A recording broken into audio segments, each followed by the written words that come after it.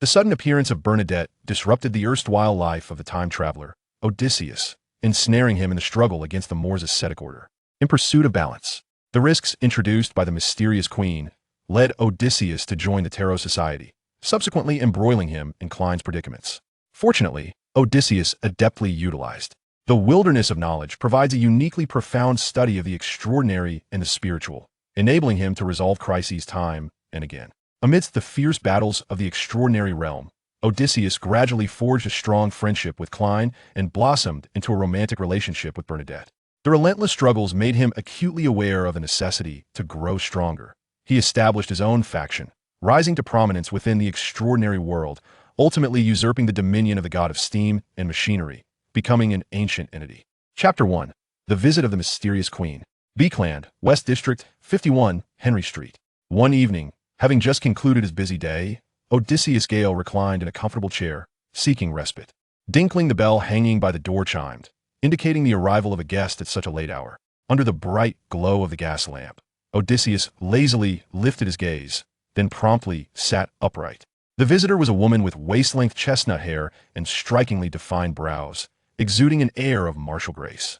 Her figure was impeccable, neither overweight nor underweight, and her azure eyes sparkled with the beauty of the ocean in its essence.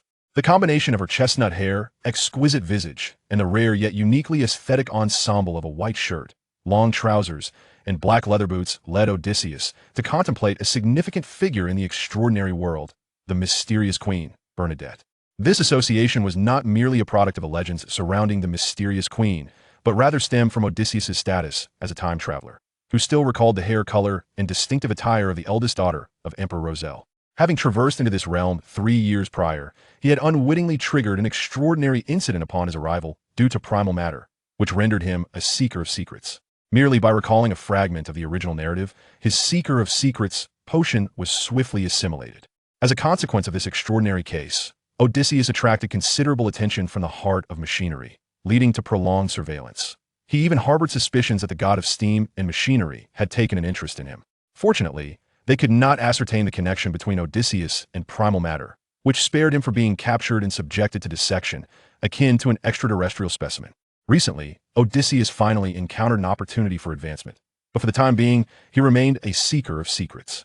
Returning to the apothecary, he immediately donned a smile and inquired, "How may I assist you?" The visitor was indeed Bernadette.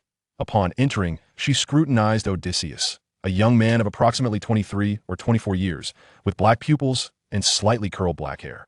His appearance could be deemed handsome, characterized by thin lips, a prominent nose, and bright, expressive eyes. He donned a linen shirt and a loose-fitting coat, with fabric shoes adorning his feet.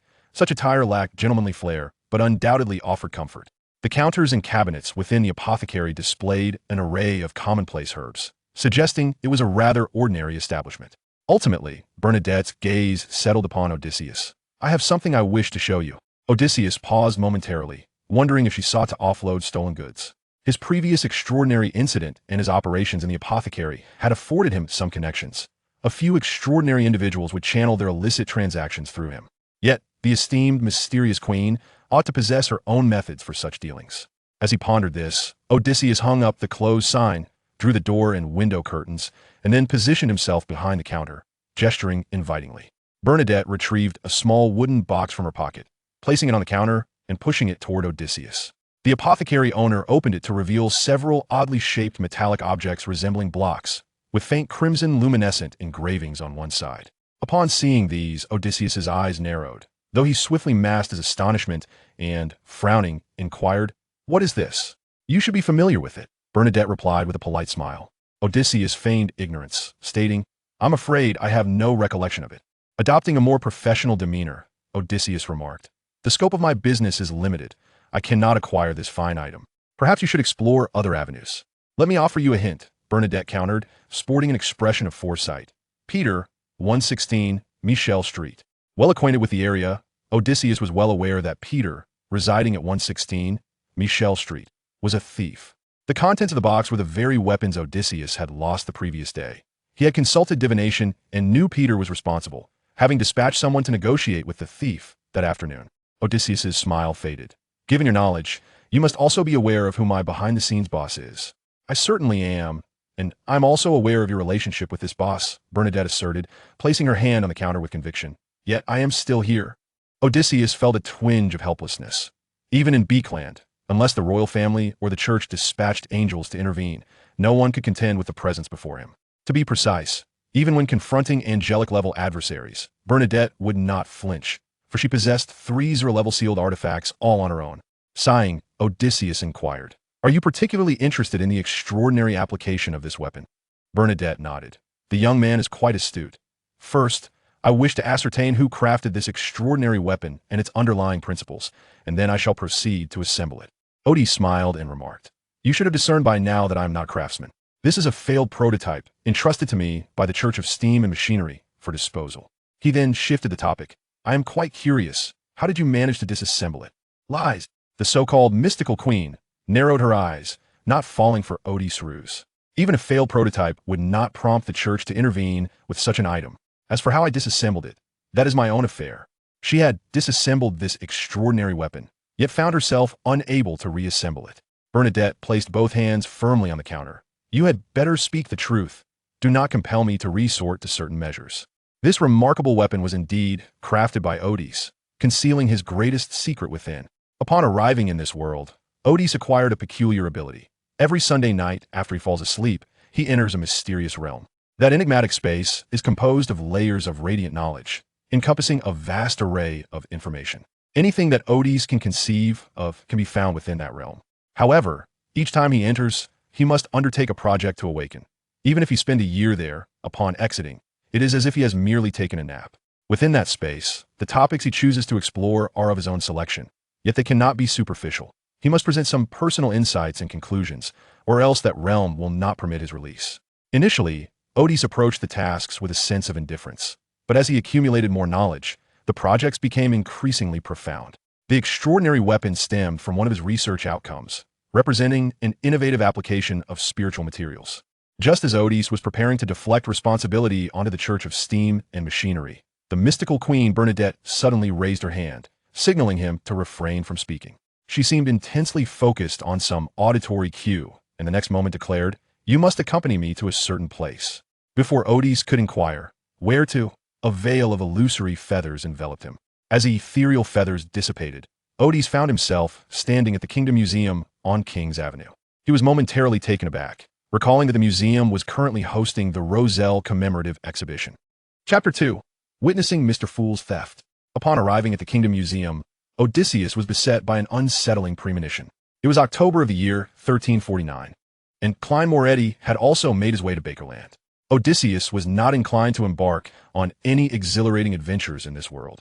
Hence he refrained from seeking out Klein and the other members of the Tarot Club. However, on this day, while the Russell Memorial Exhibition was in full swing, Bernadette unexpectedly summoned him to the Kingdom Museum late at night, and he doubted that this was merely an invitation to view the exhibition. Outside the museum, Bernadette once again assumed a listening posture. Then she turned back, placing her delicate finger upon her attractive, glossy lips, signaling for silence. Odysseus felt an inkling of awareness. When he attempted to part his lips, he discovered they were indeed sealed shut. In a mesmerizing manner, Bernadette's fingers seemed to dance. The next moment, with a subtle lift of her index finger, Odysseus's left leg rose without warning, and with the elevation of her middle finger, his right leg followed suit. Both limbs entirely beyond his control, Odysseus found himself in a state of bemusement, while simultaneously experiencing the extraordinary power of a demigod. Bernadette then gestured to pull a hooded black cloak from the void, her form instantly becoming ethereal. A similar hooded cloak appeared upon Odysseus, concealing his presence, and he found himself, like a marionette, trailing behind her. Before them flickered an illusory path adorned with twinkling starlight, rendering the walls of the Kingdom Museum spectral. As they boldly entered the Russell Memorial Exhibition, guarded by the extraordinary members of the Steam Church. Notably, at each corner of the ceiling stood a member of the Mechanical Heart team, 2 of whom bore seals, yet they appeared oblivious to Bernadette and Odysseus. Once inside the museum, the starlit path revealed a staircase ascending upwards. Upon reaching the top and returning to the realm of reality, Odysseus found himself in the reconstructed study of Russell on the 2nd floor of the museum. Both he and Bernadette perched atop towering bookshelves. Before them stood a figure resembling a spirit, its face adorned with paint. Odysseus attempted to twitch his lips, but found them unresponsive. Nonetheless, he marveled inwardly. Indeed. Is Klein? I have just witnessed Mr. Fool in the act of thievery. At that moment, Klein, or rather, the spirit he conjured, reached for 2 bookmarks within a book. Bernadette did not intervene immediately. Instead, she waited until the spirit enveloped the bookmarks before raising her hand abruptly. Suddenly, a piercing wail of a baby echoed throughout the exhibition hall, a sound so ethereal it seemed to emanate from a distant realm. Klein's spirit appeared to freeze, motionless, as he caught sight of 2 hooded figures, one male and one female, atop the bookshelves. Bernadette inquired sternly, "Why do you only take the bookmarks?" Klein seemed to struggle fervently, yet to no avail, as he found himself ensnared before the exhibition's writing desk, utterly immobilized. "Where did you learn to take the bookmarks?" Bernadette pressed further. A broad grin unexpectedly spread across Klein's painted visage. In the next instant, his nearly transparent form vanished. Along with him, the 2 bookmarks he had encased in his spirit also disappeared. Bernadette, seated atop the bookshelves, leaned forward abruptly. Odysseus could discern her astonishment. Yet in an instant, her figure became ephemeral and vanished, as she followed the trail of the spirit. Once Bernadette departed, Odysseus finally realized, "Brother, what about me? I'm still here." In the distance, the voices of the Mechanical Heart team echoed, sensing the anomaly. Odysseus faced 2 choices. The first, to be apprehended by the Mechanical Heart, where he had several acquaintances and need not fear confinement behind the gate of truth, thus evading the enigmatic Queen Bernadette. Yet, with items missing from the Russell Memorial Exhibition, his presence here would undoubtedly lead to inquiry, surveillance, and even interrogation by a demigod. In that fleeting moment, he resolved, better to flee. Consequently, Odysseus swiftly removed his hood, donned his loose-fitting coat inside out at lightning speed, and tore open the lining. Within the coat's lining lay an octagram matrix inscribed with a powder infused with spirit and liquid, at its center a small yet precious Ahorna crystal. A remarkable material he had acquired at great expense, while various colored gems adorned the other nodes of the matrix. This was his meticulously crafted escape gear, a product of his previous research endeavors. As footsteps approached, Odysseus prepared to channel his spirit into the matrix, but at that moment, he noticed a grayish-white mist emanating from the spot where Klein's spirit had departed, coalescing into a palm-sized gray orb. Simultaneously, an ethereal glow radiated from Odysseus, casting an otherworldly light around him. He paused momentarily, then swiftly comprehended that a connection or resonance had occurred between the source fortress and the space he could enter each Sunday. Just as this realization dawned upon him, the palm-sized gray orb surged toward him. Odysseus barely had time to evade before it merged into his chest. After Bernadette's departure, Odysseus found his lips freed, and as he opened his mouth to scream, he was astonished to discover he felt no pain. Hastily, he tugged at his collar to inspect his chest, finding no visible signs of anomaly. The footsteps of the Mechanical Heart team were now at the door, with no time to scrutinize further. Odysseus immediately infused his spirit into the matrix, and in that instant, the extraordinary Ahorna crystal facilitated the opening of a gateway to the spirit realm. Grasping the hood Bernadette had summoned, he leaped into the portal. Amidst the tumultuous spectacle, Odysseus felt as though he were caught in a whirlwind, his body spinning and tumbling at an alarming rate. He scarcely had time to glimpse the scenery of the spirit realm before he was forcefully slammed onto the ground. In that moment, he felt as if his very bones had shattered, yet he immediately sprang upright, retching violently.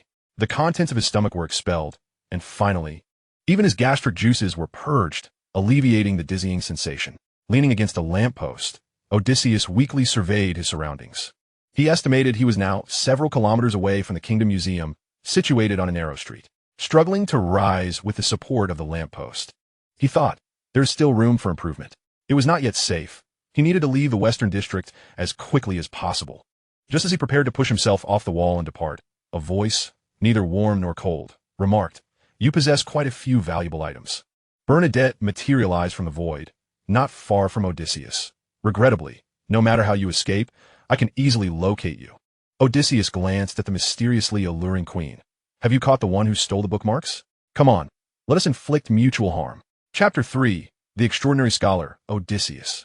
Bernadette, with her chestnut hair, cast a cold glance at Odysseus after hearing his question, remaining silent as they were once again enveloped by ethereal feathers. When they reappeared, they found themselves on the rooftop opposite the herbal shop on Henry Street. Odysseus sat on the ground, taking a moment to regain his composure. as a sensation akin to motion sickness gradually subsided. Suddenly, Bernadette, who had been standing beside him, remarked, "Get up and see for yourself." Only then did Odysseus notice that the space around him and Bernadette had once more grown indistinct, as if they were on the verge of vanishing from this world. Rising to his feet, he observed two masked figures, clad in black, swiftly approaching the herbal shop, for which a faint light emanated through the window. They first ensured that no one was around before forcefully pushing the door open. Upon realizing the absence of anyone within the shop, they hesitated for a moment, then promptly turned to leave. At that moment, Bernadette produced 2 pea seeds, tossing them nonchalantly onto the street. The seeds immediately sprouted, entwining the two evidently non-thieving figures in vines. Bernadette did not eliminate them. Instead, she pointed her index finger at the ground, and instantly, the two men found themselves adorned with a pair of red high-heeled shoes. Bound by the vines, they began to dance in abject terror, seemingly forgetting to scream, their faces contorted in fear. This spectacle reminded Odysseus of the fairy tale The Red Shoes, which he had read only once. Yet he vividly recalled the cursed red shoes that compelled the wearer to dance uncontrollably. After dancing for nearly half a minute, the terror etched on their faces, along with the red shoes, vanished. The vines loosened their grip, and the two men removed their hats, bowing in Bernadette's direction before hastily departing, disappearing into the night. Odysseus stood in stunned silence, realizing that what had just left were 2 pairs of red shoes and their puppets, the 2 black-clad figures. He pondered where these individuals would venture next and whom they might encounter. Bernadette would undoubtedly be well informed. Then it dawned on him. He had not made any enemies recently. Since arriving in this world, Odysseus had maintained a low profile, cultivating his gray enterprises and even utilizing his abilities and connections to assimilate a small gang, employing them as a shield for any complications that arose. "You have not made any enemies," Bernadette reiterated, revealing a small wooden box containing extraordinary weapons. "Yet you possess something that has piqued their interest." That weapon, crafted as a singular piece, had seen its last wielder reduced to ashes. After a moment of silence, Odysseus confessed, "Peter is dead." "Indeed," Bernadette replied. "He perished at the hands of a deranged, extraordinary individual, and your invention could not save him." Coincidentally, a member of a mysterious organization passed by, witnessing the weapon in Peter's possession, and took it after his demise. The local members of this organization, upon learning that the weapon originated from you, are preparing to send someone to take you away for further inquiries regarding its source. The so-called mysterious organization was, in fact, a faction of the Moses Ascetics in Beckland. Bernadette had long been monitoring the individual who had picked up the weapon, and just as she was about to close in, she encountered the weapon held by Peter. Thus, she came to take Odysseus away to uncover the truth. The incident involving Klein stealing bookmarks was merely an urgent and unforeseen circumstance, a mere coincidence. Odysseus, with utmost sincerity, stated that weapon was indeed acquired from the steam church. Suddenly, he felt an increased weight in the center of his face and observed, with his own eyes, his nose elongating at a noticeable rate. Beside him, Bernadette displayed a beautiful smile. "Deceit, this is how you treat your savior?" Recalling how the enigmatic queen had manipulated him like a puppet, Odysseus realized, as long as he lied, his nose would continue to grow. Bernadette did not respond directly, merely saying, "I am curious to see if your nose can stretch all the way to the banks of the Tarsak River." Odysseus, somewhat exasperated, replied, "Let's discuss this inside the shop. I will reveal the origin of that weapon." Upon saying this, his nose returned to its normal length. Odysseus understood that in the realm of the mysterious, concealing the truth would only exacerbate matters, so he prepared to disclose the weapon's provenance. The enigmatic queen nodded in satisfaction. "Very well." The two returned to the herbal shop, where Odysseus closed the door once more. "Would you care for a drink?" "No need," she replied. Thus, Odysseus poured himself a glass of wine, taking a sip before stepping behind the counter. They resumed their previous positions, one behind the counter and the other outside. "I believe you're quite aware of the function of the magical array," Odysseus began, explaining as he retrieved a piece of paper and used a compass to draw a large circle. From the center, he drew 2 isosceles triangles, one upright and one inverted, finally inscribing a smaller circle around them. This depicted a classic hexagram array. By filling in the gaps with various symbols, one could create formations with different effects. For instance, enhancing the success rate of low-level sorcery, temporarily augmenting or stabilizing spirituality, or simply for aesthetic decoration. Such arrays are common auxiliary tools in the extraordinary world, even utilized by some enthusiasts of mysticism. However, due to their limited efficacy, they are primarily employed by low-tier extraordinary beings, particularly those ill-suited for direct combat. Higher-level arrays can indeed seal and defend, but they require the support of higher-tier entities or extraordinary traits to provide the necessary power. For most extraordinary beings, magical arrays are rather superfluous.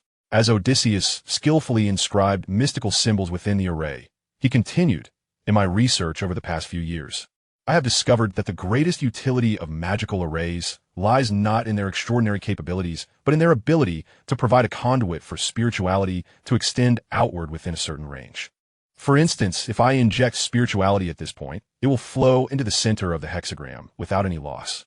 If one were to place one of the extraordinary materials required for ascending as an arsonist, specifically the gland of a fire salamander, in the center of the array, flames would surely ignite, with a considerable probability of producing a fireball. However, if one were to use the blood of a fire salamander, Odysseus retrieved a small glass vial containing a half-filled quantity of vivid red blood, a precious spiritual material of sequence 7. He dripped several drops into the center of the array, while continuously infusing it with spirituality. With a whoosh, a small, stable flame ignited at the center of the array. This is a high-grade fire attribute spiritual material, which can ignite flames under the influence of spirituality, Odysseus elaborated. Bernadette grasped the concept. Pointing at the wooden box, this weapon is intricately embedded with a magical array, isn't it? Indeed, Odysseus affirmed. Bernadette inquired further. Do you comprehend the significance of that weapon? Odysseus paused momentarily, slightly taken aback. What does it signify? Bernadette stated solemnly. All sequence 9 individuals can now wield the fireball spell. Although it is a more rudimentary version of the spell, she has already discerned the groundbreaking research achievements it signifies. Chapter 4. The 3000 Undertaking. In response to Bernadette's conclusion, Odysseus had also contemplated the matter, yet he shook his head with a smile. I beg to differ. As he spoke, he skillfully assembled the components within the wooden box, explaining, the magical array within this extraordinary weapon must be carved using a bone knife fashioned from the leg bones of a mutated flamingo. Each weapon necessitates 3 leg bones, each costing approximately 25. The engravings must be filled with a paint concocted from the powder of magma gemstones and the powder of the red-crested herb, which requires around 50. Under Odysseus's description, the previously disordered components within the wooden box coalesced into the form of a revolver. Its operational method entails injecting spiritual energy while pulling the trigger. Each bullet released resembles a fireball the size of a fist, inflicting not only direct damage upon impact, but also causing extensive burn injuries in the vicinity. Even if the target is not directly struck, the residual force of the fireball can still inflict harm. He picked up the revolver for adjustment and continued. These components must also be custom-made. Thanks to the advanced industry in Beckland, even a moderately skilled foundry can fulfill such orders. However, due to their diminutive size and the limited quantity required, the cost becomes rather exquisite, with each set of parts costing around 10.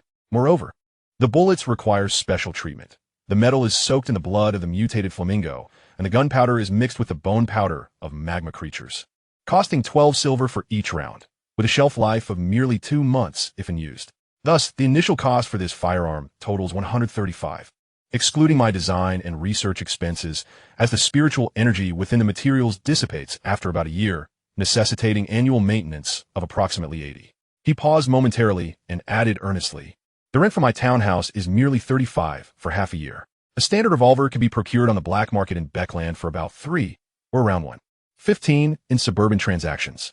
Odysseus shook his head. In comparison, the expenses for this extraordinary weapon are exorbitant. Even at the prices I mentioned, they are discounted due to my connections as a herbalist, allowing me to procure high-grade spiritual materials at reduced rates. Such a weapon would fetch at least 500 on the market. Odysseus concluded, I do not believe every sequence 9 has the financial means for such an investment. If I were not pursuing research, I would rather purchase a quality revolver and diligently practice my marksmanship. What if someone were to invest in them? Bernadette interjected suddenly. For instance, I could commission you to create 10 of these weapons, distributing them to 10 sequence 9 individuals who are not particularly adept at direct combat. This would provide them with a highly practical means of attack. If 3 of them were to fire simultaneously, I am confident they could easily dispatch a sequence 8. Odysseus opened his mouth, finally saying, You truly are wealthy. And the price? He extended 3 fingers, 300 for each, no lower. The mysterious queen with enchanting eyes fixed her gaze on Odysseus. You just stated that the cost is only 135. As I mentioned earlier, that does not include design fees or my labor. Odysseus shrugged. You will find it impossible to locate this price anywhere else. To be precise, it is not merely the price that is elusive, but rather the availability of a comparable weapon. Bernadette nodded. Very well. But on one condition, you must teach the individuals I send how to maintain the revolvers and how to craft the ammunition. She then gestured towards Odysseus's inside-out coat. And what is that? This is another application of the magical array, Odysseus explained, though the core features more valuable extraordinary materials. Moreover, there are numerous usage limitations. For example, this coat can only be used once a week. If employed a second time, I would transform into a spirit creature. It is far less convenient than a sealed object. However, the negative effects are largely mitigated by the magical array. Bernadette acknowledged with a sound, finding the coat of little utility to her. 3 days hence, I shall send someone to learn the maintenance of the revolver. As she spoke, she made her way towards the exit. As for the 10 revolvers, is a month's delivery feasible? Certainly, but the learner must bring a 1,000 deposit. Odysseus quickly added, what if I encounter danger? Do not concern yourself about those 2 figures in black, Bernadette replied. Additionally, prior to the transaction, I shall ensure your safety, but post-transaction, I am not your guardian. With those words, she was enveloped by ethereal wings, and as the illusory feathers dissipated, the mysterious queen vanished. Odysseus remained seated at the counter, dazed for several seconds, before exclaiming, what an exhilarating evening. Although Bernadette had set her sights on the extraordinary organization that sought to capture Odysseus, it was highly unlikely they would trouble him again. Nonetheless, he did not let his guard down. After extinguishing the gas lamps in the herbal shop, Odysseus discreetly exited through the back door, traversing a dim alleyway until he reached the neighboring Wilp Street. Ensuring he was not being followed, he hastily departed towards a prearranged secret hideout. This refuge was situated in a dilapidated apartment in the northern part of the West District, where Odysseus rented a room on the 2nd floor, which included a bedroom and a separate washroom, with a semi-open kitchen facing the balcony. The rent here was a mere 18 silver a month, less than one. After setting up warning bells at both the balcony and entrance, Odysseus reclined on the somewhat damp bed to rest. As he reflected on the day's events, he eventually succumbed to slumber. Upon entering the realm of dreams, Odysseus found himself in a peculiar dream, wandering through a space shrouded in grayish-white mist. As he walked, a grand and mysterious castle materialized before him. Thanks to his prior experiences of conducting research within dreams, he gradually regained some cognitive clarity. He pondered with curiosity, what manner of castle is this? By mere observation, it was evident that this was no ordinary castle. It emanated an aura of terror and strangeness. The 2 great doors of the castle stood resolutely shut, as if they had not been opened in ages. Suddenly, the howls of beasts pierced the mist, and Odysseus instinctively glanced around, the swirling fog obscuring any sight of the creatures. Habitually, he reached for his gun, only to discover he was clad in thin garments, devoid of any weapons.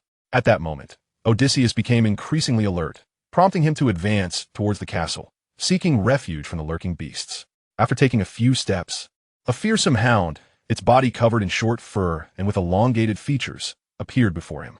Its mouth stretched grotesquely to the back of its head, while dark red flames flickered in its eye sockets, fixating intently on Odysseus. In that instant, Odysseus comprehended the identity of this castle. He hastily knocked upon the door. Open up. Your dog is about to bite someone.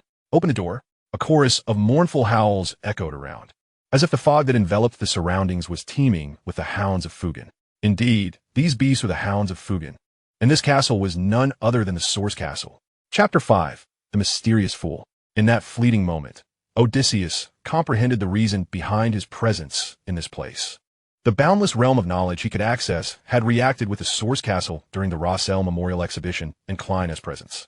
This reaction ultimately manifested as a gray, palm-sized sphere after Klein's spirit departed, forming for reasons unknown. It dawned upon Odysseus that this sphere must have been an invitation and a pass. Under the sphere's influence on his spirit, he had unconsciously traversed into the spirit world, arriving outside the Source Castle. However, Odysseus felt a sense of helplessness. Why must you provide only half the pass, dear brother? Not only can I not enter, but must you send your dogs to bite me? Open the door. Your dogs are about to attack, he shouted while searching for any possibility to scale the wall. Fortunately, the hounds of Fugen seemed to sense some aura of the Source Castle emanating from Odysseus' spirit, causing them to hesitate and refrain from launching an immediate assault. Yet, Odysseus could feel their aggression intensifying. It was only a matter of time before they lunged at him, eager to feast. The towering walls surrounding him bore no cracks or seams, and given that this was a castle derived from the essence of the source, scaling it was no simple feat. Bang, bang, bang. Hurry, open the door. Odysseus contemplated whether to divulge secrets about the fool, seeking a sliver of hope. Suddenly, a piercing howl resonated, akin to a signal for an attack, as a dozen dark figures charged towards him, lunging at Odysseus. In sheer terror, he pressed himself tightly against the grand door. Being merely a sequence 9, he was certainly no match for the hounds of Fugen. Creak! At that moment, the grand door opened a narrow gap, just wide enough for a single person to slip through. The hounds, now mere inches away, immediately prostrated themselves, signifying their submission. Seizing the opportunity, Odysseus swiftly darted into the castle's interior. Creak! The grand door closed behind him with a resounding thud. Odysseus exhaled a sigh of relief. He had known the fool would not allow him to perish. Just as his anxiety began to dissipate, the pervasive gray mist ahead prompted a sudden realization. Would the aura of the Source Castle taint me? But then he reassured himself, since Klein had permitted him entry, he would undoubtedly shield him from any corruption. Otherwise, merely gazing at the Source Castle from outside would have sent him spiraling into madness, transforming him into a monster. At that moment, the gray mist rolled aside, revealing a grand hall, seemingly designed for giants. Within the hall stood a weathered bronze long table, flanked by high-backed chairs inscribed with esoteric symbols. At the table's head, deep in the hall, sat a mysterious and powerful, indistinct figure. Odysseus momentarily faltered. He recalled seeing a courtyard beyond the grand door outside. How had he entered a hall instead? However, he quickly regained his composure and bowed, saying, "O great and mysterious being, have you summoned me here?" Having uttered this, he aimed to preempt the fool's inquiry. How did you arrive here? If he were indeed a genuine, enigmatic entity, even Odysseus' words would likely provoke such a question. Yet the fool, still just a facade, would not easily pose such inquiries. He could merely deflect the question with some trivial remarks and request to be sent away. In a low, resonant voice, the fool Klein inquired, "What are you doing tonight at the Kingdom Museum?" The figure concealed within the mist was indeed perplexing. He had been in a deep slumber, only to be awakened by the sound of knocking. Upon waking, he realized that someone was urgently knocking on the door of that space above the fog. When Klein emerged above the mist, he was even more astonished to find a figure eagerly knocking at the door. His gaze had already pierced through the grand door to glimpse Odysseus. This young man, with raven hair yet obscured by the mist, struck Klein as remarkably familiar. Thus, he swiftly engaged in dream divination to recall where he had encountered this youth, ultimately conjuring an image of the Rossell Memorial Exhibition.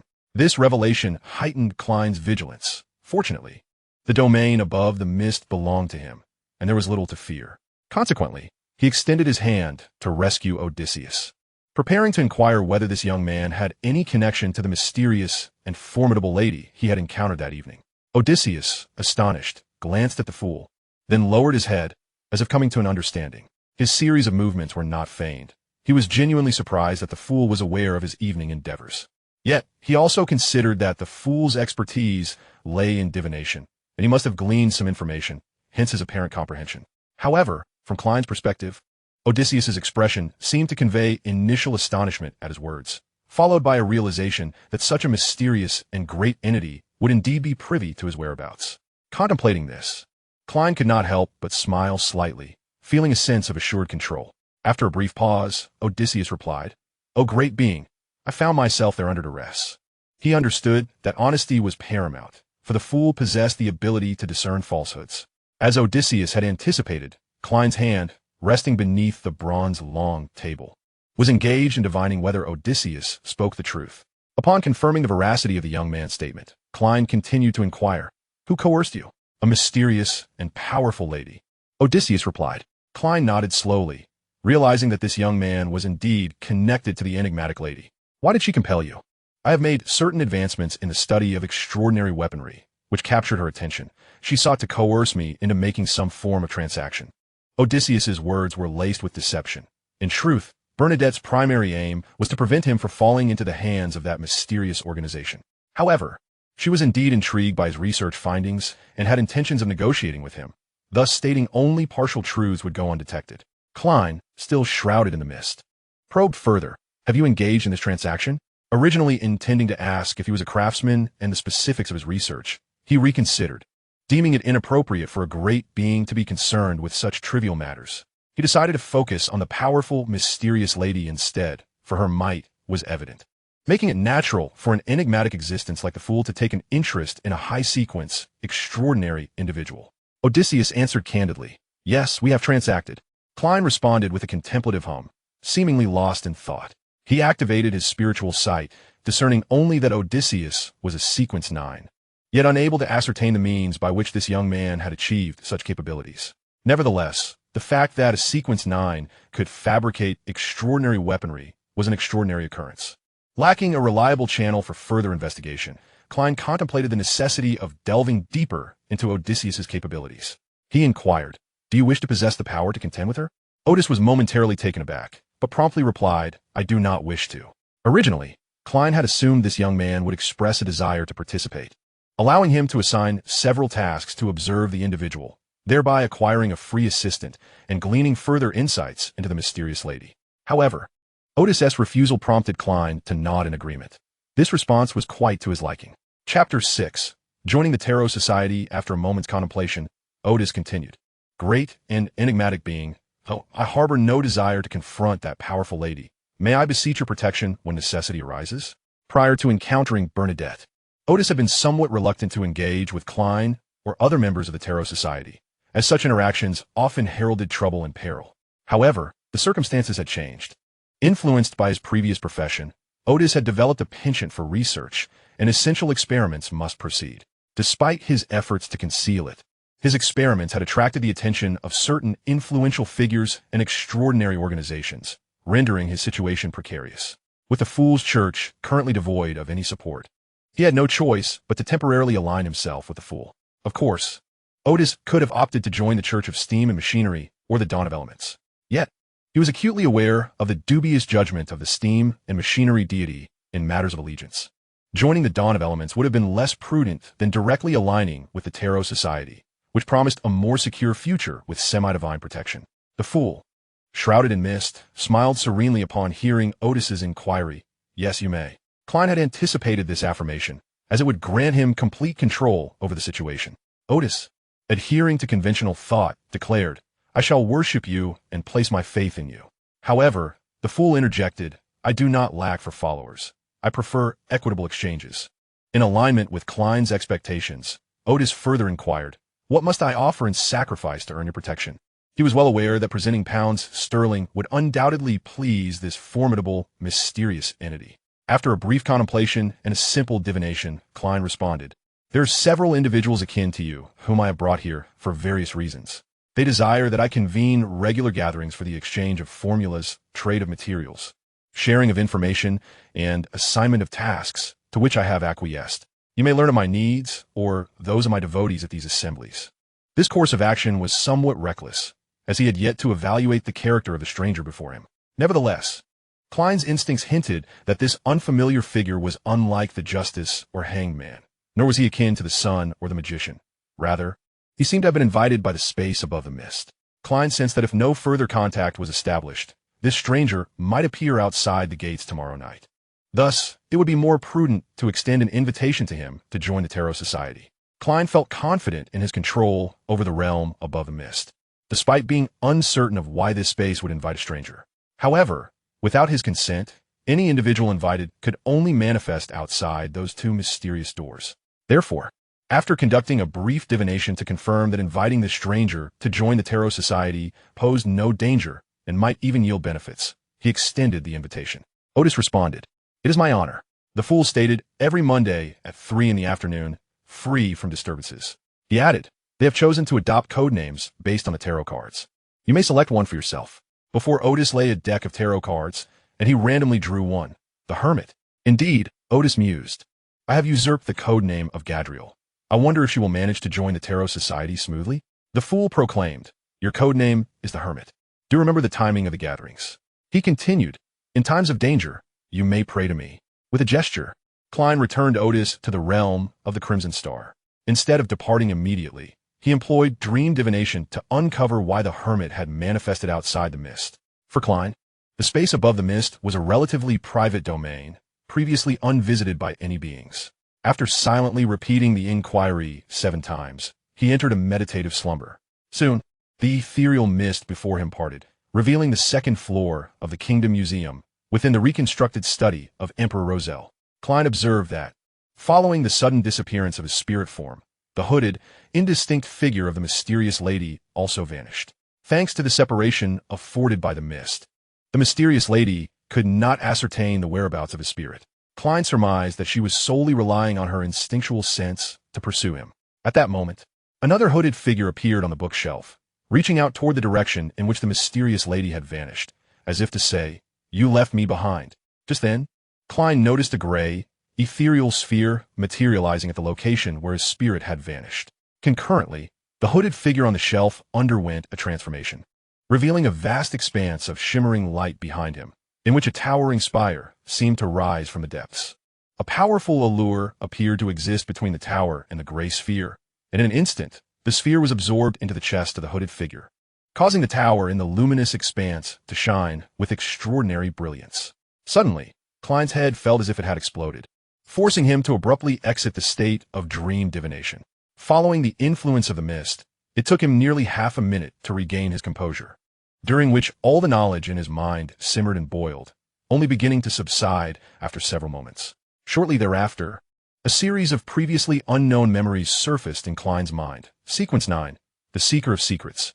Main materials: a pair of eyes from the nasal ancient mountain ape, 70 grams of starlight crystal. Auxiliary materials: 80 milliliters of pure water, 8 drops of star anise flower juice, 7 grams of orchid powder, 9 grams of dragon's blood herb. Sequence 9, Generalist Potion Formula. Main materials: the head of a brown-backed firefly, 1 complete specimen of the 5-colored leaf grass. Auxiliary materials: Sequence 7, Wizard's Potion Formula. Main materials: the intact brain of a pale long-necked beast, 2 fruits from the flying thistle tree. Auxiliary materials: Sequence 5, Astrologer's Promotion Ritual. Ride upon the back of a multicolored star-eyed beast and consume the potion under the midnight sky. Klein quickly realized that this knowledge had been imparted to him from the radiant expanse. What was that ethereal realm? How could the protective barrier of the mist above result in such harm? This was beyond Klein's expectations. He had previously experienced similar harm, but that was self-inflicted, stemming from the blood source of the mutated Sun Saint's emblem during a divination. Contemplating the hermit's reaction, he sensed that he himself was unaware of his own uniqueness. Moreover, the hermit currently sought his assistance, and the power above the mist could fully control him. Thus, Klein's initial apprehensions began to dissipate. Klein sighed, reflecting on the complex identity of the new member, who seemed to harbor numerous secrets. He then recalled the previous divination results. Perhaps it was precisely these secrets of the hermit that could yield some advantages for me. With this thought, a slight smile graced Klein's lips. The addition of the hermit would undoubtedly imbue the Tarot Society with an aura of greater mystery. Awakening from his clandestine refuge, Odysseus pondered Klein's warning about the dangers of prayer. Yet he realized he had not been informed of the fool's title. How could he pray without a title? Chapter 7, Self-Investigation. Moments later, a formidable figure materialized in Odysseus's mind, followed by a passage appearing before his eyes. The fool, not of this era. The enigmatic sovereign of the mist, the king of yellow and black, master of good fortune. Odysseus exhaled in relief. Although he now knew the fool's title, it was not obtained through conventional means, and thus he hesitated to invoke it lightly. After offering his gratitude to the fool, he lay back down, contemplating the night's events and that gray sphere, as if they were all orchestrated to prepare him for his participation in the Tarot Society. As a seeker of secrets, Odysseus occasionally sensed fluctuations in his own fate. Lying in bed, he ruminated extensively, ultimately resorting to meditation to find sleep. The following morning, Odysseus performed a brief morning routine, purchasing a DC pie on the street, savoring it as he made his way to the public carriage station. With his income, he could easily afford to rent a modest villa or acquire his own carriage. However, his extraordinary research often drained his finances, much like the revolver he carried, capable of unleashing flames, which, while not particularly useful to him, had become a necessary experimental tool to validate his findings. This was merely one of his less financially burdensome endeavors.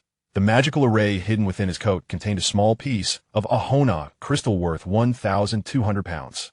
Thus, despite his substantial income, Odysseus led a life that resembled that of an ordinary middle-class individual. Influenced by his previous life, he remained frugal in daily expenditures, typically opting for public carriages for travel.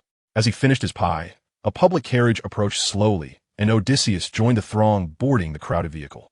On the second floor of the Kingdom Museum, in a reconstructed study, Captain Max Levi Moore of the Mechanical Heart team inquired of his members, "Are we certain that only 2 bookmarks were stolen?" As he spoke, he discreetly glanced at the distinguished figure standing before the desk, facing away from him. This figure, an elderly man clad in a white clerical robe and a soft cap, was the head of the Church of Steam and Machinery in B-Clan and a member of the Divine Council, Archbishop Hormickaden. The questioned member confirmed. Indeed, only those 2 bookmarks were stolen. A flicker of illusory light danced in Hormick's eyes.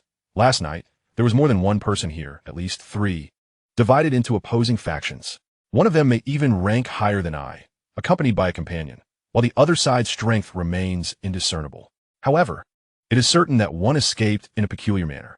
The high-ranking individual immediately pursued, while his accomplice fled into the spirit realm. Max, with his sharply defined facial features, speculated, an extraordinary being from the apprentice pathway? Hormick shook his head gently, the illusory light in his eyes fading. It does not appear so. Max nodded slowly, concluding that it must have involved an object from the apprentice pathway. Yet, Hormick furrowed his brow again. It seems unlikely that a sealing object was employed. Max displayed a puzzled expression. If it was neither an extraordinary being from the apprentice pathway nor a sealing object, then the situation was indeed perplexing. "This matter is proving to be more intricate than we anticipated." Hormick sighed softly, "and I now understand their motive for stealing the bookmarks. We have been deceived by Roselle for over 150 years. Dinkling, around 4 in the afternoon, a customer entered the shop. Genna, the 15-year-old apprentice at Gal's herbal shop, paused in her task of organizing herbs and donned her warmest smile. "Good day, Mr. Levi Moore. Are you here to see Mr. Odysseus?" Having spent a sleepless night and a taxing day, Max nodded wearily. Kenna, brimming with energy, gestured invitingly towards the interior. "Please come inside." Max deftly opened the inner door, revealing a quaint courtyard filled with potted plants. The pots housed various common herbs that thrived in less demanding environments. Beyond the courtyard lay 2 rooms, one a storage and utility space, the other Odysseus's resting and experimentation chamber. Naturally, the experiments conducted here were not of a secretive nature. As Max pushed the door open, he was greeted by the overwhelming scent of herbs. Odysseus, adorned with a mask and hat, busied himself at a table laden with glass cups and measuring cylinders. Upon noticing Max's arrival, Odysseus paused. "Friend, you appear quite fatigued. Just in time to sample a potion I am concocting." After a brief pause, he added, "Please, have a seat over there. It will be ready shortly." Indeed, Max felt somewhat drained. He settled into a chair, observing as Odysseus combined the measured powders with a pre-prepared potion in the cylinder, ultimately yielding a blue elixir. Odysseus poured the potion into a cup and presented it to Max. "This is a formula I traded for with a suspected herbalist, a wild, extraordinary being. It effectively alleviates fatigue. Of course, lacking the abilities of a true herbalist, I can only imbue the potion with limited effects through spirituality." The extraordinary event Odysseus encountered during his crossing was handled by Max's team, and since then, the 2 had developed a close friendship. Max, trusting Odysseus implicitly, took a cursory glance at the potion before consuming it in one gulp. The potion was tart, but it indeed alleviated his weariness. He returned the cup to Odysseus. "It appears you're not only skilled in concocting potions that enhance male potency." Odysseus accepted the cup with a smile. "That is merely a matter of market demand." Setting the cup down, he extinguished the alcohol lamp and inquired, "What brings you here today?" "There's an urgent task at hand." Odysseus raised an eyebrow, already suspecting. "Go on." "Please investigate if any of the noble youths on this list have exhibited any unusual behavior recently." Max produced a list of noble youths who had attended the exhibition alone the previous night. This was a privilege of the nobility, after all the other visitors had departed. A group of noble youths had returned to the Roselle Memorial Exhibition that evening, during which the theft had occurred, rendering them prime suspects. Max stretched his neck before continuing. "Additionally, keep an eye out for anyone trading or using extraordinary items reminiscent of the apprentice pathway, particularly those secretly acquiring items once owned by Emperor Roselle at exorbitant prices. If any bookmarks surface, contact me immediately." The latter 2 tasks required utmost discretion. In truth, neither he nor the church held high hopes for these endeavors. Odysseus muttered to himself, "Indeed, that wondrous artifact, akin to an apprentice's path, points directly at me. Huh. How ironic that I must uncover my own incriminating evidence. It seems I shall never uncover a clue in this lifetime. No problem. I shall set things in motion immediately," he readily affirmed. Max stretched lazily, then abruptly rose, declaring, "I have matters to attend to. I must take my leave." Odysseus escorted him to the door, then promptly returned to his desk to compose a letter, which he sealed in an envelope with wax. Upon arriving at the apothecary, Odysseus handed the letter to Kinna, instructing, "Deliver this to Lady Mandy." Kinna accepted the letter and handed him a newspaper, stating, "This is the latest edition. You might find it of interest." Odysseus glanced at it, exclaiming, "Oh, the serial killer has been shot dead." Chapter 8. Odysseus's Hidden Benefactor. Recently, the city of Beckland had been thrown into turmoil by a series of murders, prompting the official extraordinary to tighten their grip on the entire city, instilling fear in the wild, extraordinary individuals who dared not engage in any activities. Odysseus called out to Kinna, who was about to leave, and first jotted down a few lines on paper, then produced a 5-pound note to hand to him. Make another trip to the Beckland Gazette and, as usual, publish this advertisement in the 3rd edition. This sum could be reimbursed by the Church of Steam and Machinery. Thus his gesture appeared remarkably generous. In Beckland, the most popular newspapers were the Beckland Morning and the Rune Evening, placing a small advertisement in the less popular Beckland Gazette, which did not enjoy high sales. Required merely 5 pounds. Of course, in Odysseus's recollection, 5 pounds was sometimes equivalent to the price of a certain ambassador. Last year, through Max's introduction, Odysseus became acquainted with the captain of the Mechanical Heart in the Beckland district, Icarus Bernard. After numerous discussions, with the assistance of the Steam Church, Odysseus established a mystical research society in a gathering format, procuring extraordinary materials and spiritual supplies needed by the church from the populace, while also handling items they found unnecessary.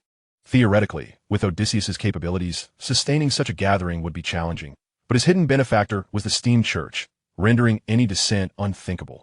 After more than a year of operation, the society had welcomed over a dozen low-tier, extraordinary individuals. Additionally, it comprised several seasoned enthusiasts of mysticism, meticulously selected by Odysseus, who possessed their own channels and means of discerning the existence of extraordinary beings, all aspiring to join. This was an excellent venue for gathering intelligence and disseminating information, and Odysseus had gradually become the eyes and ears of the Steam Church in Beckland.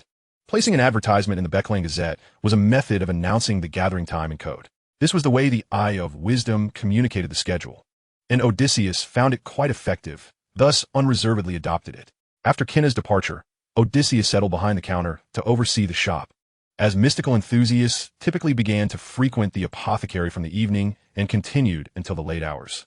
Throughout Beckland, Gal's apothecary boasted the most comprehensive selection, and every connoisseur of mysticism in the city knew that herbs unavailable elsewhere could certainly be found here. After a night of toil, Odysseus, as was customary, reclined in an armchair to rest. Dingling, he lifted his head, somewhat resigned. Now, that sound bore a resemblance to the telephone ringing from time long past. The visitor was a woman in her 30s, not overtly beautiful, yet exuding a certain grace. Her hairstyle was quite fashionable, and her attire resembled that of the new age women depicted in magazines. Odysseus rose and inquired, "How may I assist you?" The woman surveyed the apothecary before directing her gaze at Odysseus. "Are you Odysseus, Gal?" "I am," he replied. "I have come to deliver a deposit and to learn how to maintain weapons." The woman handed Odysseus a paper package with an expression of cold detachment. Truth be told, she found this task perplexing and questioned what knowledge this casually dressed young man could impart. However, as it was the Queen's command, she hastened her arrival, though her tone betrayed a hint of condescension. Odysseus paid little heed to her demeanor. From his observations, she was at least a sequence 7, possibly even a sequence 6. In the presence of a sequence 9, she had every right to her pride. He opened the package, counted the money, exactly 1,000 pounds. Placing the money casually on the counter, he instructed, "Return tomorrow afternoon at 2 o'clock. I will explain the magical arrays within weapons and their maintenance." The lady frowned slightly. "Could it be in the morning?" "No, I have matters to attend to in the morning." Having not convened for quite some time, Odysseus had scheduled the gathering for the following morning. The Beckland Gazette was released in the evening, allowing ample time. The lady regarded Odysseus for a moment before suddenly breaking into a faint smile. "Then I shall come in the afternoon." With that, she turned and exited, neglecting even the most basic introduction. At 8 in the morning, clad in a dark trench coat and a low-brimmed hat, Odysseus arrived at 77 Hilton Avenue, South Green Park. It was a modest residence. While the interior was clean, it lacked the warmth of habitation. After glancing outside through the window, Odysseus opened the door leading to the basement.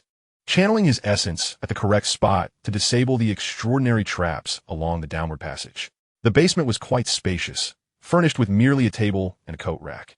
And one wall bore a massive octagram array. Each node of the array was filled with gemstones inscribed with mystical symbols. And at its center was a symbol of a layered door, inlaid with a piece of ahorna crystal. The ahorna crystal is one of the primary materials for ascending to the traveler rank. Its value is self-evident. The small crystal on Odysseus's coat was worth 200 pounds, while the one embedded in the wall was valued at 300 pounds. However, Odysseus later divided this sum into several portions, reimbursed by the steam church. Here, Odysseus donned an iron mask inscribed with mystical symbols, removed his trench coat, and draped himself in a hooded cloak, concealing all distinguishing features. He then approached the wall adorned with the octagram array, infusing one of the gemstones with essence. Under the influence of the extraordinary material, the octagram array opened a phantasmal passage. Stepping into the illusion, Odysseus found himself in a basement 3 streets away. The principle of this array was akin to that on his coat. However, this was a fixed passage, thus more stable, devoid of the sensation of being swept away by a storm. Regrettably, this array could accommodate only one person at a time and had but a single fixed destination. After one use, it required an hour's rest before it could be utilized again and could not be carried along. Upon arriving at the other basement, Odysseus felt no discomfort. From the darkness, he emerged into the living room, where several attendees for the gathering had already arrived. Odysseus's appearances from the basement had become a common occurrence to them. In the spacious living room, several rows of chairs were arranged, with Odysseus seated opposite them on a small dais. The members of the gathering arrived one after another. And soon, at 8:30, the appointed time for the meeting, only a little more than half of the usual attendees had shown up. Odysseus remarked, "Very well. We shall not wait any longer." A tall participant, also masked, responded, "I hope they're all still among the living." Odysseus chuckled softly, "Let's not be so morose." After a brief pause, he declared, "The meeting commences." From the back row, a member with a rugged voice exclaimed, "I would like to propose a new member. She is a bounty hunter active in the East District, with whom I have had several dealings, and she is quite trustworthy. It seems she is an arbitrator, albeit somewhat diminutive." Odysseus hesitated. Could it be that this fellow is recommending Rue? Chapter 9. Rue Delcares Membership Application. At the inception of this gathering, Odysseus had established a system of recommendations for the inclusion of new members in the Society of Mysticism. Any member could propose someone they deemed trustworthy, and Odysseus would utilize his channels for investigation, subsequently revealing the findings to the assembly, thus deciding whether to extend an invitation to the prospective member. This approach starkly contrasted with the other assemblies of extraordinary individuals in Beckland, granting Odysseus a modicum of control over this rather loose organization. The establishment of the Society of Mysticism was, in essence, a collaborative endeavor between Odysseus and the Church of Steam and Machinery, each deriving their own benefits. Prior to this, the Church of Steam's sources of information primarily came from its followers, who were rather pure in their intentions, most of whom were laborers, rendering their channels exceedingly limited. Particularly concerning the extraordinary realm of Beckland, the Church of Steam possessed minimal understanding. Since the advent of Odysseus's gatherings, the Church has successfully resolved numerous extraordinary cases and anticipated several clandestine organizations' disruptive activities using the leads obtained through trade. It was only then that Odysseus began to gain recognition from the Church of Steam, allowing him to more easily inflate expenses. Simultaneously, Odysseus utilized these gatherings to construct his own intelligence platform, meticulously selecting each participant, who could then exchange the latest intelligence regarding Beckland. Initially, the attendees did not regard the initiator with much seriousness, given that he was merely a Sequence 9, yet the gatherings proved to be remarkably effective, and everyone was eager to attend. Gradually, Odysseus showcased his extensive reservoir of mysticism knowledge and cultivated an aura of enigma, prompting the members to abandon their earlier condescension. Upon hearing the recommendation from a member with the rugged voice, the assembly was taken aback. It had been 2 months since the last new member had joined. A masked female member remarked, "Lion, the perpetrator of the serial murders has just been neutralized, and the official extraordinary forces have yet to fully lift the lockdown. This is not an opportune moment to recommend a new member." Each participant possessed a nickname or alias. The recent recommender was dubbed Lion for his boisterous voice, while the female member was referred to as Peacock. Lion responded, "I merely believe that the bounty hunter's connections could prove invaluable to us, and the lockdown will eventually be lifted." The tall participant, known as Hippo, inquired in a deep voice, "What kind of information channels does she possess?" She has considerable connections in the East District, Lion shrugged. As you all should know, the East District is a lawless territory, concealing many secrets. The other members exchanged glances. Some of them having established certain channels in the East District, albeit rather unstable due to the rapid turnover among information dealers there. Noticing the absence of dissenting opinions, Odysseus declared, "Very well. Next week I shall conduct an assessment of the individual you have proposed." Lion nodded, adhering to the customary procedure, jotting down the information of his recommended candidate, which a servant would deliver to the leader seated opposite.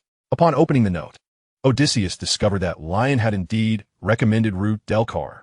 At that moment, a seemingly nondescript hound inquired of Lion, "Have there been any anomalies in the East District of late?" "Many vagrants have gone missing," Lion replied. Peacock smiled and teased. Is a notoriously stingy Lion perhaps aspiring to become a philanthropist, aiding the homeless in the East District? The other members chuckled, acknowledging that even a banker could not fill such a void. Lion, despite his rugged demeanor, possessed a rather amiable temperament. He did not take offense, but instead clarified, "I received a commission to investigate several suddenly disappeared homeless individuals in the East District." At that juncture, a member with a slightly elongated neck, known as Giraffe, interjected with a delicate tone, "I too have received a similar commission." Monkey and Cheetah chimed in almost in unison. "So have I." The four individuals who had received commissions exchanged curious glances, as the other members deemed it peculiar that an investigation into a few homeless individuals warranted 4 separate commissions. Following a brief silence in the gathering, Odysseus remarked, "This commission is rather unusual. You four should exercise caution and avoid becoming entangled in perilous affairs." Odysseus's assertion stemmed from reasonable conjecture. He was acutely aware that those homeless individuals had been abducted by human traffickers and were quietly sold to the royal family. The royal family's need for such manpower was to construct a tomb for King George III, a grand conspiracy of which only a select few within the royal circle, and perhaps Odysseus, with his omniscient perspective, grasped the full scope. The fact that Lion and the others had been assigned such a task suggested that significant figures in the extraordinary realm had already sensed the machinations of the ruined royal family and were conducting investigations. However, this overt investigation was evidently a ruse meant to obscure or divert the ruined royal family's attention, and Lion and his companions could readily become expendable. Realizing the gravity of the situation, Lion, Giraffe, and the others expressed their gratitude for the leader's warning. Suddenly, the hound addressed Lion. "I shall offer 5 for the identity of the individual who commissioned that task." Lion cleared his throat and laughed.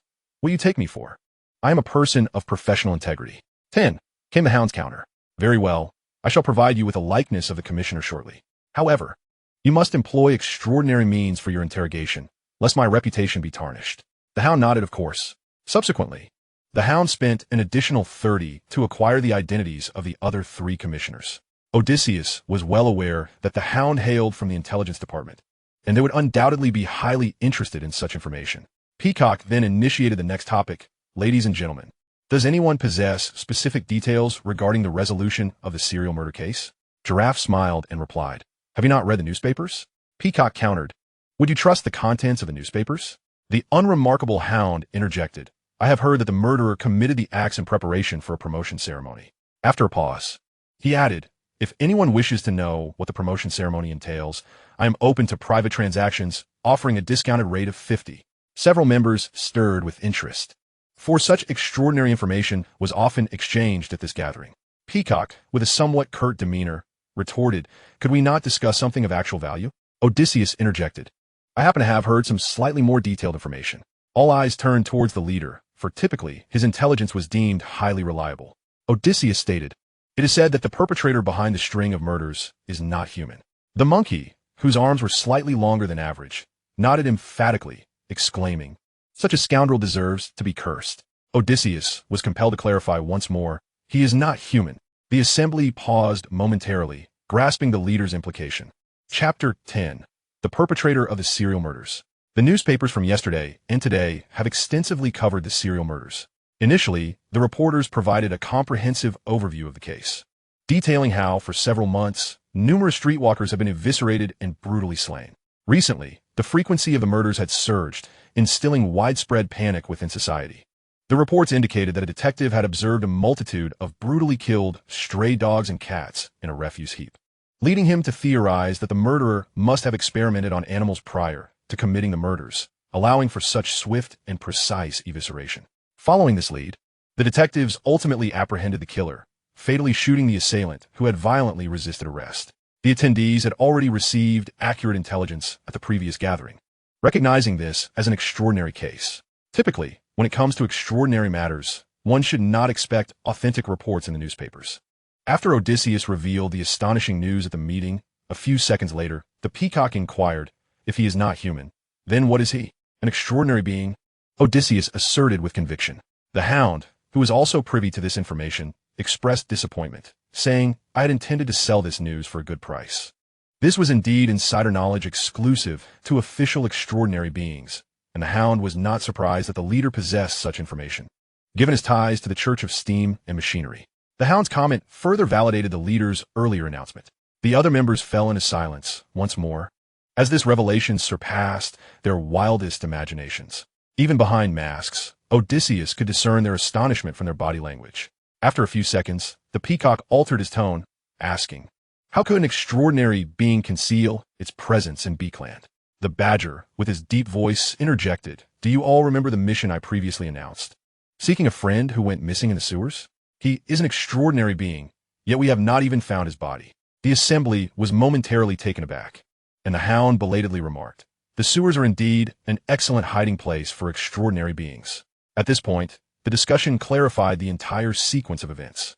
Months prior, an extraordinary being had arrived in Beakland, ruthlessly murdering a dozen streetwalkers. The official extraordinary beings had been misled, believing that it was another extraordinary being committing the crimes, thus failing to uncover any leads. It was likely only recently that the official extraordinary beings had found a clue, pinpointed the extraordinary creature, and eliminated it. The leopard, with a relatively low voice, posed a question. Can extraordinary beings also ascend? In his understanding, extraordinary beings serve solely to provide rare materials for extraordinary beings.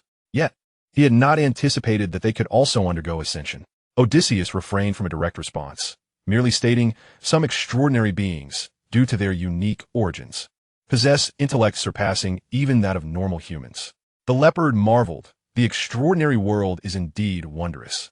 Odysseus added, the information just shared is not without cost.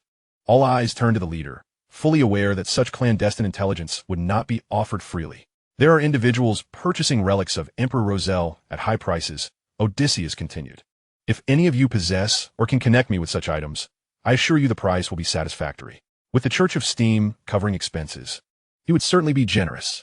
The giraffe slowly shook his head, remarking, this must be the fervor from the Roselle Memorial Exhibition. Many of the Emperor's admirers are acquiring memorabilia and relics related to him. Odysseus replied, I do not seek forgeries. The giraffe, who once claimed to be a master of antique appraisal, nodded repeatedly, of course, I would never dare to present you with a forgery. Subsequently, the group engaged in several transactions involving high-grade spiritual materials, which, as usual, were predominantly acquired by Odysseus. This gathering placed significant emphasis on the exchange of intelligence, rarely engaging in the trade of potion formulas or extraordinary materials. After trading a few pieces of information that were of little consequence to Odysseus, the meeting concluded. As was customary, Odysseus observed the attendees depart, and when the servants tidied the parlor, he descended to the basement. He retrieved a crystalline key and placed it against the wall where the illusory passage had manifested earlier. Upon infusing it with spiritual energy, an 8-pointed star formation glimmered into existence upon the wall, though it lacked diamonds or the invaluable Ahorna crystals. This was merely a subarray, requiring the crystalline key in Odysseus's possession to establish a connection with the main array, thereby generating an illusory passage. Odysseus stepped into the passage and, in an instant, found himself in a basement located beyond another district.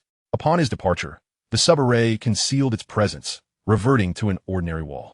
Returning to the basement of the residential building, Odysseus removed his cloak and mask, donning a trench coat instead, transforming his appearance and demeanor entirely from that of a leader. With the existence of this array, he need not worry about exposing his identity unless a demigod were to fixate upon him.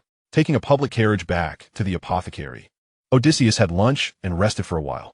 As promised, the lady sent by the mysterious queen from the previous night arrived. Today, she wore a different color scheme, yet retained her elegant demeanor. Observing Odysseus's somewhat disheveled laboratory, she slightly furrowed her brow but reluctantly took a seat at the desk. Odysseus took out paper and pen, inquiring, how familiar are you with arrays?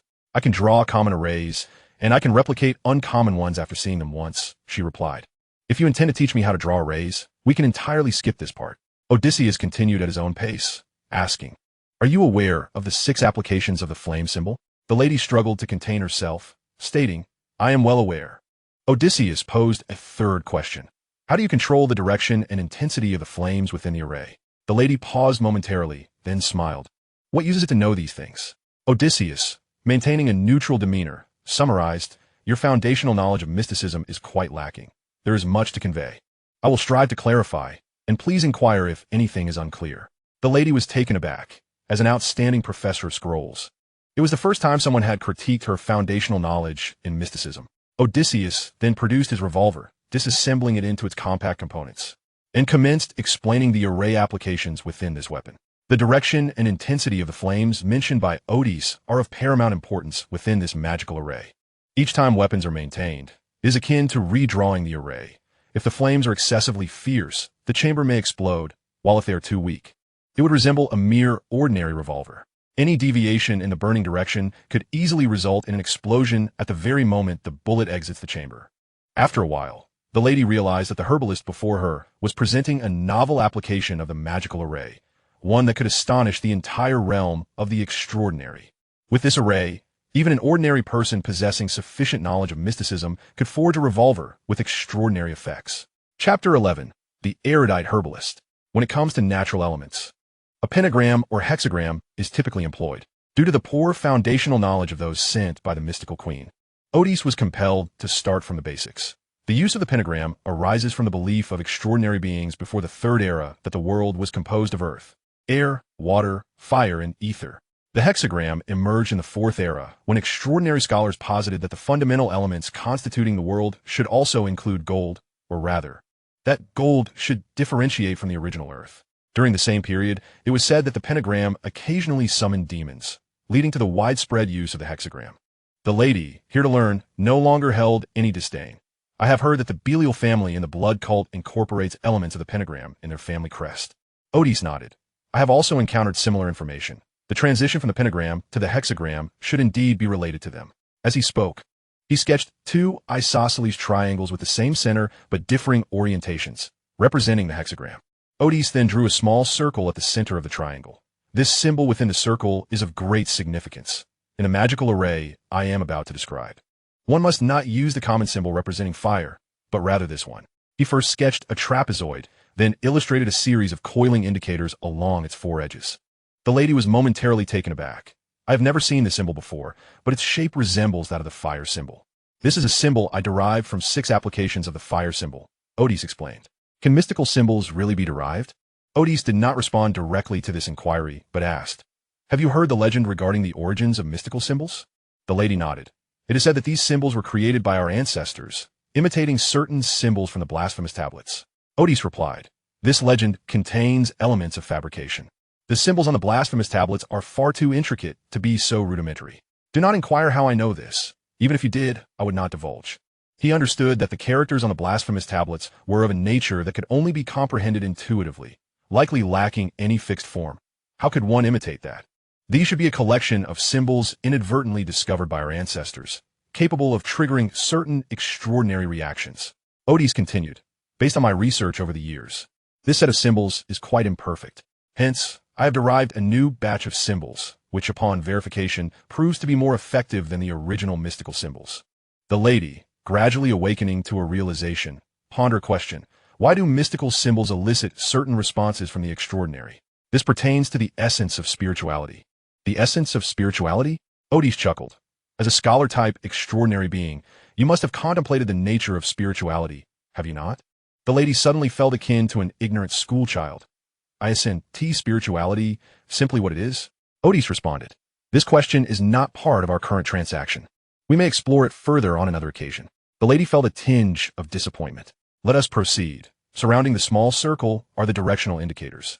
And Otis continued to explain the magical array utilized in the weapon. From the indicators outside the small circle to the symbols within the hexagon, and finally to the outer ring of mystical symbols. The formation he illustrated closely resembled the classic hexagram, yet there were numerous differences in the details. through Otis' meticulous explanation. It seemed as if a new door had been opened for the lady, revealing the myriad intricacies and applications of the previously undervalued magical array. In the end, Otis commenced his discussion on the paint used in the magical array within the weapon. The entire array should be coated in deep red paint, with the innermost symbol requiring a bright red hue. Additionally, the 6 symbols within the hexagram should be painted in bright yellow, while the outermost ring of mystical symbols should be black. Each of these paints must incorporate a certain proportion of powdered magma pyroxene and powdered red crown herb, as these 2 spiritual materials serve as auxiliary components for the hunter's path, aiding in the ascension to sequence 7 of the pyromancer, and are not commonly found spiritual materials. Thus, each maintenance of the weapon incurs an expense of 80 pounds. Once the array was drawn, the lady found herself with many unanswered questions, but Otis only briefly outlined some basic principles, refraining from delving into intricate details. As he had mentioned previously, that was not part of the current transaction. At 5 o'clock in the afternoon, Otis declared the conclusion of the day's lesson, instructing her to return the day after tomorrow to learn how to disassemble and reassemble the weapon. The lady rose and said, "Teacher Gal, my name is Alia. I hope to have the opportunity to consult you regarding mystical symbols in the future." She recognized that the knowledge Otis possessed was of immense significance for a scroll professor and could potentially lead to a transformative enhancement of her abilities. Otis smiled. "Very well. We shall speak again when the opportunity arises." Alia inquired once more, "Does this weapon have a name?" Otis scratched his head. "I despise the naming process, so I have merely given it a code name. Such a creative weapon deserves a resounding name." Alia contemplated for a moment. "How about calling it the Arrow of Flame?" Otis nodded. "That works." He had always been lenient regarding naming. After Alia took her leave from Gal S. Herbalist, she boarded a carriage to a modest villa in the Jewelwood district. The servants within the villa diligently tended to the fireplace, where the flames flickered, dispelling the dampness and chill of the city. Alia hastened to her study, promptly jotting down the knowledge she had acquired that day in her notebook. As she pondered the question of the nature of spirituality posed by Otis, the flames in the fireplace suddenly transformed into a chilling emerald hue, even spilling forth from the hearth. Alia recognized that the messenger of the mystical queen had arrived, and she immediately rose, with a fierce blaze erupting. Alia felt the presence of another individual suddenly materialize in her study, as the flames returned to their normal color. Yet before her stood nothing but a void, devoid of any figure. "How has the learning process today unfolded?" The voice of the mystical queen resonated in the air, as though she were right before Alia. The lady bowed slightly to the empty space. "I have merely grasped the principles of the magical array, yet the intrinsic theories were not elaborately explained by Otis." At the same time, she realized that the queen was highly attentive to her ongoing endeavor. Had he elucidated the meaning of those enigmatic symbols of mysticism? Alia gradually came to understand that the queen had discerned the crux within the magical array, those several derived mystical symbols. Upon learning that these unfamiliar symbols were, in fact, derived by Otis, Bernadette, situated in another part of the city, mused to herself, "Have the standards for opening an apothecary become so elevated? Must one now also derive mystical symbols?" Chapter 12. The Wilderness of Knowledge. The moment Bernadette beheld the Arrow of Flames, she sensed the extraordinary nature of this weapon. Otherwise, why would a high-tier extraordinary being expend effort researching such a rudimentary armament? Upon observing the magical array within the Arrow of Flames, Bernadette, possessing extensive knowledge of advanced mysticism, recognized the pivotal elements, those unfamiliar mystical symbols and the novel applications of classical arrays. Yet, she could only rely on her own abilities and vast erudition to deduce the functions of those symbols, failing to grasp their intrinsic meanings and principles. This prompted her to engage in a transaction worth 3,000 pounds with Otis, as the combat prowess of Elemental Dawn's Sequence 9 was roughly equivalent to that of a goose, indeed necessitating such a weapon. Furthermore, Bernadette sought to conceal her true intentions, wishing to comprehend the underlying theories of those mystical symbols. However, what Bernadette did not anticipate was that the seemingly youthful proprietor of the apothecary not only mastered those new mystical symbols, but had also derived a batch of new ones. After reporting her findings from the day's learning, Alia hesitated briefly before saying, "Your Majesty, I also noticed another matter. Otis has conducted profound research into certain aspects of mysticism." The air reverberated with Bernadette's voice. "Elaborate further." "He has even explored the essence of spirituality." "What? The essence of spirituality?" After a couple of seconds, Bernadette's voice echoed again. "I understand now." Alia hurriedly added, "Your Majesty, today I also discovered that someone has been following me, presumably those same tales from before. Everything is proceeding according to my plan. Bernadette had been scheming for quite some time, preparing to eliminate the backbone of the Moses Ascetic Order in Beakland. Elia explained, I am concerned that this might endanger Otis. Any extraordinary being who treads the path of a seeker is, in essence, half a scholar. Any scholar of mysticism would genuinely admire Otis's research. This could indeed be an opportunity. Upon uttering this, Bernadette's envoy returned to the fireplace, and the flames once again turned a vivid green, surging forth from the hearth, only to normalize after the envoy departed. Elia stood momentarily stunned, pondering. What opportunity? Bernadette, of course, would not clarify. It was an opportunity to leverage the danger presented by the enemy to compel Otis to join Elemental Dawn. Influenced by her father, Bernadette possessed a unique vision. She recognized the universality of Otis's research concerning extraordinary weapons, and most importantly, its potential for mass production. She understood that the arrow of flames was merely a beginning, and mass production would herald a new era. Yet, Otis appeared oblivious to this. Bernadette planned to make a covert long-term investment in him, ideally integrating both the man and his research results into Elemental Dawn. The recently concluded conversation left Bernadette somewhat astonished. As a Sequence 3 of the Seeker Path, she too had delved into many profound studies of mysticism, and she had contemplated questions concerning the essence of spirituality. Hearing Elia's report had surprised her. She had not anticipated that Otis, at such a young age and already a Sequence 9, was engaging with such deep inquiries. Intriguing. Bernadette resolved that, after concluding her imminent battles, she would dispatch a servant to continue monitoring this apothecary proprietor. Achoo! At 51 Henry Street, in the Garl Apothecary, Otis let out a significant sneeze. The youthful and spirited assistant, Kinna, smiled and remarked, Mr. Garl, you wouldn't happen to be catching a cold, would you? Just a sneeze. It's likely someone is thinking of me, Otis quipped lightheartedly.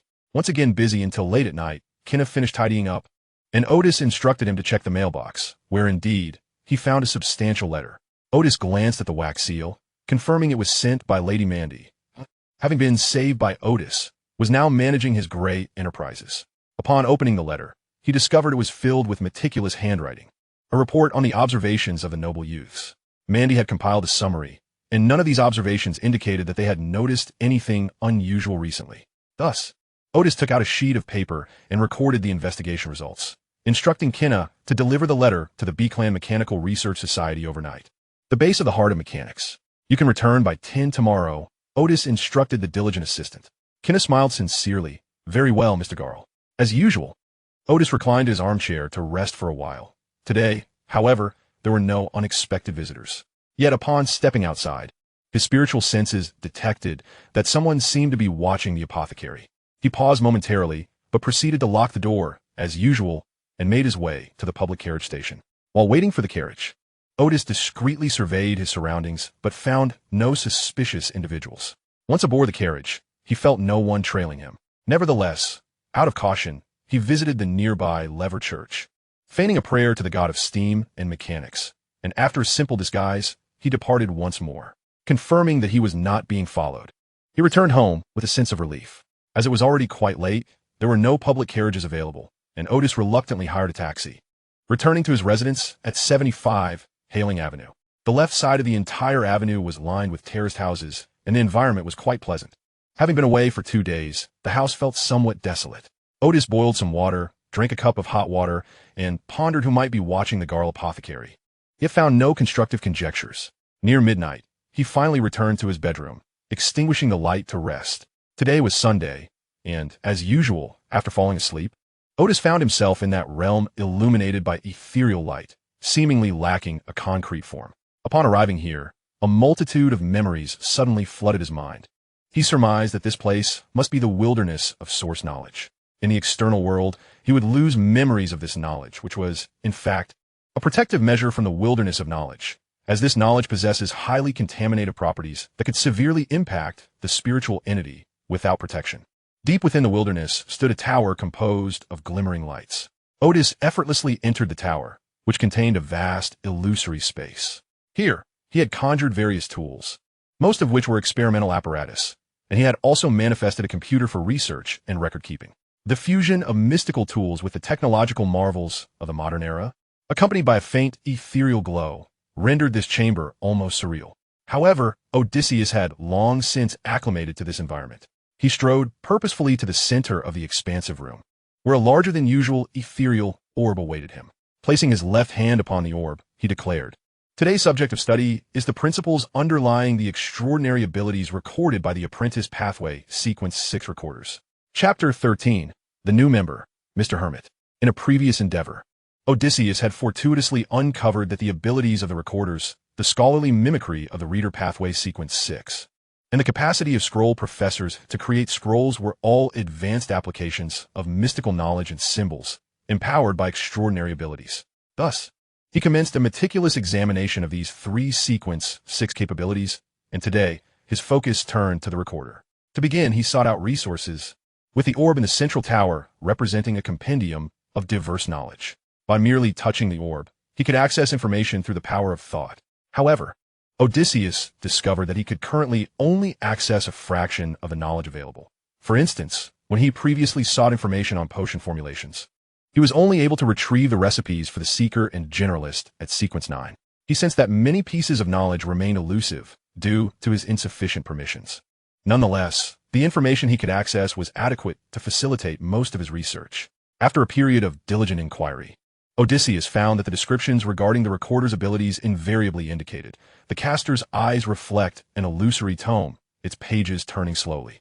The altered brain replicates the extraordinary ability employed by the target, subsequently commanding the activated cells to form the corresponding symbols, patterns, and identifiers, thus completing the storage process.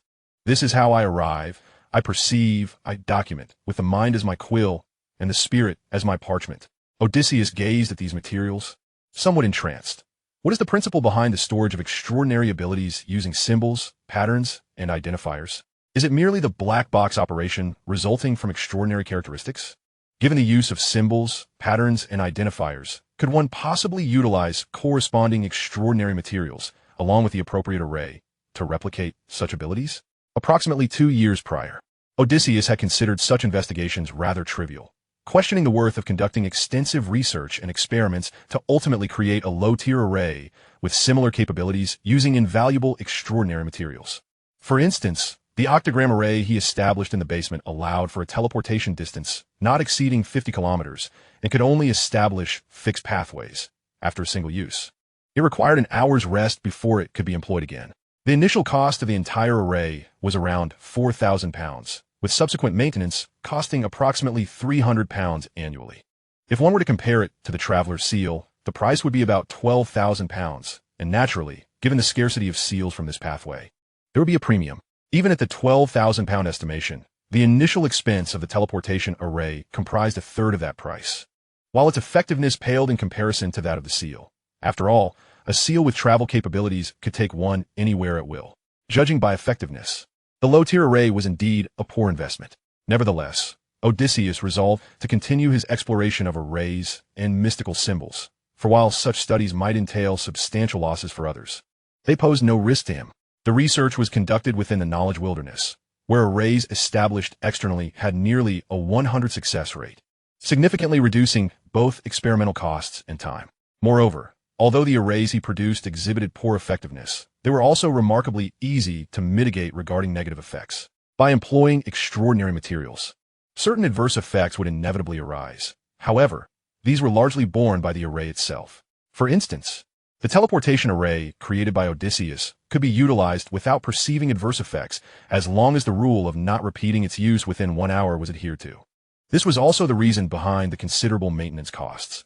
The gemstones within the array, along with the symbols and patterns inscribed using spiritual materials, could withstand approximately 50 uses before fracturing or detaching, necessitating upkeep. For Odysseus, this research direction still held considerable promise, though numerous issues remained to be resolved, confining it to a limited scope of study and application, rendering it non-universal. Odysseus initially dedicated several hours to the search and study of pertinent materials, ensuring to rest for 2 hours after every 5 hours of work. While sleep was unnecessary in this realm, rest was imperative, otherwise it would adversely affect his efficiency. Following this, he engaged in concrete theoretical research, utilizing the orb in the center, which he named the Central Simulator. This device allowed him to simulate the extraordinary abilities of all pathways, albeit limited to those of sequence 5 and below. It could also simulate attacks from targets or adversaries. Testing the results of Odysseus's research, the simulations here were nearly equivalent to outcomes under identical conditions in the external world. After articulating his requirements to the orb, an ethereal figure materialized before him, repeatedly demonstrating the recording ability. Through Odysseus's continuous observation, he began to discern a research direction. He first recognized that the execution of this ability involved the recorder's altered brain initially analyzing the extraordinary ability that appeared before it, and then utilizing corresponding symbols, patterns, and identifiers to record that ability with the extraordinary being's spirit. The analytical process was akin to the abilities acquired by extraordinary beings after consuming potions. This constituted the first hidden operation of the ability. Furthermore, extraordinary beings did not require any learning. The relevant symbols, patterns, and identifiers would spontaneously emerge in their minds. These pieces of knowledge being provided by their extraordinary characteristics. Odysseus's research focus was whether, possessing the necessary symbols, patterns, and identifiers, a non-apprentice extraordinary being could analyze an extraordinary ability. Naturally, without extraordinary characteristics, even if one could analyze the ability, it would be impossible to wield it like a recorder. However, achieving the analytical step would already signify substantial progress. It was akin to cracking a code. Once deciphered, it might enable the simulation of all extraordinary abilities. After a research endeavor lasting half a month, Odysseus's investigations finally yielded significant progress. He discovered that the symbols, patterns, and identifiers constituting extraordinary abilities followed a certain order of arrangement. This suggested a glimmer of hope for the decryption of extraordinary abilities, though the research process would undoubtedly be protracted. This revelation sufficed for Odysseus to report back to the knowledge wilderness, departing from the dreamscape, with the remainder of the research to continue the following Sunday. Odysseus had no intention of lingering too long in this realm, lest he confuse reality with the dreamscape upon his return. After exiting the knowledge wilderness, he would still need to engage in continued meditation, focusing his mind to remind himself that he was presently in the real world and that what had just transpired was merely a dream. As he gazed at his pocket watch in the dim night, he noted it was a little after 3 in the morning. There was still time for a brief rest before dawn. By 8 the following morning, in reward for his discoveries during the night's research, Odysseus took a detour to procure a red bean toast, one of the few delicacies he relished in this world. Carrying a loaf of bread into the shop, Otis could once again sense a gaze fixed upon him as he opened the door. However, he felt no imminent danger, which did not unduly trouble him. After all, he had the backing of the god of steam and machinery, and ordinary extraordinary beings would think twice before attacking him. Should he perceive any real threat, he would seek assistance from the steam church. Monday marked the day when Odysseus' subordinates settled accounts and conducted an inventory of the apothecary's stock and income. He spent the entire morning immersed in calculations and ledgers. At 2:30 in the afternoon, he informed his young assistant, Kana, who was around 15 or 16, that he wished to take a brief respite and requested not to be disturbed. Lying in the room at the back of the courtyard, Otis took out his pocket watch and fixated on the ticking second hand, feeling a flutter of excitement at the prospect of attending the tarot meeting for the first time. At 3 o'clock, an endless gray mist enveloped Odysseus' vision, and when he regained his senses, he found himself in a magnificent hall, seated at one side of a bronze-long table. Justice Audrey Hall rose to greet him. "Good afternoon, Mr. Fool." Her greeting paused abruptly as she noticed a new member present. The Fool, Klein, introduced, "This is our new member, Mr. Hermit." Chapter 14. Attending the tarot meeting for the first time following the Fool's brief introduction, Justice Audrey extended her greeting. "Hello, Mr. Hermit." Subsequently, as was her custom, she continued to greet the other members, effectively introducing the existing members and their respective code names to the newcomer. While greeting the others, she also observed the new member shrouded in mist. The hermit appeared to be in his 20s, dressed casually yet neatly, indicative of a disciplined individual who perhaps did not adhere strictly to rules. He exhibited curiosity without showing signs of anxiety, and his cautious demeanor suggested a commendable psychological resilience, leaning towards rationality and composure. After a simple observation, Audrey had already sketched a general psychological profile of the hermit in her mind. Simultaneously, Otis was observing the other members. The Fool, under the influence of the mist, appeared both mysterious and formidable, and to avoid drawing undue attention to himself, Otis refrained from scrutinizing too closely. Opposite him sat a golden-haired girl, clad in noble attire, whose features remained obscured, yet her aura radiated an undeniable beauty. To Audrey's left was Fur's Wall with brown, slightly curled hair, dressed in a beige gown, exuding an unpretentious charm. At the head of Otis' row sat a rugged young man with blue hair, clad in the attire of the ROSD Islands, named Olge Wilson. Beside him stood a tall youth, towering over Otis, dressed in classic leather clothing. He was the young son, Derek Beck. At the far end sat the fool's trumpet, who appeared quite somber and devoid of any lively essence. Everyone was also observing the new member, the magician. Furs speculated whether the newcomer was an extraordinary being, while the hanged man, Olge, pondered the hermit's origins. The son, Derek, simply rejoiced in the growing strength of the tarot gathering. As for the world, he remained a mere puppet, devoid of independent thought. After the greeting segment and a period of mutual observation, Audrey was the first to speak. "Esteemed Mr. Fool, I have matters I wish to report to you privately." Olge withdrew his attention from the hermit, intrigued. A private report? He instinctively began to speculate about the nature of the report. Klein, concealed in the mist, nodded slightly. Proceed. With that, he shielded the other members from perceiving their exchange and began a private dialogue. Audrey recounted her encounters with the Psychological Alchemy Society and presented 2 pages of notes she had seen at the Roselle Memorial Exhibition. In Otis' recollection, the tarot meetings had occurred too frequently for him to distinctly remember the content of Audrey's report this time, and thus he, like the other members, quietly awaited further developments. Approximately 4 or 5 minutes later, the private report concluded, and Furs eagerly turned to the world at the far end. "Mr. World, I will swiftly gather wondrous items or powerful extraordinary weapons from the realm of the sun for you." Otis was momentarily taken aback as a realization struck him. Klein was preparing to confront members of the hedonistic faction from the Rose School. He leaned slightly forward, on the verge of speaking, but then recalled that this was his first attendance at the tarot meeting and resolved to prioritize observation, aligning with the expectations of a sensible individual. Audrey inquired, "What transactions have you privately concluded?" Furs did not withhold. "Mr. World has assisted me in finding the potion formula of the Master of Tricks. Currently, I am still an apprentice, and I have been searching for the Sequence 8 formula for several years. I never expected to obtain the coveted formula so soon after joining the tarot meeting." Audrey internally marveled at Mr. World's remarkable ability to procure formulas. She then eagerly asked, "Mr. Hermit, did you have any questions regarding wondrous items or extraordinary weapons?" Otis' earlier slight movement had certainly not escaped the keen eye of a mind reader like her. However, she misinterpreted his intentions, assuming he had queries regarding the concepts of wondrous items or extraordinary weapons. For most extraordinary beings, the distinction between these 2 types of items could indeed be quite muddled. "Firstly, I appreciate your concern," Otis replied courteously.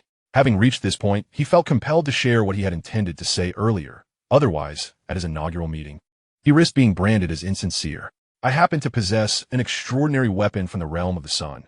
Well, to be precise, it can no longer be classified solely as an extraordinary weapon, as I utilized extraordinary materials of Sequence 7 in its creation. I am uncertain if it meets Mr. World's criteria." Yet he hesitated, recalling that this was a transaction between Mr. World and the magician, and felt it inappropriate to interject. Otis was not concerned that the weapon he had crafted using a magical array would expose his research findings. It is exceedingly difficult for extraordinary beings who fall outside the categories of seeker, reader, or generalist to discern the unique attributes of his creations. Klein, hidden in the mist, subtly curved his lips, as he utilized the persona of the world to hint to the magician that discussing the procurement of wondrous items at the tarot meeting was intended to capture the hermit's attention. After all, the tarot gathering now possessed such channels, and there was no reason not to utilize them. Audrey momentarily faltered, initially failing to grasp that her mind reading had encountered an error. She was subsequently astonished to discover that the new member could provide extraordinary weapons. Olge speculated, "Is the new member a craftsman?" Young son Derek exclaimed, "Every member of the tarot meeting seems remarkably talented." Furs was also taken aback, reflecting on how extraordinary weapons were seldom encountered in such gatherings. Mr. Fool must have carefully considered his choice of new members. However, she soon pondered, "Justice is of noble birth. The hanged man has maritime channels. The sun hails from the forsaken lands, and the world possesses various rich avenues. It seems the new member may have access to extraordinary weapons. What role do I play in this?" As the magician found herself engulfed in self-doubt, Klein manipulated the world and spoke in a deep voice. "You may elaborate on the extraordinary weapon you possess. If it is suitable, I can purchase it directly from you." Odysseus introduced the weapon. When not in use, it measures the length of an adult's palm and possesses a cylindrical form, easily grasped with one hand. Upon infusing it with spiritual energy, both ends extend, transforming it into an ethereal, pure white staff approximately the length of a forearm. Infusing it with spiritual energy fills a 5-meter radius with a warm, pure power that continuously harms fallen, evil, and undead creatures while simultaneously uplifting allies. It can execute a purification slash on targets, with an attack range of about 15 meters, and it can also conjure holy water. Among Odysseus's experimental creations, this weapon stands out for its considerable potency, crafted in part from the red crest of a dawn rooster, which is one of the primary materials for ascending to sequence 7 as a solar cleric. Klein furrowed his brow slightly, sensing that this weapon diverged from the norm for extraordinary artifacts. He manipulated the world and inquired, "What price do you intend to set for it? How long can it be utilized?" Extraordinary weapons typically have limitations regarding their duration of use. 1,200 pounds. Odysseus quoted, with annual maintenance. It can last at least 5 to 6 years, perhaps even longer, with each maintenance costing 150 pounds. Klein, momentarily taken aback, sat upright. This is certainly not a conventional extraordinary weapon. Chapter 15. The Informational Exchange with the Hangman. Besides the fool Klein, the hangman Alger was equally astonished by the hermit's mention of maintenance. Generally, extraordinary weapons are crafted by artisans using spiritual materials, characterized by a modest level of extraordinary capabilities. For instance, the flame arrow launches projectiles that scarcely qualify as fireballs, merely resembling a ball of fire. Due to the use of spiritual materials, issues of spiritual depletion arise, limiting their usability to a year and a half, or even less. Another defining feature is the absence of negative effects, as they do not possess extraordinary traits, allowing ordinary individuals to wield them. Sealed items typically exhibit extraordinary characteristics which, under the distortion of these traits, manifest negative effects that vary in danger. The concept of sealed items is akin to that of magical artifacts. However, sealed items are predominantly formed from the remains of extraordinary beings or under specific conditions. Magical artifacts encompass 2 definitions. One refers to sealed items as termed by wild extraordinary beings, and the other pertains to extraordinary items crafted by artisans utilizing extraordinary traits. Regardless of whether they are sealed items, magical artifacts, or extraordinary weapons, the concept of maintenance is generally absent. The hermit's description left Klein and Alger both surprised and perplexed, as the duration of use seemed rather excessive.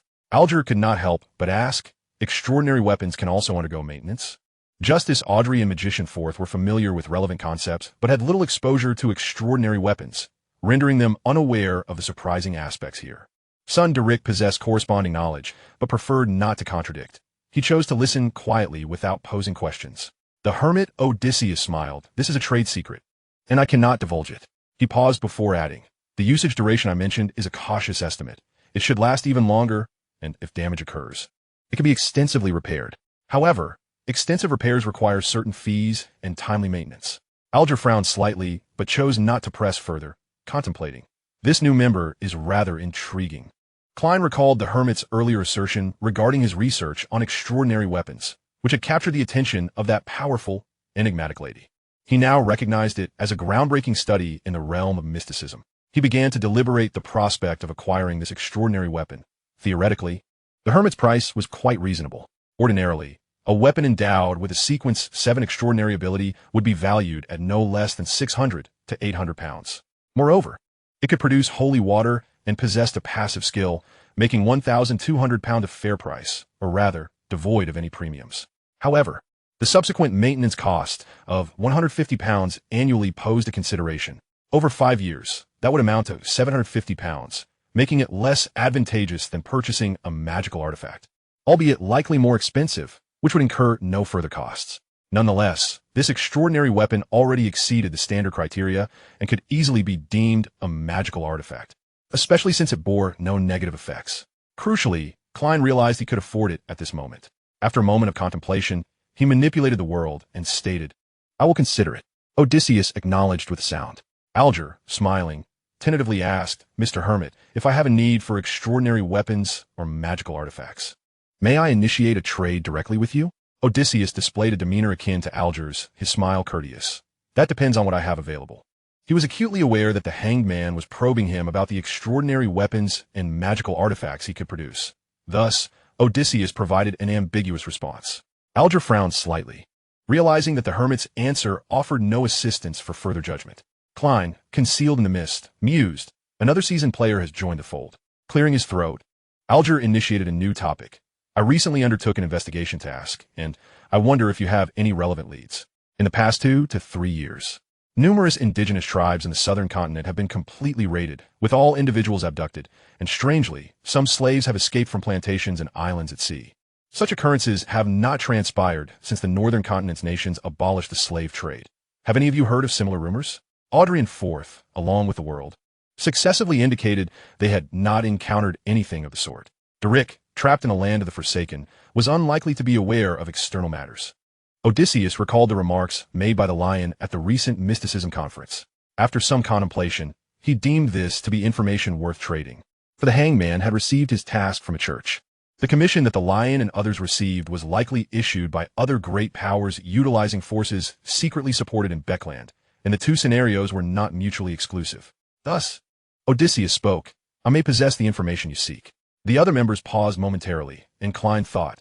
The hermit's connections are quite extensive. Noticing that the hermit had not continued, Alger quickly understood. If it is information I require, its value ranges between 30 to 60 pounds. Odysseus replied, 50 pounds. Without prior agreement, it was certainly only 30 pounds. Never 60 pounds.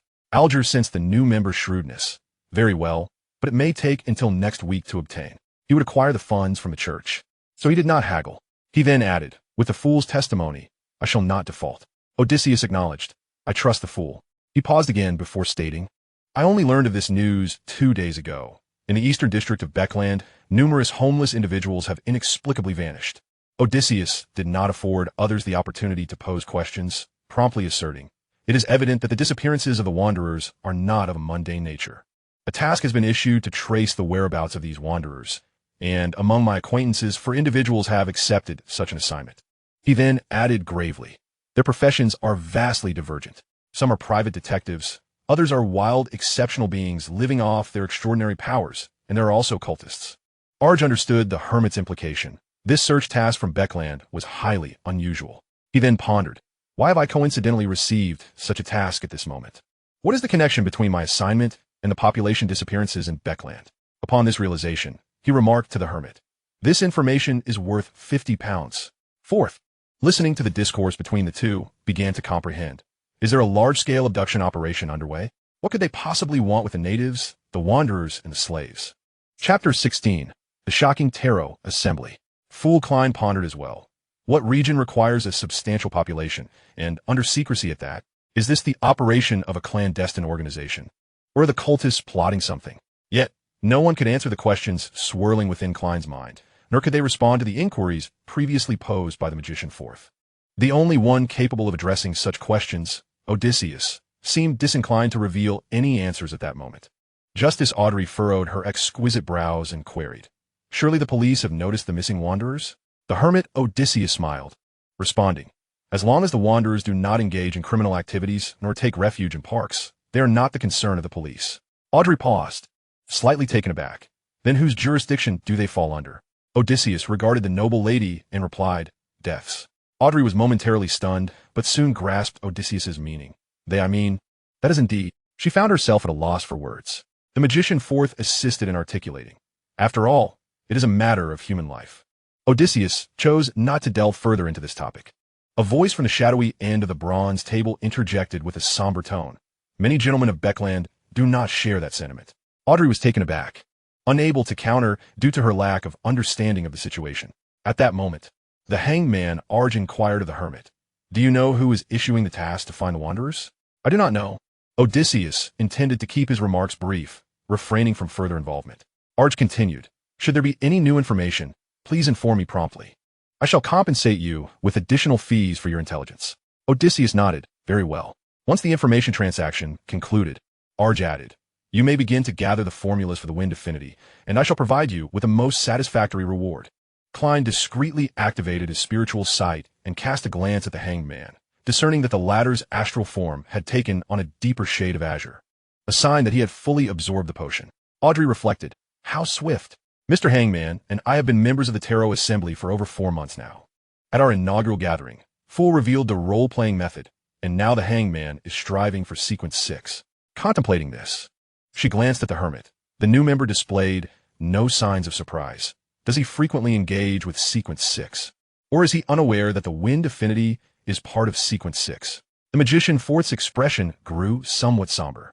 As a wild, exceptional being long immersed in various extraordinary gatherings, she recognized that sequence 6 is already a captain-level position within the church, commanding 2 to 4 squads.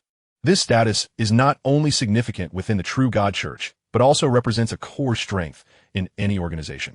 Soon, other members expressed their willingness to assist the hanged man in his endeavors.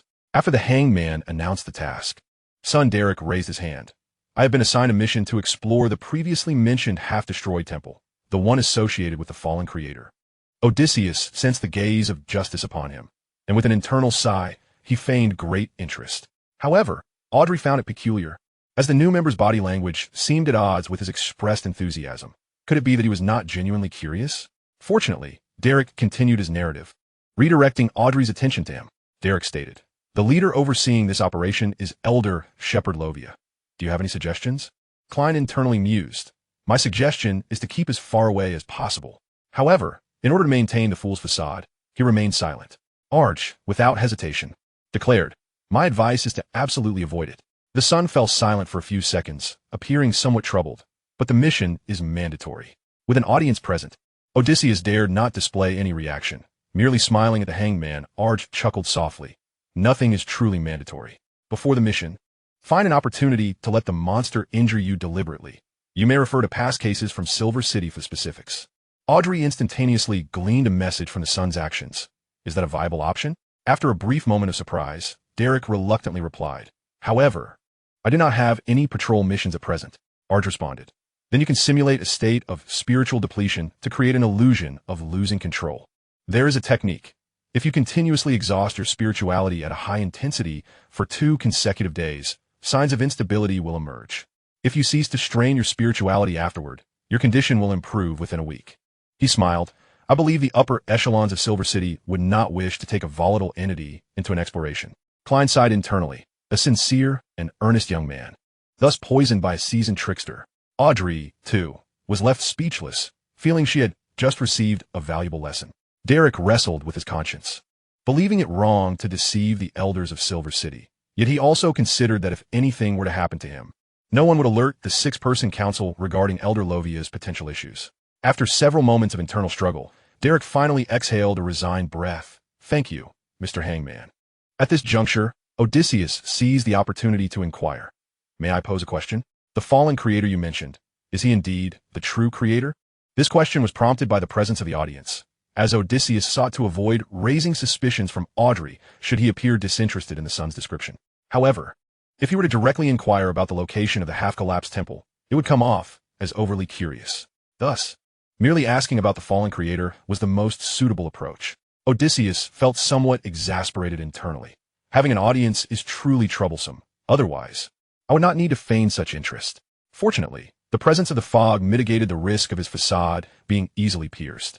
Derek inhaled deeply before responding. "Yes, hermit.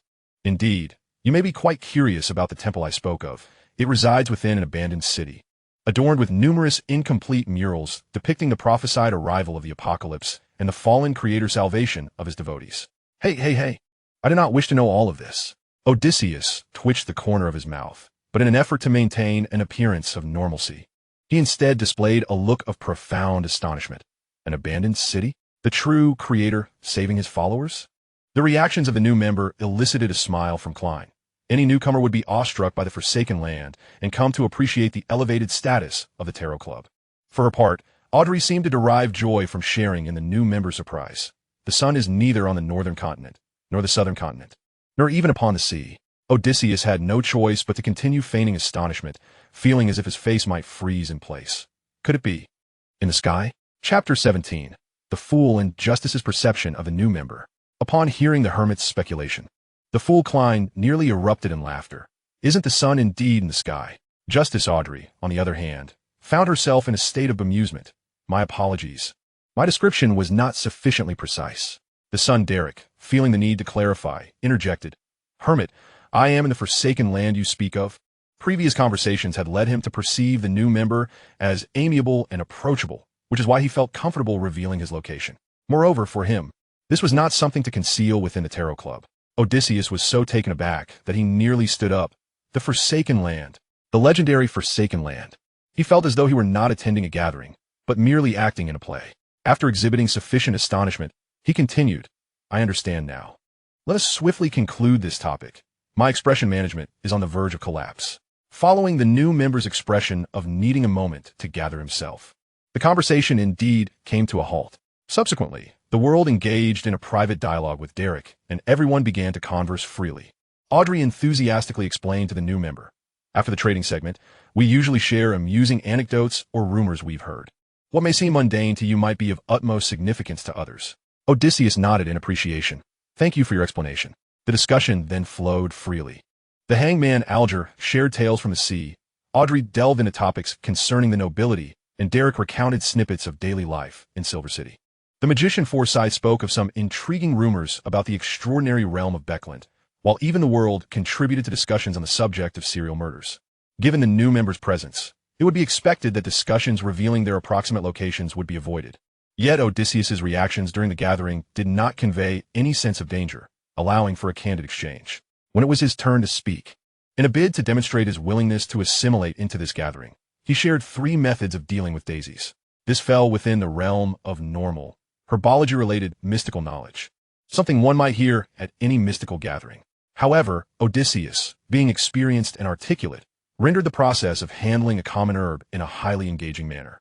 Klein, still shrouded in mist, remarked, it feels somewhat akin to watching a bite of china. The ever-curious Audrey inquired, Hermit, do these common herbs also possess spirituality? Indeed, Odysseus replied. In my view, all things possess a spirit. It's merely a matter of degree. Audrey nodded slowly, finding this to align perfectly with her prior understanding of mystical knowledge, and she further asked, I have heard that ordinary people also possess spirituality?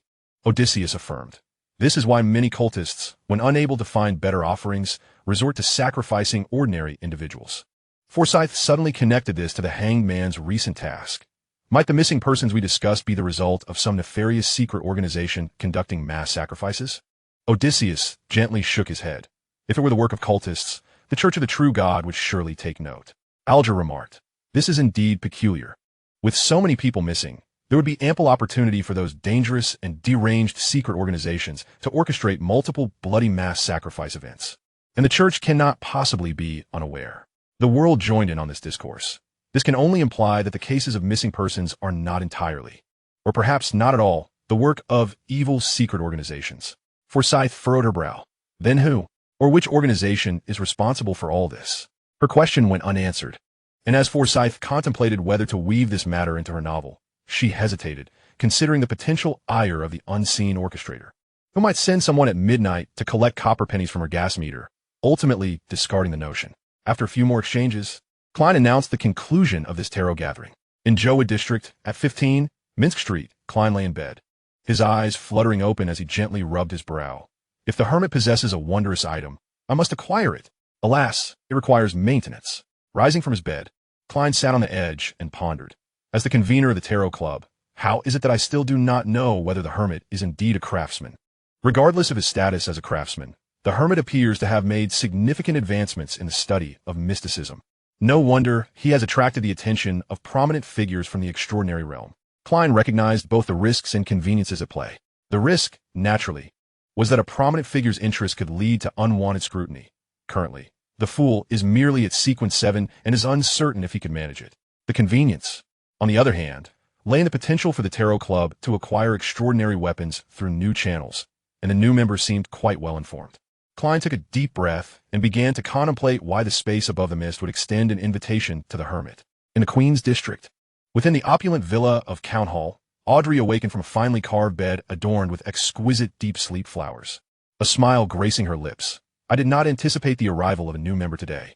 You're finally awake. The glossy-furred Susie approached briskly. Annie came by once. Seeing you napping, she chose not to disturb you. Annie is Audrey's personal maid. Thank you for your vigilance, Susie. Audrey smiled. I shall reward you. As she spoke, she suddenly paused. Susie inquired, what is it, Audrey? Have we run out of biscuits? I recall there being 2 packets left. Typically, at this hour, Audrey would reward a packet of dog biscuits. No, I merely recalled another matter. Audrey's expression grew serious. She had suddenly recalled that the new member's actions seemed rather unnatural, particularly when discussing the little son's origins from the Forsaken Land. Although the hermit had feigned surprise, his body language was surprisingly quicker than the expressions one could vaguely discern. Such a reaction was decidedly abnormal. At the time, Audrey had not paid much heed, but now that the gathering had concluded, upon reflection, she realized that the new member's movements were frequently erratic enough to indicate that many of his reactions were not a direct reflection of his inner thoughts. However, the more Audrey pondered, the more astonished she became. After all, it is the Forsaken Land. Every extraordinary being with a modicum of mystical knowledge would feel a genuine astonishment upon hearing about the Forsaken Land, marveling at the sophistication of the Tarot Club and extolling the prowess of the fool. The new member did not appear to be as astonished as one might expect. Had he encountered the Forsaken Land prior to joining the Tarot Society? The more Audrey pondered, the more enigmatic the new member seemed. Chapter 18. Odysseus's Gray Industry. West District, 51, Henry Street. Odysseus awoke from the bed in the lounge, exhaling a long sigh. Attending the Tarot Society for the first time necessitated caution. But thereafter he could gradually relax, for justice would not focus on him as intently as today. He reflected on his initial participation in the gathering, realizing he could not suppress his desire to perform. Otherwise, Justice Audrey would not have detected the longing in his expression to engage with the world. Although he felt he ought not to, Odysseus did not chastise himself, for this was a legendary protagonist team, and it was only natural to wish to demonstrate one's prowess at such a gathering. Stretching and yawning, Odysseus made his way to the apothecary. Kinna was conversing with a seemingly ordinary woman in her 20s, albeit with a hint of charisma, dressed modestly. This was Bella, Ms. Mandy's assistant. Upon noticing Odysseus's entrance, she promptly rose. "Mr. Gal, here are last week's accounts." As she spoke, she handed him a black leather ledger. "Ms. Mandy also instructed me to inform you that the transaction with the affluent merchant, Arginon, has been completed, and she requires you to scout a few new members in the East District." As Odysseus perused the ledger, he nodded. Let Mandy manage it herself. Besides accounting and personnel arrangements, he scarcely involved himself in the daily operations of those industries. Bella bowed respectfully. "Yes, sir." Odysseus meticulously reviewed the accounts and summarized the key points. At that moment, a man in his 30s, bearing tattoos and an intimidating demeanor, entered. Upon opening the door, he swiftly removed his felt hat, revealing several long scars on his head. Mr. Gal. Greeting him, he awkwardly bowed, holding his hat with both hands. This was Enoch, the ruthless leader of the gang Odysseus had subdued, lacking in intellect yet utterly compliant after only a few exchanges with Odysseus. Without lifting his gaze, Odysseus nodded and gestured to Kinna, who promptly brought a chair for Enoch. After concluding his review of the ledger Bella had brought, and after giving her a few instructions, Bella respectfully bowed and exited. Only then did Odysseus turn his attention to Enoch. Enoch immediately stood and produced a black leather ledger of his own, albeit one that appeared somewhat grimy, and upon opening it, the handwriting was quite chaotic. Odysseus frowned slightly. There was little to be done, as Enoch had never received a proper education. When he first followed Odysseus, he had kept accounts using only a few numbers and symbols that only he could decipher. "Tomorrow, you shall accompany Mandy to the East District." Enoch quickly affirmed. "Yes, sir." Fortunately, the gang's financial dealings were not extensive, allowing Odysseus to summarize them easily before closing the ledger. The serial murders have just subsided. It would be prudent for everyone to keep a low profile. Indeed, during this time, we shall remain discreetly in the tavern, drinking. Enoch began to report. "Last week, one eye came to provoke us, but we merely drove them off, adhering to your directive to avoid fatalities. Oh, and also last week, a masked stranger asked me to assist him in locating someone, offering a substantial bounty. I had my men investigate, and it turned out to be an informant of the Punisher. Should I pass the information to the mysterious individual?" Under Odysseus's tutelage, Enoch had gleaned some knowledge of the extraordinary world. Odysseus inquired, "Is there a likeness?" "Yes." Enoch handed over the likeness to Odysseus. It depicted a gaunt middle-aged man with a prominent scar at the corner of his left eye. Odysseus declared, "Do not involve yourself in this matter." Enoch nodded. Yes. That was my intention as well." Odysseus retrieved 20 from his wallet. "Though you did not receive the bounty, you shall be compensated for the intelligence provided here." No. Enoch quickly replied, "This is my duty." Odysseus pressed again. "You're entitled to it." Only then did Enoch accept the money, continuing his report. After this ruthless gang leader departed, Odysseus penned a note for Kinna to deliver to the Becklin Mechanical Research Society. He intended to utilize official channels of extraordinary individuals to inquire about the Rudy Arch investigation with the police, ensuring no traces of the inquiry were left behind. This was, in truth, merely for show. Odysseus was well acquainted with the diminutive bounty hunter. In the Jowood district, 15, Minsk Street. Early Tuesday morning, the doorbell of the Klein residence rang. Upon opening the door, Klein was unsurprised to find Mike Joseph, a reporter from the Daily Observer. The two had arranged 2 days prior for Mike to hire Detective Sherlock Moriarty to safeguard him during an interview in the East District. They traveled by carriage to the filthy and chaotic East District, where Klein fortuitously encountered Old Kohler, inviting him to be the first interviewee and hiring him as a guide. Following this, Mike interviewed a woman in her 60s, who calmly recounted her once happy family that quickly fell into bankruptcy, along with the successive deaths of her husband and son. After consuming the food Mike had ordered for her, she died in the warm cafe. Witnessing the elderly woman's lifeless body, Mike opened his mouth, momentarily at a loss for words. Old Kohler tapped his chest 3 times, bitterly smiling. I knew she wouldn't last long. Such occurrences happen daily in the East District. At least she filled her belly and passed away in warmth. I hope I can meet the same fate one day. After observing the police handle the elderly woman's remains, the 3 of them expressed their sentiments before continuing their search for interview subjects. They encountered small thieves darting through the streets, as well as emaciated streetwalkers already soliciting business. Old Kohler recounted tales he had heard of how gangs trained thieves and the pervasive presence of streetwalkers in the East District. Throughout Beckland, 1 in 5 women had either been or briefly served as a streetwalker. Not only were they ubiquitous in the East District, but even in the more middle-class concentrated Jowood and St. George districts, numerous women were compelled by their circumstances to have briefly engaged in such work. For the ordinary inhabitants of this glamorous international metropolis, bankruptcy loomed all too easily, and the choice between dignity and sustenance seemed far from difficult. Mike observed a 6-year-old thief and a streetwalker who appeared to be merely 12 or 13 years old. As they walked, their attention was drawn to a streetwalker of about 16 or 17 years old. Not only was she strikingly beautiful, but her nervousness, trepidation, and the bruises upon her face suggested she was likely embarking on her first day in this profession, judging by the worn and faded style of her clothing. It was apparent her family had once enjoyed wealth. Otherwise, given her looks, she would not have only recently become a streetwalker. Just as Mike was about to approach for an interview, Klein suddenly halted him. At that moment, a carriage stopped ahead, and from it emerged an elegantly dressed woman in her 30s, exuding grace, who approached the streetwalker with a gentle smile, engaging her in conversation. Old Kohler sighed.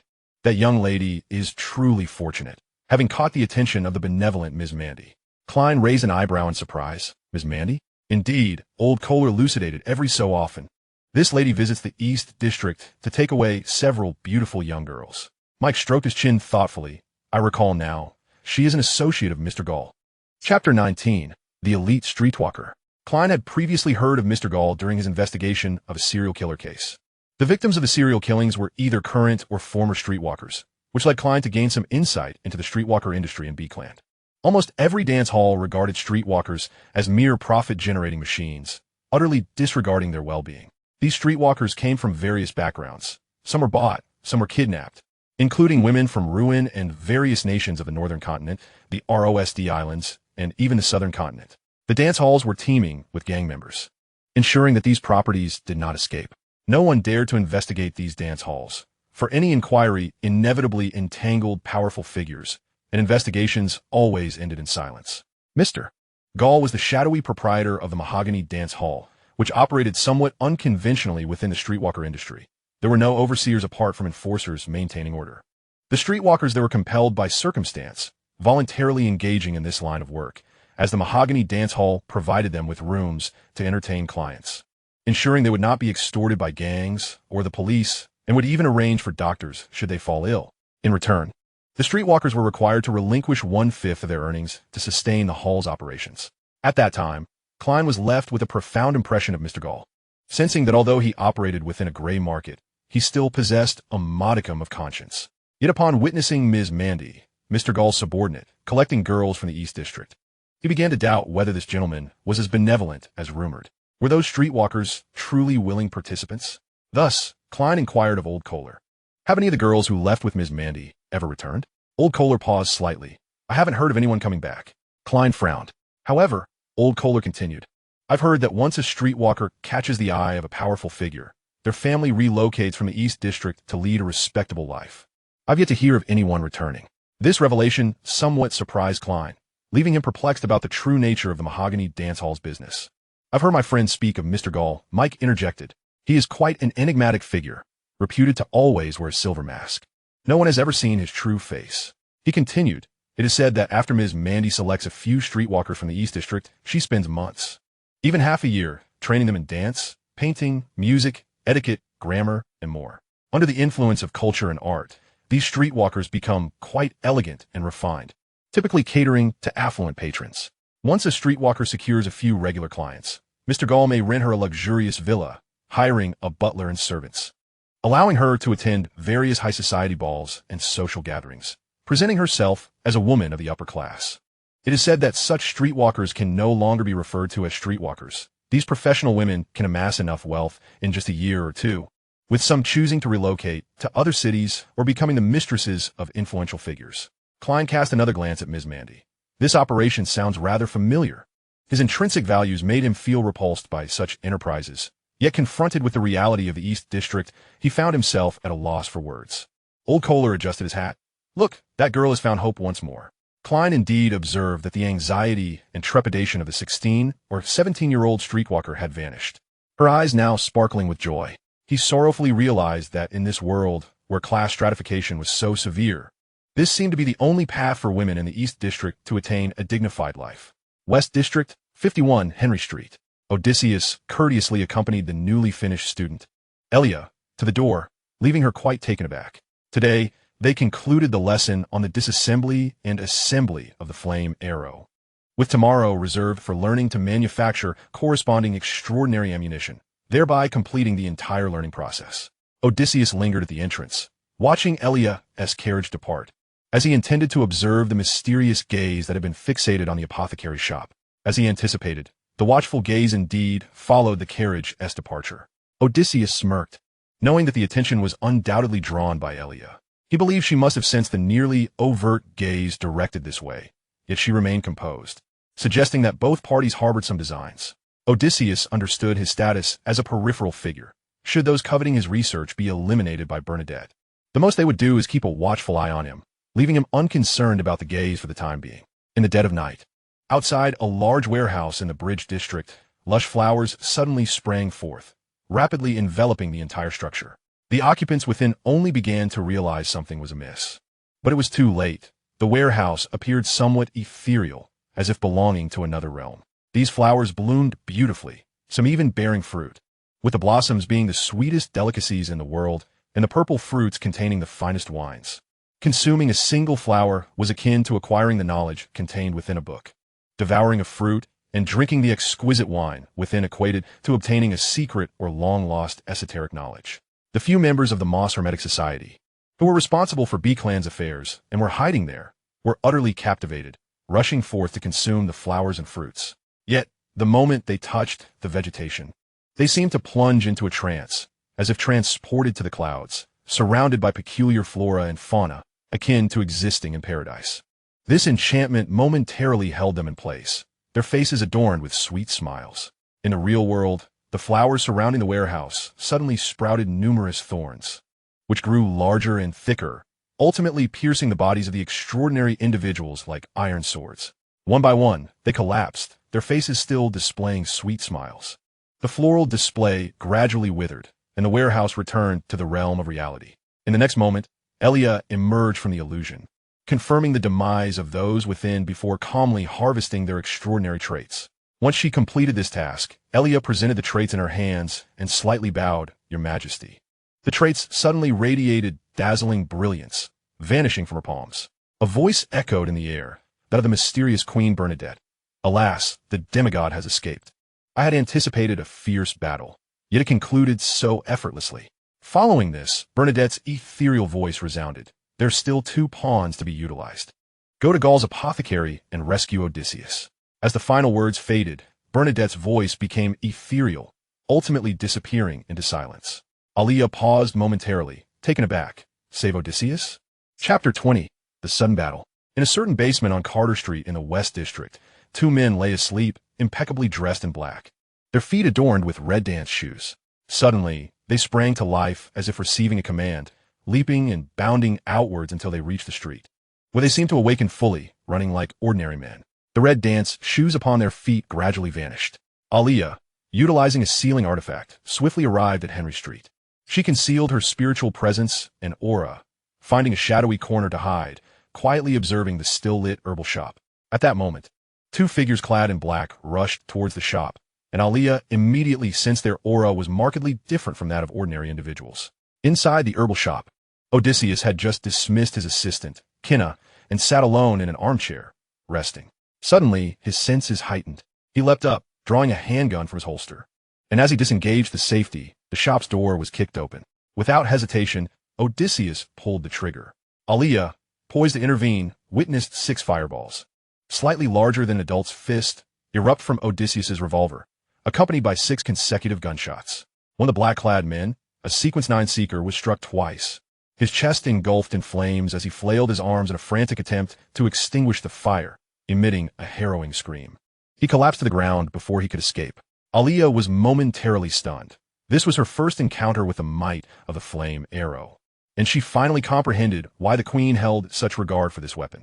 With this armament, even the weaker Sequence 9 members in Elemental Dawn could dare to confront their more battle-hardened counterparts head-on. However, the other 4 bullets failed to strike the second black-clad figure, a Sequence 8 combat scholar, who nimbly evaded Odysseus's shots and rapidly closed in on the now unarmed herbalist. Odysseus intended to activate the relevant magical array within the shop, as the setup was sufficient for him to easily dispatch a Sequence 8. Yet, his peripheral vision caught sight of Aliyah rushing towards him, and he suddenly realized this was an opportune moment to intimidate the enigmatic queen. With that thought, Odysseus turned and fled. Aliyah, about to rush in to rescue him, halted in her tracks upon hearing the herbalist muttering something about wielding good fortune as he ran. The distance made it difficult to discern, but it seemed to be a title. While Aliyah was momentarily distracted, the combat scholar delivered a powerful kick that sent Odysseus flying. Were it not for the defensive array inscribed on his clothing, that kick could have easily fractured his spine. Hitting the ground, Odysseus endured the pain in his back, rolling to his feet and scrambling around the tall herbs in the yard to escape. At that moment, he prayed fervently for the fool to appear swiftly. Having the seeker lurking in the shadows was one thing, but facing off directly was far too daunting. As the combat scholar approached Odysseus once more, a surge of overwhelming power manifested in the air. A colossal black figure appeared before the scholar, boasting 12 pairs of enormous wings, each feather inscribed with arcane symbols. It was an angel, a divine angel. This was the new ability Klein acquired after obtaining the Black Emperor card. Upon witnessing the celestial being, the combat scholar knelt as if in the presence of a king, stripped of any will to resist. Aliyah, who had just entered, also fell to her knees, trembling as she felt an instinctive submission and loyalty emanating from the depths of her being towards the sacred angel. The angel's presence was fleeting, yet its impact lingered for several seconds. The only one who remained relatively unaffected was Odysseus, who was invoking the fool. He too felt the immense pressure of the 12 wings. However, he was still capable of responding normally. From his pocket, he retrieved a small wooden cylinder, which transformed into a pure white staff as he infused it with his essence. With a swift motion, Odysseus delivered a purification slash to the combat scholar, causing a deep, bone-exposing golden wound to appear on the scholar's chest. The golden hue quickly dimmed, and the wound blackened as it burned. Seizing the opportunity, Odysseus loaded another bullet into his revolver and fired immediately. Boom! This time, he struck his target. The combat scholar's chest was engulfed in flames. Yet he remained under the angel's influence, daring not to struggle. Odysseus stowed the staff, focusing intently on the ignited combat scholar as he loaded bullet after bullet into the gun until the chamber was full. The scholar, engulfed in flames, succumbed to his injuries. Above the mist, Klein scrutinized the battle unfolding below, convinced of the new member's potential. The staff was undoubtedly the extraordinary weapon mentioned in the tarot meeting, far more substantial than when dormant, making it ideal for ambushes. Yet, in a direct confrontation, the revolver proved more effective, albeit with somewhat diminished power. Its ability to launch fireballs the size of fists was particularly advantageous against werewolves and zombies, igniting their skin and clothing to inflict damage while also causing disruption. This weapon was worth considering for dealing with adversaries like the bodyguard, Sharon. Pondering this, Klein glanced at the street outside. Under the scrutiny of his true sight, he perceived an aura of mysterious power enveloping the surroundings, likely emanating from the enigmatic and formidable lady. Yet, under the pressure of the fool, she hesitated to reveal herself. With a subtle smile, Klein mused that the powerful lady could hardly imagine that the seemingly formidable fool could only rely on this singular tactic. He glanced once more at Odysseus, confident that his display of power would instill sufficient caution in that mysterious lady, ensuring Odysseus would no longer be in peril. With that thought, he withdrew his gaze and returned to the mist above. Finally able to rise, Aliyah took a deep breath, observing Odysseus, who was cautiously inspecting the fallen combat scholar to confirm his demise. A complex expression flickered in her eyes. This herbalist was undeniably linked to a mysterious and powerful entity. Just how many secrets did he harbor? Chapter 21, The State of Beckland. After Odysseus confirmed that both assailants were deceased, he took a moment to rest on a wooden chair in the courtyard. It was then that he realized, to his astonishment, that the gunfire had not disturbed the surrounding populace. Even the neighbor's dog remained silent. Elia, having recovered sufficiently, entered the courtyard and remarked, "These two foes came to kill you. Upon receiving word of their intent, I rushed here immediately, fortunate that you were strong enough to defeat them." The original plan had been for her to rescue Odysseus, thereby incurring a significant debt of gratitude from the proprietor of the apothecary. She was acutely aware of the frailty of the spy's combat abilities. However, she had not anticipated that this particular spy required no assistance from her. Odysseus found the deceased combat scholar before him somewhat familiar, yet he could not recall where he had encountered him. He turned to Elia and inquired, "They attacked me because of you, did they not?" Elia's gaze flickered slightly, perhaps. Rising from his seat, Odysseus chose not to pursue the matter further. As he made his way toward the shop, he posed a question. "I hope to never encounter such a situation again." "You won't, I assure you," Elia replied earnestly. "Today's organization has suffered a heavy blow. They will likely refrain from returning to Bicran for some time." Upon entering the shop, they beheld Bernadette, with her chestnut hair flowing elegantly and adorned in a delightful cake dress, seated by the window. Elia immediately bowed, addressing her, "Your Majesty." Although Bernadette had repeatedly expressed her desire for them to refer to her simply as Your Highness, her subordinates continued to address her as Your Majesty, believing her to be merely being polite. Eventually, Bernadette grew weary of correcting them. In the apothecary, Elia found herself silently astonished. Having not seen the queen in quite some time, Odysseus pointed to the fallen spy at the door and said, "Might I request that in your future plans, you refrain from involving innocent citizens?" Bernadette, however, smiled and replied, "Without me, you would have long been captured by them." Odysseus chose not to delve deeper into the topic, but instead retrieved a vial of potion from the cabinet and placed it upon the counter, asking, "Would either of you be so kind as to assist?" As he spoke, he lifted his shirt to reveal a large bruise on his back, the result of a kick from the combat scholar. Elia rushed forward, thinking it inappropriate for the queen to perform such tasks. Yet, as she took a couple of steps, the vial floated into the air, its cap unscrewing and pouring out a portion of the liquid, which spread through the air and settled onto Odysseus's bruise. This was Bernadette's invisible servant. Odysseus winced. "Your hands are quite cold." Seated on her chair, Bernadette smiled. "I initially believed you to be merely an informant for the Church of Steam and Machinery, but you are indeed a peculiar individual. After further investigation, I discovered that you are the enigmatic owner of the Namid Dance Hall, the so-called Mr. Gall. I am curious, if you truly wish to assist these women, why allow them to become streetwalkers instead of providing them with alternative means of livelihood? If your intent is not to help them, why create an environment free from extortion and disease?" Once the invisible servant had finished applying the potion, it vanished, and Odysseus adjusted his clothing. "Has someone told you I am a good person?" he asked. Were he to have traversed to an ancient era within his homeland, Odysseus would certainly not engage in such a trade. However, this was a world steeped in mystery, and confronted with a multitude of streetwalkers, he felt little psychological burden. This caused Bernadette to pause momentarily. No, not at all. She had anticipated Odysseus would offer some defense of his actions, yet he appeared resolute in his stance. Odysseus secured the potion. "You do not believe that streetwalking is a disgraceful profession, do you? That they have fallen into this plight due to laziness or moral decay? Huh.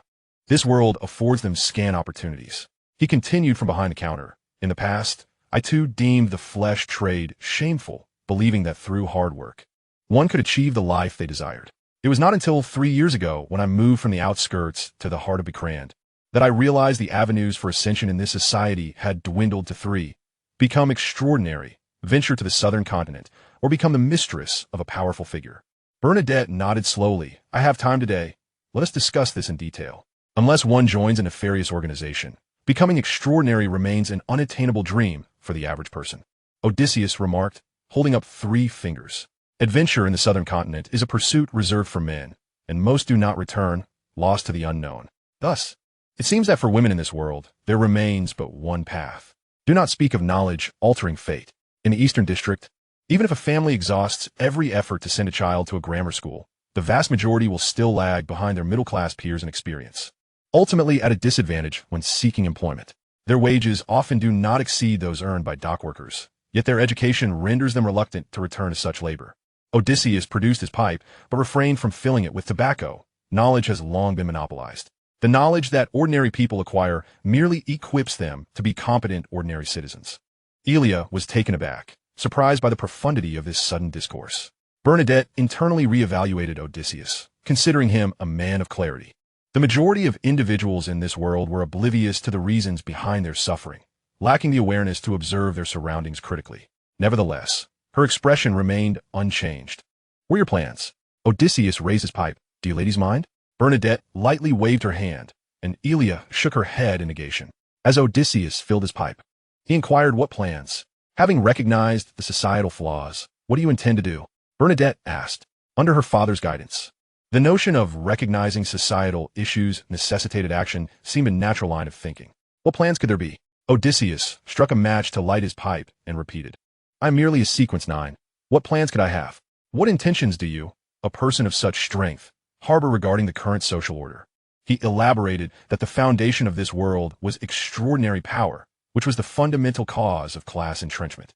Those who wield extraordinary power remained the rulers, while ordinary individuals were eternally subjugated. Knowledge and effort could not shatter the chains of this world, and a sequence 9 could accomplish even less. Bernadette broke into a smile.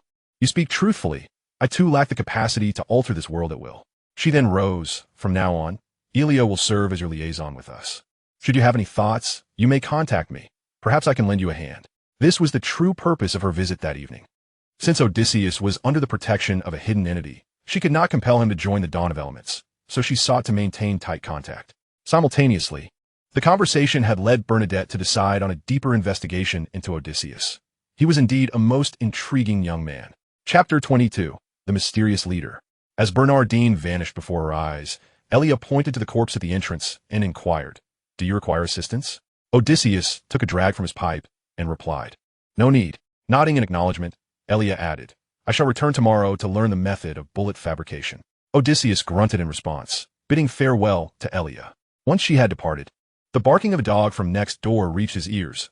Although the streets outside were devoid of passers-by, it felt as though the air had suddenly begun to circulate, no longer trapping him in that suffocating space. It seemed that Bernardine had sealed off the area nearby, thus sparing him from the sound of gunfire and the subsequent inquiries of the police. After finishing his pipe, Odysseus closed the door, donned gloves, and dragged the 2 corpses into the yard. At that moment, the extraordinary properties of the bodies had already begun to manifest. These were trophies of his conquest. Once he had secured them in an exquisite wooden box, he took scissors to their garments and then used a dagger to slice open their flesh. Odysseus then proceeded to the storeroom, where he donned a gas mask and deerskin gloves, retrieving a large bottle of yellow liquid from the bottom of the cabinet. He stepped outside and poured it over the corpses. Instantly, a hissing sound erupted as flesh and bone were swiftly dissolved by the potent solution. During the dissolution process, Odysseus fetched a burlap sack and a sizable piece of dry sponge, then tidied up the exterior of the shop. However, 3 of the 4 bullets that had missed their intended target lodged themselves into the wall, leaving 3 charred marks that would need repainting the following day. 1 bullet had shattered a large pane of glass in the display window, requiring replacement as well.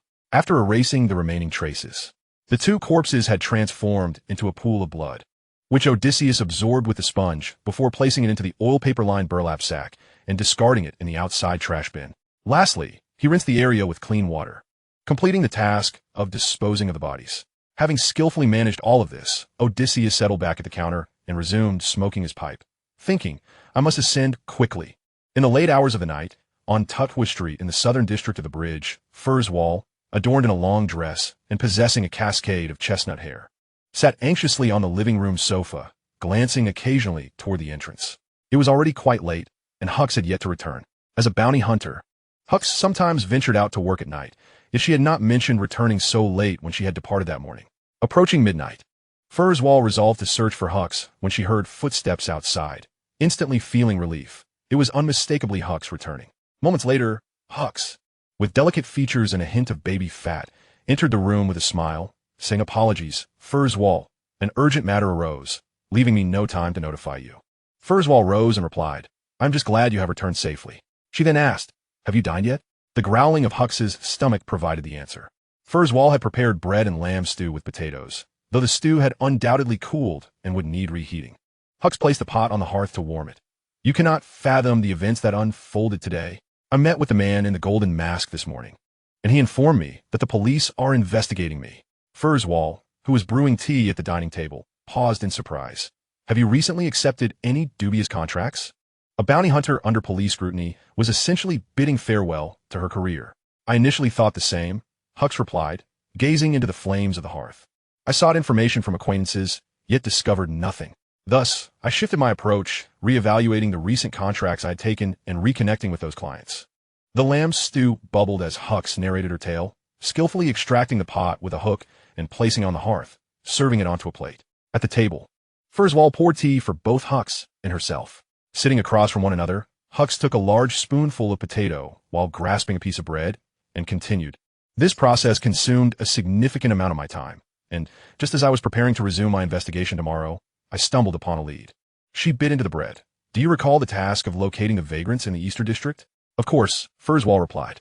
"After all, few possess the leisure to seek out vagrants in that area." She then inquired, "Did something go awry with this contract?" "More precisely, the issue lay with the individual who commissioned the task, Byron," Hux elucidated, her cheeks puffing as she chewed. "I engaged him in conversation and sensed something was amiss.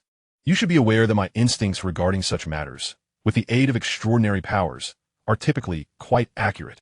Byron seemed taken aback that I was aware I was under investigation. Had I not met the man in the golden mask recently, I would have remained oblivious to the police's scrutiny. After a series of evasion, pursuit, and interrogation, I learned that Byron intended to introduce me to a gathering of mystics, and the police's inquiry was merely routine for that organization.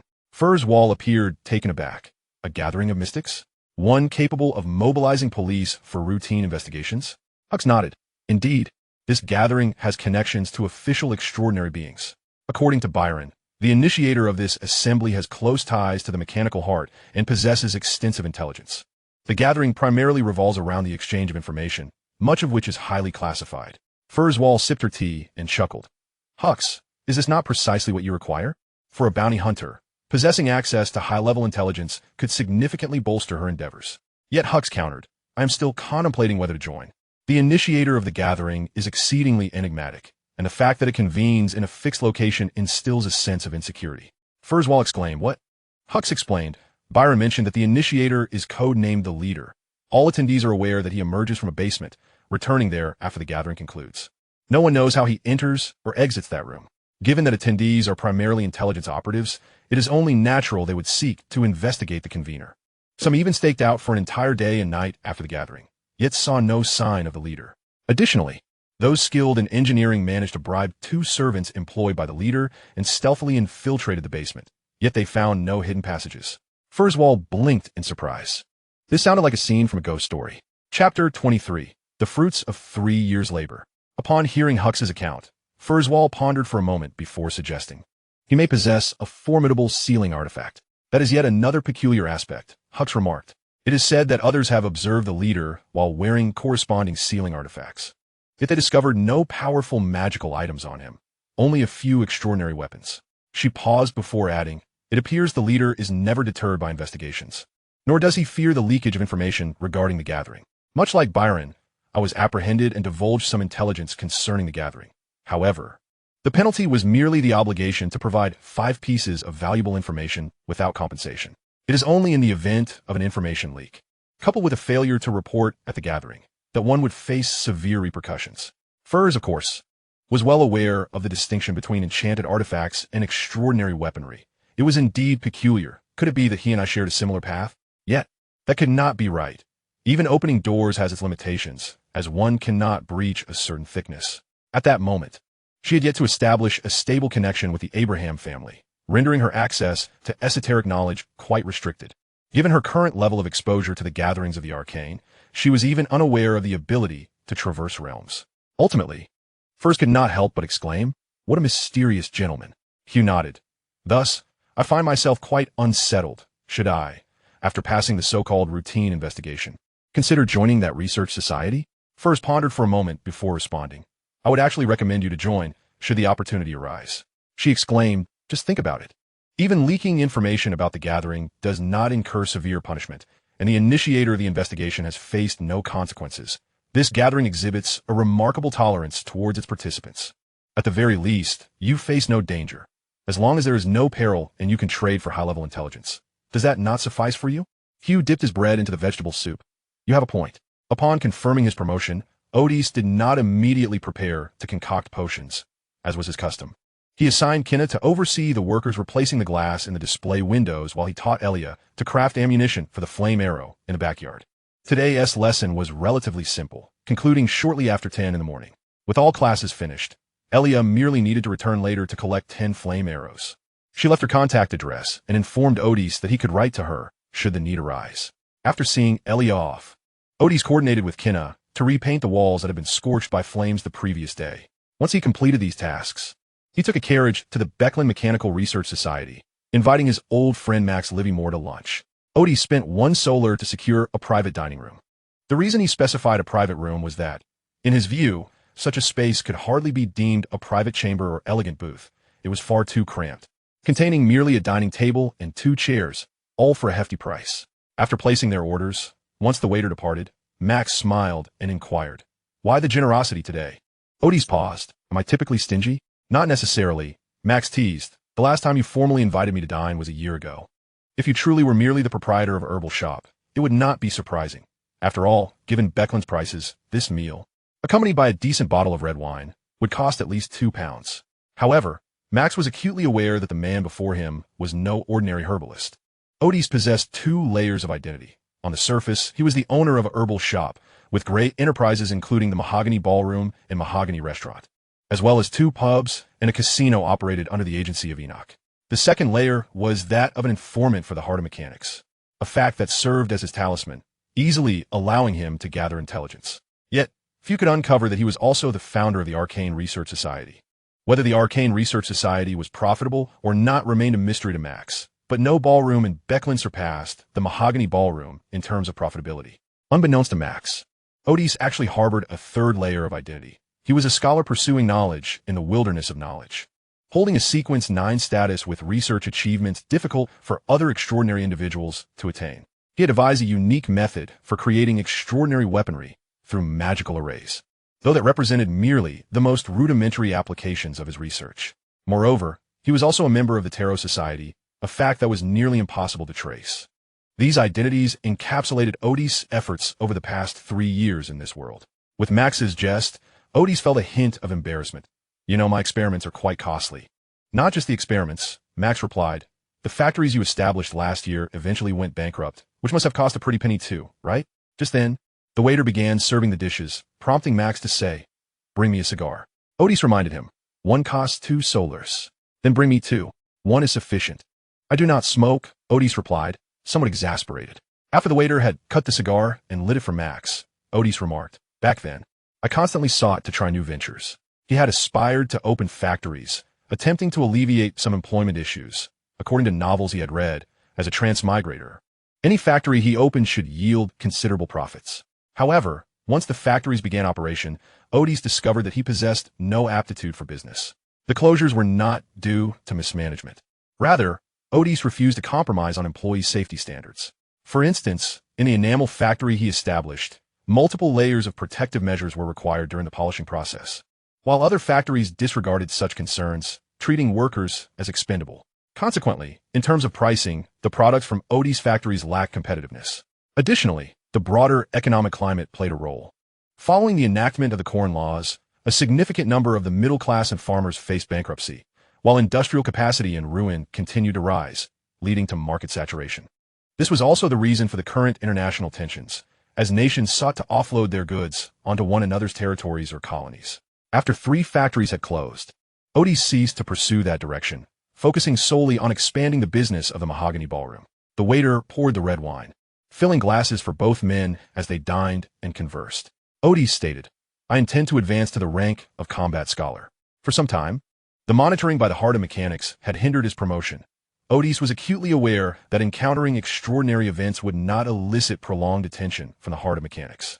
However, the recent incident, being related to the high-sequence extraordinary characteristics or seals of Watchers or Universalists, in fact, the wilderness of knowledge, would be markedly different. 3 years prior, he had sensed that he had been subjected to more than one covert examination, and during that period, revealing his understanding of digestion potions could have led to his immediate arrest and interrogation. Now, after 3 years, Otis had not displayed any further abnormalities, and given his utility to the Heart of Mechanics, he felt emboldened to apply for promotion. Max paused slightly as he held his knife and fork. "Consider this carefully. I have heard that at Sequence 9, while one may occasionally hear the whispers of the Eldritch Gods, they can largely be dismissed. However, upon reaching Sequence 8, the whispers become markedly more apparent, easily leading one astray." He had long inquired about this for Otis. Chapter 24. Formulating Sequence 8 Potions. "I am indeed aware," Otis replied, "but you also know that my enterprises are expanding. If I do not promote soon, my status and power will become severely mismatched, placing me in great peril." This was a justification he had long considered. Max nodded. "That is true." He took a deep breath and said, "Very well, as long as you are prepared. I shall soon provide you with the potion formula and extraordinary materials for the combat scholar. The contributions made by Odysseus over the years are sufficient to earn such knowledge from the god of steam and machinery." "Thank you," he added. Then he inquired, "With my remaining contribution accumulation, can I still obtain the potion formula for Sequence 7? Max set down his knife and fork, his demeanor serious. Promotion is not a trivial matter. One misstep could lead to disastrous consequences, especially when it comes to advancing to Sequence 7, which falls into the mid-sequence category and carries significant risks. I recommend you consider promotion only after 3 to 5 years as a combat scholar." Odysseus thought to himself, "That is due to a lack of understanding regarding the role." He replied, "I was merely inquiring. It should be possible." Max resumed his meal, addressing the previous question. "However, I must consult Captain Acancer regarding the specifics. You should be aware that potion formulas at this level rarely circulate in the market." Odysseus focused on cutting his steak. "I am aware." The topic concluded there, and they began to discuss international affairs and amusing anecdotes about Beckland. Naturally, they could not resist poking fun at the dreadful weather of the sprawling metropolis. That afternoon, Odysseus obtained the potion formula for the combat scholar along with 2 primary materials. It was not until he returned to the resting area and laboratory of the Galherb shop that he opened the potion formula to examine it. Sequence 8. Combat Scholar.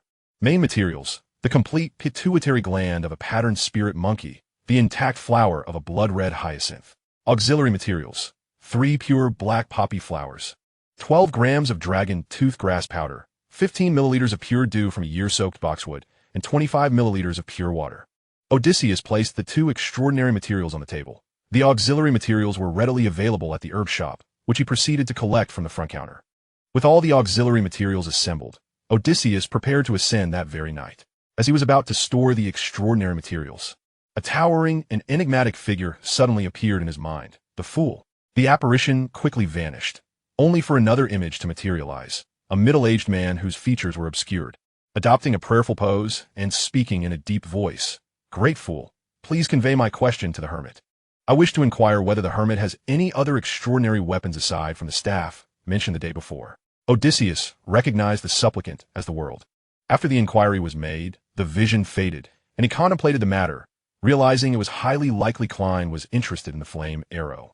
Thus, he too assumed a posture of prayer and murmured, "Not of this era, fool. Esteemed fool, please inform Mr. World that I possess another extraordinary weapon, but I do not intend to sell it. Should Mr. World require it in the near future, I can offer for rent. The rental fee is £20 per day for a revolver called the Flame Arrow, which, when infused with spirit and using specialized bullets, can unleash a fireball slightly larger than a fist. The bullets must be purchased at £1 each. On 15 Minsk Street, Klein, having previously transacted for the sun brooch with the old man of the Eye of Wisdom, marveled at the hermit's pricing, How inexpensive.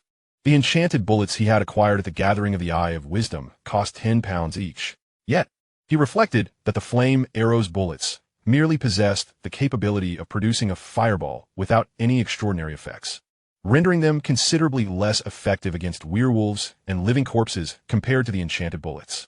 Nevertheless, the price was undeniably appealing. Klein contemplated renting it from Merrick, certain it would catch his opponent off guard. Indeed, I shall rent it. It dawned upon Klein that the hermit possessed a keen business acumen, unlike other extraordinary gatherings.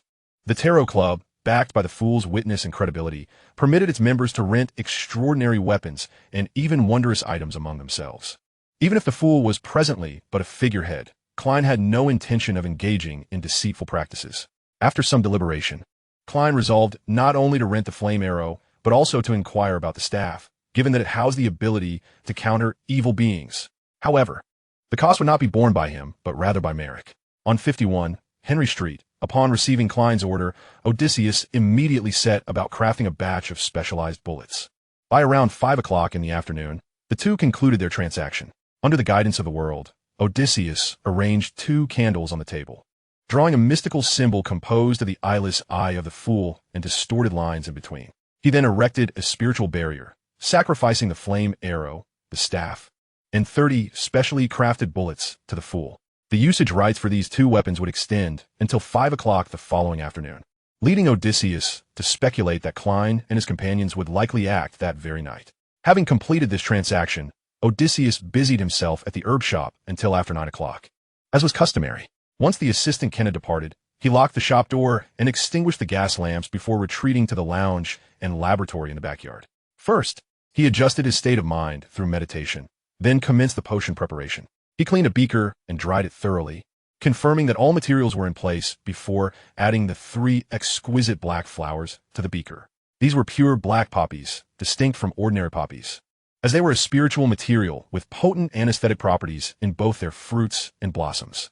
Next, Odysseus weighed 12 grams of dragon toothgrass powder on the scale, a highly sought-after spiritual material, with the herb shop stocked with it already ground. He then measured 15 milliliters of golden liquid, the pure dew from a year-soaked boxwood, and finally added the pure water. Within the beaker, these spiritual materials did not react. The flowers remained flowers, and the liquid remained liquid. Odysseus then retrieved the main ingredients of the potion, the 2 extraordinary materials. First, he added the pituitary gland of the patterned spirit monkey, which shimmered with a twinkling starlight, exuding an almost ethereal beauty. As the extraordinary material entered the beaker, it immediately reacted with the spiritual materials, emitting a sizzling sound. He then opened the box containing the blood-red hyacinth flowers. The crimson blooms lay within, appearing to have been steeped in fresh blood. They still looked remarkably fresh, as if recently plucked, and they occasionally twitched as if in the throes of death. Placing this small hyacinth into the beaker caused the liquid to bubble, as if boiling, rapidly transforming into a viscous mixture of white and red. Odysseus took a deep breath, grasped the beaker, and drank it in one swift motion. Chapter 25, Ascending to Combat Scholar. As the potion entered, it felt like a block of icy jelly sliding into his stomach. Mea moment later, Odysseus was struck by the sensation of being flung by a speeding train.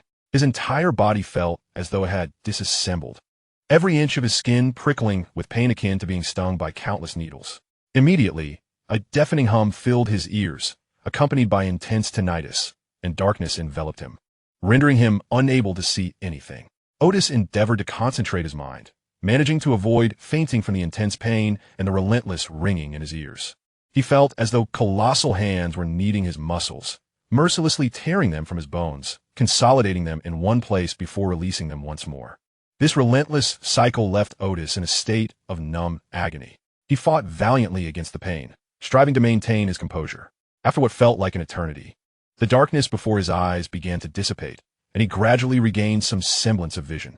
Through the haze, he discerned that the muscles in his entire arm were twisted together by an invisible force, forming a grotesque spiral, only to be unfurled again shortly thereafter. It was no mere illusion. The potion was indeed tearing at his body, reshaping his muscles, sinews, and blood vessels. At that moment, a piercing pain surged through his head, gradually overwhelming him. Otis felt his vision distort under the assault, as the floor, the experimental table, the ceiling, beakers, and graduated cylinders all spun rapidly around him. Dizziness and pain ravaged his psyche, akin to being caught in a tempest, on the verge of collapse at any moment. Fortunately, the potion of the Seeker was being digested effectively, and his regular practice of meditation had fortified his mental resilience. After enduring a certain phase, the intense dizziness and pain swiftly abated. The incessant ringing in his ears also subsided, only to be abruptly replaced by a strange, frigid voice that pierced his consciousness. The universe piles up erratically. Knowledge can now inexhaustible. Most of the phrase was muddled, with only a few words discernible. The indistinct parts resembled the growls of a feral beast, sending shivers down Otis's spine, or the screech of nails against a thin iron plate, provoking a profound agitation, or the harmful hum of ultrasonic waves, leaving him dizzy and disoriented. Thankfully, this voice appeared swiftly and vanished just as quickly. It was sufficient to cause veins to bulge on Otis's forehead as he slumped into a chair, retching for several moments. After a minute or two, he gasped for breath, leaning against the backrest to recuperate. He felt as though he were suffering from a hangover, utterly drained and with a throbbing headache. Upon checking his pocket watch, he realized that the entire ascension process had only taken about 3 minutes, with the prior pain lasting less than 2. Yet, it felt as if an entire century had passed. The subsequent discomfort was entirely due to the voice of the hidden sage following the completion of his ascension. Just after undergoing the transformation, his spirit was inherently unstable, and the 2 utterances from the hidden sage exacerbated this instability, nearly leading to a loss of control. How treacherous! Otis lamented. Nothing could be more vexatious than the existence of a true deity in this path, except for the fact that the singular deity is an evil one. He then noticed that he had already digested half of the potion of the fighting scholar since his recent ascension. This realization eased his mental strain, allowing the discomfort to dissipate rapidly. After a moment of contemplation, Otis understood. He had primarily absorbed the scholarly aspect of the fighting scholar. His weekly research in the knowledge wilderness, along with experiments conducted in the real world, were akin to a scholar's pursuit of the arcane. Over the past 3 years, Otis had engaged in various studies during his dreams in the knowledge wilderness, accumulating a total of around 20 years of research, coupled with the 3 years of study in the real world that amounted to 23 years, nearly equal to his age. Moreover, the fruitful results had undoubtedly facilitated the early digestion of a portion of the potion. Soon after, Otis realized that in order to digest the potion of the fighting scholar effectively, he needed to separate the concepts of combat and scholarship. The focus could not solely rest on combat, for the potion was named fighting scholar, not fighter. Clearly, combat served as a means of assurance or method for the scholar's research. Of course, researching combat could also be one of the scholar's avenues of understanding the world. With this thought, Otis suddenly chuckled, feeling a sense of reassurance. One need not fear a rogue skilled in martial arts, but rather a rogue endowed with knowledge. He then began to attune his spirit while sensing the changes within himself. Firstly, Otis perceived that his strength had become remarkably precise. This sensation was extraordinary. For instance, previously, when he intended to place a vial on a high shelf, he would have required a ladder. Now, he felt capable of tossing it directly to the intended spot with unerring accuracy. This newfound proficiency stemmed from his advanced combat skills, which seemed innate, as if imprinted in his mind since birth. Moreover, the potion of the fighting scholar had reformed his body, enabling him to manifest these techniques. However, practice was still essential to fully integrate the skills with his being and accumulate practical experience to become a competent fighter. Otis had long contemplated joining a combat club to spar with its members. Another notable change was the emergence of a plethora of esoteric knowledge within his mind, allowing him to perform more advanced ritual magic. In truth, upon becoming a seeker, his heightened spirit enabled him to harness certain spells and sorcery through rituals or formations. Yet, back then, his knowledge had been acquired solely through self-study and experimentation. Now, however, following his ascension, Otis possessed some inherent esoteric knowledge, empowering him to cast healing spells and create defensive formations through the infusion of his spirit. One monumental transformation was Otis's acute awareness of his heightened cognitive agility. He realized that problems which previously required 3 hours of contemplation could now be resolved in just 1. Furthermore, his capacity for learning and comprehending new information had tripled compared to before. If he were to completely digest the potion, he might even reach quintuple the efficiency of a sequence 9. Otis exhaled deeply. This ascension will undoubtedly aid my research. At that moment, he found himself disinclined to move, opting instead to spend the night in the lounge and laboratory. In the Beckland Dock District, within an abandoned Sibyllin shipyard, Klein lay in ambush before a warehouse overrun with weeds, observing three figures approaching at remarkable speed. Leading the charge was Merrick, tasked with luring the enemy to this location, his speed surpassing that of a steam locomotive.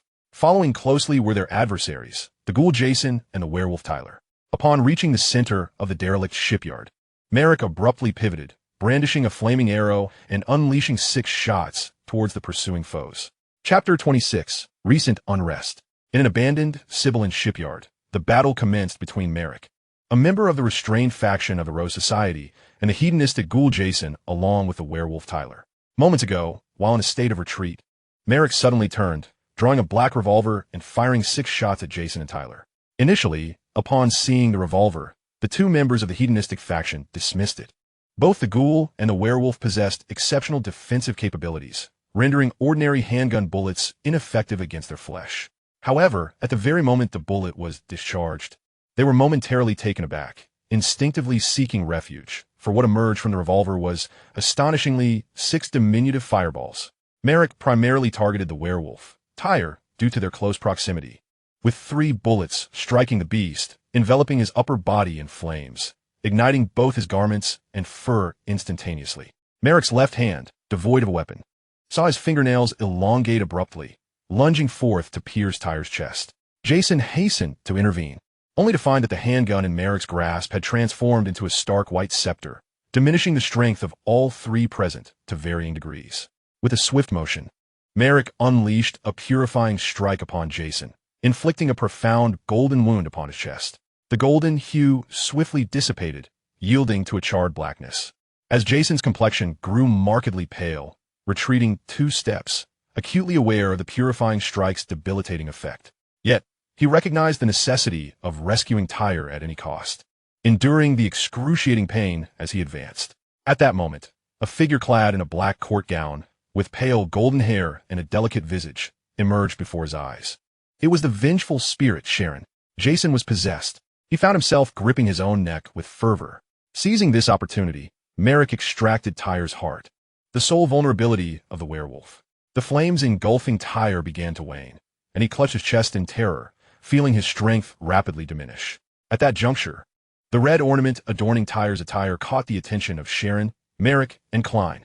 Though Tyler's clothing was nearly incinerated, that exquisite ornament remained unscathed, shaped like a full moon, adorned with numerous black and crimson gemstones, at its center a symbol of the moon accompanied by various arcane markings. It was the deep red moon crown. The trio had not anticipated that their adversary would allow the lowest-ranked Tyler to wield such a sealing artifact. However, a moment of realization dawned upon them, acknowledging the element of surprise. According to their prior strategy, Sharon was certainly meant to possess the 6th-ranked Jason, while Merrick would simultaneously obstruct Tyler's reinforcements and launch an assault on Jason. Now, with Tyler brandishing the deep red moon crown, both Sharon and Merrick would face debilitation, and the 5th-ranked vengeful spirit would undoubtedly seize this opportunity to strike, rendering Sharon's side exceedingly vulnerable. Fortunately, the previous night, Klein had witnessed the potency of the flame arrow and the scepter, having rented them from the hermit. His thought process was straightforward. The undead Jason was not averse to flames, yet he would instinctively evade the projectiles of the flame arrow. Given that Merrick lacked the ability to wield fire and had not previously utilized this extraordinary weapon, Jason would undoubtedly take a moment to observe Merrick's armament. This provided the opportunity to strike Tyler. Thus, they altered their plans on the fly, with Merrick employing the 2 magical items in an attempt to eliminate Tyler. The actual combat unfolded more smoothly than anticipated. The flame arrow would not inflict substantial harm on a 6th-ranked adversary, but would obstruct Tyler's vision for 2 to 3 seconds, impairing his judgment. Another unexpected element was the presence of the deep red moon crown in Tyler's possession.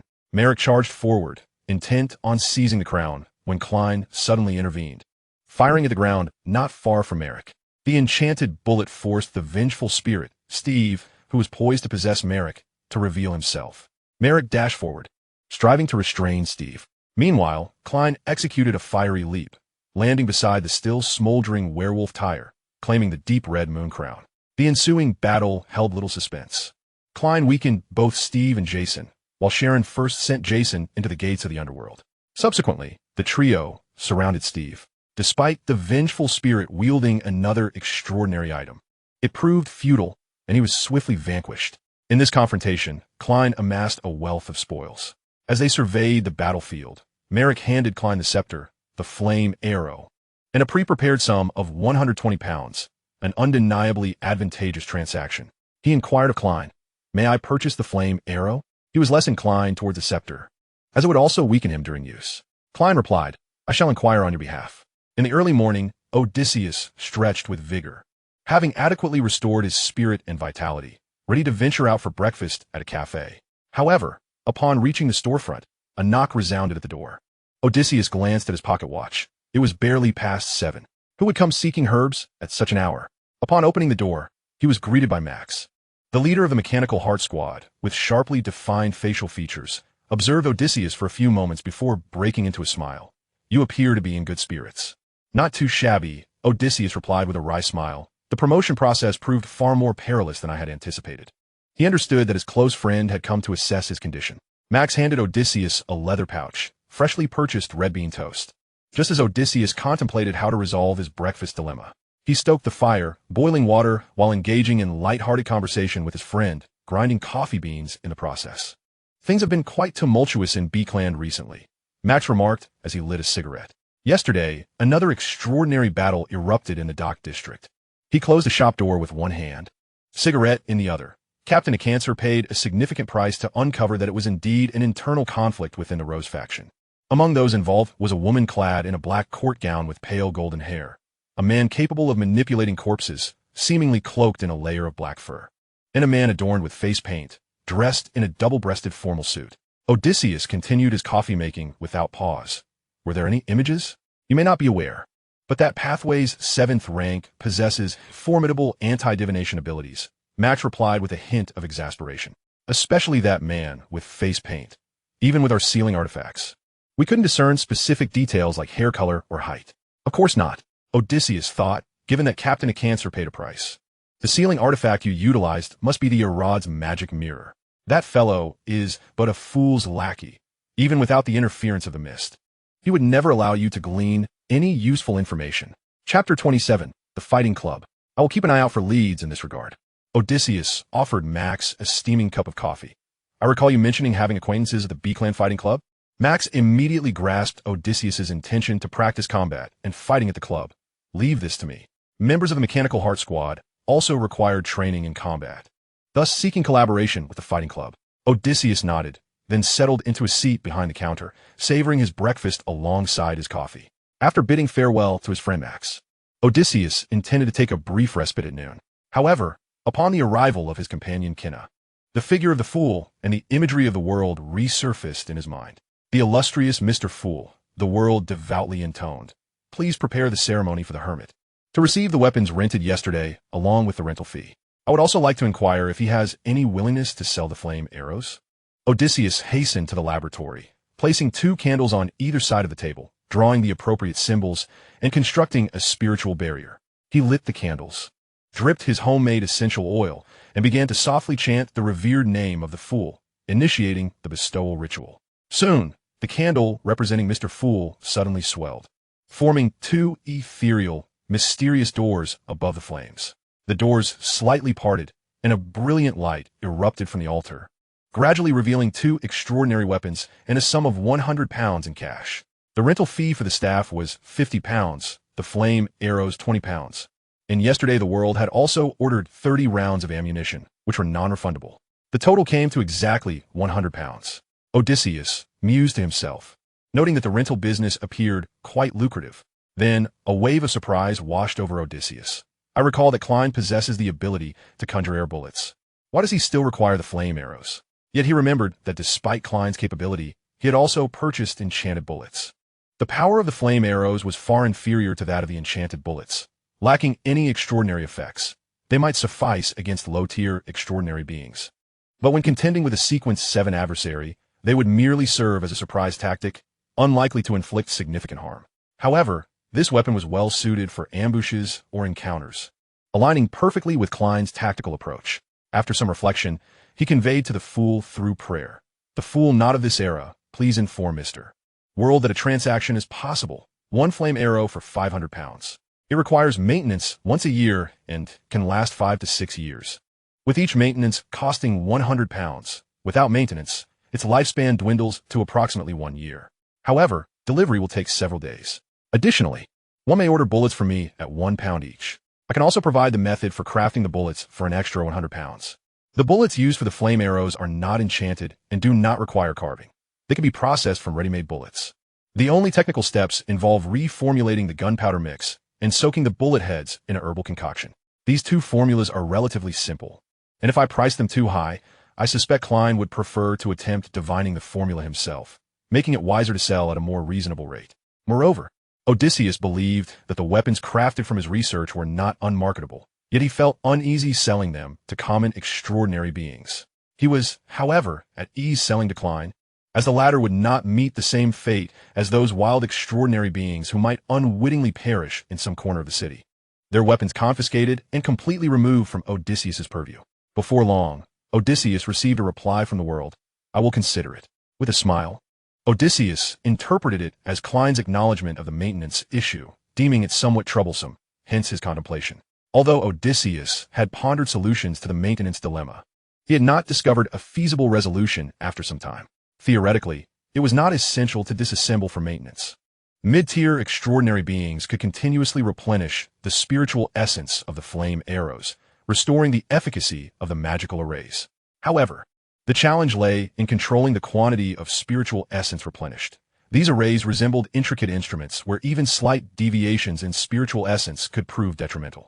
In reality, spiritual materials could retain efficacy for 1 to 2 years when housed in boxes preventing essence leakage. But without such arrangements and while in active use, the essence would dissipate swiftly. Thus, after crafting extraordinary weapons and completing their maintenance, Odysseus would invoke a ritual, beseeching the god of steam and machinery to suppress the leakage of spiritual essence. As a disciple of the god of steam and machinery, Odysseus found that such supplications were often met with divine response. Even if an initial response was absent, a subsequent ritual typically elicited an answer. Artisans, after creating extraordinary weapons, also adhered to this step of invoking the divine to ensure the efficacy of their creations. With little success in his research and an acceptance of the typical 1-year usage period, Odysseus ultimately ceased his inquiries in this area. The sale of extraordinary weapons was not his primary source of income, so when the world expressed a need to deliberate, Odysseus did not pursue the matter further. After enjoying his lunch, Odysseus boarded a public carriage, making his way to the Beckland Fighting Club located in the Hilton district. Armed with a letter of recommendation from Max, he successfully met the head coach, Fedre. This coach, towering at nearly 6 feet 3 inches but somewhat lean, did not appear particularly robust. Personally introduced to Odysseus the 2 methods of joining the club.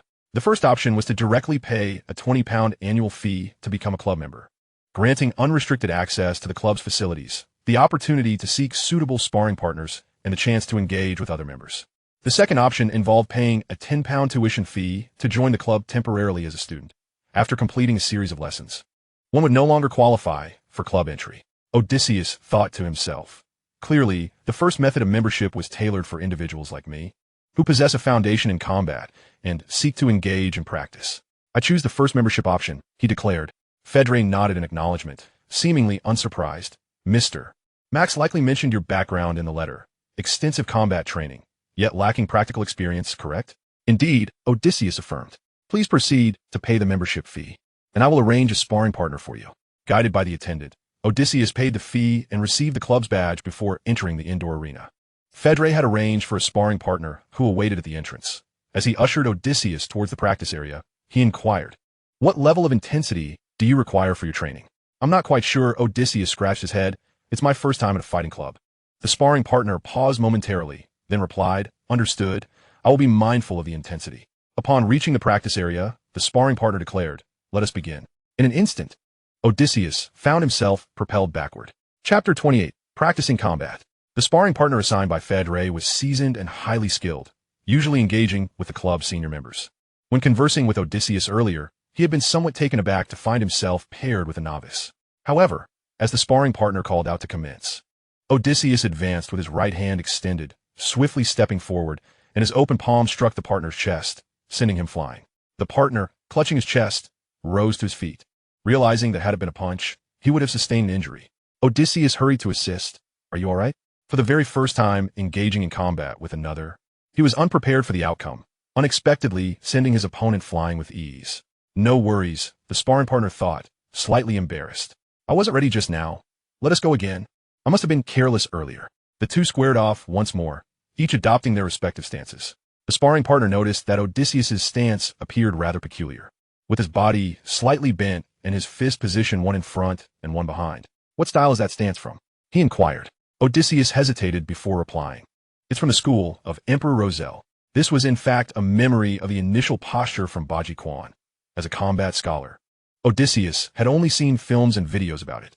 He discovered that he was remarkably adept at this martial art. However, given the esoteric nature of this world, no one would recognize Baji Quan, so he opted to use Roselle as a facade. The sparring partner was momentarily taken aback. Emperor Roselle can fight as well? Fortunately, he did not pursue the matter further, taking a deep breath to prepare himself. Let us begin. This time, the sparring partner struck first, sweeping his leg to attack what appeared to be Odysseus's unsteady legs.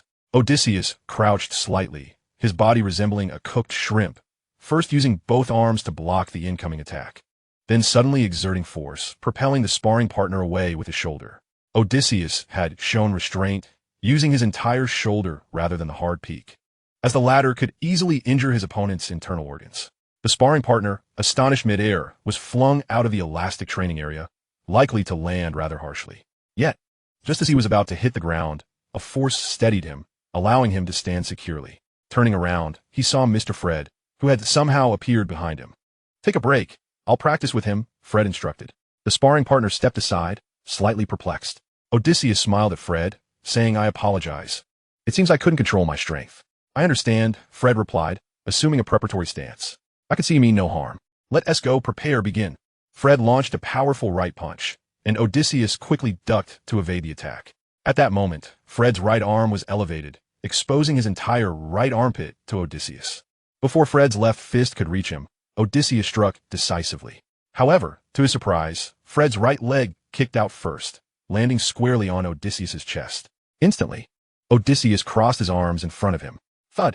The kick impacted his arms, and Odysseus, propelled by the immense force, lifted off the ground, resembling someone kicked away. Yet he skillfully settled back down. The exchange transpired rapidly, and in the blink of an eye, their duel had concluded. It was only then that Odysseus realized the opening created by Fred's punch was a trap. Fred remarked, I understand what kind of practice you require. Today I will teach you the first lesson. Your eyes must be quicker than your fists.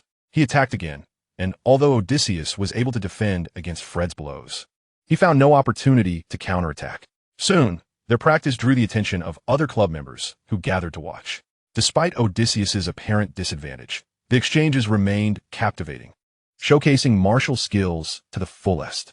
After approximately an hour of such training, Fred suddenly halted. That will be all for today. Thank you, Odysseus expressed sincerely.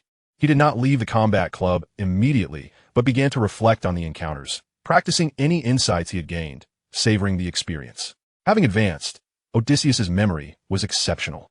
He recalled nearly every exchange, enabling him to review an hour of practice over 3 hours.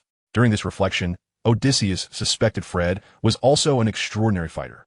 Throughout the recent sparring, Odysseus sensed that even though he had never engaged in combat before, with the aid of the potion, his martial prowess had already surpassed that of ordinary individuals. Only someone extraordinary could truly challenge him. As he departed the club, dusk had already settled, and thick fog enveloped the streets, obscuring all but the distant sway of lanterns. Arriving at the public carriage station, Odysseus waited for a carriage alongside others finishing their work. He glanced back at the club and noticed a somewhat disheveled middle-aged man in his 40s observing him. This man had been watching Odysseus since earlier. Upon catching Odysseus' gaze, he smiled broadly before redirecting his attention towards the club. Sensing no threat, Odysseus did not dwell on it. At that moment, a newsboy approached.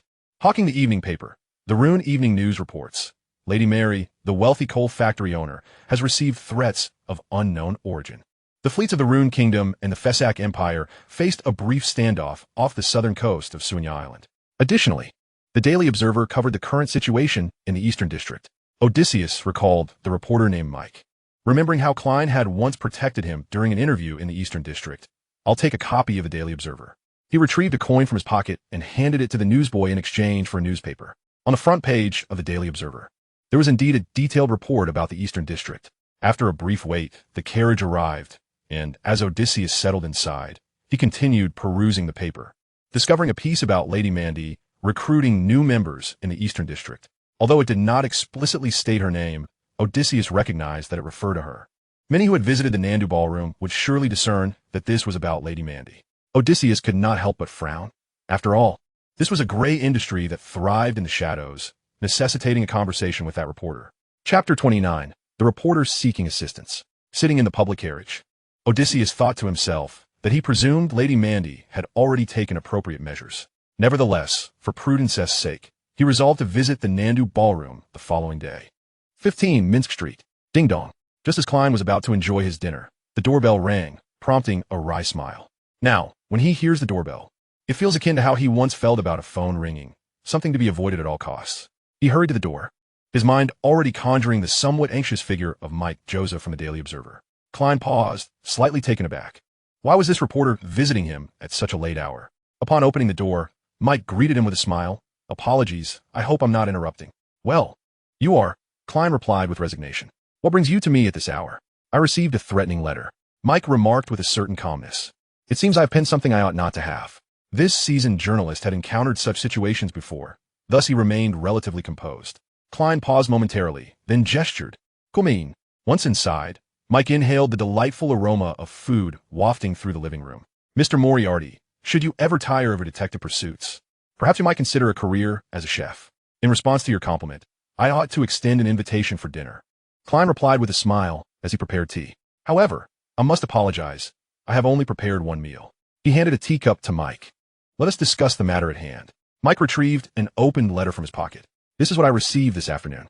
Klein opened it and swiftly skimmed through its contents. The letter indicated that there was an issue with today's issue of the Daily Observer and invited Mike to discuss it at the Sycamore Ballroom the following day. Unlike the typical threatening letters he had encountered, the tone was surprisingly polite, if one were unaware that it was sent by Lady Mandy. It could easily be mistaken for an invitation to dance, perhaps with the intent of indulging in some leisure. Klein inquired, What do you intend to do? I certainly plan to go, Mike replied sagely. Not attending would complicate matters further. However, attending alone could be perilous. Hence, I have requested a 10 commission from the editor, hoping to hire you for my protection. Well, it will be similar to last time. Even if no conflict arises, you will still receive your fee. Should a conflict occur, I will consider your contributions and potentially offer additional remuneration. Mike calculated, the last time I ventured to the East End, I received only 10 for an entire day. He concluded, I have a fair grasp of such discussions. As long as I promise not to write anything further about Lady Mandy, I doubt any conflict will ensue. While listening, Klein had absent-mindedly played with a coin, and, as Mike finished speaking, he suddenly flicked the coin into the air and caught it. Glancing at the coin's design, Klein smiled, I accept this commission. Mike exhaled with relief. Excellent. Then we shall depart at 8 tomorrow morning. Klein nodded. I shall not keep you for dinner. After bidding Mike farewell, Klein hastened to the dining room, internally praying to the goddess that dinner had not yet grown cold. The following morning at 8, having already had breakfast, Klein joined Mike in a carriage to the Sycamore Ballroom on Ernst Avenue in the Northern District. Upon disembarking, Klein was momentarily taken aback. He had expected the Sycamore Ballroom to resemble other dance halls, with a somewhat dreary and vulgar decor, where streetwalkers would be displayed like merchandise. However, he was pleasantly surprised to find that the ambience of the Sycamore Ballroom was entirely different. Firstly, it was a 4-story building, with the main entrance significantly larger than that of an ordinary dance hall, perhaps 2 to 3 times its size. To the left of the entrance was a hand-painted mural. Vibrant even in the daylight, the colors vividly striking. The mural featured a young woman clad in a black gown, striking a pose that invited patrons to dance. This figure, though not overtly seductive, exuded an air of sophistication, her gaze and gestures markedly distinct from those of typical streetwalkers. Yet, the subtly exposed black stockings sparked the imagination. Klein suddenly felt an unusual sensation, which he only recognized upon entering. Even in Bakerland, such a clever form of advertisement was exceedingly rare. 51 Henry Street. Odysseus had arrived early at the apothecary to replenish the shelves with herbs. Once Cana arrived, Odysseus briefed her briefly before proceeding to the basement in the backyard. This small courtyard contained a basement, but it was sealed off by Odysseus, accessible only to him. The basement door was located within Odysseus's room, leading down a staircase. He extended his hand, infusing it with energy at the correct point, thereby disarming several extraordinary traps laid along the descending corridor. At the foot of the stairs lay a room the size of a modest living area. This chamber was quite sparse, furnished only with a coat rack and a set of tables and chairs. The coat rack held a black overcoat and a black top hat, while the table displayed black trousers and a silver mask, with a pair of black leather shoes on the floor nearby. On either side of the walls in this basement were 2 teleportation arrays, constructed at a cost of nearly 9,000, similar to the array at 77 Hilton Avenue. It also utilized an octagram formation, with a valuable Ahona crystal at its center and various gemstones marking critical nodes. Due to the substantial expense, he had only managed to claim reimbursement for half of the cost from the Church of Steam and Machinery thus far, with a long way to go before full reimbursement. One of the teleportation arrays led to a room in the Sycamore Ballroom, while the other connected to Odysseus's laboratory in the outskirts. The laboratory in the countryside was where his primary experiments took place. Donning his attire and mask, Odysseus infused the teleportation array leading to the Sycamore Ballroom with energy, and a spectral passage materialized before him. He stepped through, and in 2 to 3 seconds, emerged in a room on the 3rd floor of the ballroom. He opened the door to the 3rd floor, which faced the reception area. The receptionist, momentarily taken aback, quickly broke into a smile. "Mr. Garl, welcome." As she spoke, she rang a bell summoning Lady Mandy to her office. Odysseus, with half of his face concealed by the mask, nodded slightly and waited. Shortly thereafter, the poised Lady Mandy approached briskly. "Mr. Garl," Odysseus remarked, "I have reviewed yesterday's report." Lady Mandy appeared somewhat flustered. "It was my oversight. I have arranged to meet with that journalist Mike, and he and his higher bodyguard have already arrived." Odysseus nodded. "You may converse. I shall merely listen." Chapter 30. They cannot hear them. Klein and Mike were first escorted by a servant to a reception room on the 1st floor. After sitting for a few minutes, they were invited to the 3rd floor by another attendant. As they made their way to the stairs, Klein caught sight of the expansive ballroom on the 1st floor. The ceiling had been opened up, allowing a magnificent and enormous chandelier to descend from the 2nd floor, giving the ballroom an impression of spaciousness and height, adorned with murals and decor that imparted a sense of artistry. Klein mused, while not as opulent as the noble ballrooms, it nevertheless exuded a sense of refinement. This was likely a favored locale for the middle class. Spending time here would evoke a sense of dignity. Even those who patronized streetwalkers desired a more respectable environment. At that moment, the ballroom was rather desolate, with only a few attendants tidying up. On the sofas within the ballroom, a couple of women were engaged in laughter, and upon the arrival of Klein and Mike, they regarded the 2 gentlemen with cheerful smiles. Klein was unexpectedly struck by a sensation reminiscent of his school days when girls would glance in his direction. Mike also reflected, "This place indeed feels different." Klein nodded in agreement as he followed the attendant up to the 3rd floor, where the decor was even more opulent.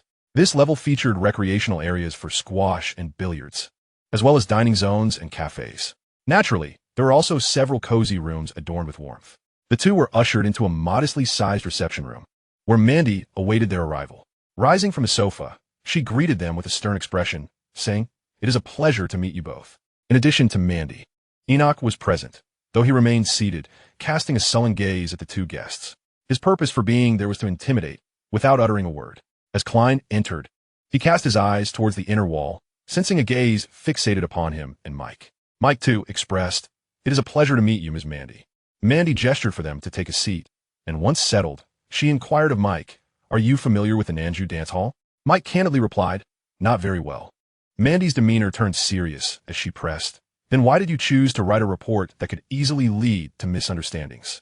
Mike, who had previously maintained his composure, suddenly found himself feeling somewhat uneasy under Mandy's scrutiny. "I merely reported the facts, with no intention of defaming anyone," he stammered. Klein reflected inwardly, realizing that, unbeknownst to him, the conversational dynamics had shifted entirely in Mandy's favor. This was no extraordinary tactic, merely commonplace rhetoric. Yet, the cold stare of the menacing figure beside her, combined with Mandy's formidable presence, had even the seasoned Mike feeling the weight of the atmosphere in the room. Observing Mike as he began to explain, growing increasingly flustered, Klein cleared his throat and interjected, "Since Mr. Gall is also present, why doesn't he come out and speak with us directly?" Mandy was momentarily taken aback. Her strategy abruptly interrupted. Just as she was about to deny this, the inner wall slowly opened, and Odysseus stepped forth from the hidden doorway. "I had no need to speak with reporter Mike personally, but you are different." Klein was momentarily stunned, realizing that Mr. Gall had discerned his extraordinary nature, thus affording him a different level of treatment. He then felt an uncanny familiarity emanating from Mr. Gall. However, due to the mask obscuring all but his mouth and chin, Klein could not place where he had encountered him before, deciding he would seek answers through divination when time permitted. At that moment, all four individuals in the room stood. Odysseus took a seat opposite reporter Mike, while Mandy and Enoch promptly positioned themselves behind him. Odysseus opened the cigar box on the coffee table, tossing 2 cigars casually. Have a cigar? Thanks to his expertise as a martial scholar, Odysseus could precisely control his strength. One cigar landed squarely in Mike's hand, nestled between his index and middle fingers. The other cigar, however, was deftly flicked away by Klein with a magician's finesse just before it reached his grasp, returning to the box. I don't smoke cigars. Odysseus, appearing nonchalant, sent the cigar back toward Klein. Do partake.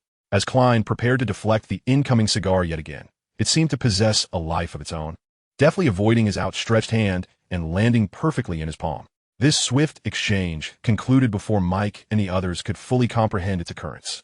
Odysseus, concealed in the dim room, had sensed Klein's repeated glances toward him and understood that Klein had recognized his presence. After all, diviners are often highly attuned, extraordinary beings. If Odysseus were merely the proprietor of an herbal shop, he might have accepted the discovery with indifference. However, as Mr. Gall, who was entangled in illicit enterprises, it was only logical to assert some dominance after being recognized. Klein felt the immense pressure emanating from Mr. Gall and comprehended his intent to intimidate. Naturally, he would not engage in a direct confrontation on another's turf. Thus he tucked the cigar away. I shall take it with me to smoke later. At that moment, he suddenly mused. Our earlier exchange bore a striking resemblance to a duel between martial arts masters, suggesting that Mr. Gall was indeed a formidable close-combat extraordinary being. After establishing a sense of pressure over Mike, Odysseus began to trim the cigar, addressing Mike. Mr. Reporter, I have perused some of your articles, and they are quite profound. However, I would like to pose a question. While your reports have garnered attention, have they effectively resolved any real issues? For instance, the poverty in the East District, or the increasingly unfriendly economic policies toward the middle class. Once Odysseus had finished cutting the cigar, Enoch promptly bent down, igniting it with a lighter. As the proprietor of the herbal shop, Odysseus typically smoked a blend of his own roasted herbs, while in his capacity as the leader of the Occult Research Society, he favored rolled cigarettes. As Mr. Gall, he indulged in cigars. The distinct aromas clinging to his various attires served merely as one of many details. Ultimately, it was Odysseus's distinct aura that set these 3 personas apart, rendering the herbalist, Mr. Gall, and the leader as entirely different individuals. Under the weight of Mr. Gall's presence, Mike candidly replied, some issues have been addressed, but the majority remain unresolved. Odysseus took a puff from his cigar and gestured for Mike and Klein to sit. Mr. Reporter, I recognize your commitment to journalistic integrity and that you have aided many. Yet, you find yourself unable to address the poverty in the East District or the tragic fate of streetwalkers. For those who engage with your reports, do not genuinely care about the plight of the impoverished or the streetwalkers. Mike paused, suddenly feeling as though he had grasped the crux of the issue. Chapter 31, just after crossing over. This was a not overly complex realization. Yet reporter Mike from the Daily Observer had previously overlooked it, perhaps subconsciously wishing for the elite class of society to be devoid of cruelty. He preferred to believe that the elite were like him, that certain issues simply remained unnoticed, and that once discovered, they would be earnestly addressed. Odysseus leaned back against the sofa, his voice tinged with a hint of weariness as he remarked, What I am doing mirrors your efforts, albeit through different means. I harbor no expectations of understanding or assistance from those in power, for they are incapable of comprehension. Reliance on their empathy is perilous. As such sentiments may vanish by the following day. You may have heard that I once endeavored to establish a factory, not out of a desire for investment, but in the hope of providing streetwalkers with an alternative path. After all, who would willingly choose such a profession if not driven to it?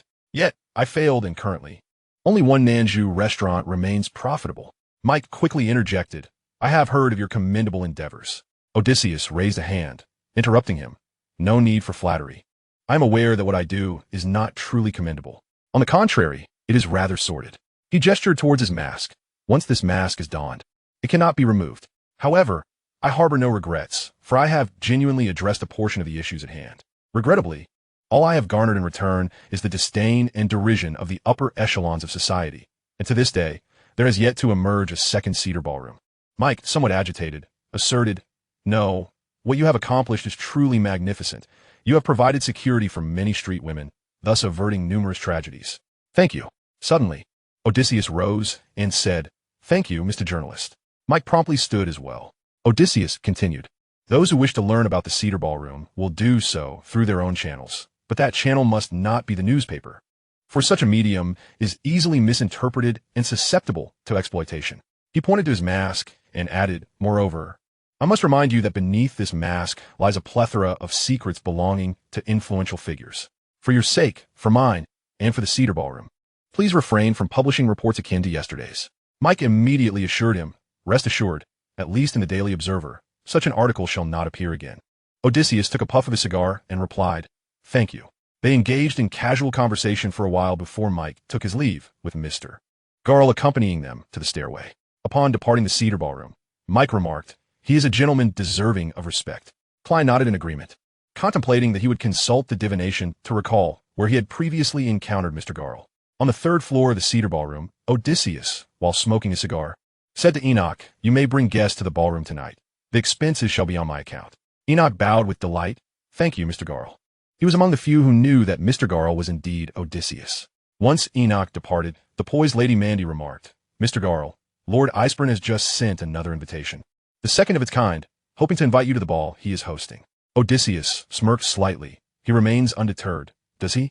The immense profits of the Cedar Ballroom have made many covetous, eager to claim it as their own.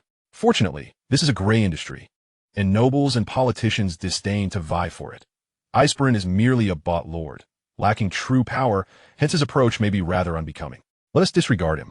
Odysseus took another puff of his cigar and stated, "Simply inform him that I lack the time to attend, should he resort to any underhanded tactics. I shall deal with him accordingly." After a few more pleasantries, Odysseus resolved to return immediately, intending to resume his combat training and swiftly master his newly acquired extraordinary abilities. Upon re-entering the room housing the secondary teleportation array, Odysseus closed the door and activated the array, returning to the basement of Garl's apothecary. Changing back into his attire, he transformed once more into the apothecary's proprietor. Seated in the lounge, Odysseus suddenly smiled, for he had not anticipated encountering the illustrious detective, Sherlock Holmes, today. Nor did he know if this esteemed detective had discerned his identity as the recluse or recognized the familiar operational model of the Cedar Ballroom. As Odysseus pondered Klein's thoughts, he retrieved his pipe and filled it with tobacco. After igniting the pipe, he reminisced about the establishment of the Cedar Ballroom. Upon his arrival in this world, Odysseus had experienced a peculiar, extraordinary event. This event transpired in the northern outskirts of Beakland, where the original owner of this body was the youngest son of a modest farmer. Although grain prices had plummeted in recent years, the farm had not succumbed to bankruptcy, and life had remained tolerable. At the moment of Odysseus's crossing, the entire farm, along with the surrounding farms and workshops, transformed into mindless monsters, leaving only Odysseus unaffected. Becoming a seeker of secrets, the area was home to several small workshops producing industrial goods, predominantly inhabited by devotees of the god of steam and machinery.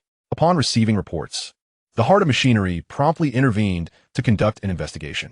The Heart of Machinery sensed that this case seemed connected to certain advanced extraordinary attributes or seals associated with the Seeker of Secrets or the General Knowledge Path, leading even the headquarters of the Church of Steam and Machinery to inquire about the matter multiple times. Consequently, they scrutinized Odysseus for a full fortnight. Fortunately, their spiritual perception only grasped the connections at this level. Had they detected ties to the knowledge wilderness, it is likely that the god of steam and machinery himself would have sought out Odysseus for a discussion. After more than half a month of investigation without uncovering any leads, the Heart of Machinery ultimately decided to bring the newly extraordinary Odysseus to Beakland, providing him with accommodations near the Beakland Mechanical Research Society for continued observation. However, through his ventures into the knowledge wilderness, Odysseus had come to understand the cause of that extraordinary event.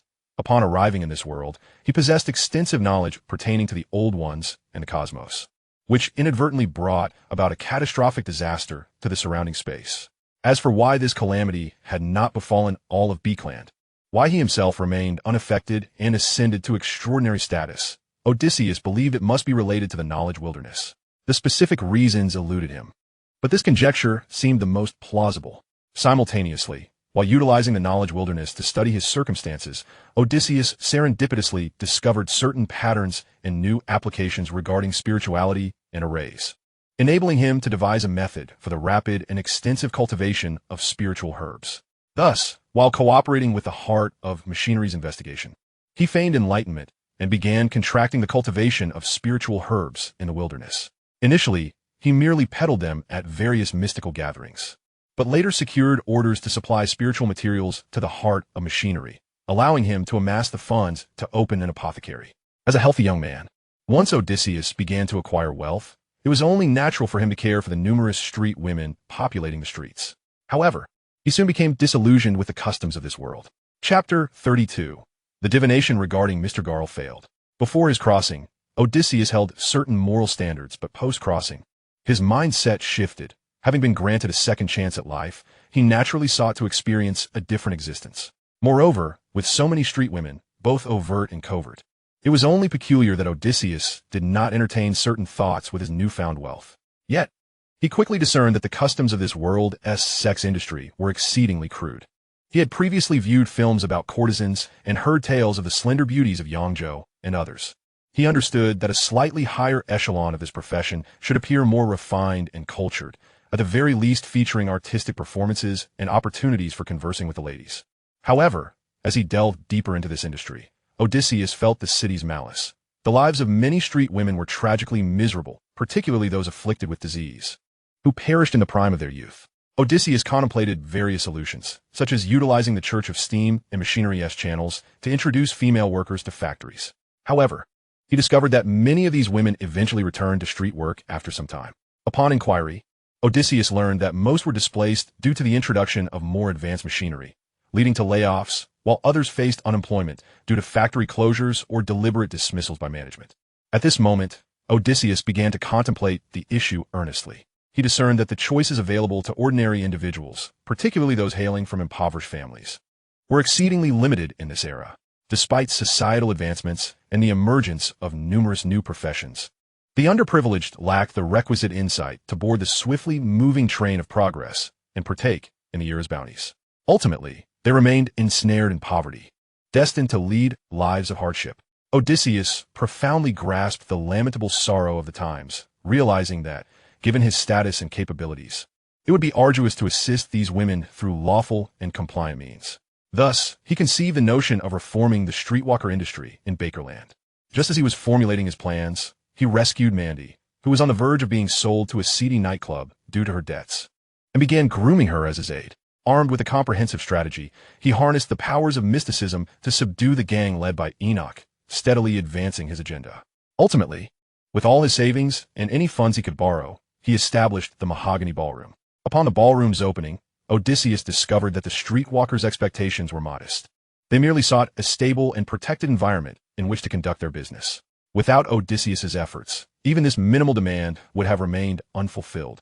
Subsequently, he devoted over 6 months to training a cadre of streetwalkers, instilling in them a degree of literary and artistic culture, alongside proficiency in at least one musical instrument and various social dances. At this level, they could no longer be referred to as streetwalkers. They deserved the more refined designation of socialites. It was from this point onward that Odysseus began to construct his intelligence network. The novelty of this enterprise attracted a multitude of high-ranking nobles, affluent individuals, and members of parliament, with even a few princes discreetly visiting. This effectively embedded numerous informants within Bakerland's upper echelons. Previously, Odysseus had utilized this intelligence network to ascertain that the noble youths attending the Russell Memorial Exhibition had exhibited no unusual behavior of late. Simultaneously, he adeptly leveraged the influence of certain prominent figures to ensure the Mahogany Ballroom's existence within the gray market was deemed legitimate. As the tobacco in his pipe dwindled to ash, Odysseus cleared his throat, bringing his reflections on the past to a close. He gazed through the window, pondering the newfound knowledge acquired from his recent promotions. In the Woodrow district, at 15 Minsk Street, Klein returned in a carriage hired by the journalist Mike. Upon entering, he casually produced a coin and silently intoned, "I have met Mr. Gal before." Repeating this mantra while flipping the coin, he found it landed heads up. Indeed, he had encountered Mr. Gal previously. Klein shut the door and hastened to the sofa, initiating a dream divination, the scene of my meeting with Mr. Gal. After reciting it 7 times, he sat on the sofa and entered a meditative slumber. In a state between wakefulness and sleep, a modest reception room materialized before Klein. furnished with elegant sofas and a tea table, upon which rested a box of cigars. This was the very scene of their recent encounter. However, the familiar setting was soon enveloped by a swirling gray mist, obscuring his vision. Klein jolted awake from the dream, a frown creasing his brow. The divination had failed. Was it due to insufficient information, or was he obstructed by some potent sealing artifact? The ringing of the doorbell interrupted Klein's thoughts, and he returned to the entrance to find Mrs. Starlina Summers' maid, who invited him to a gathering. It dawned on Klein that he had previously promised Mrs. Summer he would attend the matchmaking event she was hosting that day. As for Mr. Gal, he could ponder that matter later, or perhaps abandon it altogether, for they were not of the same ilk, and there was no necessity to delve into divination amidst the mist. After 1 o'clock in the afternoon, Odysseus took a carriage to the Bakerland Fighting Club located in the Hilton district. Once again, he practiced with head coach Fedre, employing Tai Chi to counter Fedre after reflecting on the previous night's review. Having studied Tai Chi in his university physical education classes, Odysseus had a deeper understanding of this martial art compared to Bajiquan. Each move, like the wild horse separating its mane or the white crane spreading its wings, captivated the club members who were training nearby. Fedre, perplexed, mused to himself. Had he stumbled upon a new fighting style? This style exhibited remarkable finesse in both yielding and striking. How had he never encountered it before? Yet, Odysseus had not yet fully mastered this martial art. Otherwise, he would have found it difficult to contend with. Nonetheless, he had occasional opportunities to counterattack during their practice today. After more than an hour of training, Fedre nodded in satisfaction. Very good. It is evident you have engaged in considerable contemplation. Odysseus expressed his gratitude to Fedre and began his own review and reflection, prompting Fedre, who was occasionally glancing over to assist other members, to ponder. Perhaps, in another week, I will no longer have anything to teach him. By the time he departed the club, evening had already descended. Odysseus remained unfazed by the gray mist outside, smiling contentedly, for he had gleaned much from the afternoon's endeavors. On his way to the public carriage station, he encountered the disheveled middle-aged man from the previous day. This time, the man approached with a smile. "Friend, are you interested in making some money?" Odysseus scrutinized him. "Indeed, how so? Do you have any illicit means of earning?" He thought to himself, could this be a solicitation for a hefty sum to father a child? Chapter 33. The Underground Fighting Arena. The middle-aged man, taken aback by Odysseus's retort, soon regained his composure and smiled. "As long as you don't report it, it's not illegal. You can earn £5 for a victory and £3 for a loss. What do you think? Quite lucrative, isn't it?" Odysseus finally grasped that this was an invitation to engage in underground fighting, or, to put it more delicately, unregulated combat. It certainly sounded profitable, as the weekly income of many middle-class individuals in Bakerland ranged from £3 to £8, with those earning over £6 considered relatively affluent. However, the injuries sustained in a single match were often not healed within a week. Then, Odysseus contemplated another matter. I have been lamenting the lack of practical combat opportunities. Perhaps I could hone my fighting skills through the underground fighting arena. Seeing Odysseus in silence, the middle-aged man assumed he was dissatisfied with the remuneration. What if I offer £6 for a win and £4 for a loss? He chuckled. It can't be more than that. After all, you haven't fought before, and I have no way of gauging your skill level. This is already the highest rate I can offer you. Odysseus snapped back to attention and inquired if I were to win 2 consecutive matches. How much could I earn in the second match? The young man replied confidently. The second match would yield £12. However, I must caution you, the fighters in the arena are quite skilled. Otis, lost in his own thoughts, remarked, so if I win 3 consecutive matches, I could earn 24 from the third bout alone? That would amount to a total of 48 from all 3. What a lucrative opportunity. He grinned, pondering why he had not considered this avenue for profit earlier. The middle-aged man observed Otis's grin with a hint of unease and cleared his throat. Winning 3 in a row would grant you 50 for the third match. But it's rare for anyone to achieve such a feat, so do not get your hopes up. Yet, Otis appeared oblivious to the man's caution, exclaiming, "That means I could net a total of 74? Splendid." The middle-aged man sighed in resignation. "Well, think as you wish." Otis declared, "I shall accompany you. I am eager to participate in the match." His anticipation was palpable. The man, placing his fingers to his lips, let out a sharp whistle, summoning a modest cart that soon arrived. Once aboard, he introduced himself as Gels, the manager of an underground fighting ring, who scoured venues like this daily for new talent. Otis nodded, acknowledging that fighters in the underground scene had a high turnover rate. The cart journeyed to the southern district of the bridge, arriving in a narrow alley where a dilapidated pub stood. Gels led Otis inside, where patrons greeted him. Gels, brought back another fledgling, have you? This is no fledgling. Gels replied sternly. This gentleman is a seasoned member of the Beckland Fighting Club. This explanation elicited laughter, with a red-nosed patron chuckling. Last time you hyped up that hulking brute, he was out in a minute with a broken nose. Ha ha ha.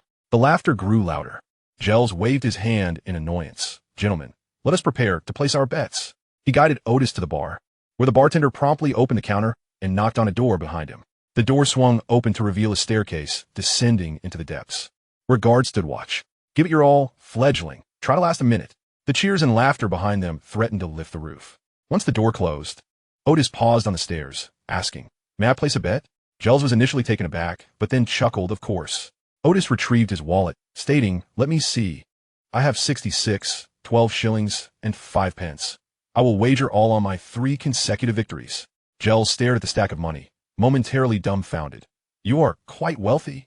Otis raised an eyebrow, assessing his own attire. Do I appear impoverished? You just don't dress like a gentleman in a tailcoat or formal attire. And you always take public carriages, Gels explained. Had he known Otis could produce such a sum, he would never have inquired. Someone with that much money would be foolish to engage in no-holds-barred fighting. Otis shrugged. Wearing formal wear is uncomfortable. But gentlemen always do, Gels retorted. Otis spread his hands. I have never wished to be any sort of damned gentleman. He shifted the topic, handing the money to Gels. Be sure to give me a receipt. Of course. Gels replied quickly, accepting the money. He would not turn down such a lucrative opportunity. He also resolved to bet 1 on Otis's first match, for if he won, the odds would be quite favorable, and losing merely meant a 1 loss. Descending the stairs, they entered a spacious underground venue, 2 to 3 times larger than the pub above, with 2 additional entrances. The only downside was the poor air quality. In the center stood a large wooden, circular enclosure, where dried bloodstains were visible on the ground and the barrier. The betting area consisted of a small, battered desk, behind which sat a burly man in his 30s. His fierce countenance accentuated by yellowed teeth stained from tobacco. Upon hearing Gels converse with him, Otis discerned that this was Simon, the owner of the underground fighting establishment. Upon learning that Otis had wagered over 60 pounds on himself, Simon shot a menacing glance at the somewhat gaunt young man. You've got guts. Otis smiled faintly and turned to manager Gels, saying, Please arrange a dinner for me, preferably something not too greasy. Gels sought Simon's silent approval before nodding. All right. Simon, with an insidious grin, cautioned, best to eat lightly. Otherwise, if you vomit during the match, it will not be pleasant. His henchman laughed unabashedly. Thank you for the warning. Otis replied curtly, taking a seat as Gels returned with his meal, a stew of pork and tender peas, a large loaf of bread, and a cup of cheap tea. The taste was mediocre, yet Otis was not picky, devouring his food while observing the steadily arriving gamblers. By around 8 in the evening, over 200 patrons had gathered, and the first match was set to commence. Chapter 34, The Trio of Victories. As a newcomer, Gels arranged for Otis to compete first against an opponent towering at roughly 6 feet 3 inches, who regarded Otis with an air of casual confidence. Tim, you've struck gold, the man quipped, referring to Otis's opponent. The initial bout promised little spectacle. Amidst the clamor, the referee outside announced the rules. Victory is claimed when one fighter is knocked unconscious, concedes defeat, or leaves the ring in any manner. Ready, set, go. The crowd roared, urging Tim to swiftly dispatch the newcomer. Tim lunged forward, launching a powerful punch. Otis deftly sidestepped, seizing the opportunity to step in and deliver a forceful strike to Tim's throat and chin, sending him crashing to the ground. Thud! Tim fell hard, unconscious. A hush enveloped the crowd. Simon, perched above, took a deep drag from his cigarette and turned to the stunned Gels. You said he hails from the Beckland Fighting Club? Gels snapped back to reality. Yes, indeed. We should inquire further tomorrow. Yes, Simon replied. In the arena, Otis turned to the referee. Is there a count for seconds? The referee, regaining focus, counted a few seconds symbolically before declaring Otis the victor. I can fight again, Otis proclaimed with a smile. The crowd erupted into a buzz of speculation about this newcomer's origins. The referee did not respond immediately, but sought Simon's approval before returning to announce. All right. The next contender is Toby. You will face this newcomer. The audience collectively gasped, many faces lighting up with knowing smiles. A man of similar stature to Odysseus removed his hat, shed his trench coat and shirt, and began to warm up outside the arena. Odysseus observed this opponent intently. Although he appeared not particularly tall, his muscles were well-defined, and his punches came with remarkable speed. The expressions of the onlookers indicated that Toby was undoubtedly a formidable fighter in this underground arena. While Toby prepared himself, The betting for the second match commenced. Odysseus leisurely perched on the wooden railing, catching snippets of conversation. Most of the spectators were still wagering on Toby to win. After all, Odysseus had won his previous match with alarming swiftness, and many among the crowd were not well versed in the art of combat. They could not appreciate the finesse of Odysseus's decisive blow, and thus failed to grasp that his victory was not mere luck. Soon, the second match began. Toby focused intently on Odysseus, well aware that he was a challenging adversary. Odysseus, too, adopted a more serious demeanor, assuming a standard fighting stance. The crowd erupted with chaotic shouts. Toby, smash his nose into his gut. Toby, make him kneel and beg. Toby, I've wagered my entire fortune on you. Start already. You two brutes. The two fighters locked eyes for what seemed an eternity, until Toby could no longer contain himself and tentatively threw a punch. Odysseus adeptly countered, deflecting Toby's attack before lunging forward, intent on toppling him.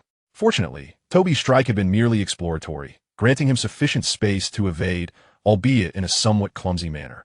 The audience, sensing the precariousness of the situation, began to shout fervently. Come on, Toby. Don't act like a coward. Toby, what are you doing? Throw a punch. Toby sensed he had discerned his opponent's strategy and began to employ leg strikes. In his estimation, Odysseus' style involved closing in swiftly before launching an attack. As long as he could prevent Odysseus from closing the distance, he could continue to observe and seek an opening. After dodging several of Toby's attacks, Odysseus seized an opportunity to spring forward, swiftly crouching to evade another kick from Toby, then launching himself upwards and crashing into Toby with his right shoulder, lifting him off the ground and sending him flying. With a crash, Toby landed on a table behind a group of gamblers, letting out a pained cry before losing consciousness. The arena fell silent once more.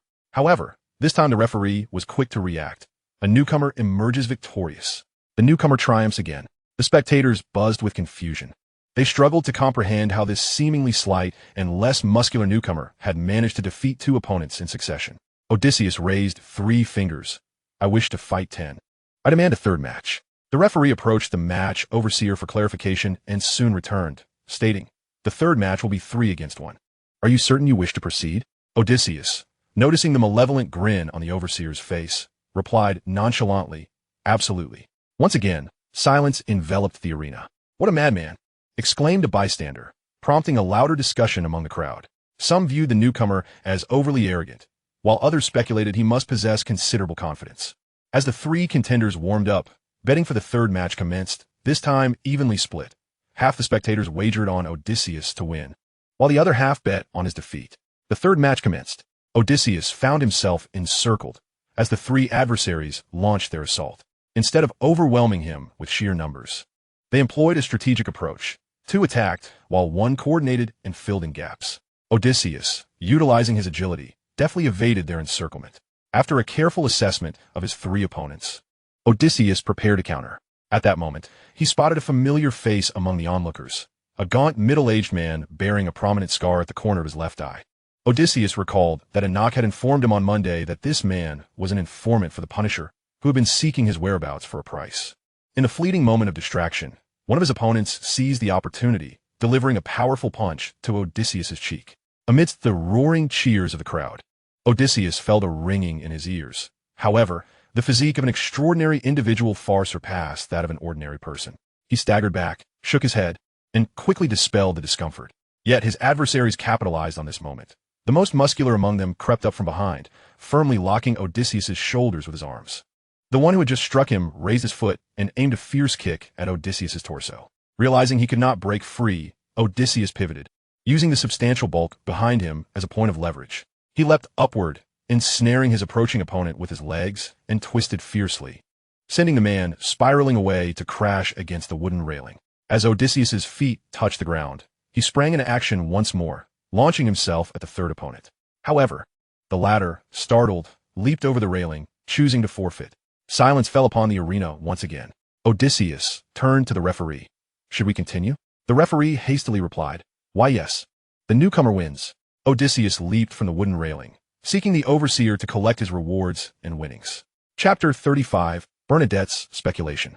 The manager of the underground fighting arena, Gears, sat behind a table, counting his money, while the malevolent overseer, with a sly smile, remarked, Kid, you could have easily earned an additional 300 pounds. He took a long drag from his cigarette, his yellowed teeth appearing even darker. Had you pretended to struggle in those first 2 matches, you would have certainly garnered more earnings. Most of the gamblers would have bet on Odysseus to lose, and not only would Odysseus profit more, but I would as well. Since you won the first 2 matches with such ease, had you not preemptively wagered on your own 3 victories, you would have made no money in the 3rd match. Odysseus, seated across from Gears, responded in a measured tone. One must not be overly greedy. Had I operated in such a manner, I doubt I would be able to collect my winnings from you so effortlessly. At that moment, Gears finished counting the money, totaling £332 and 6 shillings. The stack consisted mostly of £5 and £1 notes, with only a few £10 bills, forming a rather thick pile. Many spectators, upon seeing the money, could not help but swallow nervously, while some displayed glimmers of greed in their eyes.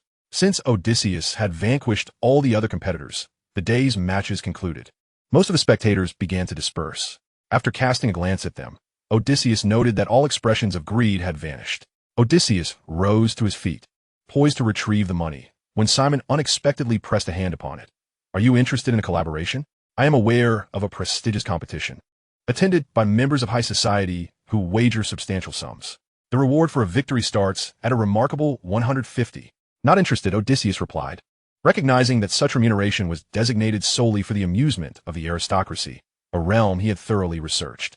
Simon, however, countered, you might want to reconsider. A sly grin spread across his face as he added, I possess information that the average person is oblivious to. If I were to report your situation to the church. Ha. A plan began to form in Odysseus's mind. He replied nonchalantly, don't compel me to resort to violence. You will acquiesce, Simon retreated. Sensing the gravity of the situation, Odysseus counted the money, confirming its accuracy before casually grabbing a bottle of wine from a nearby shelf. He uncorked it with his teeth and took several hearty gulps before striding away. A celebration was certainly in order after earning over 300 in a single evening, an amount equivalent to the annual income of many in the middle class. Yet, this profitable scheme was not sustainable. After tonight, word would spread among gamblers of his exceptional prowess, and the odds would no longer favor him as they did now. He could seek out other underground fighting arenas, but by the time he located them, his recent feats would be common knowledge, rendering any advantage from informational disparity moot. Odysseus proceeded towards the bar, carefully navigating the dimly lit alley while sipping his wine. He remained vigilant, aware that a few inebriated gamblers might conspire to rob him. Fortunately, he traversed the alley unscathed. Soon, he emerged onto a broader street, where the occasional carriage passed by, flanked by numerous vagrants seeking respite. Suddenly, Odysseus halted in his tracks. Amidst the homeless, he spotted the informant of the Punisher. More precisely, he beheld the informant's lifeless body, slumped on the ground, eyes vacant, as if he had just succumbed to death. As Odysseus approached to investigate, reason compelled him to halt. Just as he decided to make a hasty exit, a familiar female voice echoed in his ear. His death is quite suspicious. His spirit is already dissipated. The voice belonged to the enigmatic Queen Bernadette. Odysseus scanned his surroundings. Apart from a distant carriage approaching, the area was populated solely by vagrants, all unaware that the police would soon arrive to disperse them. Though he could not see Bernadette, he sensed her presence nearby. What brings you here? He inquired. I am attending an extraordinary gathering in the vicinity. Upon its conclusion, I chanced upon you wandering about and discovered this evidently unnatural murder scene, Bernadette replied. Who killed this man? Odysseus pressed. A constable, she responded, just as a thick fog began to swirl beside him, coalescing into the form of a shadowy figure. The apparition appeared to be in his mid-20s with a prominent nose, a malevolent gaze, and a small dark mark upon his cheek. In an instant, the somewhat ethereal figure vanished. I have seen his likeness, Odysseus remarked. A member of the palace guard. He then inquired, can you erase any traces of my presence here? Erasing all evidence of his passage would raise suspicion. Thus, they agreed to eliminate only the signs of his brief stay. Certainly, she affirmed. Odysseus felt an inexplicable lightness, as if he were a wisp drifting through the fabric of reality. As he hastened away, he remarked, as far as I know, the deceased was an informant for the Punisher. Why would someone from military intelligence kill him? I do not know, Bernadette's disembodied voice echoed around him. However, I have a premonition that a significant secret lies beneath this incident, and I shall quietly conduct an investigation. Odysseus paused, warning, this is not something to be pursued lightly.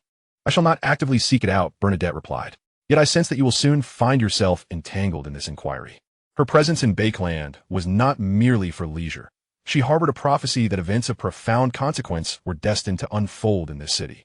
and she sought avenues for advancement.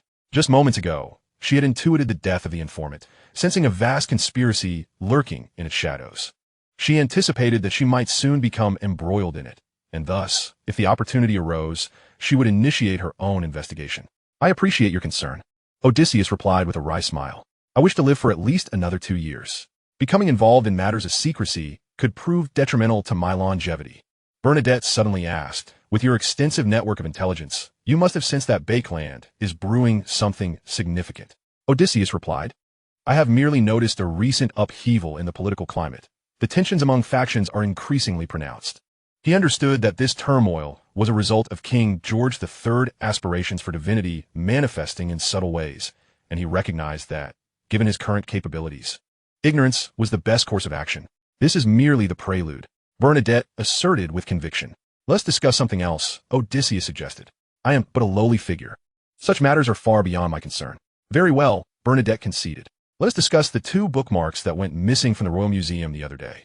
Odysseus thought to himself, perhaps we might instead converse about global peace. Chapter 36, The Mysterious Queen's Online Urgency. Upon hearing Bernadette's words, alarm bells rang in Odysseus's mind as he feigned nonchalance. What issue could there be with those 2 bookmarks? You must be aware that one of those bookmarks is far from ordinary, Bernadette remarked, still shrouded in invisibility. I'm not aware, Odysseus replied, his nose elongating involuntarily. A sound echoed in the air. Ah! Odysseus felt a cold sweat break out. Continuing this conversation could easily draw the fool into the fray, which would be troublesome.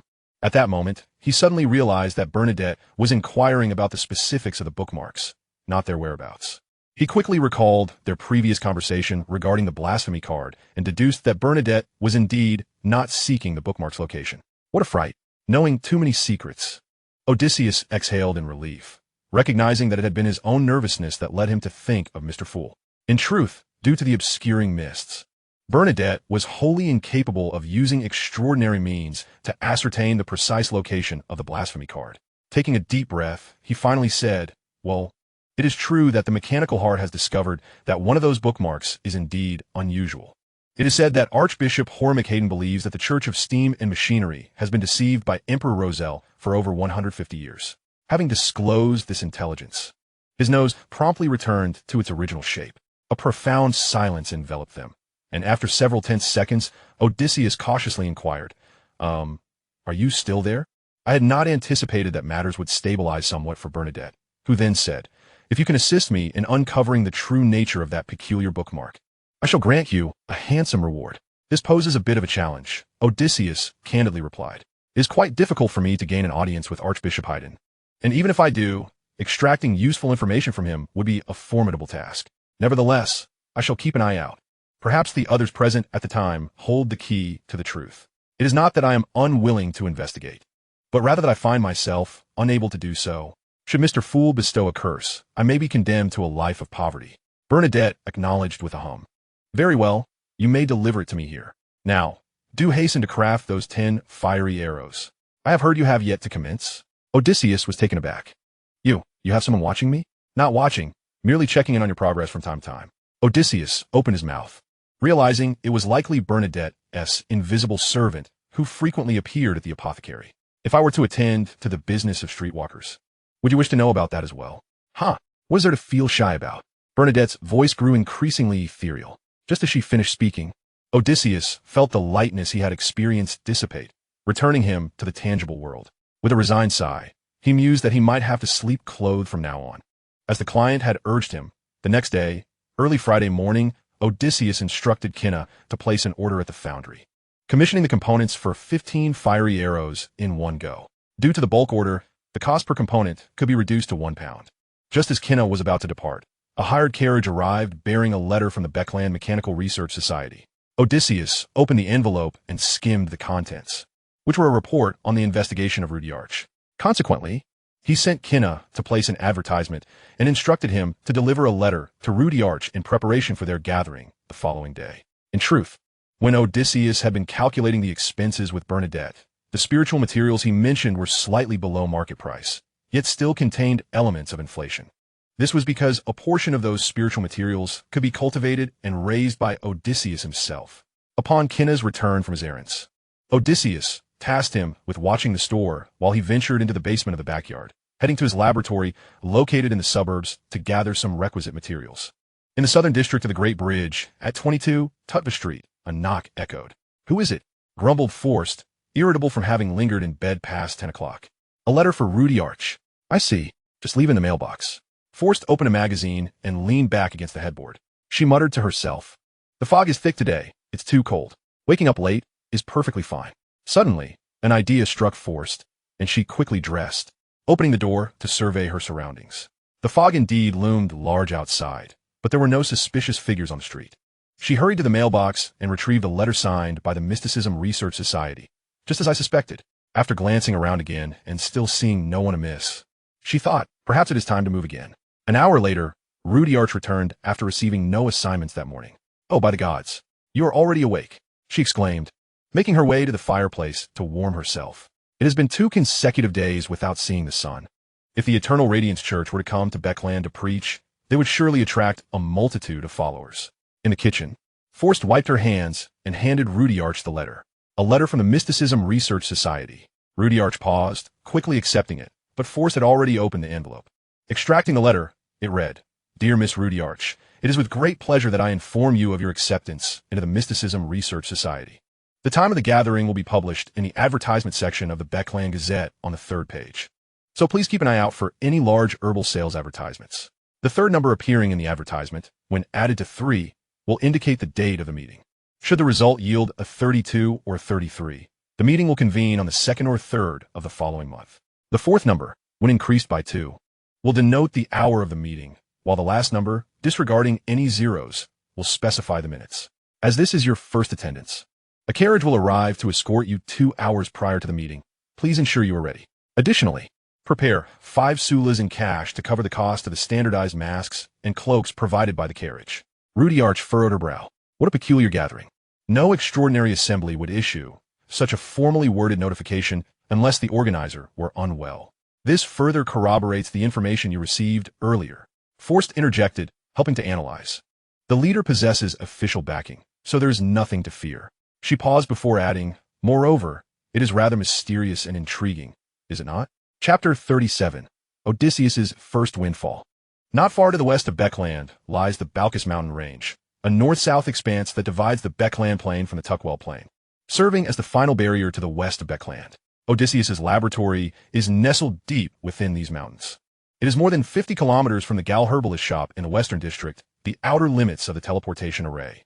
Despite the relatively short distance of over 50 kilometers, it is sufficiently removed from the urban center, and due to the lack of suitable farmland, only a few small villages to the mountainous region, rendering it quite remote. Many noble estates have chosen this direction as their location.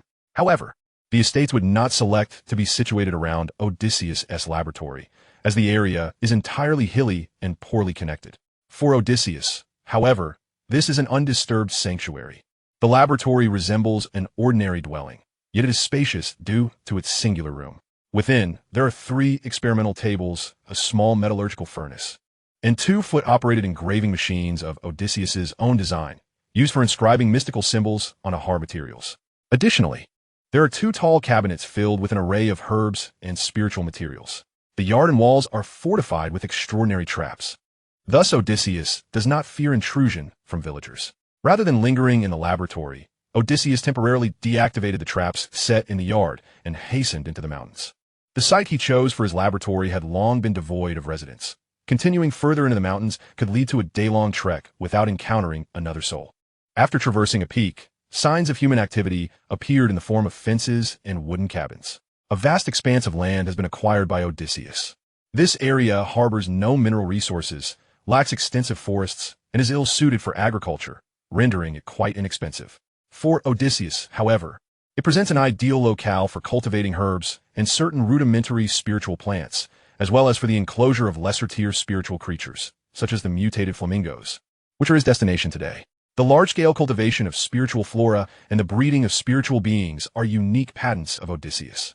It is said that the Earth Mother Church previously undertook extensive research into the breeding of spiritual creatures, but the outcomes proved unsatisfactory. They did manage to rear a few, yet required continuous assistance from demigods. Ultimately, they deemed the endeavor unworthy of pursuit. Little did they anticipate that in Beakland, a proprietor of an apothecary would successfully realize their vision, cultivating and breeding spiritual materials on a grand scale without the aid of elevated extraordinary powers. In this extensive enterprise, Odysseus has also employed 7 villagers to assist in its oversight. The villagers are unaware that these are spiritual creatures and plants. They merely know that they belong to a wealthy individual who raises and cultivates them. Odysseus feels that his pace has considerably quickened since his ascension, accomplishing what once took 3 hours in just an hour and a half. This enclosure is situated on a hillside, housing not only a flock of mutated flamingos, but also a group of red bees and fire-patterned ferrets, along with spiritual plants such as the blazing red maple, the red-crowned balsam, and the splendid red lily. The caretaker of this area is Elder Anriel, who, upon learning of Odysseus's desire for a batch of mutated flamingos, donned the protective gear provided by Odysseus and entered the enclosure with a capturing pole. These spiritually endowed beings are merely more intelligent and aggressive than ordinary creatures, making them capturable by laypersons equipped with the right tools. While Anriel goes to capture the mutated flamingos, Odysseus inspects the perimeter of the magical array surrounding the enclosure. The area around the enclosure is almost devoid of vegetation, forming a barren path. Not only the surroundings, but the entire hillside appears somewhat withered. The magical array consists of solid granite blocks, inscribed with esoteric symbols using a special material. Just as Odysseus is deeply engrossed in his examination, a female voice suddenly resonates in his ear. This is the first time I have encountered such a style of magical array. The unexpected voice startles Odysseus. Could you please announce your presence before speaking next time? He glances around, but still cannot see Bernadette. I could have my incorporeal servant tap your shoulder or back, she suggests. Forget it. Odysseus quickly replies. That would be even more frightening, especially when one feels a touch but sees no one, akin to a ghost story. He ponders for a moment. How about this? You could write I have arrived anywhere in my sight, so at least I would be somewhat prepared. No problem, Bernadette responds amiably. Let us continue our earlier discussion. If I am not mistaken, this magical array can concentrate the spiritual essence of the entire hillside within the enclosure, correct? Indeed, Odysseus concedes generously, recognizing that she is an expert who has discerned the array's function. He finds a stone to sit upon, producing his pipe. To be precise, it concentrates most of the spiritual essence within the enclosure rather than all of it. Bernadette quickly grasps the implication. It concerns the material used for inscribing the esoteric symbols. Precisely, Odysseus replies, filling his pipe with tobacco. If one were to use overly refined materials, the cost would be prohibitive and would likely attract the attention of extraordinary beings. This is just right. While the breedable spiritual creatures are limited, it suffices for my needs. In addition to providing experimental materials, I can also profit modestly. Initially, Odysseus had only devised a magical array for herb cultivation. The herbs utilized in mysticism are, in fact, plants imbued with a higher level of spiritual essence than ordinary flora. Others have attempted to grow these herbs, but regardless of how much fertilizer they applied or how robustly the herbs thrived, the produce never met the requirements for mystical application. Therefore, the herbs used in mysticism and the extraordinary realm have historically been gathered from the wild. This outcome arises from the fact that, despite ample fertilization, the area lacks sufficient spiritual essence for the herbs to absorb. Insufficient spiritual essence, of course, renders them ineffective in mystical endeavors. Should herbs deficient in spiritual essence be used as auxiliary materials for potions, it would severely impede the ascension of extraordinary beings. The principle behind Odysseus's magical array is quite simple. During a research endeavor in the knowledge wilderness, he discovered that certain arrays could influence spiritual essence, thereby achieving concentration. This array has existed for some time, albeit with limited efficacy, being a conventional hexagram array that functions only over a small distance. Odysseus improved upon this traditional array and, by concentrating the abundant spiritual essence, successfully cultivated numerous fast-growing herbs, earning his first fortune. As he continued to refine his methods over the past 3 years, the concentrated spiritual essence became fully capable of cultivating spiritual plants and breeding spiritual beings. After a brief silence, Bernadette interjects. The Earth Mother Church's research direction was misguided. Odysseus lights his pipe, taking a puff before smiling. Ah, so you have heard of that research? Indeed, she confirms. Their approach was flawed. They were focused on finding ways to concentrate sufficient spiritual essence using extraordinary powers to create areas suitable for large-scale cultivation of spiritual plants. While this line of thought is not without merit, the costs are exorbitant, rendering direct purchase more advantageous. Chapter 38. A revolutionary research breakthrough. Far away in the city of Beakland, Bernadette suddenly realizes something. Odysseus Gale is not merely the research-oriented talent she had initially envisioned. His application of research findings exceeds her expectations. Utilizing the incorporeal servant following Odysseus, she states, "If I am not mistaken, ordinary individuals can maintain this magical array." Odysseus, perched on a stone with his legs crossed, replies, "Correct. I only participated in the initial setup of the arrays on the nearby mountains. Thereafter, it has all been maintained by those caretakers." Bernadette inquires further, "Why haven't you transformed the entire Balkis mountain range into your cultivation and breeding area?" "Because my power is too limited," Odysseus states, holding his pipe. "And for the previous years, I lacked opportunities for ascension." Bernadette comprehends the implications. Odysseus is fully aware of what these research outcomes signify. This is not merely a monumental breakthrough in mysticism, but a potential source of immense wealth. In this world, where the extraordinary reigns supreme, the demand for spiritual materials is immense, yet their yield remains consistently constrained due to the distribution of spiritual essence across the realm. However, Odysseus's research findings enable the large-scale cultivation of spiritual plants and breeding of spiritual beings at minimal cost. It is easy to envision how this could evolve into a monopoly over the spiritual materials market. Odysseus was acutely aware that once the prominent figures of the extraordinary realm became cognizant of his research, he would be irrevocably reduced to a mere tool. Thus, he opted for a modest scale of cultivation and breeding, sufficient only to supply a single herbal shop, deliberately avoiding any disruption to the market for spiritual materials in Bakeland. In the absence of visible profit, the influential denizens of the extraordinary world would remain oblivious to the hidden plantation nestled within the mountains. At this juncture, Bernadette suddenly recalled the imposing figure who had once aided Odysseus.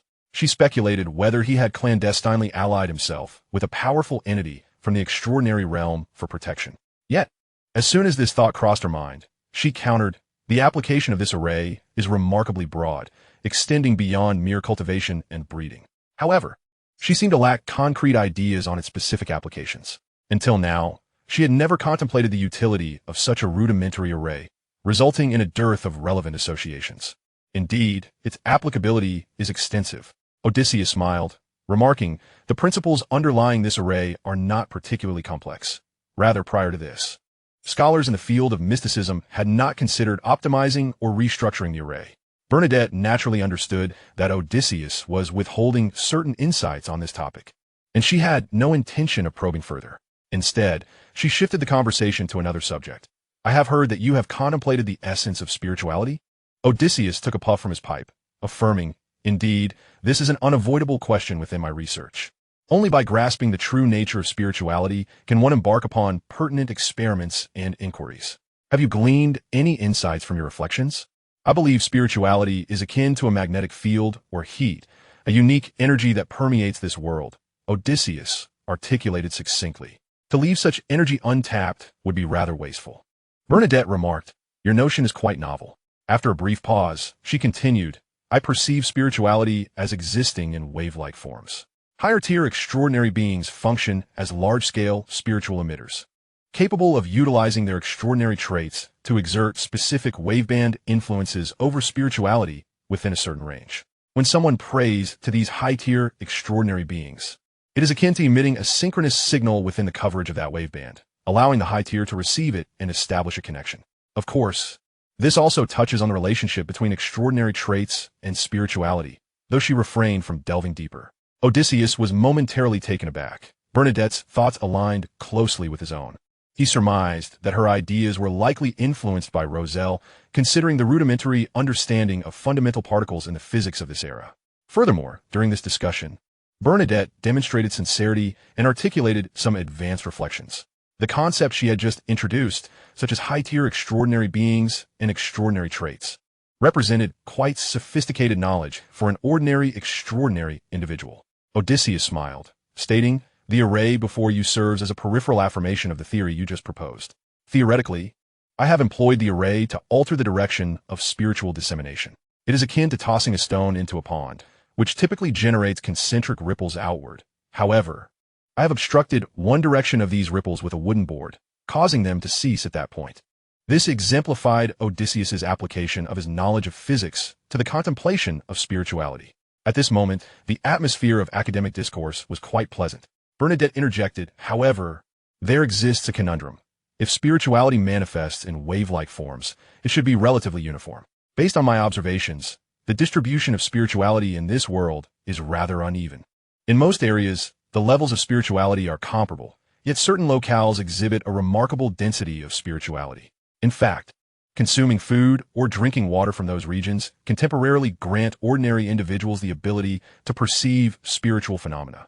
Odysseus smiled, responding, I believe this is intrinsically linked to the source of spirituality. One could hypothesize that the source of spirituality emanates from the Earth's core, ceaselessly shifting and pulsating, with this vibrant energy diffusing throughout the cosmos in a relatively uniform manner.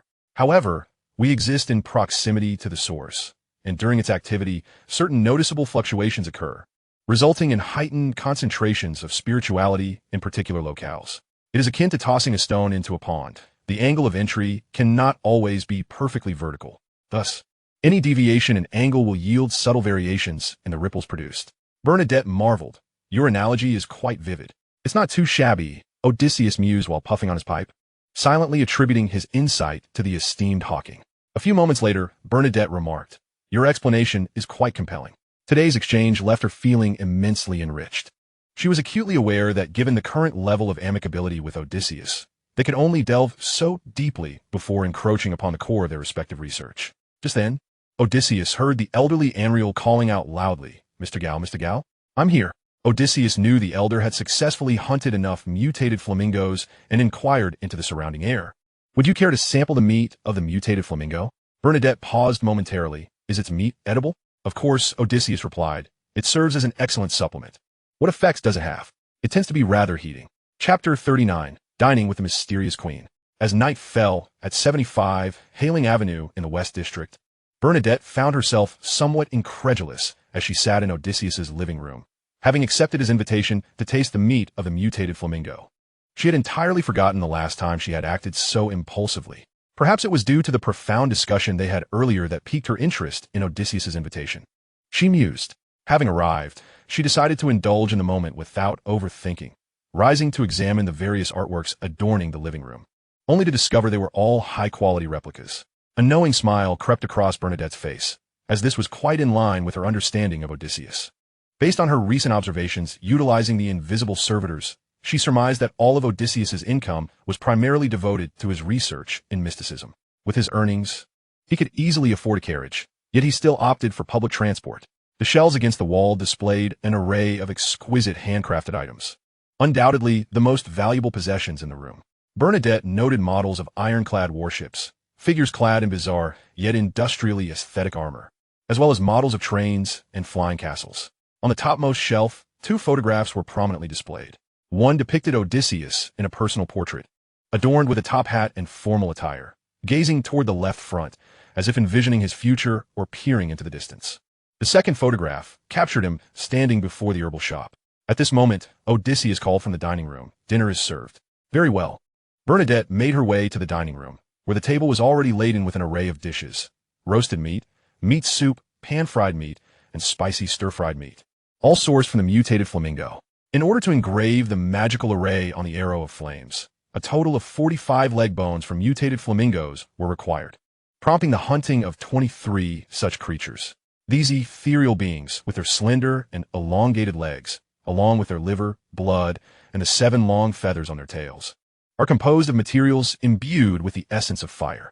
The other parts, however, merely serve as ingredients rich in spiritual vitality. Naturally, Otis would not squander such valuable resources.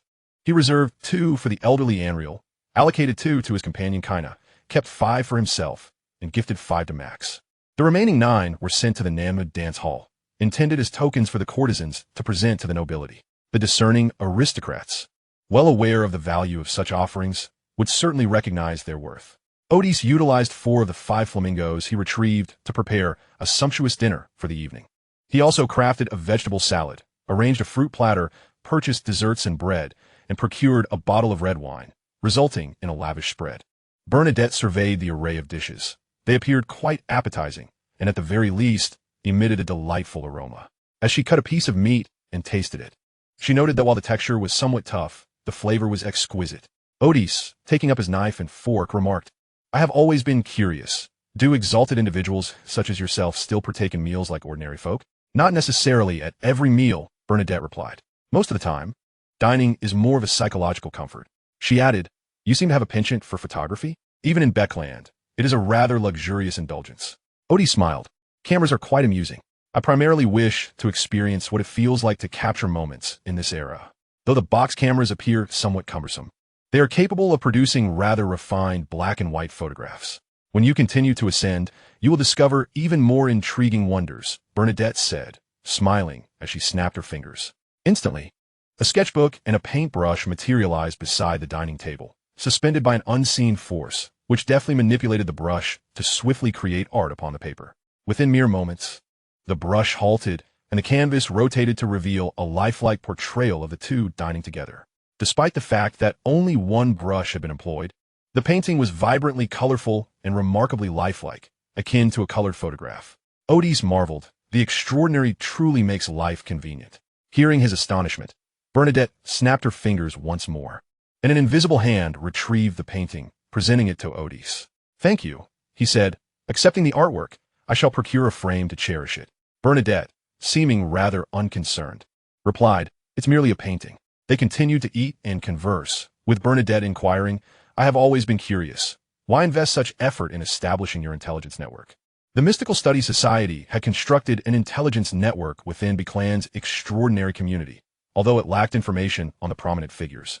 Otis was always aware of any significant developments in the extraordinary realm. The Nama Dance Hall served as a conduit for intelligence among the Beckland nobility, and Otis possessed knowledge of many aristocrat secrets, which he could leverage for substantial gain when necessary.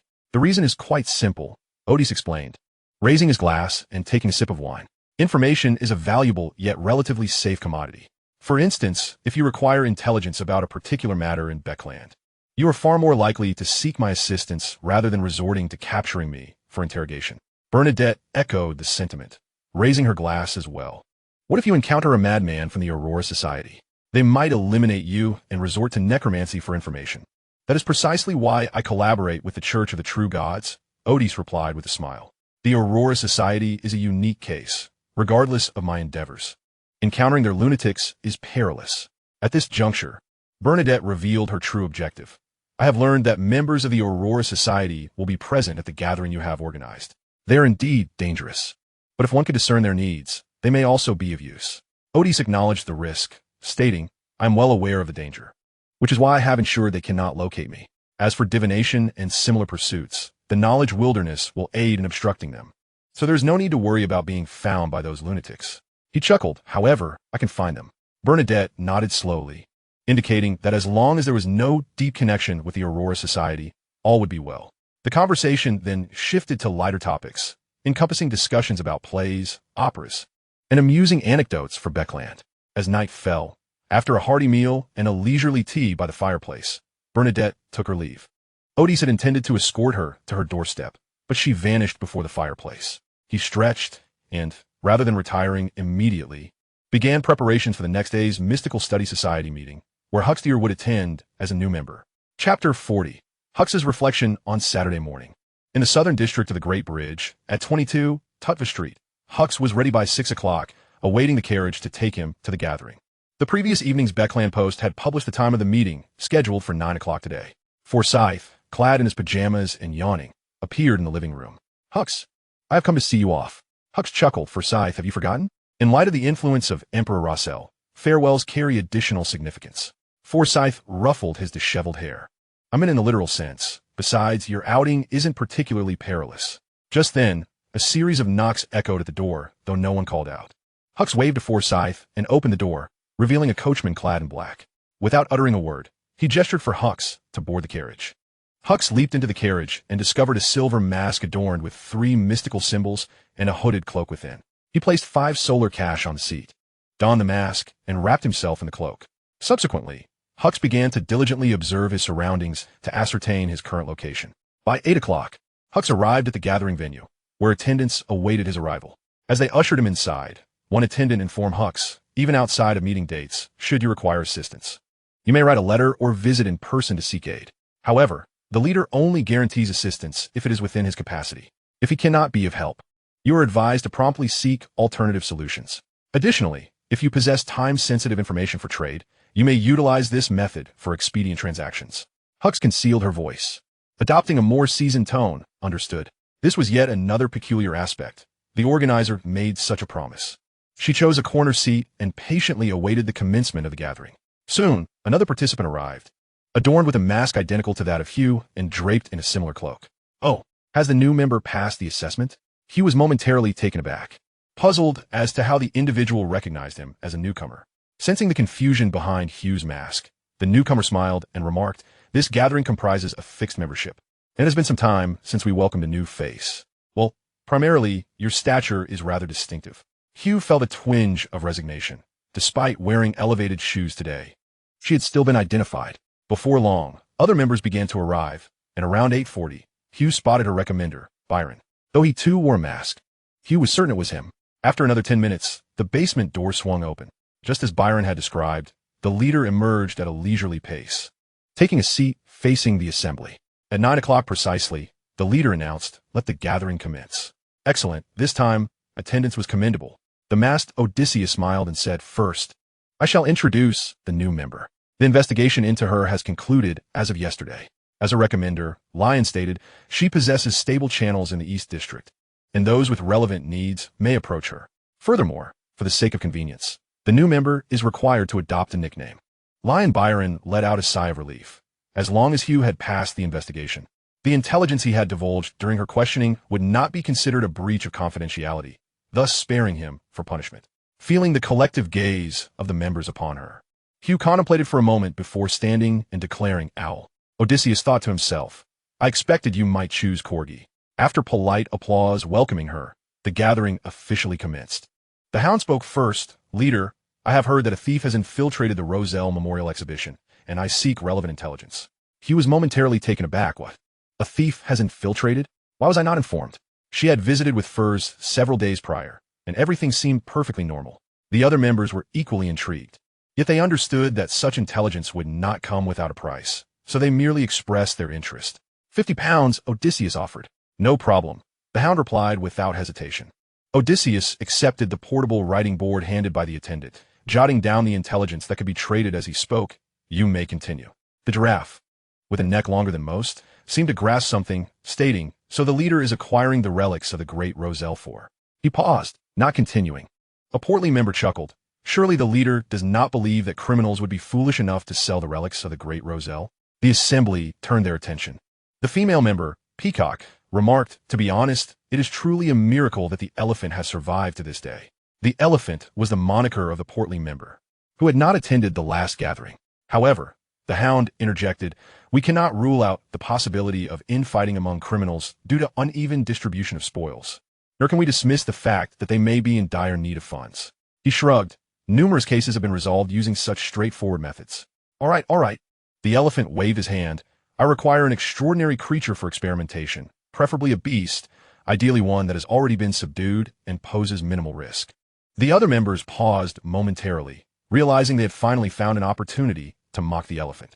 Who would carry an extraordinary creature with them?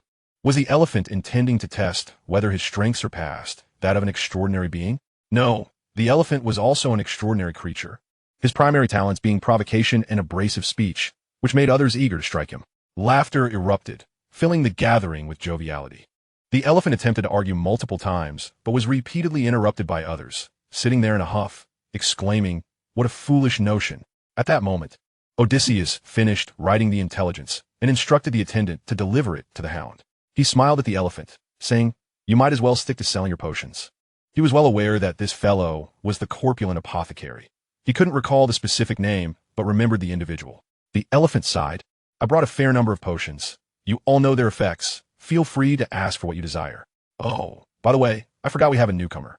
Let me briefly introduce what I have. Potions for rapid healing, potions that incite fury yet enhance strength, and a potion for men. Oh, pardon me. That particular potion seems unnecessary for you, unless you are dissatisfied with your husband or partner's nighttime activities." Hugh had intended to inquire about the healing potion, but upon hearing the latter, she decisively abandoned that thought. Soon, the elephant's potions sold out when Peacock suddenly proclaimed, "Ladies and gentlemen, I have received credible information. The perpetrator of the serial murders has an owner." At this, the elephant, who had not attended the last meeting, inquired curiously, "What owner?" Peacock likely provided him with an explanation. Upon hearing that the perpetrator of the serial murders was, in fact, an extraordinary being, Hugh felt more astonished than the elephant. She then lamented, "Why do I feel as if I am not living in Beckland? Amongst so many well-known matters, why are there still so many hidden truths?" The elephant murmured, "It has an owner too? I would like to communicate with him if the opportunity arises." Chapter 41. The Limits of Sin. The intelligence presented at the leader's mystical research meeting exceeded Hugh's expectations, even instilling in her a sense of unfamiliarity with Beckland. "I wish to issue a task." The hound, having quickly scanned the intelligence provided by the leader, stated after paying the £50 information fee, "Assist me in investigating whom this individual interacted with during their lifetime."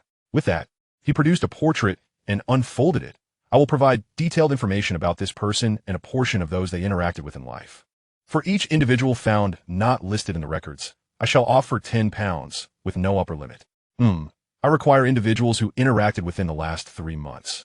Odysseus observed that the portrait depicted the deceased informant of the Punisher. This marked the third encounter with this individual. The first was when Enoch reported that someone was searching for the informant. The second occurred on the night of the underground fight, where he saw the informant in person, only for him to soon become a lifeless body on the ground. This was the third time Odysseus had seen that face. He knew well that this individual had perished at the hands of the royal guard, suggesting an involvement with the nobility. Perhaps even some royal secrets, better to avoid stirring up trouble. He pondered further, regarding the assassination of this informant. He wondered if the royal guard had collaborated with the Intelligence Division 9. Now, a hound from Intelligence Division 9 was probing into whom this informant had interacted with in life, indicating that after eliminating the individual, they had not achieved the desired results. At that moment, Hugh raised her hand. "I would like to attempt this task. If there are detailed records, the £10 commission is quite lucrative." She believed she could first review the materials, perhaps uncovering some clues. "The newcomer is quite enthusiastic," the hound smiled. "Is there anyone else willing to take on this task? I have brought a total of 3 sets of materials." Soon, 2 other members also accepted the task. The hound's credibility had always been impeccable, and indeed, the commission for this task was notably generous. After the conclusion of the hound's mission briefing, the typically taciturn Lion Byron suddenly spoke up. "There's been new progress regarding my previous commission. After approximately a week of surveillance in the Eastern District, I discovered that individuals have been stealthily abducting homeless people. I followed this group and ultimately uncovered that they were imprisoning these individuals in a warehouse located in the dock area. There, I encountered caping." The other members were momentarily taken aback, with one member indignantly exclaiming, "This hardly comes as a surprise. That scoundrel will undoubtedly face retribution." Several members echoed their condemnation of caping, recognizing that even within the extraordinary realm of Beckland, his reputation was notoriously tarnished. The leader, Odysseus, interrupted the chorus of denouncements. Inquiring of the lion, "It seems you intend to continue your investigation?" "Indeed," Byron replied with unwavering conviction. "I must gather more evidence to present to the press and expose this villain's atrocities." Perhaps unbeknownst to them, the fates of those homeless individuals within that warehouse were dreadfully grim. They were sorted like livestock, and those deemed weak or ill were callously cast into the depths of the Tarsak River. Each was bound with stones, ensuring none could resurface. Hugh abruptly interrupted Byron, asking, "Wait a moment, are you saying they were all tied with stones?" "Yes, it's quite cruel, is it not? Have you not discerned the underlying issue?" He first posed a rhetorical question before answering himself. If they did not meet Caping's demands, they would simply be discarded. Why then bind them with stones? At this moment, most members began to grasp the implications. Such actions were needlessly convoluted. To these human traffickers, perhaps a homeless individual without a stone tether was worth more than one bound. Byron also realized they were silencing witnesses. After a brief silence in the room, the hound interjected, "I have heard of Caping. He possesses considerable backing. I advise against pursuing this any further." His warning was a testament to his concern for their safety. Byron turned to the leader. "What counsel do you offer?" Odysseus responded, "Clearly, you have no intention of heeding our advice." Byron hesitated for a moment before admitting, He inhaled deeply. "I have never considered myself a good person. I have witnessed too much darkness in Beckland. However, this time, I feel Caping's actions have surpassed my limits. It is unimaginable that countless lives are submerged in frigid waters, struggling and crying out. Yet their feeble pleas failed to reach the shore. After another brief silence, Odysseus stated, "If you find yourself in danger, seek me out. I will strive to preserve your life. After all, it seems caping's time may soon be up, and squashing a grasshopper in autumn bears little consequence." Byron rose, expressing his gratitude. Thank you. I knew you would not turn a blind eye." The hound and the peacock shook their heads, seemingly perplexed by Byron's resolve. Hugh cast a penetrating glance at the leader and then at Byron. Byron's determination exceeded her expectations, as did the leader's promise. This was not a scene one would typically witness at an extraordinary gathering. The elephant suddenly remarked, "What if something were to happen to the leader? Would members of the Church of Steam and Mechanical Deities come to preside over the gathering?" The peacock looked at him, retorting, "Would you perish if you kept silent?" The elephant explained, "I merely have such a query, considering this gathering is rather pleasant.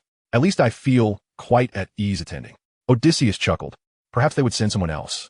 With that topic concluded, the exchange of intelligence resumed swiftly.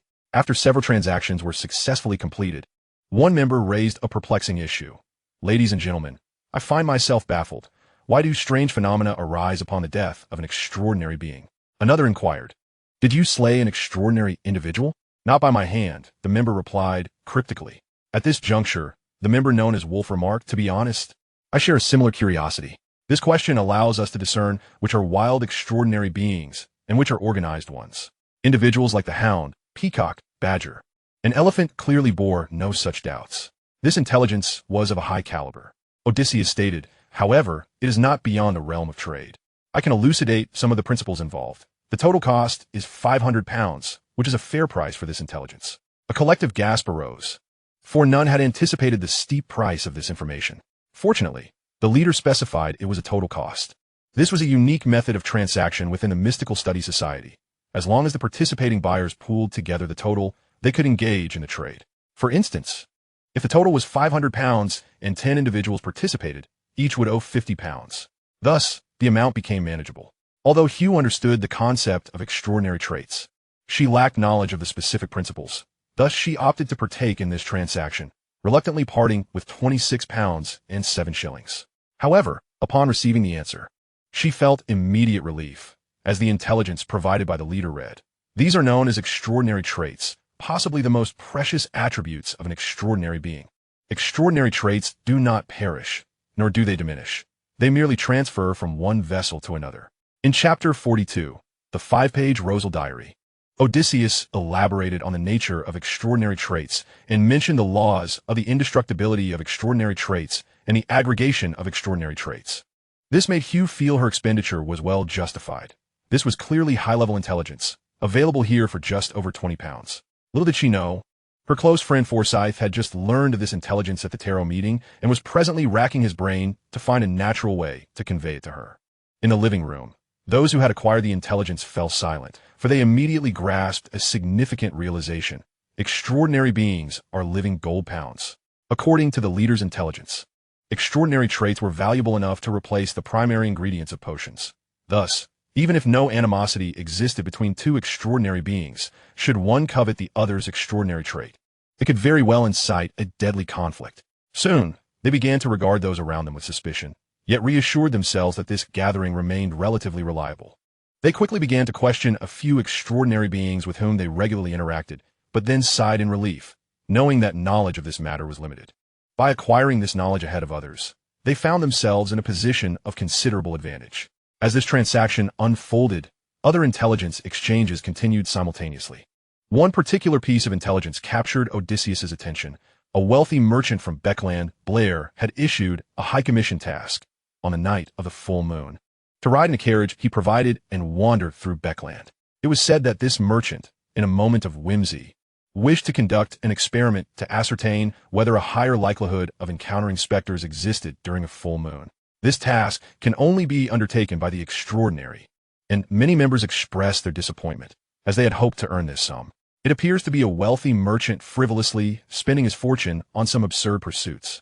However, with his extensive background in intelligence work, Odysseus immediately sensed that this matter bore an unusual significance, and speculated that it might be connected to the Rose School. The very condition of a full moon evoked thoughts of werewolves and vampires. Yet, Odysseus also recalled Sharon and Klein, who had recently clashed with the hedonistic faction of the Rose School. It was likely that Sharon and Merrick would be in hiding, and only during the full moon might clues about their whereabouts emerge. After all, the Crimson Crown could only be wielded by one of them. During the full moon, one would be considerably weakened, possibly resulting in bizarre phenomena in their vicinity. Odysseus did not outwardly display his concern regarding this matter, but he had already resolved to visit the Beckland Mechanical Society shortly to share this intelligence and his conjectures with Max. After trading for over half an hour, everyone exchanged their information. In the final stages of the gathering, Giraffe announced that he had acquired some notes from Emperor Rossell and wished to sell them to the leader. Odysseus perused the notes, which consisted of 18 pages, their paper slightly yellowed with age. He selected 9 pages. The symbols on these sheets resembled those displayed at the memorial exhibition, indicating they were forgeries. He was interested in genuine artifacts of Emperor Rossell's legacy, not mere transcriptions. He then sorted through 4 additional pages, which also proved to be forgeries due to their incoherent text, unmistakably fabricated. Giraffe remarked, "I didn't expect you to possess such discerning insight in antiquities." Odysseus smiled, replying, "I shall take these 5 pages at 10 pounds each." This was indeed a fair price. Typically, a handwritten page of Rossell's notes would fetch 1 or 2 pounds, and if authentic, the price would range from 5 to 8 pounds. However, to convey the impression of a high-value acquisition, Odysseus offered a little more, as it was not his own money being spent. Subsequently, others approached Odysseus with Rossell's artifacts for trade, as he was not in the antique business. He could not distinguish between genuine and counterfeit items. He resorted to divination for verification. At the stage of the Seeker, Odysseus utilized a star chart for divination, achieving results comparable to those of a seasoned diviner. However, this was limited to star chart divination, without the assistance of rituals. Other forms of divination yielded far less reliable results. After ascending to the rank of combat scholar, Odysseus experienced a slight enhancement in his divination abilities. To be precise, it was not the divination skill that improved, but rather his spiritual acuity, making his divination results slightly more accurate than before. Nevertheless, complex divinations remained quite ambiguous. Nonetheless, distinguishing authenticity was still within his capability. Among numerous artifacts, Odysseus spent 80 pounds to acquire a pen once used by Emperor Rossell. This pen, adorned with Inti-style carvings on its cap, surprisingly remained functional over a century later. Once he confirmed that no genuine items were left, Odysseus declared the gathering concluded. He returned to the basement at 77 Hilton Avenue, South Green Park. Removing his mask and cloak, he transformed back into Odysseus, the apothecary. This time, he simply hailed a cab and headed to the Beckland Mechanical Society. While in the carriage, he took out the 5 pages of the diary to read. May 12th. Today, I discussed with Bishop Van Eystian the true meaning of the path of the generalist. Upon concluding our discussion, I realized it greatly aided my performance. Each path seems to embody a core significance, regardless of the sequence of the performance, cannot deviate too far from this core meaning. For instance, in the path of the generalist's abilities in understanding and practice are enhanced, allowing one to recall all previously encountered knowledge. The sequence 8 archaeologist 2 draws conclusions using their knowledge. Furthermore, even though the professions involved differ, the transformative qualities bestowed by potions seem to strengthen the capacity to learn and utilize knowledge, particularly in practical applications, setting me apart from the reader. But what are the other paths? Do they also possess such core meanings? For instance, if the core significance of the seeker's path is knowledge itself, then all performances must revolve around this concept. What about the hunter's path? Is it inextricably linked to the iron-willed man? Ha ha ha. This brings to mind that fool Florent. After reading this page, Odysseus vaguely recalled that Florent was a member of the Sorin family who mastered the hunter's path. One of his ancestors was rumored to have been female, transforming into a paragon of masculinity upon reaching sequence 4. A point Rossell had tried to mock about this nobleman on several occasions. Odysseus slowly nodded. It seems Rossell occasionally contemplates some rather profound matters. This particular page of the diary served as a reminder to Odysseus that even as a combat scholar, one should not stray from the core significance of knowledge in the performance. Chapter 43. Rossell's Thought Experiment.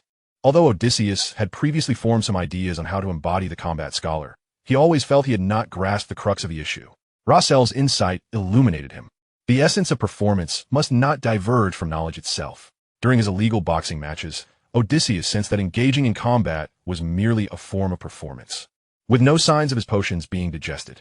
Now he understood that fighting was merely a means of accumulating practical experience, while the essence of performance lies in contemplating the knowledge to be gained from combat.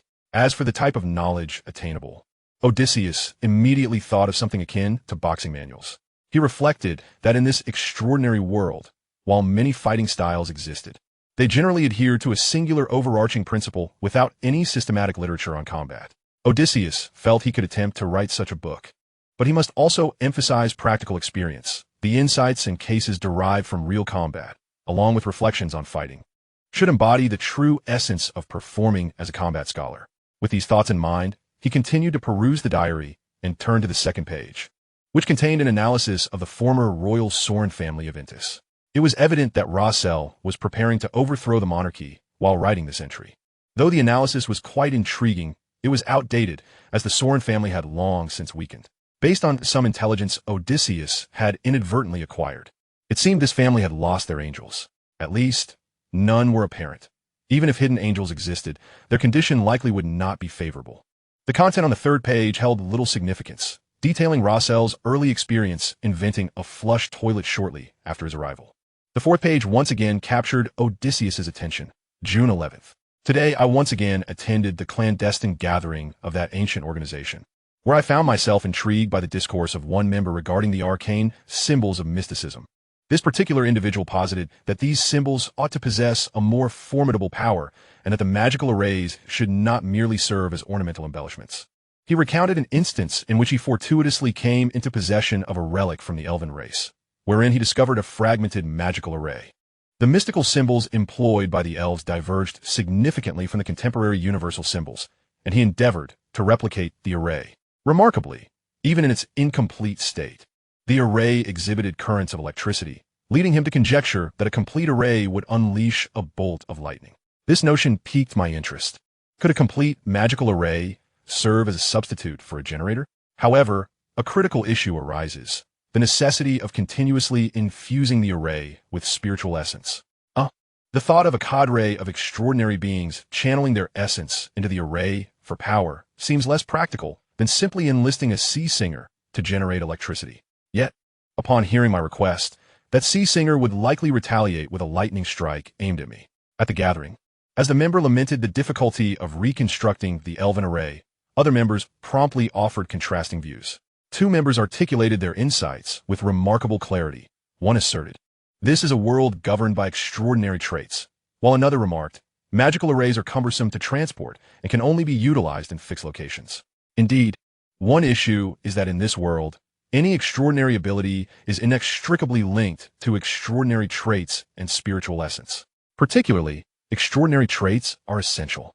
Certain advanced arrays require the intervention of extraordinary power to manifest their formidable capabilities. As for the inconvenience of transport, this represents another fatal flaw. Rather than laboring over such a seemingly hopeless array, one might as well procure a few scrolls from a scroll professor. Upon concluding this entry in my diary, Odysseus could not help but exclaim, "This world is not devoid of clever minds." Over a century ago, individuals had already discerned the broader applications of magical arrays. Yet the limitations of contemporary language stifled their research. With this thought, Odysseus broke into a knowing smile. For his profound understanding in this domain stemmed from an advantage that the extraordinary scholars of this world lacked: his comprehension of a form of pictographic writing. After arriving in this world and dedicating time to research, Odysseus discovered that the mystical symbols were akin to an evolutionary product of pictographic writing. Following this line of inquiry, he verified his hypothesis. Mystical symbols indeed represent a unique form of pictographic writing. The civilizations of the northern and southern continents must have once utilized pictographs. But likely during the Second Epoch, alphabetic writing became the norm, leading to the obsolescence of pictographs throughout history. The evolution and study of mystical symbols ceased during that era, prompting Odysseus to attempt further deductions on mystical symbols, which yielded significantly improved results. This process resembled deriving oracle bone script or bronze inscriptions from simplified characters. Although arduous, it offered Odysseus a path to follow. He reread the diary. It was said that the elven race originated from the western continent, which presumably preserved pictographic writing. Therefore, the magical arrays employed by the elf should differ from those of the northern and southern continents, likely exhibiting superior efficacy. Suddenly, he considered the possibility of venturing into the knowledge wilderness to seek out elven texts and arrays. Continuing through the pages, the fifth page proved rather mundane. containing Russell's musings on the figures of two noble women and their evolution from acquaintances to intimate confidants. While not entirely devoid of interest, it could be likened to a novel rife with romantic undertones. After stowing the diary, Odysseus resolved to submit these 5 pages to the Church of Steam and Machinery for reimbursement of the diary's purchase. He planned to present them to Mr. Fool during the Tarot Society meeting as a token of gratitude for the assistance previously rendered by him. With Odysseus possessing an exceptional memory, a single reading sufficed for retention, negating the need for transcribing a copy. 20 minutes later, the carriage arrived at the Bakerland Mechanical Research Society, where Odysseus sought out Max in a secluded reception room to elucidate his suspicions regarding the dubious Merchant Blair. Naturally, his conjecture did not include names such as Sharon. He merely mentioned that Max had previously informed him of a recent conflict within the Rose School at an abandoned Sibyllin dock, which had sparked his theory. Despite Odysseus's repeated insistence that this was merely a hunch, Max regarded it with great seriousness, as Odysseus's instincts had previously thwarted several nefarious operations of a clandestine organization. Subsequently, Odysseus reported that one of the members was investigating the matter concerning Captain. Just as Max was preparing to relay this intelligence upwards, he noticed that Odysseus had not yet departed, prompting him to inquire, "Do you have anything further to add?" Odysseus replied, "I have also acquired several relics of Emperor Russell." Max understood immediately. Reimbursement for expenses. Chapter 44, Extraordinary Combat. The acquisition of Russell's relics cost Odysseus a total of £130. However, when seeking reimbursement, he claimed an expenditure of £151, which included a £20 processing fee and a £1 charge for hiring a carriage. Of course, hiring a carriage would not realistically incur a cost of £1. After successfully obtaining the funds, Odysseus generously returned to the apothecary by hired carriage. Yet upon entering, he discovered 2 unexpected guests: Simon, the proprietor of the underground fighting arena, and his manager, Gels. The attendant, Hinny, approached him, saying, "Sir, these 2 have been waiting for over an hour." Odysseus nodded, acknowledging the situation. He seated himself opposite Simon, stating, "Did I not convey my disinterest in collaborating with you?" Simon wore his typical mischievous grin, replying, "Last time I mentioned that I possess some relatively concealed information, it seems you did not take it to heart. Allow me to be more specific. I have heard that the church has a penchant for apprehending individuals with extraordinary abilities like yours." Odysseus retorted coldly, "Would you like me to provide you with a map of Bakerland, detailing the routes to the 3 main cathedrals of the church? If you had any respectable channels, you would know that I'm not intimidated by your threats." Simon appeared momentarily taken aback, clearly unprepared for Odysseus's response. As he gauged whether the apothecary was being deceitful, he continued, "Nobles also seek thrilling entertainment. They frequent the Queen's District. There is a particular fighting arena located at 155 King S Avenue in the Queen S District. Is there not?" Odysseus sneered. "You wish to compare intelligence with me? I'm also aware that your true name is not Simon, but Dios, and that you have a daughter residing with distant relatives at 349 Hilland Avenue in the St. George District. Your fear of enemies has prevented you from bringing her along." Simon's mouth fell agape in disbelief. "Sir, I meant no offense." Odysseus produced a pipe, stating, "Everyone has their vulnerabilities, do they not?" Simon immediately rose to his feet, expressing his apologies for any inconvenience caused. "We shall take our leave now. I implore you, do not harbor any anger." However, Odysseus pointed toward the chair across from him. "Sit down." Reluctantly, Simon complied and settled into the seat. Lighting his pipe, Odysseus took a puff and continued, "I am willing to engage in a few matches. But let us be clear, this is not a partnership. You will serve my needs. Following each contest, I shall remit to you 1/10 of the earnings. Outside of the matches, you are responsible for managing all other affairs. Additionally, I require you to forge a false identification. I do not wish to participate in the fights under my true identity. At 155 King S Avenue lies a remarkable arena for combat. The nobles of Rune, while appearing prudent, elegant, and poised, harbor a sinister, debauched, and violent side. Such arenas have long existed in Beckland, though in modern times they have transitioned underground, fading from public sight. Nevertheless, the aristocracy continues to revel in watching life and death contests, with extraordinary fights being particularly esteemed. I have heard that a mere ticket costs as much as 100.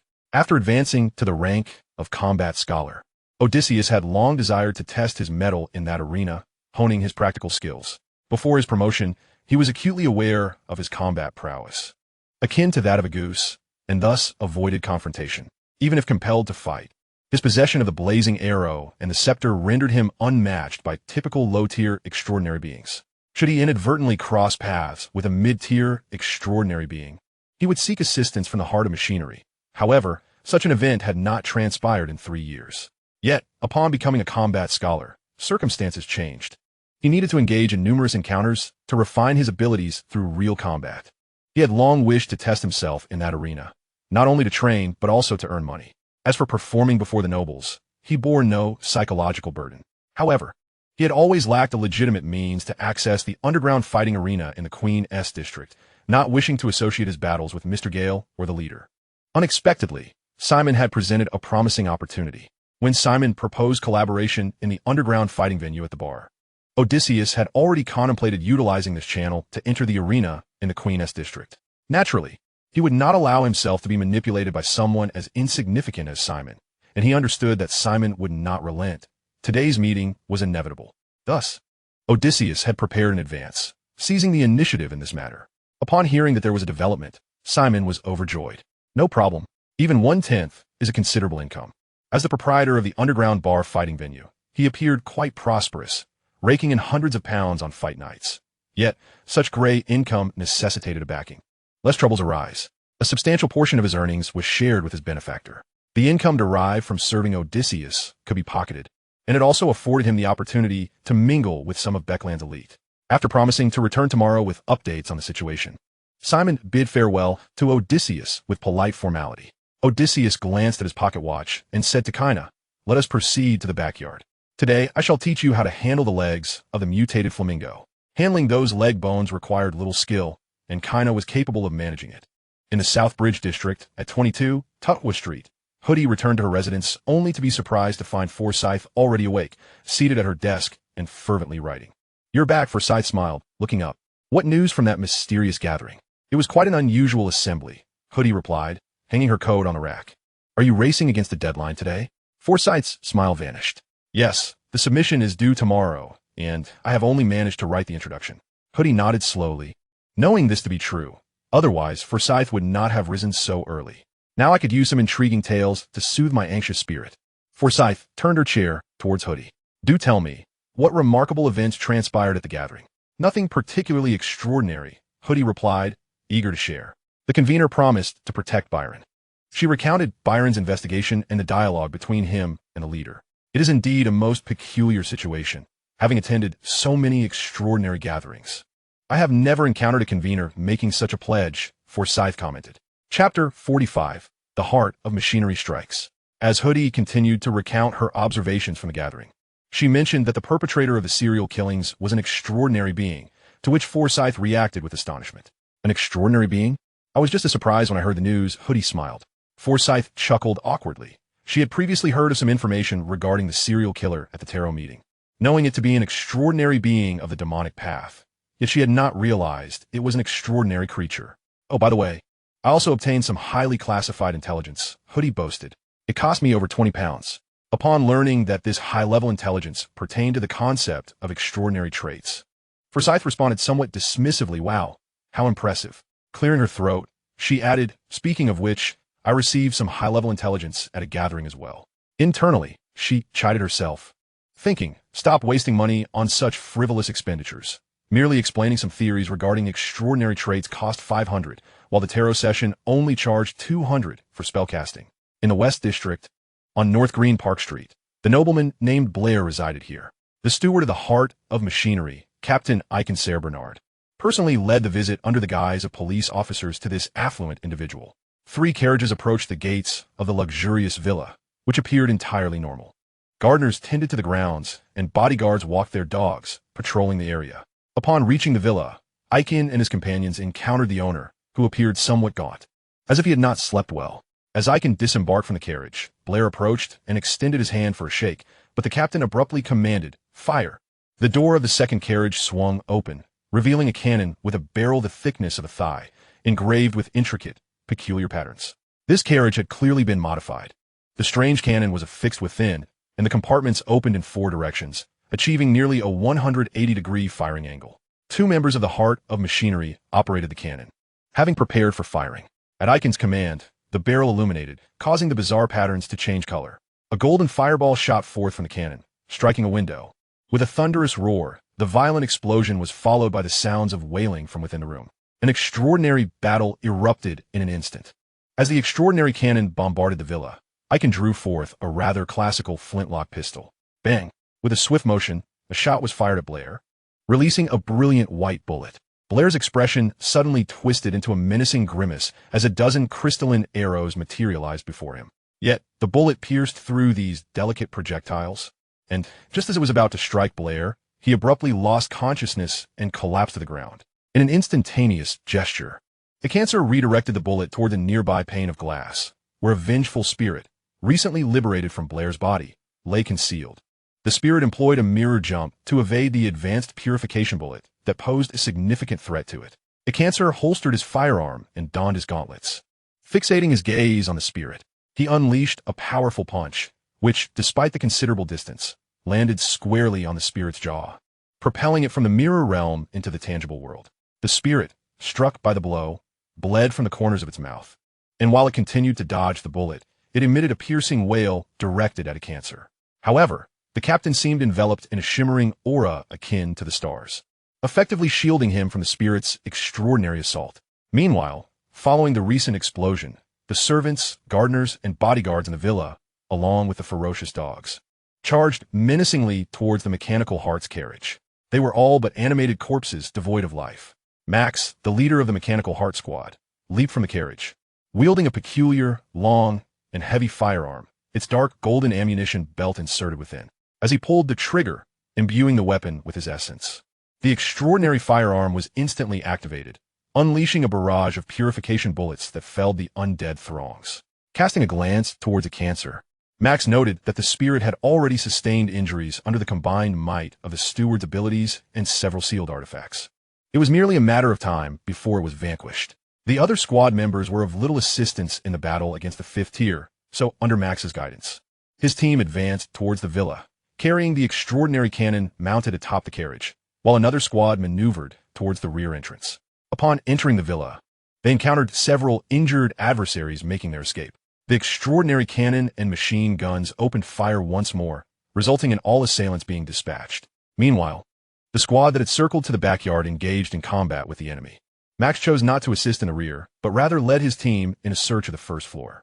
They first arrived at the room that had been struck by the initial purification shell, where 2 werewolves and 1 undead lay. One werewolf was dead, while the other was gravely injured, both sprawled on the ground. The purification shell had proven too much for the undead to withstand, inflicting severe damage and significantly weakening its essence. It was desperately stuffing its own intestines back into its body while attempting to escape, just as Max and his team arrived to finish the job. Without uttering a word, Max squeezed the trigger once more. The undead's eyes widened with terror as it hastily attempted to evade, and under its command, the deceased werewolf suddenly rose to shield it from the fatal shots. As this half-transformed werewolf was torn asunder, the other undead, having sustained 2 gunshot wounds, barreled through the wall in its frantic bid for the rear exit. Max and his team immediately pursued, but as they reached the grand hall, a foreboding sense of danger washed over the mechanical heart members. Before they could react, the grand luxurious carpet in the hall abruptly rose, obstructing their line of sight. Almost simultaneously, they felt their collars constrict as if their garments were intent on strangling them, and their sleeves tightened, thwarting any attempts to loosen their attire. A wave of dread surged through their trained minds, revealing a hint of panic among the seasoned members. Max, however, maintained his composure, aware that the puppeteer of this chaos was nearby. He attempted to pull the trigger again, only to find it resistant. As if it had been welded shut, it dawned on him that a formidable foe was upon them, one capable of manipulating lifeless objects. Fortunately, the power of this formidable adversary waned swiftly. The carpet fell back into place, the furniture remained still, and their clothing returned to normal. The members of the mechanical heart, as if released from a chokehold, finally breathed freely, gasping for air. At that moment, the grievously injured undead had managed to escape.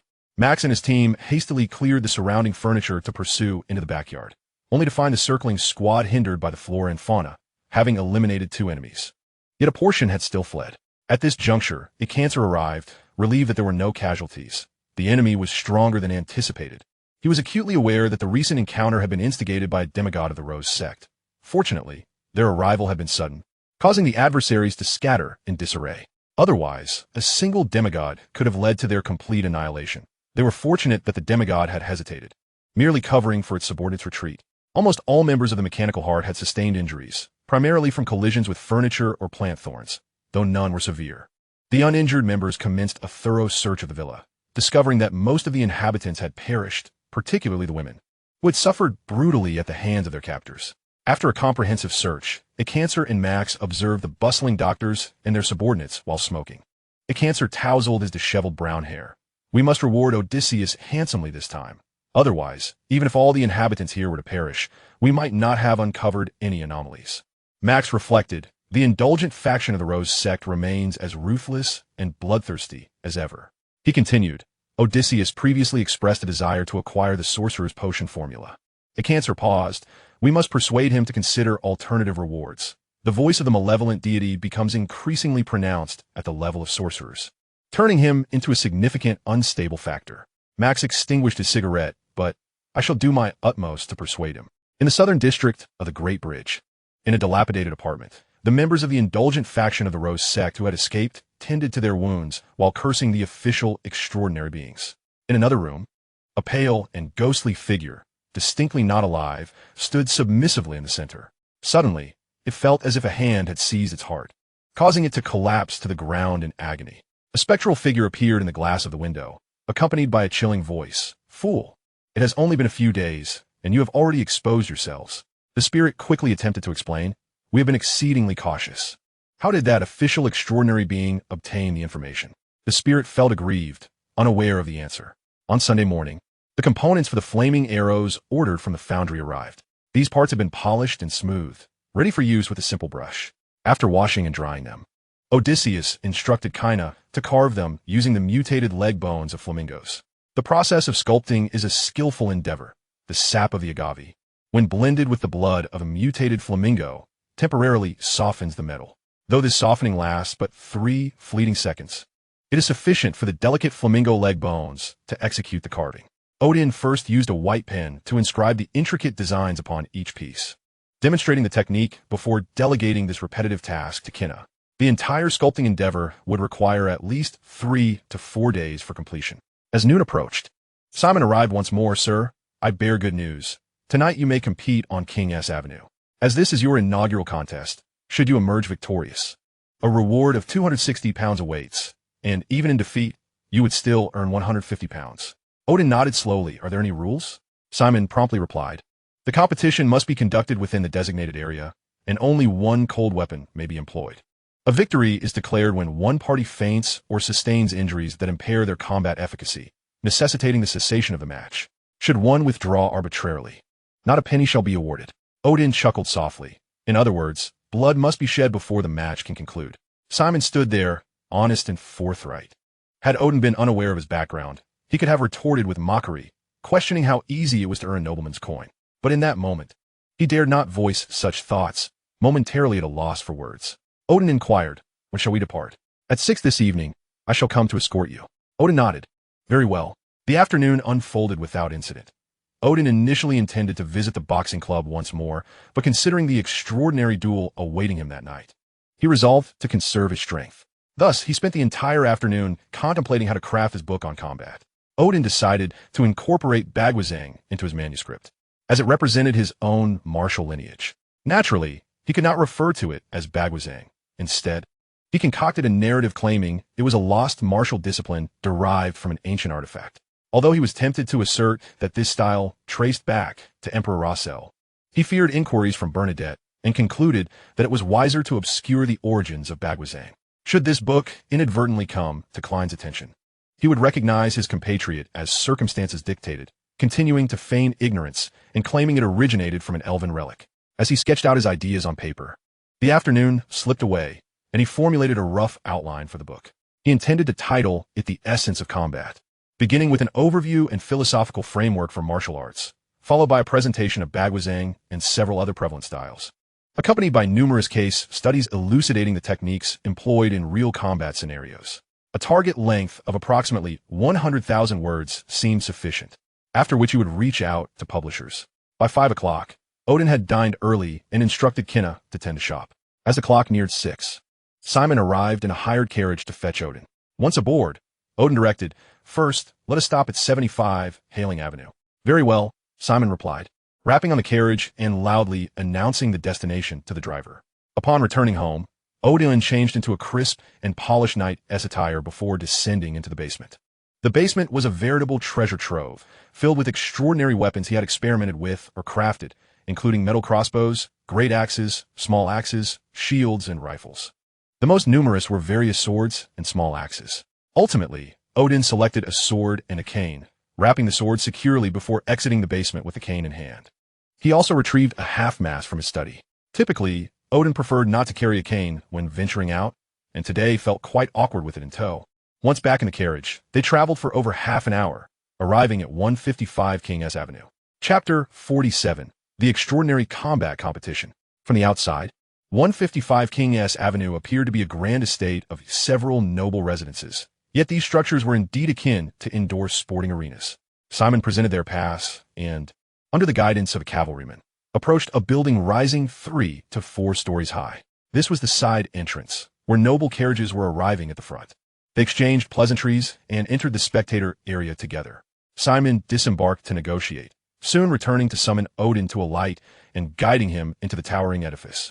Upon entering, they found themselves in a room the size of a parlor, with seating along the walls and 2 vacant weapon racks facing them. A man in his 40s, dressed in the garb of a steward, approached, saying, "Gentlemen, welcome. May I inquire which of you is the contestant?" Simon stepped aside, revealing the masked Odin. "I trust you are aware of the rules," the steward continued. "This is a cold weapon competition. However, for the sake of spectacle, please refrain from employing your weapon until the first bell tolls, or it shall be deemed an arbitrary withdrawal. Should you possess confidence, you may also choose not to wield a weapon at all." Simon blinked in surprise, as this stipulation had been unknown to him. "Very well," Odin replied nonchalantly. The steward extended his hand. "Please present your weapon." Odin produced the sword, temporarily relinquishing the cane to Simon. After a brief inspection and finding no issues, the steward returned the weapon. "The competition commences in just a few minutes. Please prepare yourselves." Odin nodded and settled into a corner to await his turn. Simon, meanwhile, engaged the steward with inquiries about the competition details. A few moments later, Simon returned. "Sir, upon entering that door, you will find a simulated street environment. Your opponent will enter from the opposite direction. Upon encountering one another, you must engage in combat for 5 to 10 minutes before the bell tolls, at which point weapons may be utilized." Odin smiled, but suddenly broached an unrelated topic. "If I possessed such a grand estate, I would undoubtedly transform it into a super laboratory." Simon was momentarily taken aback, unsure how to respond. Not pursuing this line of conversation further, Odin awaited the commencement of the match. After a few more minutes, the steward reappeared. "The competition is about to begin. Please follow me." Odin rose, slinging the sword across his back, and approached the entrance. The steward, glancing at his pocket watch, opened the iron gate at the designated time. As Odin stepped through, he beheld a scene of scattered houses, each roughly 2 meters in height. The area spanned approximately the size of a football field, simulating a rather short street scene, though the rooftops were omitted to ensure unobstructed views for the noble spectators.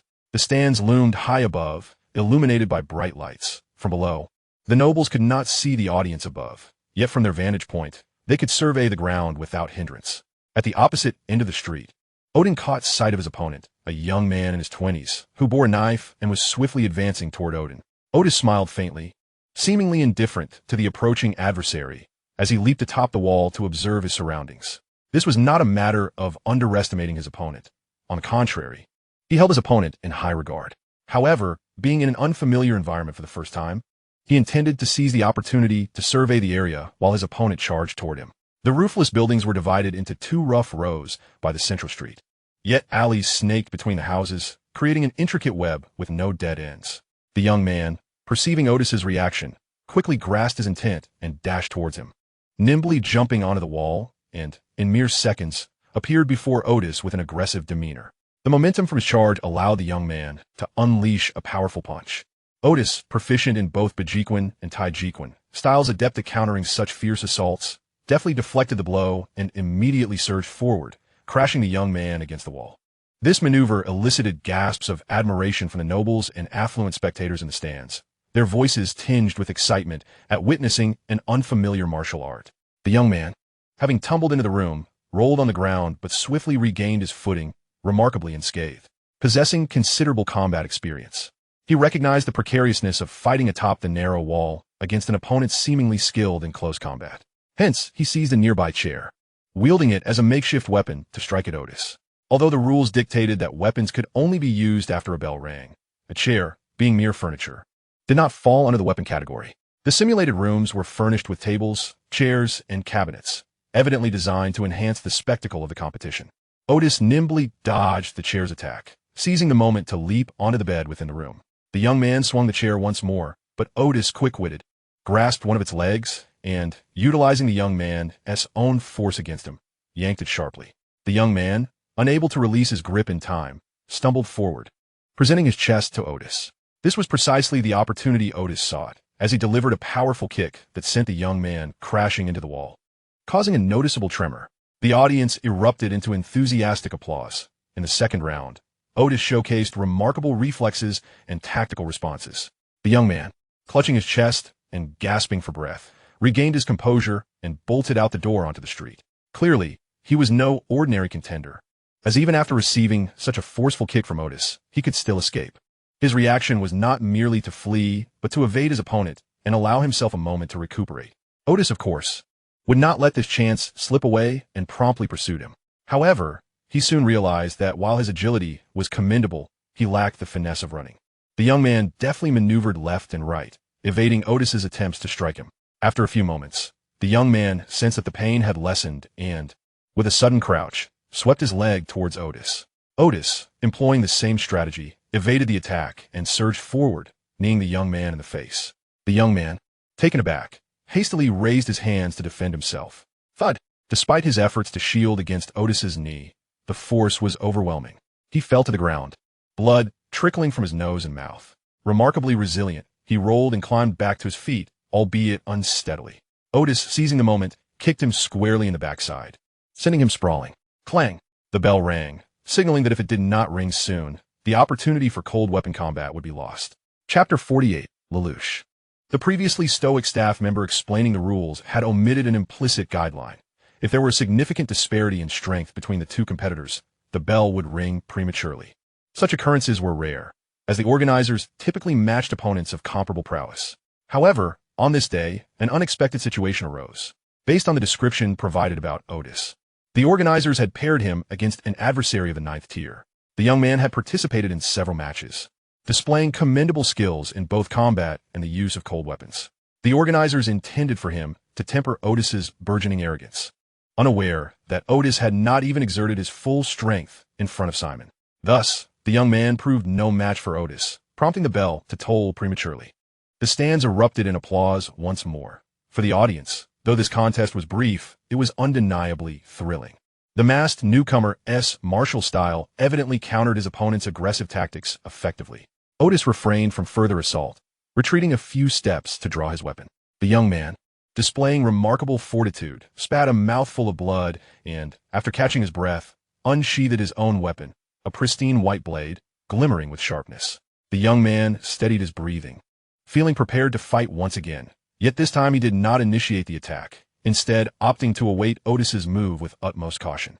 Otis observed the hilt of the young man's blade and smiled. "Surrender. You have already lost." The young man snorted disdainfully, saying nothing, his gaze unwaveringly fixed on Otis. At last, Otis struck. The young man frowned, noting the somewhat awkward stance with which his opponent wielded the sword.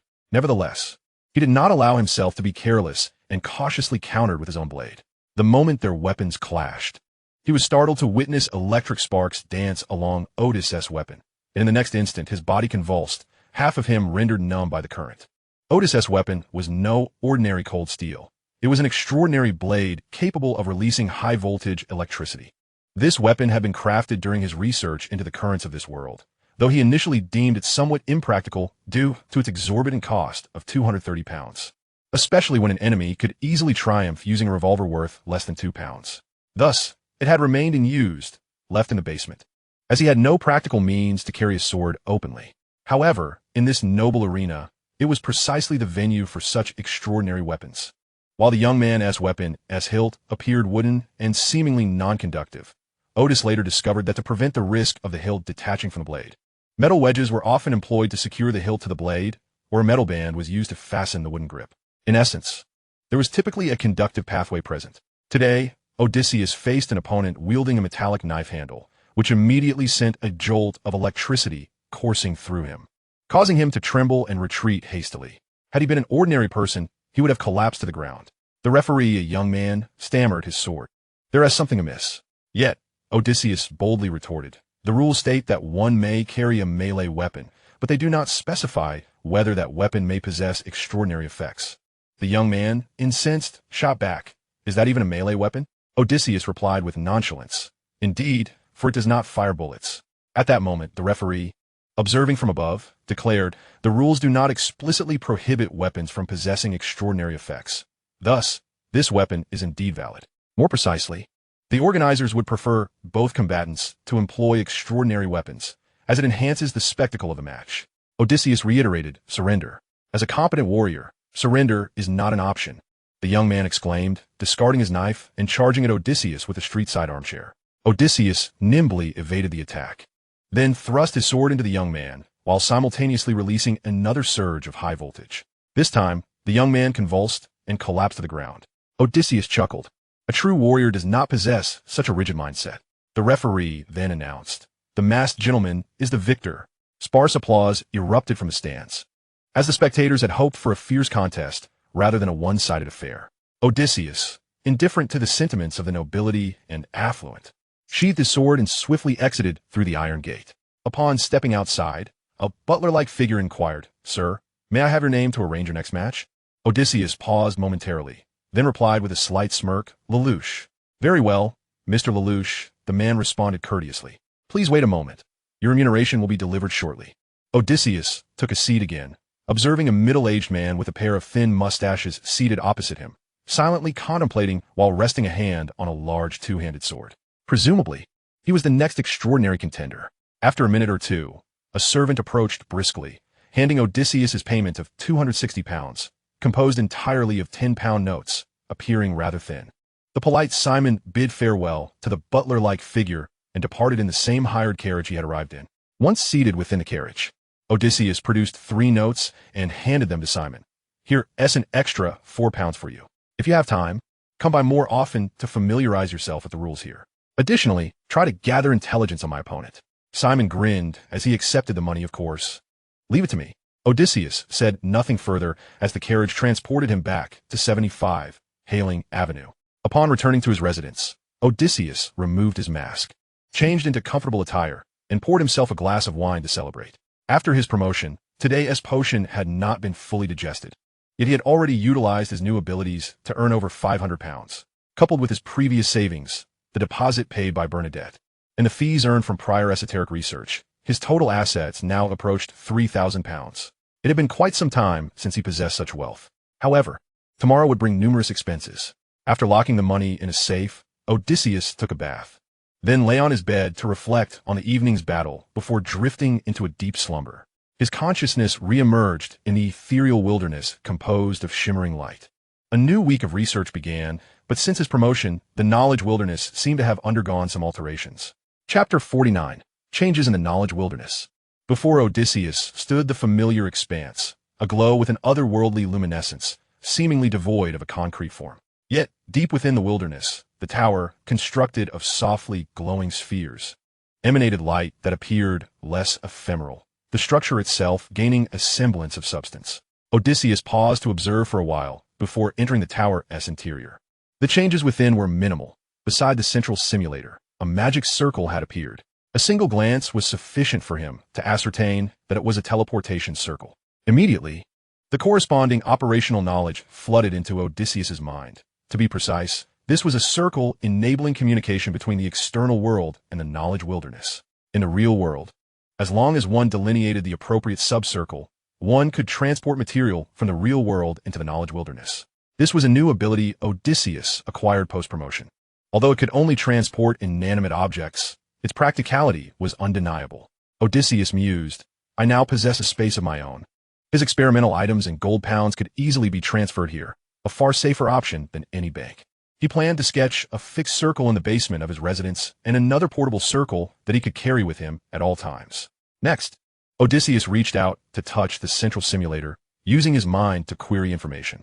Soon, he discovered that his querying privileges had indeed increased. For instance, he now had access to the formulas for potions of the Seeker, the Generalist, and the Reader at sequences 9 and 8. To his surprise, a new pathway for the Reader had been added. Yet, a new question arose: why was it limited to sequence 8? This was quite vexing. After his promotion, he could access more potion formulas, yet there were none for further advancements. Odysseus found himself bemused, recalling the Rossell diary he had previously perused, and continued to investigate the esoteric symbols employed by the elves. Previously, he had been unable to find any information about the elves, but today he could indeed access the esoteric symbols they used. Not only the elf symbols, but also those utilized by dragons and giants were available for inquiry. Comparing these esoteric symbols, Odysseus quickly discerned that the symbols widely employed across the northern and southern continents had evolved from those of the two extraordinary races. The giants and dragons, predominantly derived from the giants. The dragons' esoteric theories appeared distinct from those of humanoid beings, as many of their symbols contained elements related to dragons. As for the elf symbols, they belonged to an entirely different system. Odysseus contemplated, my previous conjecture was correct. The elves originate from the western continent, and their esoteric philosophy differs entirely from that of the northern and southern continents, which is why their circles appear more formidable. Regrettably, he could not yet access the elf circles and could only refer to those used by the second era as human sages. Clearly, further promotion was required to obtain related knowledge. The circles utilized by the human sages were markedly different from modern circles, lacking the standard 5-pointed and 6-pointed stars. Many were square, trapezoidal, or even polygonal. Their functions were more diverse and their power greater. This aligns with Odysseus's previous conjecture. With the advent of the tertiary period, the ancient sun god disseminated potion formulas among human communities using the blasphemous tablet, allowing humanity to safely evolve into the extraordinary. Consequently, the study of magical circles would gradually wane, ultimately leading to the disappearance of much related knowledge throughout the annals of history. In contemporary times, the ornamental function of magical circles has eclipsed their practical utility. At the heart of Odysseus's research lies the exploration of spirituality, where his findings have breathed new life into the forgotten magical circles. Although only the mystical symbols of ancient extraordinary races, such as the elves, are accessible, Odysseus finds this quite satisfactory, as their symbols are far more sophisticated than the existing human magical lexicon. Currently, Odysseus's endeavor to deduce and study these mystical symbols is fraught with difficulties. Nonetheless, these refined magical symbol systems serve as an excellent reference. After acquiring this understanding, Odysseus embarked on today's research. He resolved to temporarily set aside his original topic and investigate a new question. Is it feasible to extract extraordinary knowledge from extraordinary traits and implant it into another's mind? Upon his ascension to the rank of combat scholar, Odysseus experienced a remarkable acquisition of extraordinary knowledge and combat skills derived from extraordinary traits, akin to the divine endowment he had previously heard of. Thus, he began to entertain a cunning notion. If mystical knowledge and combat techniques could be instilled into an ordinary person's mind, that individual would instantaneously transform into an expert in mysticism and a master of combat. Of course, an ordinary person, lacking a body reshaped by potions, would still require a period of training to master those combat techniques. However, this process would be significantly simpler than conventional practice, which typically involves a gradual understanding of the nuances of combat through relentless training. Conversely, with the infusion of combat techniques, one would initially possess the requisite combat experience, making the practice merely a process of application, thus accelerating the mastery of combat skills. Yet, even with mastery of mystical knowledge and combat techniques, the lack of a true combat scholar's reflexes and cognitive abilities would leave them considerably inferior to genuine combat scholars. Nevertheless, this concept could be broadly applicable. With sufficient extraordinary traits and spirituality, theoretically, the entirety of Beakland could become a realm of mystical experts and combat masters. This remains a mere hypothesis, as Odysseus currently possesses only one extraordinary trait of a combat scholar. If his research succeeds, he intends solely to cultivate a few assistants in the realm of mysticism as needed. As his research progressed, Odysseus encountered two formidable challenges, the first being how to extract knowledge from extraordinary traits, and the second, how to implant this knowledge into an ordinary person's mind. Fortunately, he could reference some ancient arrays inscribed by sages, one of which could extract useful extraordinary information from the corpses of extraordinary beings. In an era when humanity was exceedingly fragile and their grasp of the extraordinary and mystical was far inferior to that of colossal extraordinary creatures. Their insatiable thirst for knowledge led to the invention of this array, hoping to glean the mystical and extraordinary knowledge they desired from slain extraordinary beings. However, this array required substantial modifications to meet Odysseus's criteria. The second issue could be resolved with a modern array known as telepathy, which, when seated within it, offers a minuscule probability of perceiving the thoughts of those nearby. This array necessitated even more alterations and could only serve as a reference. Chapter 50. The Second Attendance at the Tarot Assembly. During his extensive research in the knowledge wilderness, which spanned approximately a month in the outside world, Odysseus dedicated half of this time to modifying the two arrays. The ancient array, capable of extracting knowledge from extraordinary beings' corpses, required only minor adjustments for usability. However, the telepathy array necessitated a fundamental enhancement and reconstruction of its principles. The array operates on the premise of synchronizing the spiritual waves with the brainwaves of those nearby, thereby enabling one to perceive another's thoughts through one's own spirituality. A significant challenge arose. The spiritual waves of the array are random, making it arduous to achieve synchronization with the brainwaves of others. To remedy this, Odysseus first augmented the spirituality of the array, transforming the recipient into an emitter. Next, he reconstructed the array's functionality, elevating the frequency of the spiritual waveband it produced. If it were previously a singular channel, it now boasted a multitude of channels, significantly increasing the likelihood of synchronizing with others' brainwaves. However, this still retained an element of probability, and Odysseus has never been one to settle for probabilistic functions. Thus, he conceived another approach, altering the recipient's brainwave frequencies through spirituality. Based on his prior research, many signals within the human body are transmitted via spirituality, suggesting that temporarily modifying the recipient's brainwave frequency using spirituality is theoretically feasible. However, this method would undoubtedly inflict significant harm upon the recipient. After numerous adjustments, Odysseus identified a strength that could achieve the desired outcome without inflicting severe damage. At last, this elaborate and intricate array took form, and upon activation, it bifurcated into two scenarios. If the recipient's brainwave frequency aligned with one of the numerous channels within the array, knowledge infusion would commence immediately. If not, Odysseus left a node within the array, intending to install a crystal at that point. Should the frequencies diverge, the crystal would illuminate, necessitating further action, either ceasing the knowledge infusion process or injecting spirituality into the crystal to continue manipulation. If the latter was pursued, the recipient might experience symptoms such as dizziness and nausea, albeit without enduring harm. In the latter half of his time within the knowledge wilderness, Odysseus focused on the application of the arrays. Both arrays functioned properly. One was responsible for extracting knowledge, while the other was tasked with imparting it. Yet they lacked a conduit. After conducting numerous material experiments, he ultimately discovered a highly suitable material, Amanda crystal. This crystal, sourced from the headquarters of the Night Goddess Church in the Amanda Mountain Range, serves as one of the auxiliary materials for the sleepless path to ascend the seventh sequence of nightmares. The primary ability of nightmares is the freedom to enter the dreams of sleepers, mirroring the process of one person's thoughts entering another's mind. The Amanda crystal acts to some extent as a bridge for the thoughts of both individuals, although its efficacy pales in comparison to extraordinary traits. It is perfectly suited for Odysseus's design. Through the engraving of certain mystical symbols, Odysseus can alter specific characteristics of the recipient, facilitating the transmission of knowledge. Once all research concluded, Odysseus departed the knowledge wilderness, returning to the realm of reality. Upon entering the real world, he first engaged in prolonged meditation to conduct a psychological affirmation, ensuring he remained cognizant of his presence in the tangible world. After a while, Odysseus felt that his mindset had returned to normal, and he inwardly sighed with relief. Fortunately, I merely engaged in research within the wilderness of knowledge, without undertaking any other endeavors. At most, it felt as though I had experienced a particularly exhausting dream. Had I lived a normal life there, I would surely have come to regard that existence as reality. Glancing at his pocket watch and noting that he still had time to rest, he once again resorted to meditation to lull himself into slumber, allowing himself to indulge in a leisurely sleep until just past 9 the following morning.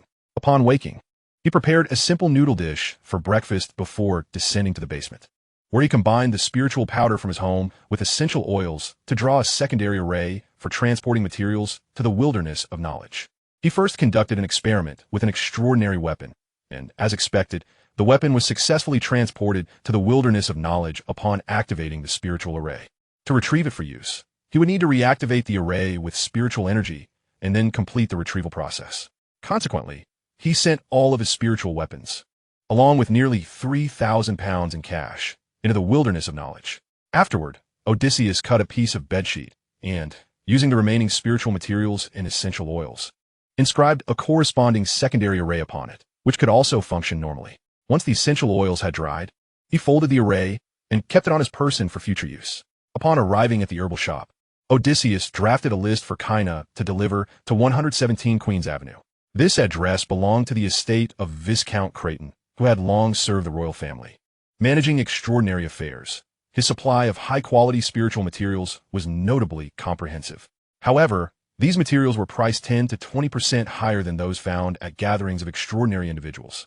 Yet, due to his substantial demand, he preferred procuring goods from Viscount Creighton, as trading through the extraordinary gatherings might leave him waiting indefinitely to meet his needs.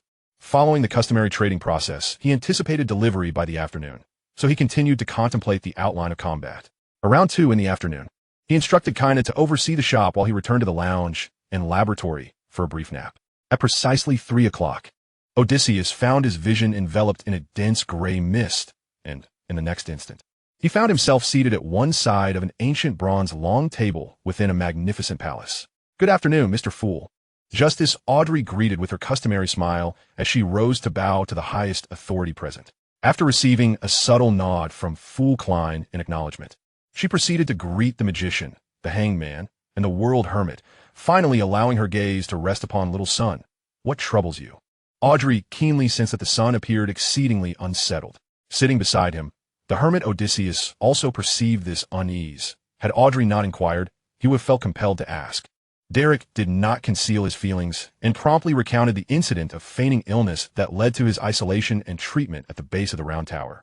Concluding with the question, "Respected Mr. Fool, will that miraculous item discover my participation in the tarot meeting?" Behind the gray mist, Klein mused. "How should I know? I'm not even aware of what it is." However, seeing little son's eager expression and sensing no formidable power attempting to intrude, Klein answered with ease. "Under normal circumstances, it should not detect you. Yet, certain miraculous items possess peculiar effects." Odysseus opened his mouth. "Isn't that tantamount to saying nothing at all?" Chapter 51, Aman. The hermit Odysseus cast a glance at the son Derek, noting his evident relief, which indicated that the young man had misunderstood the fool's response. Believing it to be a confirmation, once Derek was reassured, he inquired, "Have you heard of a person named Aman?" Justice Audrey turned her gaze toward the hanged man, Algy, recalling that he had previously mentioned this name. Klein also recalled related knowledge, but refrained from responding hastily to maintain the fool's enigmatic persona. The magician, Furs, listened with a perplexed expression, as the name lay beyond her realm of understanding. Algy countered, "Did you encounter someone claiming to be Aman during your explorations in the surrounding regions of Silver City, or discover similar records?" Derek nodded earnestly. "Indeed. 42 years ago, an exploration team encountered a person who claimed to be Aman.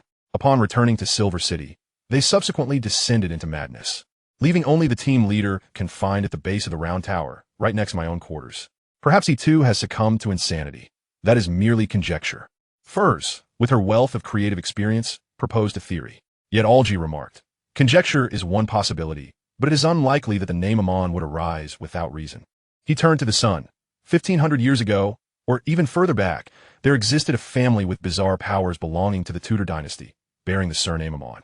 It was rumored by the king of the 5 seas, Nastor, that the Aman family was a lineage of desecrators, possessing the secrets to usurp divine powers. Everyone felt a wave of confusion wash over them, as the idea of usurping divine power seemed impressive, yet the specifics eluded their comprehension. Odysseus interjected, "I possess some relevant intelligence regarding Aman. This is my second time attending. There is no need to conceal information as I did previously, and I intend to conduct several minor transactions during this gathering, leveraging the channels provided by the tarot meeting." Noticing that all eyes were upon him, he continued, "You must have heard of the thief's path. I have obtained some documentation regarding it. At lower sequences, they engage in theft, while at mid-sequence, it is said they can steal thoughts and extraordinary abilities. However, these are only temporary acquisitions." Algy was aware of similar intelligence, and, connecting it to his previous statement, suddenly arrived at a bold conjecture. Are you suggesting that at higher sequences they can steal divine powers? Upon uttering this, all present, save for Odysseus, felt an eerie chill running down their spines. Even Algy was taken aback. How could I entertain such a thought? That would be sacrilegious. How could one steal the power of the divine? Ultimately, he had to concede. Very well, that notion does seem plausible. Klein, behind the gray mist, entertained similar thoughts, pondering, what an enigmatic power. Audrey, however, maintained her composure and recalled some information gleaned from previous tarot meetings. Since every path has a sequence 0, it is not inconceivable that the thief's path sequence 0 could indeed usurp divine powers. She regarded the hermit with a deep gaze. As long as such information exists, it is not difficult to draw connections, though people generally do not lean in that direction, for it is indeed a profound blasphemy. Yet the hermit has evidently considered this long ago. Derek, too, grasped the hermit's implication, asking, Mr. Hermit, are you suggesting that the Aman family possesses mastery over the thief's path? Indeed, Odysseus affirmed. Another piece of intelligence I am quite certain of is that Aman is a descendant of the ancient sun god. With that, he fixed a penetrating gaze upon Derek.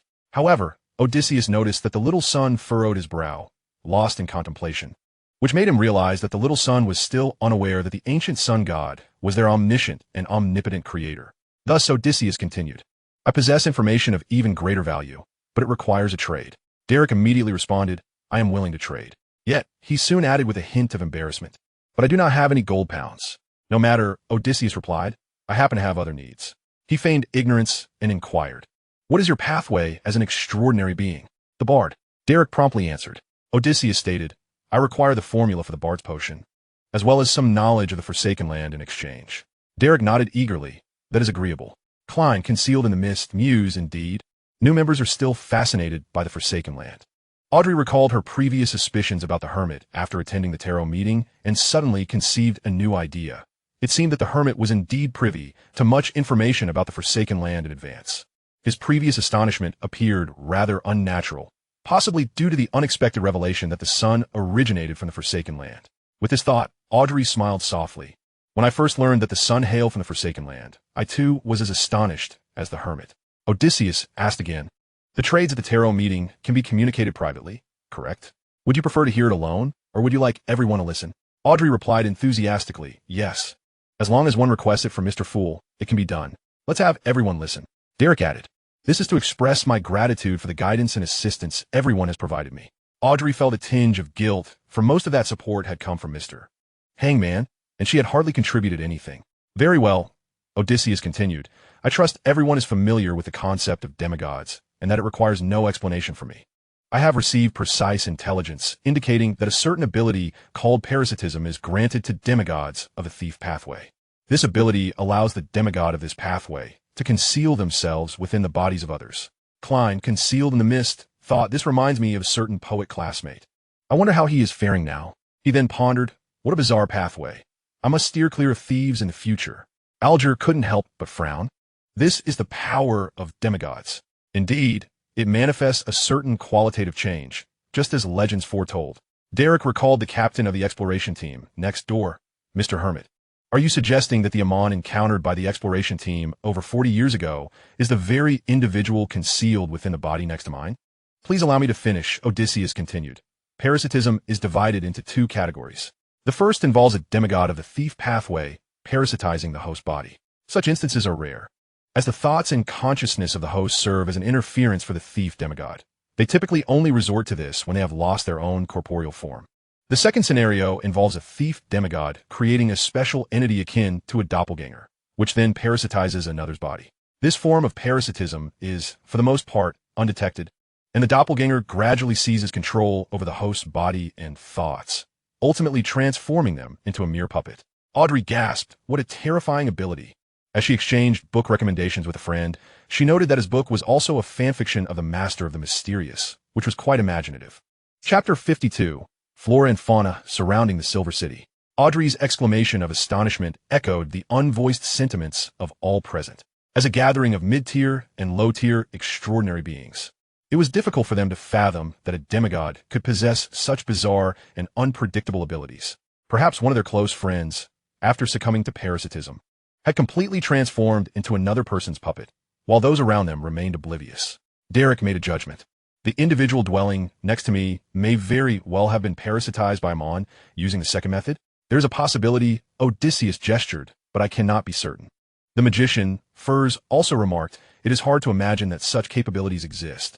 Odysseus smiled. To my knowledge, upon reaching the level of demigod, extraordinary abilities seem to undergo a qualitative transformation. He then turned to Derek. Once the gathering concludes, be sure to exercise caution when interacting with the person next door. If you feel any discomfort, seek assistance immediately.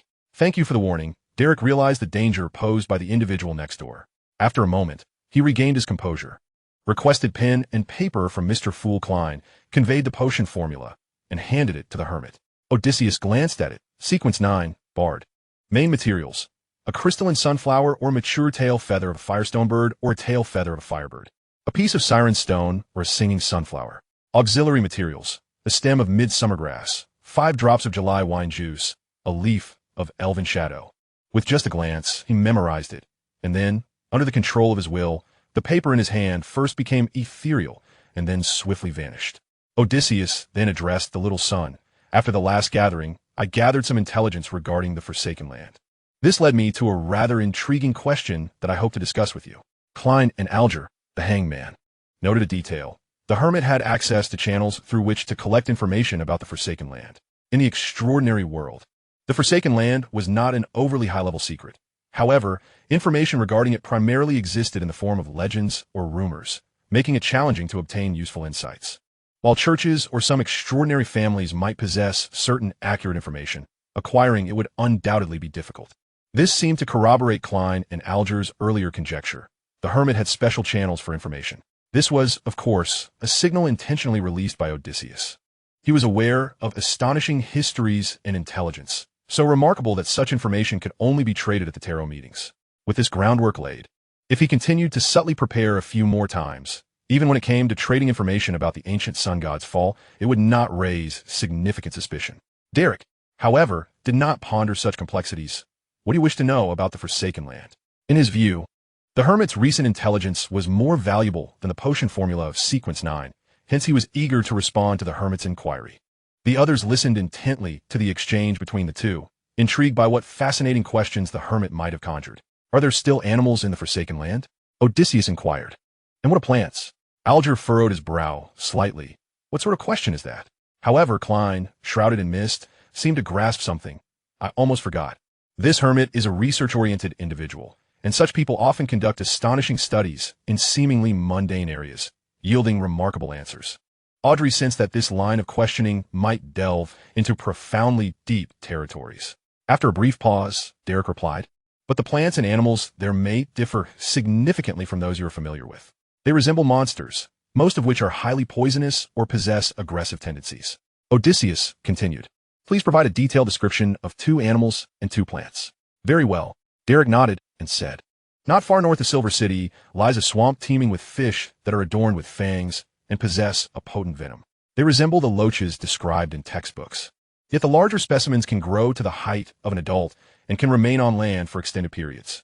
If one ventures too close to the swamp, they will surge forth and actively attack humans. Forsyth strained to envision the image of a fish pursuing a person. What a remarkable world this is. To the east of the city, there exists a type of insect that revels in blood-sucking, feasting upon brain matter. Derek continued, they are roughly the length and thickness of an adult's index finger and always travel in swarms.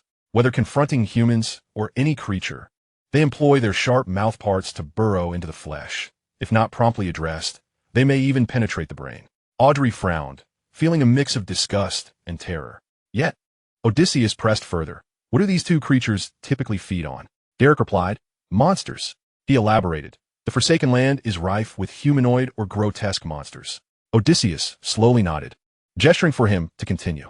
Derek continued, also, not far from the swamp in the northern part of the city, there exists a plant with sharp spines and vine-like tendrils. Besides having roots that absorb water and nutrients from the soil, it is capable of capturing and killing animals or monsters. Some of its vines bear suction cups, while others are equipped with various toxins. We occasionally venture to collect these vines to extract their venom for use.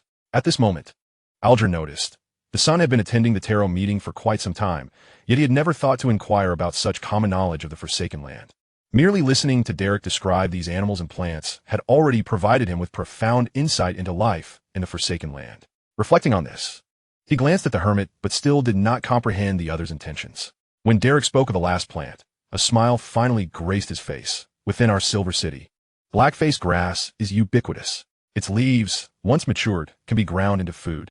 And it is precisely due to the presence of black-faced grass that most of us have not experienced mutations or deformities. This is a divine blessing, a beacon of hope for our perseverance. Seeing the sun smile, Audrey inhaled deeply and smiled back. Indeed, it must be the gods who have bestowed hope upon you. At that moment, she felt a pang of sympathy for the little son. He had likely never tasted cheese or toast. Sitting at the very bottom, the world reminded in a deep voice, the normal within the abnormal constitutes a form of abnormality. Chapter 53. The Mutations of Species in the Forsaken Land. Derek was momentarily taken aback by the world's reminder. Throughout his life, he had consumed food made from the flower of black-faced grass. And suddenly someone informed him that black-faced grass was not a normal plant. This was akin to telling Justice Audrey that wheat was a toxic herb. The hermit Odysseus asked Derek, where does black-faced grass grow? On the walls, rooftops, and streets, Derek replied. The magician Forsyth thought to herself, it indeed does not grow in fields, which is somewhat abnormal. Odysseus inquired again, is it found outside the city? No. Have similar plants been discovered around the city's periphery? No. Then there is no issue. You can rest assured and continue consuming it, Odysseus affirmed confidently. Justice Audrey, quicker than Derek, asked, Mr. Hermit, how did you arrive at such a conclusion? Odysseus replied, the growth range of black-faced grass resembles the description of high-level sealing artifacts. I have never encountered a high-level sealing artifact, but I have heard of some, and certain sealing artifacts can have effects throughout an entire city. It seems that the presence of black-faced grass is indicative of the effects of some sealing artifact. Derek opened his mouth in surprise, a notion he had never contemplated. The fool Klein, shrouded in mist, sighed, the hermit is quite knowledgeable. He then recalled that sealing artifacts must inherently possess negative effects. He was about to manipulate the world to remind them, but after some consideration, he refrained. After all, the little son consumed only that one type of food, and since no mutations or deformities had occurred, it seemed acceptable even if there were some negative effects. Audrey felt somewhat reassured. The new member had already integrated into the tarot meeting and was aiding other members in resolving issues with his erudition. Forsyth was consumed by a single thought. How impressive. Simultaneously, she pondered a question. Mr. Hermit, why do those high-level sealing artifacts have an effective range limited to a city? She felt her question lacked precision and thus rephrased. Beckland and the southern Port Pliz are both cities, yet their areas and populations are not even remotely comparable. Can a high-level sealing artifact's effects encompass Pliz as well as Beckland? Odysseus smiled. This question pertains to the issue of conceptualization. It is said that high-level sealing artifacts possess certain conceptual definitions. Thus, their effective range is confined to concepts such as a city or a nation. If you wish to delve into more detailed information, I can assist you, though such information is quite advanced and requires a trade. No need, Forsyth smiled. For although the hermit's explanation piqued her curiosity, she was currently saving money to purchase the primary materials for her promotion and had no spare pounds to satisfy her inquisitiveness. Klein, however, contemplated the concept of uniqueness, as the card of the Emperor had given him some understanding of this concept. He was eager to know more details. But since this matter was not urgent, he was unwilling to part with any pounds. Alger also recognized that the conceptualization the hermit mentioned must pertain to extraordinarily high-level information. But he planned to engage in trade when the need arose. Odysseus then turned to the now-relieved Derek and said, I have channels to acquire more information about Aman. Would you like to continue trading with me? Yes. Derek immediately replied, but what shall I use for trade? The formula for the potion of the Lightbearer? I require you to catch a fish from the swamp and provide me with a small bucket of mud from the swamp, Odysseus stated. Additionally, catch a few blood-sucking insects. Provide me with a plant bearing spines and toxins, as well as a handful of soil. If convenient, please also dig up a few black-faced grasses. The other members were taken aback, not expecting the hermit to request such items. Derek responded, Mr. Hermit, these items hold little value and do not equate to the worth of your information. In Forsaken Land, they may indeed lack value, Odysseus smiled. Audrey curiously asked, Mr. Hermit, may I inquire why you need these items? Odysseus replied, for experimentation. Klein manipulated the world to ask, do you intend to compare the species of the Forsaken Land with those of our world? Indeed, Odysseus answered. Alger also joined the conversation. What significance does this hold? This relates back to a previous study of mine. Odysseus did not conceal. A few years ago, my research unveiled that the spirituality contained within a normal human being engages in a self-reinforcing cycle within the body. Klein, shrouded in mist, remarked, "This bears resemblance to the theories of meridians in traditional Chinese medicine." Odysseus continued, "Under normal circumstances, this cycle gradually wanes, ultimately leading to the dissipation of the individual's spirituality, corresponding to the process of aging or death. However, numerous external forces can disrupt this cycle. For instance, certain extraordinary pollutants can shatter such a cycle, causing spirituality to exhibit more complex trajectories, thereby affecting the spiritual body, mind, and physical form. Consequently, extraordinary pollution may lead to maladies in some individuals, while in severe cases, it may drive them to madness and chaos, resulting in a complete disruption of the spiritual cycle and transforming them into monsters." The audience was taken aback. Such a theory was indeed a novel revelation. Klein recalled the pertinent content from the Book of Secrets. The hermit's exploration of spirituality seemed to surpass even that of the Witch King. The flora and fauna of the Forsaken Lands had evidently undergone certain mutations. Odysseus elaborated, "To me, this represents an excellent research specimen." The others nodded in understanding.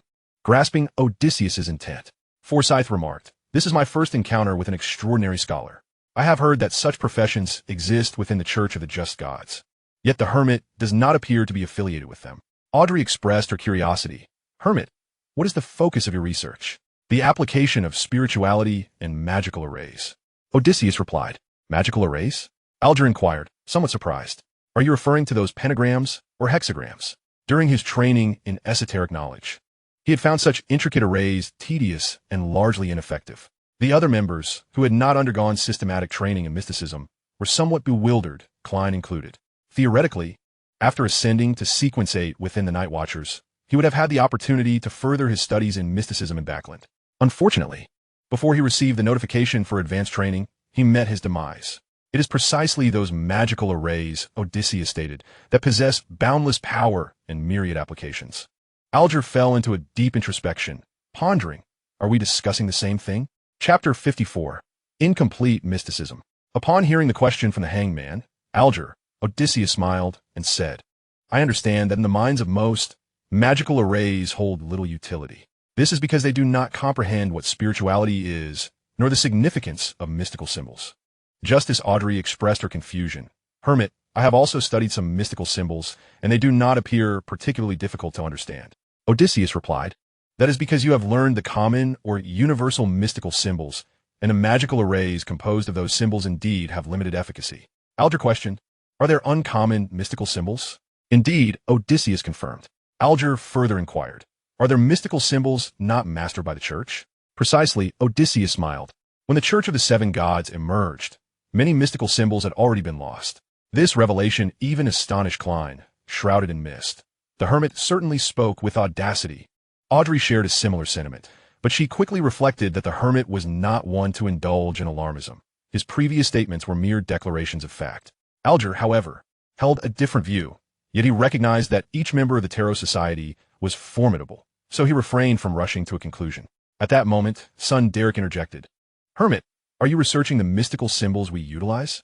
Before the Great Cataclysm, the Church of the Seven Gods had not been mentioned. However, in Derek's recollection, magical arrays seemed to lack significant effectiveness in practical applications. Odysseus smiled. "This is not a matter of time. Before we delve into this topic, let me pose a question. In your impressions, what are mystical symbols?" This query left everyone momentarily speechless, until Alger summarized the Storm Church's interpretation of mystical symbols.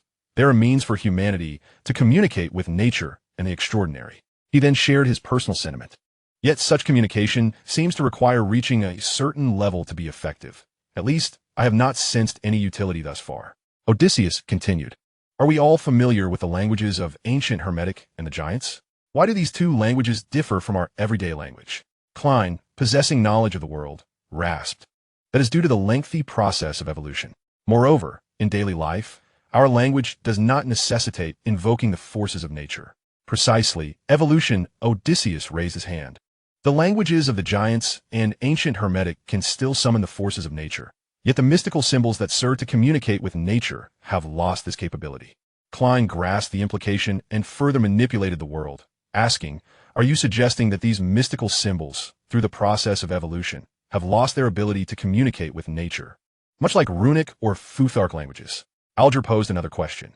Do mystical symbols share an intrinsic connection with the languages of the giants or ancient Hermetic? At this juncture, Audrey and the others found the discussion growing increasingly challenging, yet they remained able to comprehend the dialogue.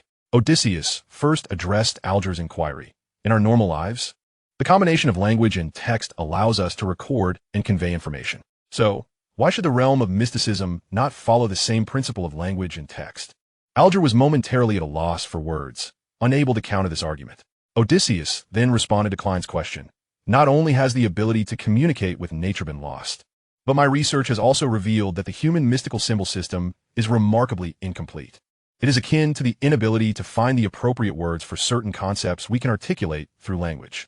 The hall fell silent, as the mystical knowledge of the other members present had not ventured into this territory. After a pause, Klein remarked, this is indeed a profound area of study.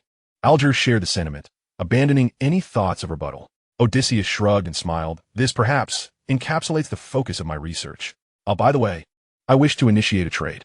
The group collectively regained their composure, turning to the hermit, uncertain with whom he intended to trade. Odysseus announced, I wish to trade the potion formula for sequence 9. The magician Forsyth inquired, what path are you referring to? Odysseus countered, what path are you on? Apprentice. Then I shall trade you the potion formula for apprentices, Odysseus replied. How does 260 pounds sound? He had established a mystical research society wherein half the members were low-sequence, extraordinary beings, and the other half were mystical enthusiasts aspiring to become extraordinary, possessing certain intelligence networks. This was because at that time, Odysseus was merely sequence 9 and feared he would struggle to manage mid-sequence members. Thus, all extraordinary members were of lower sequences. Now that he had reached sequence 8, he intended to sell the formula to those mystical enthusiasts. Prior to this, he had strictly prohibited the sale of formulas at gatherings, as members like the Hounds possessed potion formulas but rarely sold them, or would need to report to their superiors and obtain permission before selling. The Peacock Wolverine would undoubtedly be willing to sell the formulas, yet what they possess are concoctions intended for assassins and secret prayer practitioners. Odysseus had no intention of transforming the research society into a breeding ground for cult members. Thus he outright prohibited the sale of such formulas. Now, as he prepared to lift the restrictions, he aimed to acquire several more potion recipes from different pathways to present to the enthusiasts of mysticism. This way, they would have an array of choices, and should anyone still opt for the formulas of assassins or secret prayer practitioners, Odysseus would not intervene. After a moment of contemplation, Forth declared deal, although she had become an apprentice through the extraordinary attributes of Madame Annalisa. She later came into possession of the apprentice's potion formula while sorting through Madame Annalisa's belongings.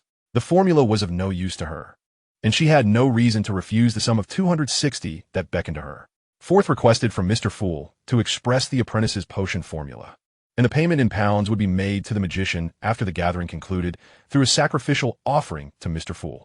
Odysseus then inquired of Audrey, Miss Justice, do you intend to sell the potion formula for sequence 9? Audrey pondered briefly before responding, very well, but I do not wish for pounds. I would like to consult you on certain matters regarding mystical symbols. Odysseus mused to himself. Truly, she regards pounds as mere refuse. He nodded. That is acceptable. As long as the information does not require confidentiality, I am open to trade. Allow me a moment to consider. Audrey replied. I have yet to determine the specifics of my inquiries. Understood. Thus, Audrey also requested paper and pen from Mr. Fool to express the audience's potion formula, and appeared before Odysseus. Odysseus then turned to the world. Might I ask if you intend to sell any potion formulas? The world chuckled softly, of course. But I possess a formula that may pique your interest even more. Odysseus was taken aback. Which pathway? What sequence? The world spoke in a deep voice. The Pathway of the Seeker, Sequence 7 Sorcerer. Chapter 55, Acquiring the Sorcerer's Potion Formula. Fool Klein had noticed during his last assistance to the Hermit in overcoming an adversary that the Hermit was a low-sequence, extraordinary being. At the onset of this tarot gathering, Klein observed that the Hermit's spirit had undergone some changes, seemingly having ascended to sequence 8. Regarding the pathway to which the Hermit belonged, Klein discovered that during this gathering, the pattern on the back of the Hermit's chair had altered, transforming into a pair of cold, indifferent eyes devoid of eyelashes, containing countless dazzling stars. Klein had encountered this symbol while handling the Old Neil incident. Thus, he was certain the hermit was an extraordinary being of the pathway of the Seeker and would inevitably require the sorcerer's potion formula. As Klein reflected on Neil, he wore a comically wry smile. I indeed require that potion formula. Odysseus inquired, state your price. He found it peculiar. Where had Klein acquired the sorcerer's potion formula? Klein manipulated the world, 700. That was the price he had gleaned while divining the hermit, the cost being the instantaneous shattering of his own head above the fog. Selling the potion formula to the hermit could be viewed as reclaiming some form of compensation from him. Deal, Odysseus responded immediately. Seeing the swift agreement, Klein felt a twinge of regret. Had he known, he would have asked for 800. Odysseus continued. However, it will take a few days before I can provide payment. Just yesterday, he had lamented the absence of 3,000 in savings, and yet today, he had already overspent. First, he had requested a batch of high-grade spiritual materials from Viscount Kelton, totaling over 2,300, and then nearly 1,000 had been spent on 2 potion formulas at the tarot gathering. His once proud savings had dwindled to nothing, plunging into the negative. Klein nodded as he manipulated the world. That is acceptable. Odysseus inquired. Are you still trading your personal potion formula? Indeed. It is also 260, Klein replied. Then let me trade alongside you. Deal, the world stated matter-of-factly. Odysseus then turned his gaze towards the hangman. Alger, I will soon have another income, so we can finalize our transaction. He paused before asking, do you intend to sell any potion formulas? Alger replied, I am willing to sell. Might I inquire about your pathway? Sailor. Odysseus feigned a moment of surprise. This pathway presents certain complications, but I am open to the trade, considering it part of my collection. How does 260 sound? This was the pathway of the Just God Church, and trading such a potion formula could indeed prove somewhat troublesome. Very well. Alger made an internal assessment. The hermit was a runesman. Based on the hermit's attire, he had nearly confirmed this, though he did not rule out the possibility that the hermit was employing clothing to mislead. However, now Alger was certain. The hermit was a runesman, for the Storm Church only preached in runes, and if he were from another nation, he would not perceive complications with the potion formula of the Sailor Pathway. Having completed all transactions, Odysseus leaned back in his chair, lapsing into silence. At that moment, Justice Audrey addressed the head of the bronze table. Mr. Fool, I request a private conversation. Klein internally sighed with resignation. Here we go again. He nodded gently, certainly. As Odysseus's senses were shielded, he suddenly recalled. In 2 gatherings. Why had no one offered the fool the Roselle diary? He thought back meticulously, recalling the circumstances. It seemed that Magician Forth had only recently joined the Tarot Society. And Audrey, in an effort to prevent Forth from borrowing the Roselle notes from his real self, and thereby causing a repeat sacrificial situation, had conducted her offerings of the diary in private. Audrey intended to find an opportunity to inform Forth that the notes in her possession had been torn apart by Susie, and thereafter she could openly offer the diary. Odysseus sighed. He would have to wait before realizing the remaining value of the 5 pages of the diary he had handled. After the private exchange concluded, Klein unsealed the senses of the other members. You may continue. Forth took a breath. I wish to procure the stomach of a soul eater and 20 milliliters of deep-sea swordfish blood. These were the 2 primary materials for a trick master, and she had 430 remaining in her savings, plus the 260 she had just earned from her transaction with the hermit. With 690, if fortune favored her with reasonably priced extraordinary materials, she could resolve the primary material issue. Forth couldn't help but reflect. Were it not for the necessity to completely rid herself of the influence of the full moon's whisper and to become a trick master, possessing 690, even in Beakland, she could live quite comfortably and pleasantly. After a couple of seconds, Alger spoke in a low voice. I encountered deep-sea swordfish blood at a gathering of pirates, but unfortunately, you have missed your chance. Forth replied, Mr. Hangman, please keep an eye out for me. I would accept a price between 300 and 400. Very well, Alger nodded. The son Derek then interjected. I am aware of the approximate range of activities of several soul eaters, but I do not require the pounds you speak of. Forth, intrigued, inquired. Then what do you desire? Audrey preemptively answered in her mind. The potion formula of the Sun Priest. Derek pondered for a moment and confirmed, indeed, the potion formula of the Sun Priest. This is a level 7 sequence formula, requiring at least 750 pounds. I inadvertently acquired this information while assisting the Forsythia Guild in acquiring magical items through the Sun Path. After a brief pause, she added, as for the 2 extraordinary materials I require, each typically costs no more than 400 pounds, often valued at around 300 pounds. Without hesitation, Derek replied. I can provide you with 2 to 3 stomachs of spirit eaters. Forsythia felt somewhat helpless. Selling the surplus spirit eater stomachs would likely take an indeterminate amount of time. She forced herself to smile and said, I will attempt to gather them. At that moment, Odysseus interjected, if you intend to strike a deal, please sell me the corpses of the spirit eaters at 100 pounds each. Other parts of the spirit eater corpses are also excellent sources of spiritual materials. Derek paused for a moment, then nodded. All right. Forsythia glanced at the hermit. Hasn't the hermit run out of money? How can he spend 200 or 300 pounds without even batting an eye? Behind the gray mist, Klein thought to himself, sir, you aren't planning to charge it to a credit card, are you? You have already overdrawn quite a bit. After a moment of light-hearted criticism directed at the hermit, he instructed the world in a hoarse voice. Please keep an eye out for the cerebral mutations and blood of the faceless hunter, as well as the peculiarities of the human skin wraith and the hair of the deep-sea Ghana. Everyone nodded in agreement. After a brief silence in the hall, they transitioned to a phase of free discussion. After approximately 10 minutes of exchange, the fool declared the tarot meeting concluded. Chapter 56. A new infusion of fun arrives. In the Forsaken Land, Silver City, at the base of the Round Tower. Following the conclusion of the tarot meeting, Derek returned to the real world. Cautiously sitting for a few seconds, noticing nothing amiss, he finally let out a sigh of relief. Recalling the information exchanged at the tarot meeting, he quietly pressed his ear against the wall to listen for any sounds from next door. Suddenly, a frail and ethereal voice emerged from behind him. Where did you go just now? Derek froze instantly, every hair on his body standing on end. Yet, the patrols and exploration experiences he had accumulated allowed him to quickly regain his composure. Instead of turning around hastily, he clasped his hands together at his chin as if in prayer. The cramped room suddenly brightened, as a pure beam of light, entwined with flames, cascaded from the ceiling, illuminating the figure behind him. At that moment, Derek was astonished to see the divine light he had prayed for suddenly expand, dazzling him to the point where he could barely open his eyes. Within that brilliance, a figure lunged towards him, followed by a piercing scream. Only then did Derek dare to turn around, and amidst the blinding light, he glimpsed a spectral figure donned in a black, classical robe. A pointed soft hat atop their head, black hair framing a broad forehead, and a single crystal lens perched on one eye. Soon, as the radiant light faded, Derek recognized the gray-haired Chief Colin, and on the bed behind him lay a translucent little creature. It was merely the length of a thumb, its segmented body displaying a transparent hue. Derek was initially taken aback, but quickly realized the danger had passed. Your Excellency. Colin nodded gently. We have always suspected he was problematic, yet to ascertain the intentions of one named Aman, we deliberately refrained from eliminating him directly. Unfortunately, until today, he had appeared perfectly normal. He then turned to Derek and inquired, what do you think caused his sudden mutation? Do you feel any difference between yourself and others?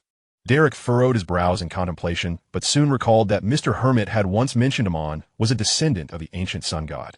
Thus, he replied, perhaps it is due to my extraordinary path being different from others. Colin's expression remained unchanged. What were you doing in the room just now? I was at the tarot meeting. Derek suddenly realized that matters may not be as simple as he had thought. He took a deep breath and said, I was sleeping. Colin gazed silently into Derek's eyes, and after several seconds, he said, before his mutation, did you notice anything unusual? No, Derek replied with firm certainty, shaking his head. The base of the round tower fell silent once more, and after another brief pause, Colin remarked, your condition is stable. You may return. Derek was momentarily taken aback. All right. He inhaled deeply and exited the round tower along the corridor, encountering the arriving guardians who, without uttering a word, permitted him to pass. Derek hurried home, secured his door, and after scrutinizing his surroundings for any oddities, he whispered, Fool of an era, I have just endured a harrowing experience. He reported everything that had occurred to the fool and shared his speculations, hoping for the fool's insights. As the tension ebbed, he felt an overwhelming fatigue wash over him, and soon he reclined on his bed, drifting into slumber. In the quiet, dim room, flashes of lightning intermittently illuminated everything, only to be swallowed by darkness. In his deep sleep, Derek suddenly smirked and raised his hand to pinch the bridge of his nose. Ah, fool! How intriguing. Bakerland, West District, 51, Henry Street. Odysseus opened his eyes to see the ceiling of the lounge and let out a tremendous yawn. He was indeed feeling a bit drowsy. However, today was not destined for a midday nap. He rose and first presented a tribute of 260 pounds to the fool, completing his transaction with the magician.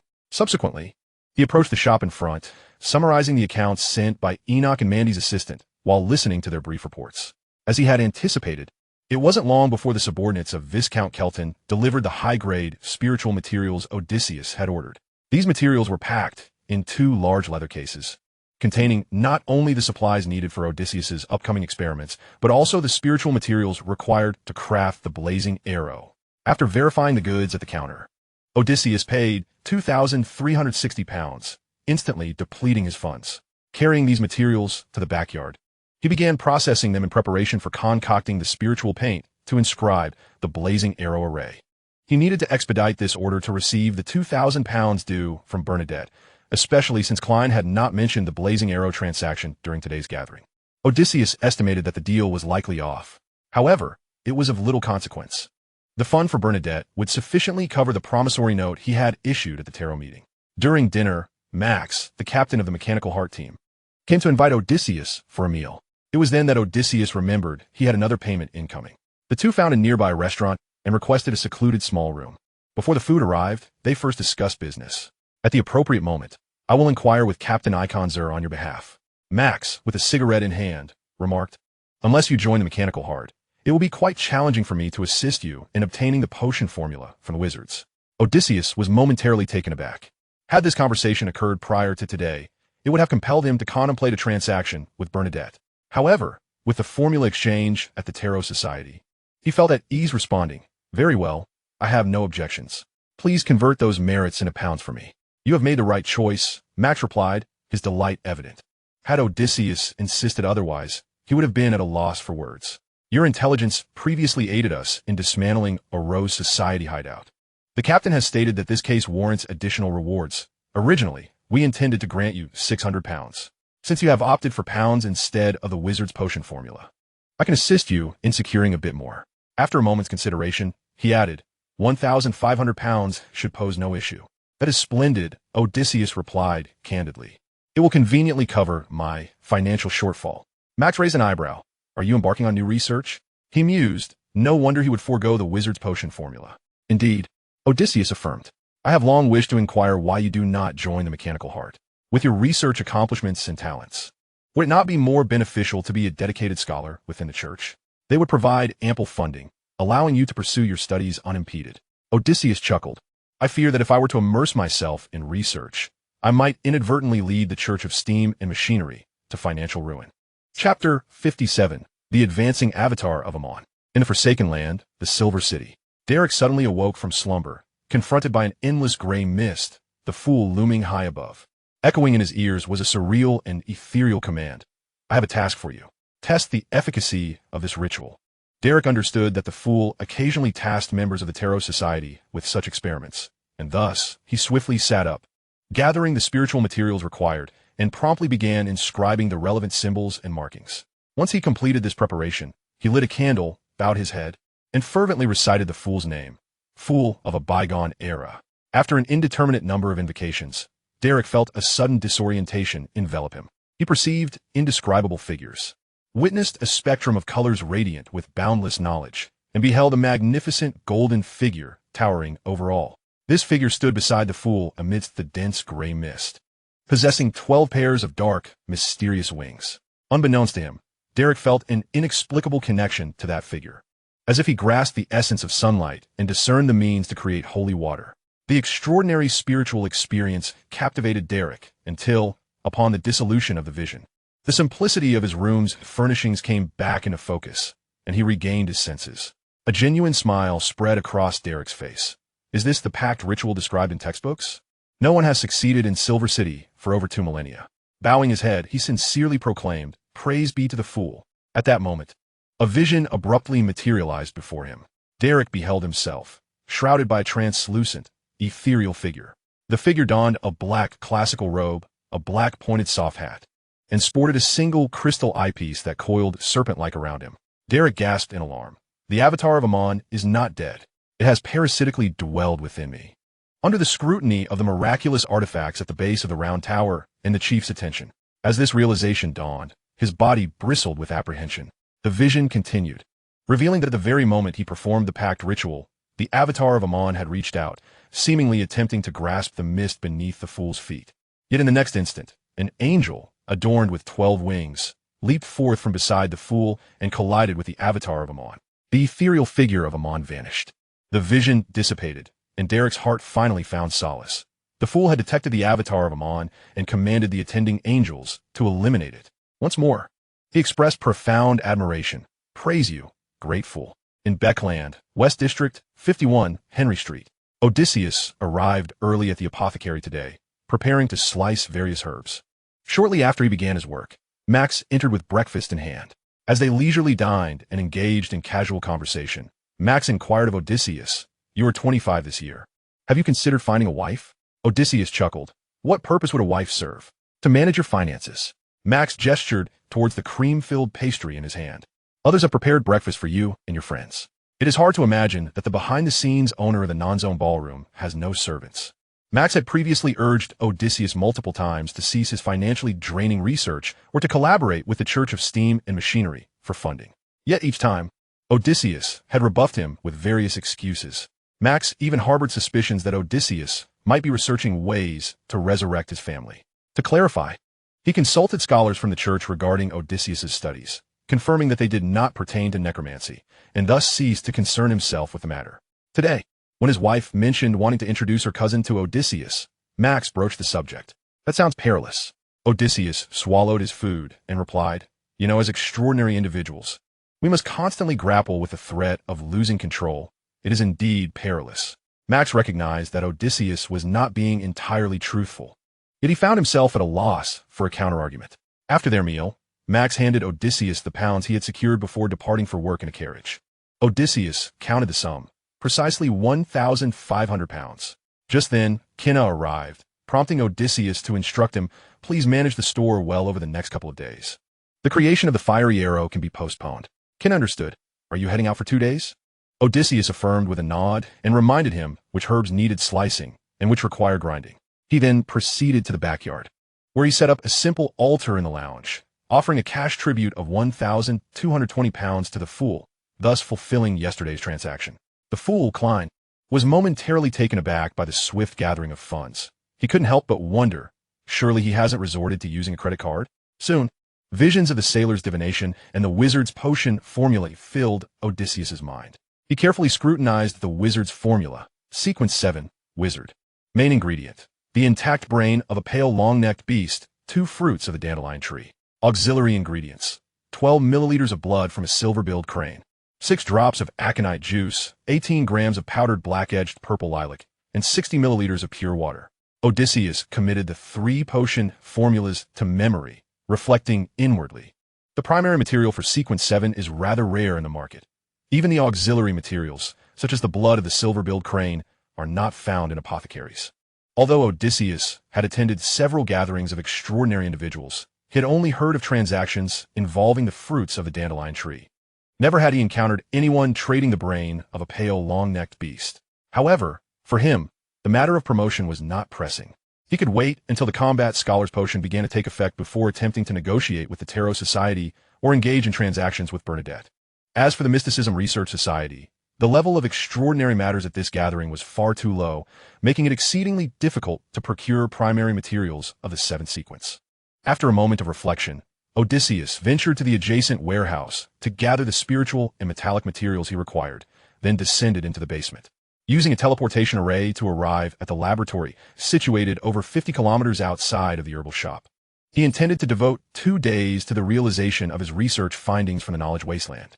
Placing the materials upon the experimental table, Odysseus first proceeded to sketch the blueprints at his desk before igniting the metallurgical furnace to commence the fabrication of the metal core for the experiment. Next came the engraving of the magical array, where he concocted a paint from the spiritual materials and applied it to the inscribed array. Finally, he embedded the amethyst crystal and placed the extraordinary trait of the combat scholar, a sphere marked by alternating black and white with intermittent red patterns, at the center of the array. The experiment was finally complete. At that moment, Odysseus noticed a small line of pale text appear suddenly on the experimental table. "I have arrived."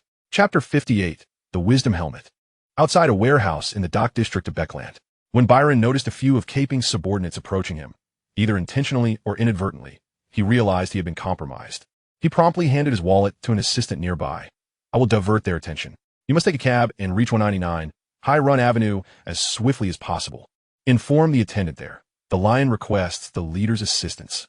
Upon meeting the leader, do not conceal anything. Answer truthfully to all inquiries. Just as the assistant was about to respond, Byron interrupted. There is no time for explanations. Hurry. My survival hinges on your promptness. With that, Byron fled without looking back, successfully drawing most of the pursuers after him. The assistant, grasping the urgency of the situation, swiftly departed from their observation point. Despite multiple attempts to evade his pursuers, he ultimately resorted to hopping into a cab bound for the location Byron had mentioned, in the western suburbs of Beckland, within Odysseus's laboratory. After working tirelessly for 2 consecutive days, Odysseus paused, momentarily taken aback by the brief phrase on the experimental table. It was his secret signal with Bernadette. He smiled wryly. Welcome. In the air, the voice of Bernadette emerged. Your expression hardly conveys a warm welcome. Perhaps it was due to fatigue. Odysseus replied with a smile. Once the experiment concludes, I intend to prepare myself a delightful lunch as a treat. It was nearing 5 in the afternoon. Immersed in focused work often led one to lose track of time. Odysseus remarked, then inquired, What brings you here? Far away in Beckland, Bernadette, utilizing the invisible servant beside Odysseus, stated, I am merely curious about what you have been researching. Odysseus casually queried, You haven't been observing my experimentation process over these past 2 days, have you? Not at all. Odysseus paused, sensing a hint of guilt in her tone. The air resonated once more with Bernadette's voice. What exactly are you concocting? Odysseus smiled. This is undeniably an invention that could alter the course of the future. As he spoke, he pulled back the carpet on the floor, revealing a 7-pointed star magical array beneath. However, before that, I must conduct a living experiment. You intend to perform a living experiment? What else? Such matters certainly require testing for peace of mind. As he spoke, Odysseus lifted a jar of colorful powder from the table. Bernadette expressed surprise. I have never conducted a living experiment. Yet, Odysseus paid no heed to the enigmatic queen. Instead, he took a handful of the colorful powder and poured the remaining contents of the jar into the outer circle of the 7-pointed star array. He then scattered the powder within the array, and as it crackled, Odysseus invoked in Hermes' tongue, I, by my name, summon. Great Salmon Seer, Lord of the Underworld, please descend into the circle of this array, guided by the 7-pointed star, and behold the one who calls upon you. Partake of the offerings I provide, and heed my command. Suddenly, the room turned uncomfortably cold, as if transported to a wintry seaside, the frigid winds chilling every inch of exposed skin.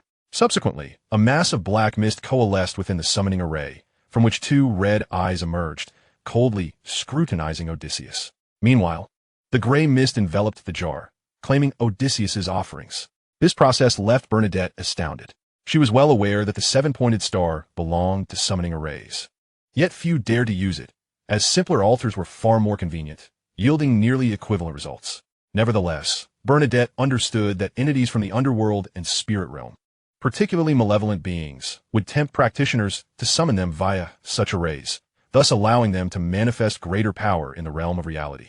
Sensing that the entity summoned by Odysseus bore a resemblance to a malevolent spirit, she found it peculiar that the sinister aura remained confined within the circle of the array, with no abnormalities beyond it, apart from the chill in the air. Odysseus continued, Great Salmon Seer, please assist me in capturing 3 individuals who have committed heinous acts yet remain unpunished. Seize their tongues, rendering them motionless and unable to move. The black mist dissipated suddenly, only to return 6 or 7 seconds later, from which 3 figures emerged, a middle-aged man, a woman in her 30s, and an elderly gentleman in his 60s. Judging by their attire, they appeared affluent, yet at that moment, they stood rigidly, unable to move, their faces devoid of any trace of mouth beneath their noses, as if they had never possessed lips or tongues at all. They gazed at Odysseus with expressions of terror. Odysseus addressed the black mist once more, Great Salmon Seer, I am grateful for your assistance. We shall coexist peacefully, aiding one another. I shall provide you with offerings, and you shall heed my commands. Shortly, I will introduce these 3 wicked souls into the circle, so please indulge in their blood, flesh, and souls.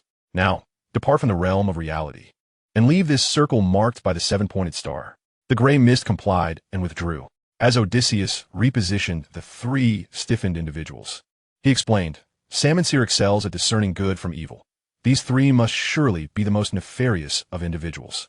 Bernadette remarked, Your method of seeking experimental subjects is quite enlightening. She then pointed at the 7-pointed star array. You have modified at least 16 aspects of this summoning array. After these alterations, the summoned entities cannot harm you? Below the angels, Odysseus placed a brass helmet, resembling layers stacked upon one another, atop the middle-aged man's head.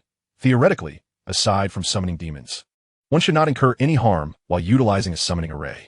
After conducting an in-depth study of the currently prevalent summoning arrays, I discovered that these configurations, in their adherence to classical forms, utterly lack any mechanisms to protect the conjurer.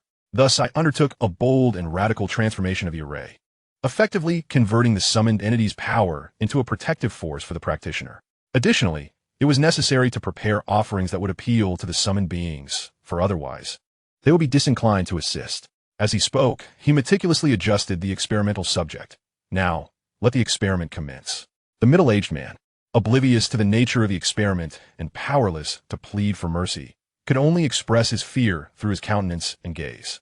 Odin infused the subject with spiritual essence, and the device activated seamlessly, emitting an ethereal light from the top of the helmet, swiftly penetrating the man's mind. Chapter 59. Infusion of Knowledge.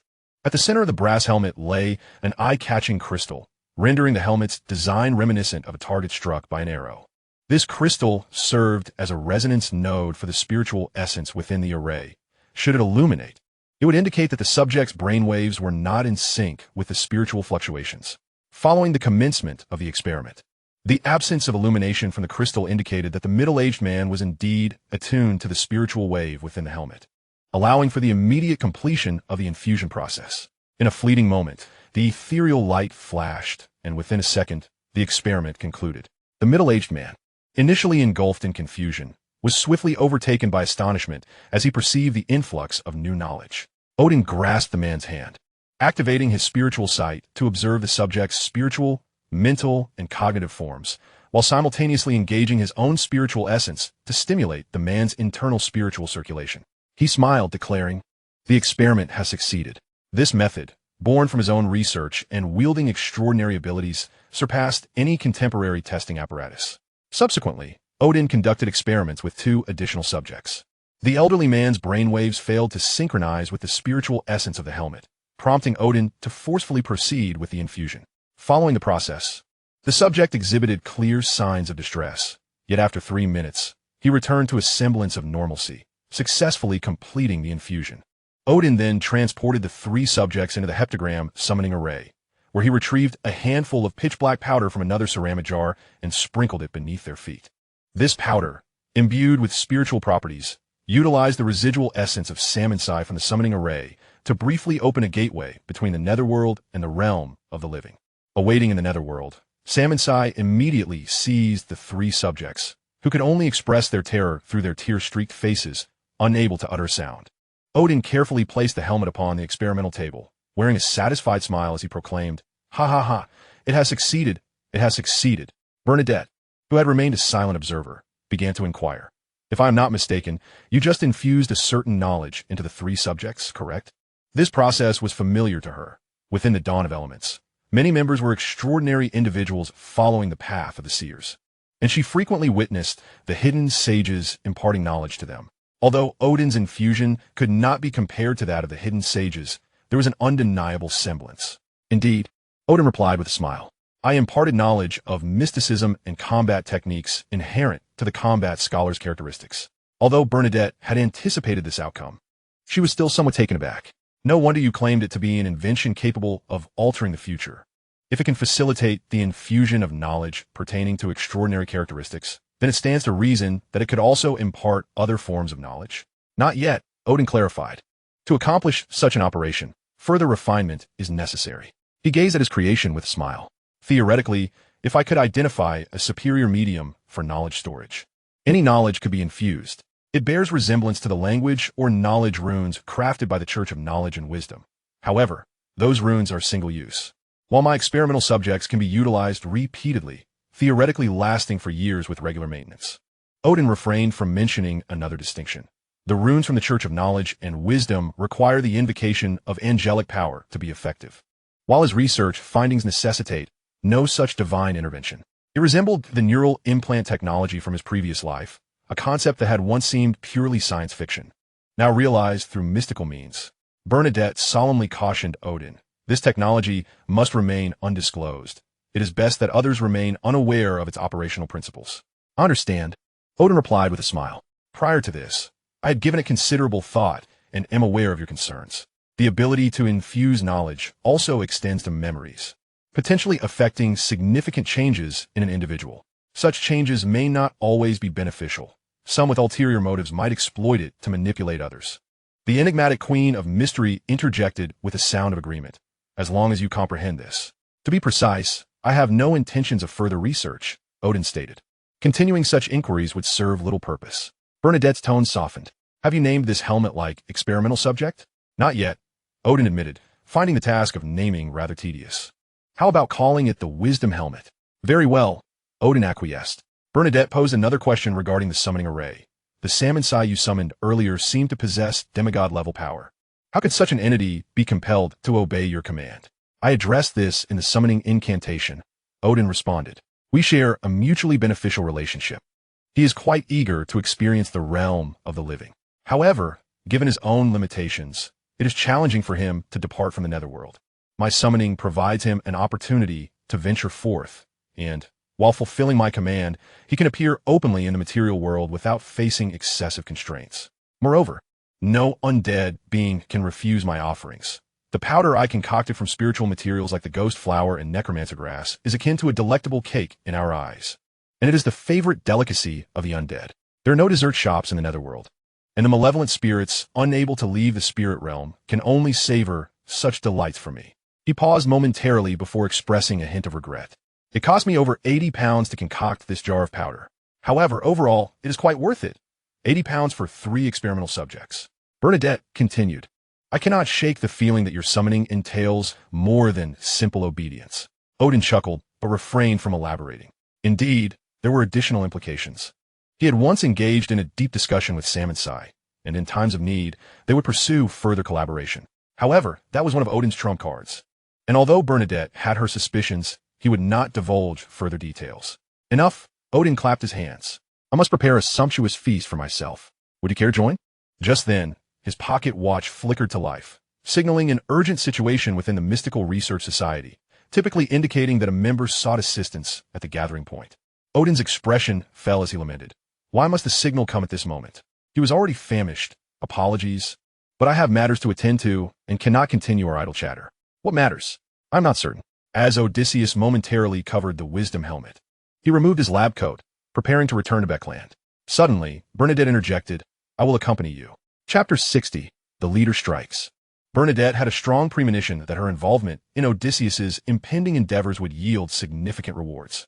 Thus, she first made her way to Odysseus's suburban laboratory, and then, following the address he provided, she transported him to 77 Hilton Avenue. Odysseus was aware that although Bernadette appeared to have left, she was undoubtedly still observing him. He did not shy away as he descended to the basement and donned the leader's attire, estimating that Bernadette had already discerned his identity through her invisible servants. Utilizing the teleportation array in the basement, he arrived at 199 Hiron Avenue. Upon entering the basement, he heard sounds of a struggle emanating from the living room, causing him to pause momentarily. It was the first time someone had intruded upon him. Drawing his pistol, he swiftly approached the living room, where he beheld 5 intruders who had subdued 2 attendants and were grappling with a stranger who was on the verge of being overpowered. Odysseus fired a shot at the ground beside one of the intruders. Whoosh! A small fireball ignited upon impact, only to extinguish immediately due to a lack of combustible material. The sudden gunfire startled the 5 intruders. Odysseus aimed his weapon at them. I happen to have 5 bullets left. The subordinates of Capin had received a sudden pursuit order that day, and without time to arm themselves, they slowly raised their hands in surrender. Odysseus instructed the stranger. Use their belts to bind them. The stranger promptly stepped forward, displaying considerable proficiency, swiftly restraining the intruders. Odysseus continued to point his gun at them and inquired of the attendants, what signal did you send? Based on the theory that spiritual essence exists in waveforms. Odysseus had also referenced the principles of pre-transcendence communication devices to invent a signal transmitter. When the attendants pressed the button, the modified pocket watch would illuminate. However, currently, it could only transmit exceedingly simple signals and could not relay voice, imagery, or even coded telegrams. The 2 attendants had merely been knocked to the ground.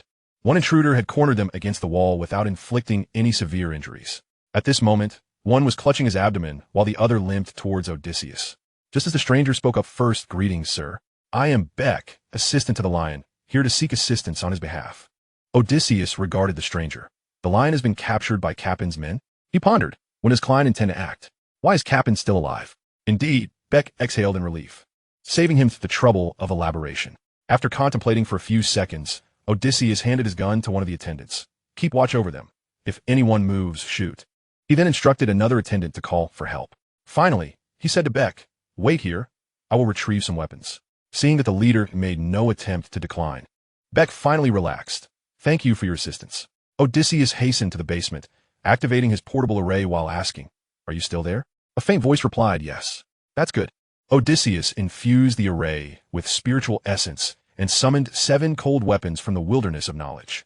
He was well aware that Bernadette would certainly sense the peculiar nature of this array, yet at her level, she would not discern its connection to the wilderness of knowledge. As anticipated, Bernadette remarked, "This spatial array is quite unique." Indeed, Odysseus feigned indifference as he stowed away the array drawn on fabric and quickly returned to the living room. Placing the weapons into a leather suitcase, he called for Beck, and the two boarded a cab headed towards the Beckland Mechanical Research Society. Once in the carriage, Odysseus opened the suitcase to inspect the 7 weapons, which consisted of a sword, a dagger, an exquisite metal crossbow, 20 finely crafted arrows, 2 small axes of different colors, a metal knuckle duster, and an ebony staff. These were the weapons Odysseus deemed potentially useful in various scenarios. He refrained from bringing the flame arrow, as his intention was to harness the power of the heart of machinery, and that particular gun had been used by Merrick before.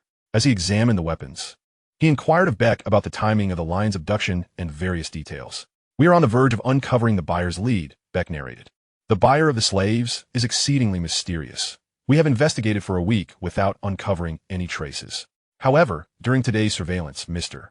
Byron, who is the lion, sent something amiss at the slave warehouse and believed he would ascertain the identity of the buyer today. Yet, we were discovered despite our careful concealment. After all this time, we had evaded detection." Odysseus cast a quizzical glance at Beck, contemplating, "It is highly likely that the buyer's awareness of the anomaly led to your discovery." Soon, the carriage arrived at the Beckland Mechanical Research Society, and Odysseus, wielding his staff, instructed Beck to wait outside with the suitcase containing the weapons. Upon entering the society, he swiftly located Max, explained the situation, and then stated, "I wish to borrow a carriage from the Heart of Machinery." "Certainly," Max replied. "I will dispatch 2 individuals." Capin's reputation was rather unsavory throughout Beckland, and the Heart of Machinery was more than willing to assist with this matter. "No need," Odysseus declined. "I will first negotiate with Capin. If that fails, then you may intervene." "Very well. This way we retain some leverage." Max agreed and promptly sent someone to prepare the carriage. Boarding the carriage adorned with the emblem of the mechanical saint, Odysseus sat quietly within as it proceeded towards Capin's residence.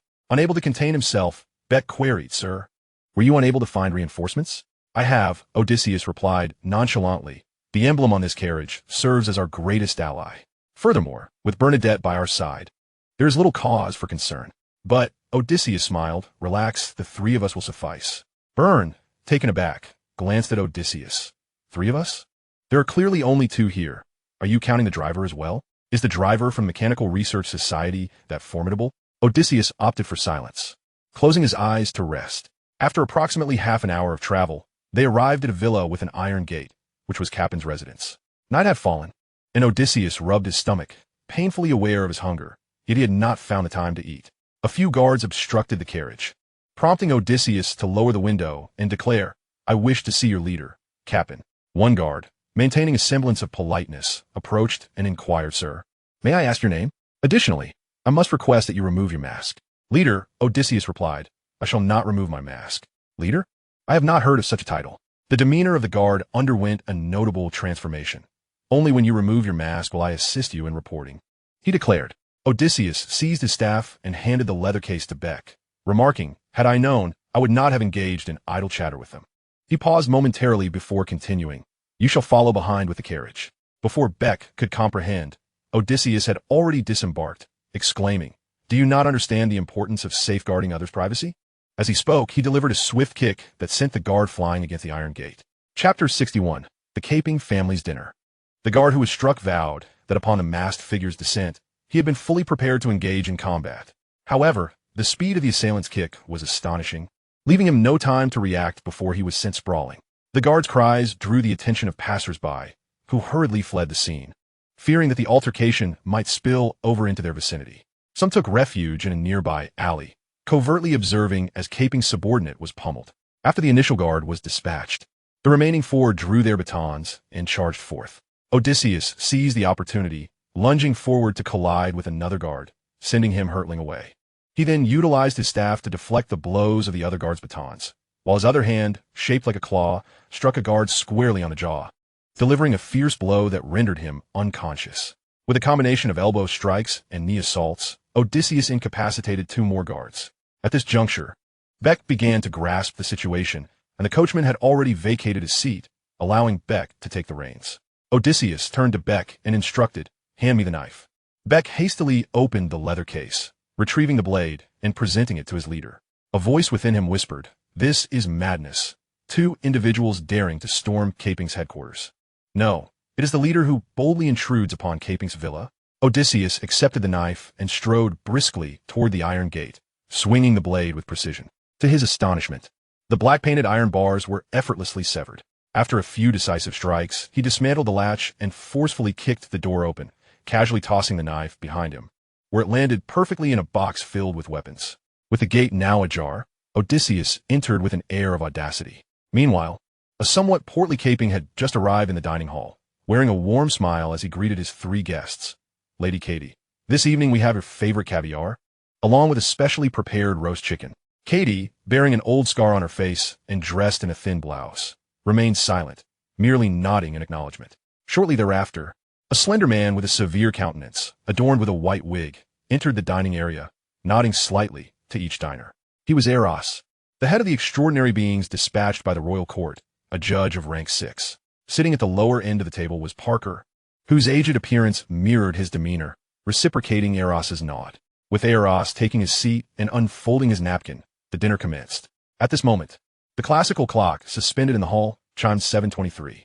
Suddenly, as the servers began to present the dishes, gunfire erupted from outside. Caping froze momentarily. Yet Eros and the others continued their meal undisturbed. A subordinate rushed in. "Boss." Caping adjusted his napkin. "How many times must I remind you? Address me as sir." "Sir?" "Yes, sir."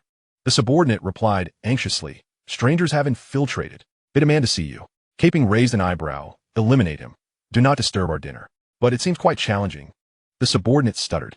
Eros paused his dining, appearing to listen intently before suggesting, "He seeks you out. You should handle this." His intuition sensed no immediate threat, leading him to believe it was merely a gang conflict. Hence they had no intention of intervening. Caping nodded. Yes. He cast aside his napkin and promptly proceeded to the corridor.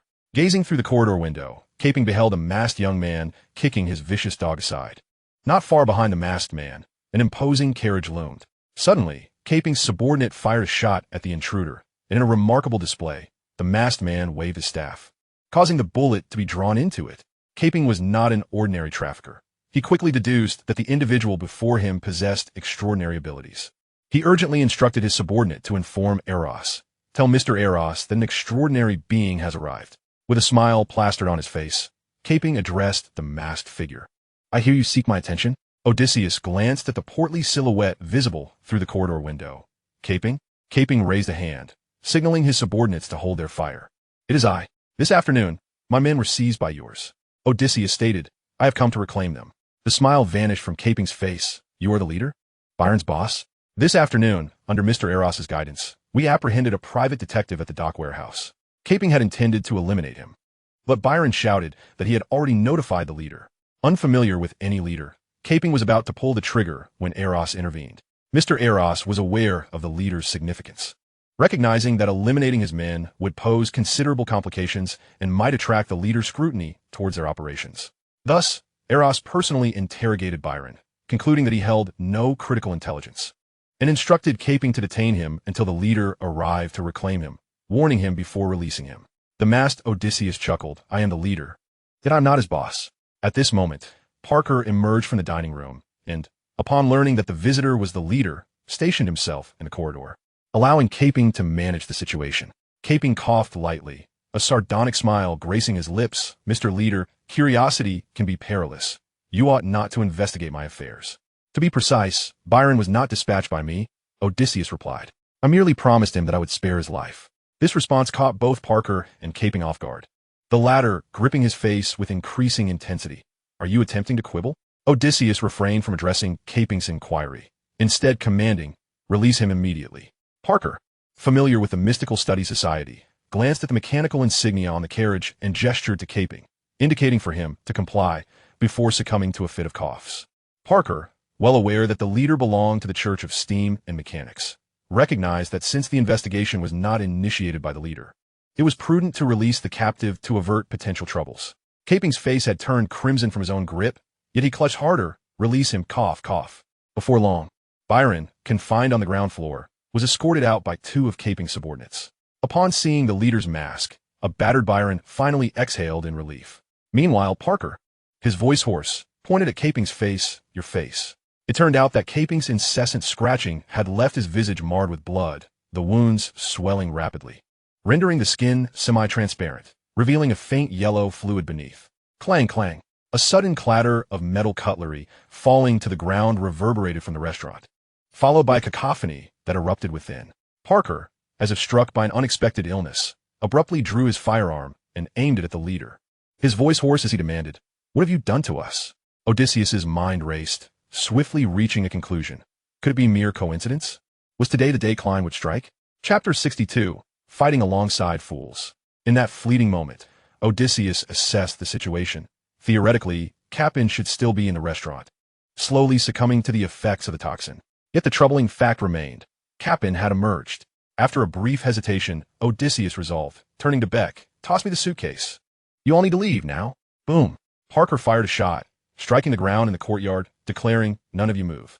He was still unwilling to engage with the mechanical heart's minions, thus aimed only at the ground. Odysseus glared coldly at him, observing Capin, still capable of movement, being assisted away by his subordinates. Beck, gathering his courage, threw the suitcase over. Boom. Parker fired again, this time at Beck. However, he had not witnessed the earlier skirmish between the leader and Capin's subordinates. Otherwise, he would have known that his handgun held no intimidation. Odysseus's cane was also an extraordinary weapon. When infused with spirit, it could generate immense magnetic force within a second or two, attracting surrounding bullets and metallic weapons. This was why Odysseus had entrusted Beck with the other weapons. Beck scrambled down from the driver's seat, swiftly pulling Byron along as they made their escape. At that moment, a formidable specter clad in imposing black armor and crowned with an obsidian diadem floated forth from the restaurant, none other than Klein. Yet this apparition could only be perceived through the activation of spiritual sight. His plan had been unfolding seamlessly, but just as the toxin was about to take effect, Capin had unexpectedly vacated the premises. The primary objective of his endeavor was still to eliminate Capin, prompting his pursuit. Imprisonment. Klein found himself enveloped in a viscous substance, as if trapped within a colossal amber, rendered immobile in midair.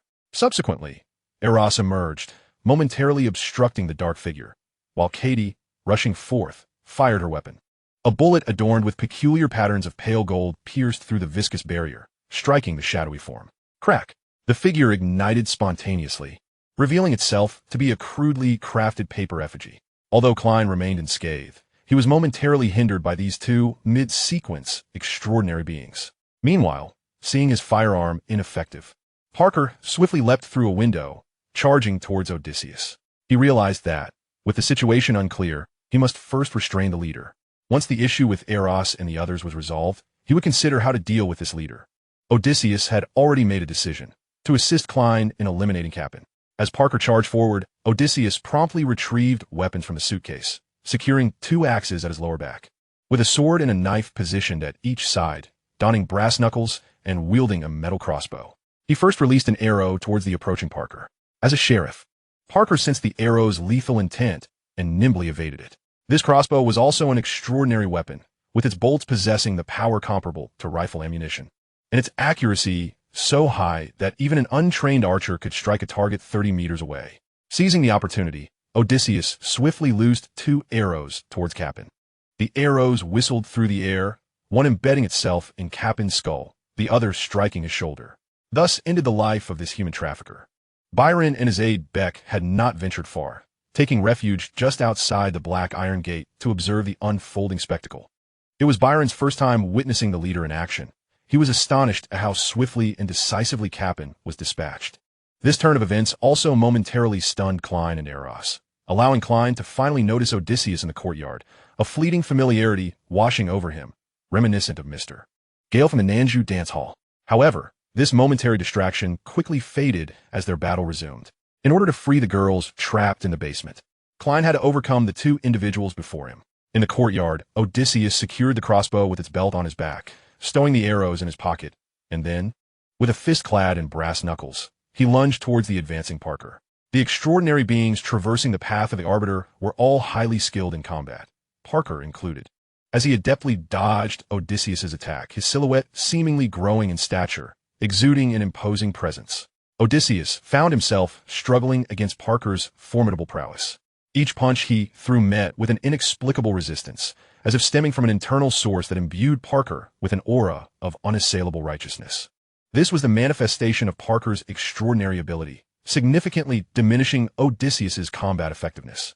Seizing the opportunity, Parker launched his own assault, forcing Odysseus to retreat. Reluctantly, Odysseus drew his knife in defense, while Parker brandished a dagger.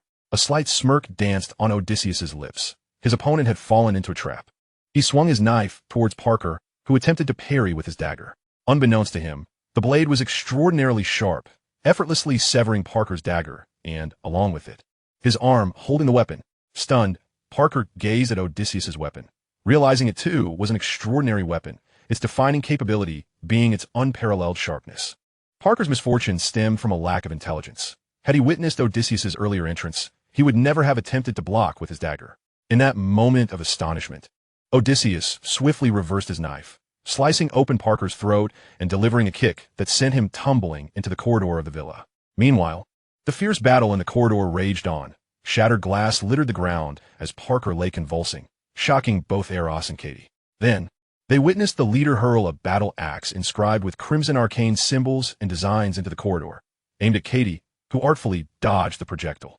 Just as Eros contemplated whether to negotiate with the leader, his instincts sensed an overwhelming danger emanating from the axe that had fallen to the ground, untouched by Kelly.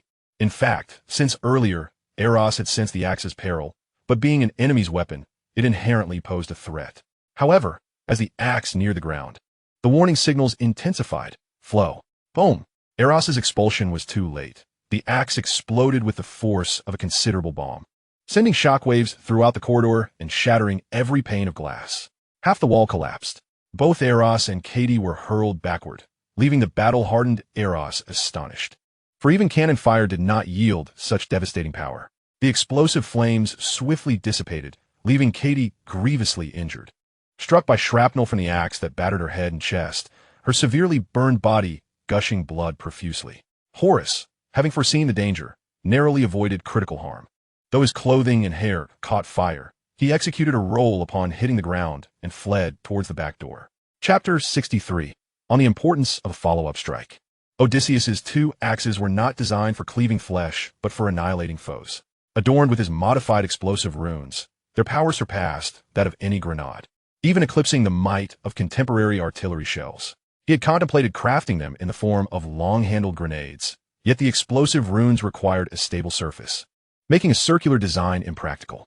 Thus, he opted for the shape of an axe. The violent explosion would shatter the metal, sending deadly shards flying, capable of overwhelming even the most resilient of the undead. The seventh-ranked interrogator, Katie, was obliterated in that singular explosion, while Horace, caught in disarray, turned and fled. Undoubtedly, such devastation was largely due to the element of surprise. Otherwise, such contraptions would never have reached Horace and Katie, given the weapon's tremendous noise. Even as a spy for the mechanical heart, Odysseus would seldom dare utilize such an armament. However, today was an exception. He could easily attribute the chaos to the notorious Black Emperor when the official extraordinary investigators arrived. Boom! Just as Horace entered the dining hall, another violent explosion erupted. This was Klein's doing, having sabotaged the gas lines minutes prior, filling the room with a lethal gas. When the earlier explosion in the corridor occurred, the closed door of the dining hall, along with the lack of windows facing the corridor, prevented the gas within from igniting. As Horace reached the entrance of the dining hall, Klein, existing in a spectral form, snapped his fingers, igniting the gas. The ensuing eruption hurled Horace into the courtyard. The consecutive ferocious blasts had collapsed roughly 1/3 of the caping villa. At this moment, Horace, charred and grievously burned, was punctured with wooden splinters of varying sizes, with a chair leg embedded in his back. Nevertheless, he was merely severely injured and still capable of sprinting outward. Seizing the moment, Odysseus drew forth his azure axe from his belt, infusing it with spiritual energy, and hurled it towards Horace. The axe failed to strike him directly, yet upon landing, it emitted a soft thud. The surrounding area, within a 5-meter radius, became encased in solid ice, even freezing Horace's legs, rendering him a statue of ice upon the ground. The red axe served as a high-yield bomb, while the blue axe functioned as an ice bomb. Odysseus, however, had left behind the white and black axes, which were his developed light and darkness bombs. Klein, clad in ethereal black armor, swiftly followed, unleashing a barrage of air bullets that struck Horace relentlessly, akin to a machine gun. The extraordinary beings traversing the Arbiter's path were not particularly defensive. Although the potion had fortified Horace's physique, he could not withstand Klein's onslaught. And soon he breathed his last. Klein, in his incorporeal form, cast a glance at the young man in a mask, presumably Mr. Gao, in the courtyard. Their previous cooperation had been remarkably synchronized, and their unexpected assaults ensured that the judge would not survive this encounter. The two exchanged no words, as none were required at that moment. Klein, adhering to his strategy, soared towards the entrance of the underground area, while Odysseus removed a finely crafted metal crossbow and readied exquisitely designed metal bolts adorned with minor wind runes, enhancing their range. In the subterranean realm, the bearded Barise remained vigilant, acutely aware of the commotion outside, yet refrained from abandoning his post for fear of an incursion by the invaders' allies. He had activated his spiritual sight, thus detecting Klein's formidable presence the moment he entered the underground. Barise promptly raised his high-pressure steam rifle and pulled the trigger. Bang! A plume of white mist erupted from the barrel, sending a sharply pointed, pale golden bullet hurtling forward at astonishing speed. Klein, well acquainted with the adversary's armaments, evaded the perilous projectile with a deft shift of his spectral form. Simultaneously, Barise dashed from the guardroom, brandishing his high-pressure steam rifle in a threatening manner as he advanced towards the door. He believed that if he could vanquish the invaders who had bested Horace, Katie, and Parker, he would surely be able to dispose of himself with ease. Moreover, the recent cacophony would undoubtedly attract attention, and he was convinced that the Punisher would swiftly arrive to investigate. Thus, he opted to flee and regroup with his fellow Punishers. Klein unleashed a silent, ethereal shriek, striking Barise as if he had been hammered, causing stars to dance before his eyes and blood to trickle from his nose. Yet, this did not deter Barise's escape. He scrambled towards the door, exerting himself to open it, revealing a grin of a survivor as he fell to the ground. However, at that moment, he spotted a masked young man, poised with a finely crafted metal crossbow aimed directly at him. Klein's previous wail had left Barise's faculties still reeling. He instinctively attempted to evade, but it was too late. The first arrow, loosed by the prepared Odysseus, struck his left eye, followed by a second and third, all finding their mark. Taking advantage of the chaos in the underground, Odysseus swiftly dragged the convulsing Barise aside, then gathered the bodies of the 4 extraordinary beings. Before long, a group of abducted girls emerged from the underground, their eyes widening at the sight of the villa, now ablaze and partially collapsed, and at the figure clad in a mysterious mask, adorned with an array of weapons. In their panic, they continued to flee until they reached the street, whereupon they glanced back, and this time, in addition to the masked figure, they beheld a solemn silhouette clad in black armor, crowned with a dark crown. The girls etched this scene into their memories as they hastened towards a nearby church. In the courtyard of the caping villa, the flames roared higher, prompting Odysseus to cough incessantly. Yet he persevered, refraining from immediate departure, for the dense smoke obscured the surroundings, presenting an opportune moment for dividing the spoils. Odysseus removed a black iron glove from Horace's hand. His intuition revealed it to be a remarkable magical artifact. Shortly thereafter, Klein descended from the rooftop, and they worked in unison to claim the loot, Klein utilizing the properties of the Asp copper whistle to hasten the extraction of extraordinary traits. Although Klein exerted greater effort in this battle, Odysseus' surprise attack had proven invaluable. Otherwise, Klein alone could not have bested 3 mid-tier extraordinary beings. Thus, when it came to the spoils, Odysseus chose first, and Klein voiced no objections. After acquiring the glove, Odysseus also claimed Barise's extraordinary trait and retrieved the steam rifle, while Klein gathered the remaining 3 extraordinary traits. After swiftly dividing the spoils of war, Klein politely bowed to Odysseus before seeking out the body of Capon. Odysseus, already choking and tearful, persistently retrieved the magical array he always carried, placing the loot into the wilderness of knowledge. He then cast the sheet adorned with the array into the flames, watching as it ignited before hastily retreating towards the entrance. Byron and Beck hurried to greet him. Leader. Odysseus coughed twice, his voice hoarse. I am fine. At that moment, he observed a phantom door suddenly split open in the courtyard, and he thought to himself, the demigods have arrived. Chapter 64, The Divine Shield. On the other side, Klein discovered Cappen's corpse and produced a pre-prepared deck of tarot cards, drawing the Judgment and Emperor cards before casting them upon Cappen's face, subsequently scattering the remaining cards across his body. During this process, one card, due to its angle of descent, rolled to the ground near Cappen's head. It was the Hermit card, depicting a hooded figure holding a lantern. Klein paid it little mind and ascended to the rooftop, preparing for his final bow. At that moment, a phantom door materialized in the villa's courtyard, and a strikingly handsome man clad in a sharp suit stepped forth from the illusory realm. This was the demigod Augustus from the ruined military, who surveyed the raging inferno before him, his gaze piercing through the flames and smoke to glimpse the 4 extraordinary corpses already ablaze. Simultaneously, a fierce gust of wind swept in, bringing with it a solemn elder dressed in a black robe embroidered with storm symbols and wearing a black soft hat, who flew toward them with remarkable speed. This was Archbishop Ace Sneck, the Song of God from the outskirts of Beckland. Ace inquired sternly of Selt, what brings you here? According to protocol, extraordinary events in the Jowu district are managed by the Cathedral of the Holy Wind. Selt, his expression grim, replied, I reside nearby. Ace said no more, raising a hand toward the fierce flames, which were abruptly swept away by a powerful whirlwind, directing them to an outdoor fountain. The 2 demigods beheld the corpses of Eros and the others, the body of Cappen strewn with tarot cards, and the 2 cards resting upon the face of the human trafficker, Judgment, with an angel sounding the trumpet, and the Emperor clad in armor and crowned. Immediately thereafter, Selt and Ace both sensed something amiss and looked up toward the villa's roof. They discovered a majestic figure, clad in black armor and crowned with a black diadem. Amidst the partially collapsed structure, Klein inclined his head slightly, having completed his bow and on the verge of departing when a spectral feminine voice echoed from behind him. Got you. Klein instantly recognized the voice as that of the formidable lady he had encountered at the Kingdom Museum. At that moment, a colorful halo appeared beneath his feet, constraining him in place. Bernadette, following Odysseus, sensed that this imposing figure was the very spirit who had previously stolen the cards.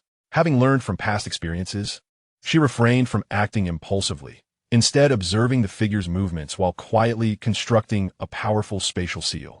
Klein hesitated momentarily, yet in the next instant, he vanished without a trace. Where he had stood, a phantom figure emerged, Bernadette, incredulous as she examined her seal, which remained intact with no signs of being breached. Theoretically, an individual within such a seal should be unable to escape through the spirit realm, the underworld, or the astral plane. Yet the figure had indeed vanished before Bernadette's very eyes. A crack echoed in the air as a silver-white lightning bolt, branching like a tree, illuminated the area where the majestic figure had just disappeared, as bright as day. Bernadette glanced at the 2 demigods in the courtyard, and ethereal wings emerged from her back, enveloping her within their embrace. As the wings dissipated, so too did Bernadette. Both Ace and Selt felt the potency of Bernadette's presence, prompting neither to impede her departure. Selt remarked, they are not accomplices. Ace nodded, sensing the immense strength of the seal. Subsequently, both turned their attention to the outside of the villa, where a carriage emblazoned with the mechanical holy emblem awaited. Odysseus, coughing and in considerable discomfort upon witnessing Klein's bow, immediately instructed Byron and Beck to assist him into the carriage of the mechanical heart, warning them that no one was to disembark. Just as he began to recover slightly, Ace and Selt approached the carriage. A fierce wind seemed almost alive as it flung open the carriage door. Odysseus inhaled deeply before speaking. Apologies, gentlemen, cough. I'm rather unwell and unable to properly greet you. Ace responded, you appear to be witnesses to the entire affair? Indeed, Odysseus replied, not intending to conceal the truth. However, I am a crucial informant from the Mechanical Heart and can only accept your inquiries in the presence of members of the Mechanical Heart team. This was the rationale behind his immediate entry into the carriage. Without doing so, even if he declared his identity, these 2 demigods could easily feign misunderstanding and compel Odysseus and the others to undergo forced questioning. With Selt, who had the means of arbitration, present, Their inquiries would surely not be mere formalities. Yet if he was seated in the carriage of the mechanical heart, having undergone extraordinary questioning by the Archbishop of the Storm Church and the military demigod, it would be indefensible. Salt sneered, "Are you feeling guilty?" The three of them felt an overwhelming mental pressure, as though their very secrets were compelled to surface. Coughing, Odysseus, trembling under the immense strain, produced the mechanical holy emblem, composed of a triangle ruler, gears, and levers from around his neck, holding it before him. Embodiment of essence, Koph, guardian of the artificer, radiance of technique. Your devout follower prays to you. Enough, Selt coldly interjected. We shall inquire further later. With a thud, the carriage door was slammed shut, and the oppressive mental pressure dissipated. Odysseus exhaled a long sigh of relief. Byron, gaining newfound understanding of his leader's identity, asked, "How shall we respond to the inquiries from the police and the extraordinary beings?" Though Byron was not one of the extraordinary, he was aware of their existence. "We will speak the truth," Odysseus replied. He had reported Byron's matter to Max during last Saturday's retrieval, and as Parker had initiated the attack, he felt no fear regarding standard inquiries. However, he was acutely aware of the multitude of secrets he harbored, which should not be subjected to extraordinary interrogation by military personnel. Soon after, the Punisher team arrived in succession, directing the police to secure the villa and its surrounding area, with 3 members assigned to watch over Odysseus and the others. Over half an hour later, Max and his team arrived, and upon grasping the specifics of the situation, he requested that the Punishers send someone to accompany them back to the Becklin Mechanical Society for a joint interrogation of Odysseus and the others. However, the attention that the Punisher and the military paid to this case exceeded Max's expectations. Selt and Ace unexpectedly participated personally in the interrogation of Odysseus and the other 2. Chapter 65, The Thief Black Emperor. Upon returning to the B-Clan Mechanical Research Society, Odysseus, accompanied by Max, recounted his experiences in detail. He had gone to Captain's place to demand someone, but fortuitously encountered an attack from a formidable figure. It was Parker who first assaulted him, forcing him to retaliate, which led to a confrontation with Captain and the extraordinary beings in his villa. In a certain sense, this was indeed the truth, and Odysseus had previously reported relevant information to the heart of machinery. Selt, using his extraordinary abilities, determined that Odysseus was speaking entirely the truth. It was not until the arrival of the benevolent Archbishop Hormick Hayton, clad in white clerical robes, that the Punisher and the military realized the significance the Church of the God of Steam and Machinery placed on Odysseus, the High Steward of the heart of machinery. Acantz Bernard, upon hearing that the military and Punisher had summoned demigods to intervene in the case, immediately went to request Archbishop Hormick. Upon learning that the Church's ace intelligence officer was involved in a remarkable case, Hormick hastened to the scene. After meeting with Ace, the Archbishop of the Storm Church, and Selt, the military demigod, Hormick engaged in casual conversation with the 2 before discussing the sensational case of the wealthy Blair from a few days prior, stating that it was thanks to Odysseus providing crucial clues that the heart of machinery was able to solve the case unnoticed by all official extraordinary individuals. Both Ace and Selt understood Hormick's implication. This man, I personally vouch for him.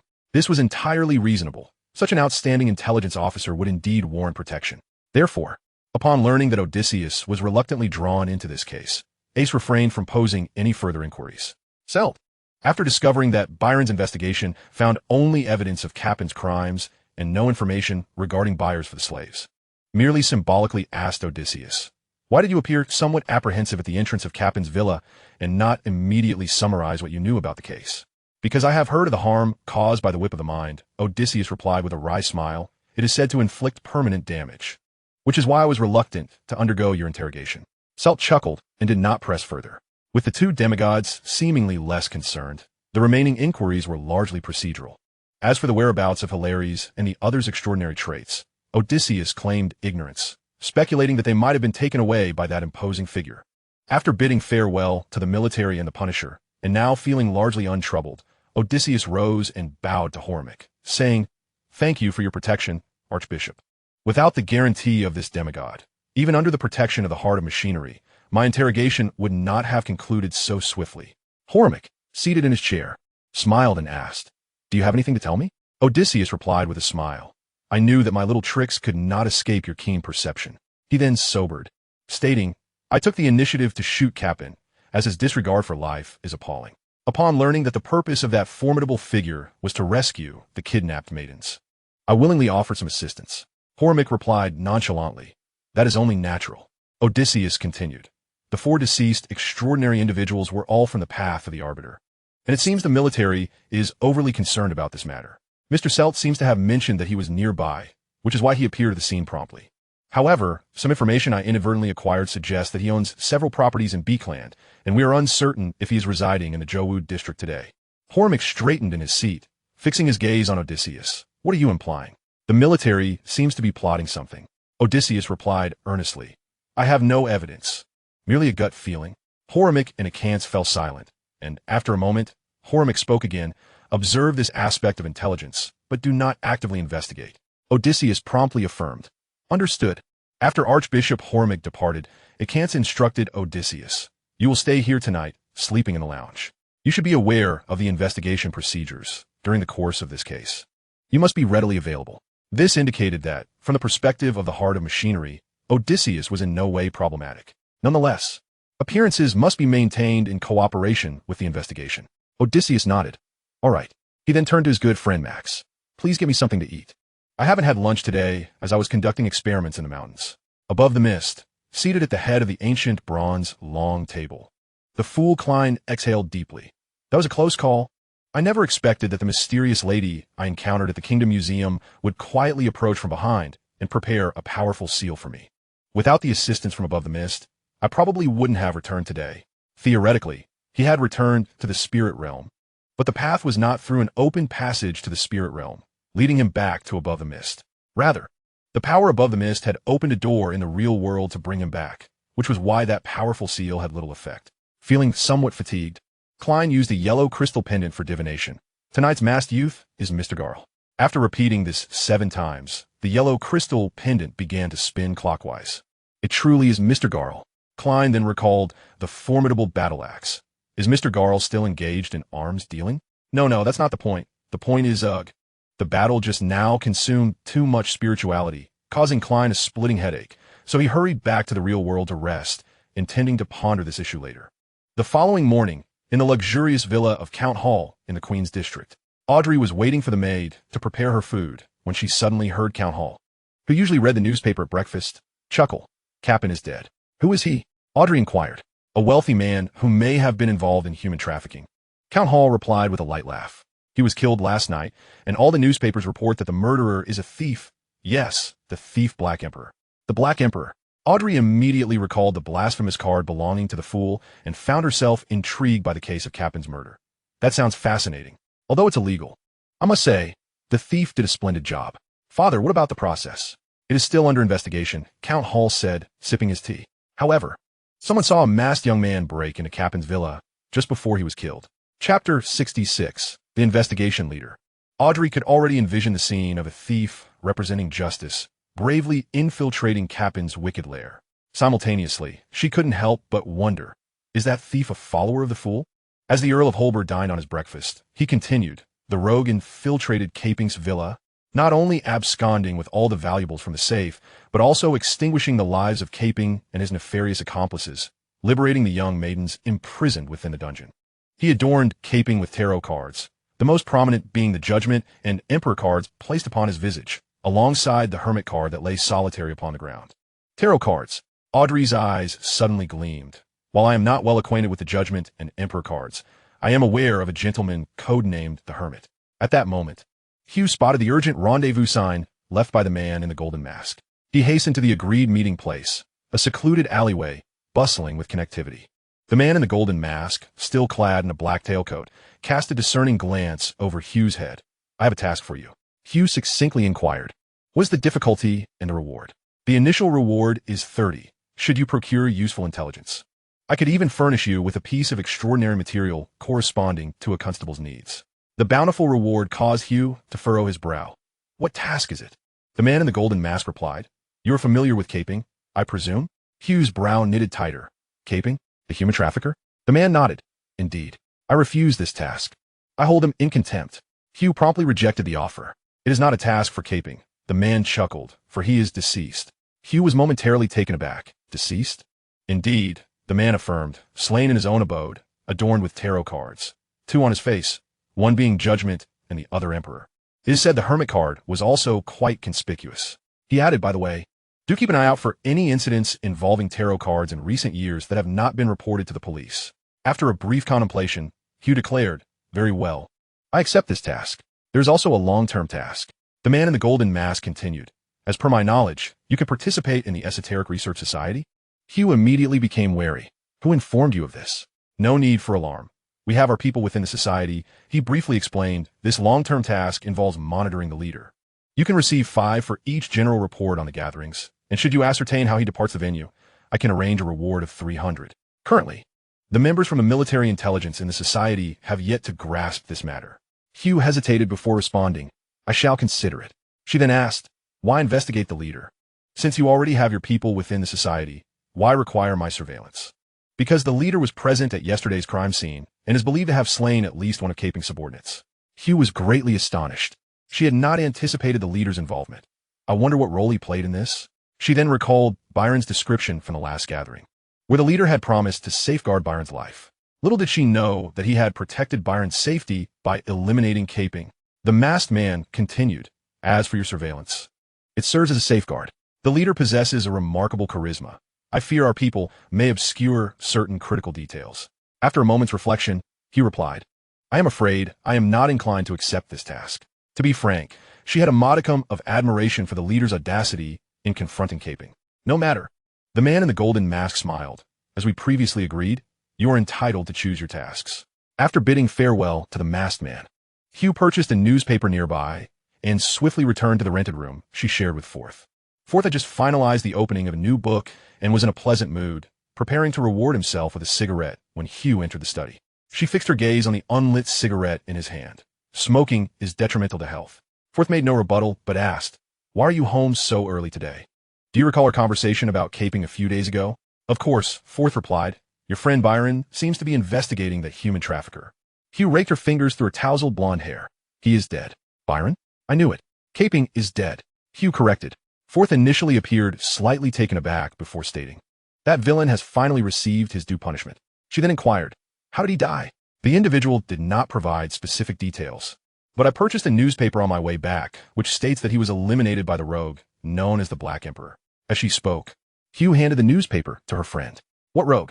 Forth expressed skepticism towards the newspaper's claims, but upon seeing the tarot cards depicted within, she suddenly froze, immediately associating it with the Tarot Society. She thought to herself, could it be that one of our own members is involved? Yet, there is no member codenamed the Emperor. If true, this would mark my first encounter with the traces of the Tarot Society in the real world. While Forth was lost in her thoughts, Hugh added, "What surprised me is that the leader of the Esoteric Research Society was also involved." "What?" Hugh's words jolted Forth back to reality. Hugh stated, "The masked man mentioned that the leader was present at the scene and had killed at least one of Caping's subordinates." Forth pointed at the newspaper. "What connection does the leader have to the rogue?" "I did not inquire about that, as it likely pertains to some confidential intelligence. If I had asked, it would have been difficult for me to decline the masked man's task." She added, however, "I suspect that I will obtain answers at the next gathering." The masked Odysseus arrived at 199 High Run Avenue, the venue for the Esoteric Research Society's meeting. Aboard the mechanical chariot, he retrieved the arrow of flames from the servants and informed the 2 attendants that they would receive double pay this week. The 2 servants, initially apprehensive, suddenly beamed with joy. Odysseus instructed one of the attendants to place an advertisement in the Beckland Post, notifying the members of the Esoteric Research Society about tomorrow's gathering. Subsequently, Odysseus departed using the teleportation array in the basement. As he emerged from the spirit realm, he found Bernadette seated in a chair within the basement. Upon seeing Odysseus, she immediately asked, "Who is this so-called rogue known as the Black Emperor?" Chapter 67. The potion finally begins to digest. Upon hearing Bernadette's question, Odysseus chuckled with a hint of exasperation. "I have not strayed from your sight yesterday. You should be able to discern clearly that all my encounters were sheer coincidence." This response was rather evasive, not stating he did not know or was unclear, but merely recounting the events of yesterday. He spoke the truth. His nose had not grown longer. However, Odysseus refrained from explicitly stating that he did not know who the rogue Black Emperor was, for he not only knew the identity of the rogue, but was also privy to the fact that he had a sister with a penchant for mechanical studies. Among other details, Bernadette furrowed her brows, which bore a certain martial air. "I can sense that this rogue, the Black Emperor, is the very individual who pilfered the bookmark from the Kingdom Museum. In the span of a month, you have encountered him twice. From a mystical perspective, such occurrences are rather unusual. Odysseus paused momentarily, taken aback by this line of reasoning. Yet he swiftly devised a retort. Have you considered the possibility that there may be some connection between you and him? I am, in theory, merely of a lower rank. Your ties to him should surpass my own, should they not? Bernadette nodded slowly. That is a valid point. Odysseus then shifted the conversation to a different topic, feigning impatience as he remarked. I was interrogated for an entire night yesterday, and now you wish to question me as well. I even took the risk of gathering information about the bookmark for you. Bernadette returned to herself, smiling as she replied, I apologize, I merely had some lingering doubts. She then inquired, what information did you manage to uncover? Please do treat me to lunch. Certainly, Bernadette replied without hesitation. It is said to be a unique artifact left by Emperor Roselle, Odysseus elaborated, and possesses the ability to counter divination, seemingly requiring a specific incantation to activate. Normally, it appears as an ordinary bookmark, but once activated, it appears to contain vital information. An activation incantation? Bernadette immediately recalled the peculiar symbols her father had once taught her. Odysseus removed the hooded cloak he had donned, waiting silently for several seconds until Bernadette returned to the moment. I apologize. I was lost in thought. She forced a smile. Where shall we dine at noon? The Camphorwood Ballroom, he replied. Very well. I shall see you then. After confirming the time and place for lunch, Bernadette was once again enveloped by two enormous wings, eventually vanishing into the basement. It was evident that their conversation had stirred memories of her father within her. Odysseus took a deep breath, adjusting his attire before departing the basement, which was now located at 77 Hilton Avenue, and hailed a cab back to the apothecary. Kinna had long since grown accustomed to Odysseus's sporadic absences from the shop. Under his management, the apothecary functioned smoothly. As he dusted the shelves, he remarked, Mr. Simon visited, mentioning there will be a match on Sunday night. He will return tomorrow afternoon to report on what he has learned. Odysseus nodded. He picked up a newspaper and glanced at it. A faint smile crossing his face upon reading about the rogue's theft of all of Carping's belongings. He had contemplated the issue of the safe at that time. If he could locate the safe and cast it into the knowledge wilderness, he would strike it rich. However, with the villa engulfed in flames, it was nearly impossible to search for the safe in the study, especially with the official extraordinary agents arriving at any moment. There had been no time to seek the safe. Inwardly, Odysseus lamented, what a pity, such a fortune, now squandered by the police of Beckland.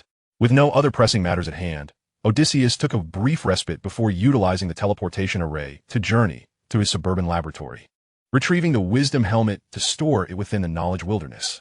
After tidying up the laboratory, he had already passed the 1-hour cooldown period of the teleportation array. Returning to the apothecary, Odysseus paced before the writing desk in the lounge, contemplating the writing of the combat outline. After some time spent in thought, he began to pen his ideas, starting with a description of combat and the overarching structure of the manuscript. He drew upon certain principles of Chinese martial arts, elucidating that the essence of combat lies primarily in fortifying the body, preventing harm to oneself or one's family, and being capable of punishing the malevolence of others when a need arises, thereby promoting the virtue of goodness. He did not advocate for brawling. After flowing forth with over 1,000 words, Odysseus sensed an easing of the magical potion within him. A smile graced his lips. My previous hypothesis was correct. Regardless of how combat scholars engage in battle, it ultimately demands synthesis and exploration. If one can cultivate their unique insights into combat, they will undoubtedly assimilate the magical potion. He proceeded to elaborate on some fundamental theories of combat, as well as the description of points of force application.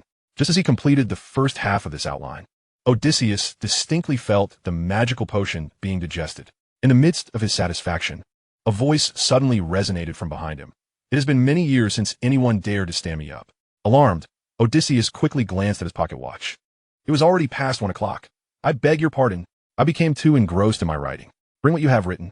He hastily retrieved the half-finished draft, and suddenly, a phantasmal, pumpkin-shaped carriage materialized before him. 2 stout horses, sporting mouse-like heads, stood at the experimental table, yet they did not disturb the physical objects of reality. Get in. Bernadette's voice rang out once more. Odysseus opened the carriage door to find pink upholstered seats and decor laden with youthful whimsy. Upon stepping inside, and just as he closed the door, the external scenery transformed into a kaleidoscope of colors, soon becoming surreal, blurring the lines of direction and time. The carriage bore Odysseus through the spirit realm. After approximately 10 seconds, The external vista morphed back into a vibrant display, and the carriage came to a halt. Odysseus found himself within the private room of the Camphor Wood restaurant. The ethereal carriage vanished, and Odysseus was fully restored to the tangible world. Bernadette sat at one of the chairs, extending her hand towards him. "Let me see what you were occupied with earlier." Odysseus handed her the manuscript. "Have you placed your order?" "You may order," Bernadette replied, perusing the manuscript. Initially, Odysseus had intended to lavish Bernadette with an extravagant meal due to his tardiness, yet feeling a tinge of guilt. He ordered 2 sets priced at £1 6 each, along with a bottle of wine costing £2 16, totaling over £5. After reviewing the manuscript, Bernadette looked up at Odysseus. "Did you write this?" "Indeed. Your handwriting is rather unsightly," she commented, adding, "Moreover, you should soon be able to digest the magical potion." Chapter 68. A Toast to Her Majesty. For Bernadette, while Odysseus's combat techniques were indeed clever, she found them of little practical value.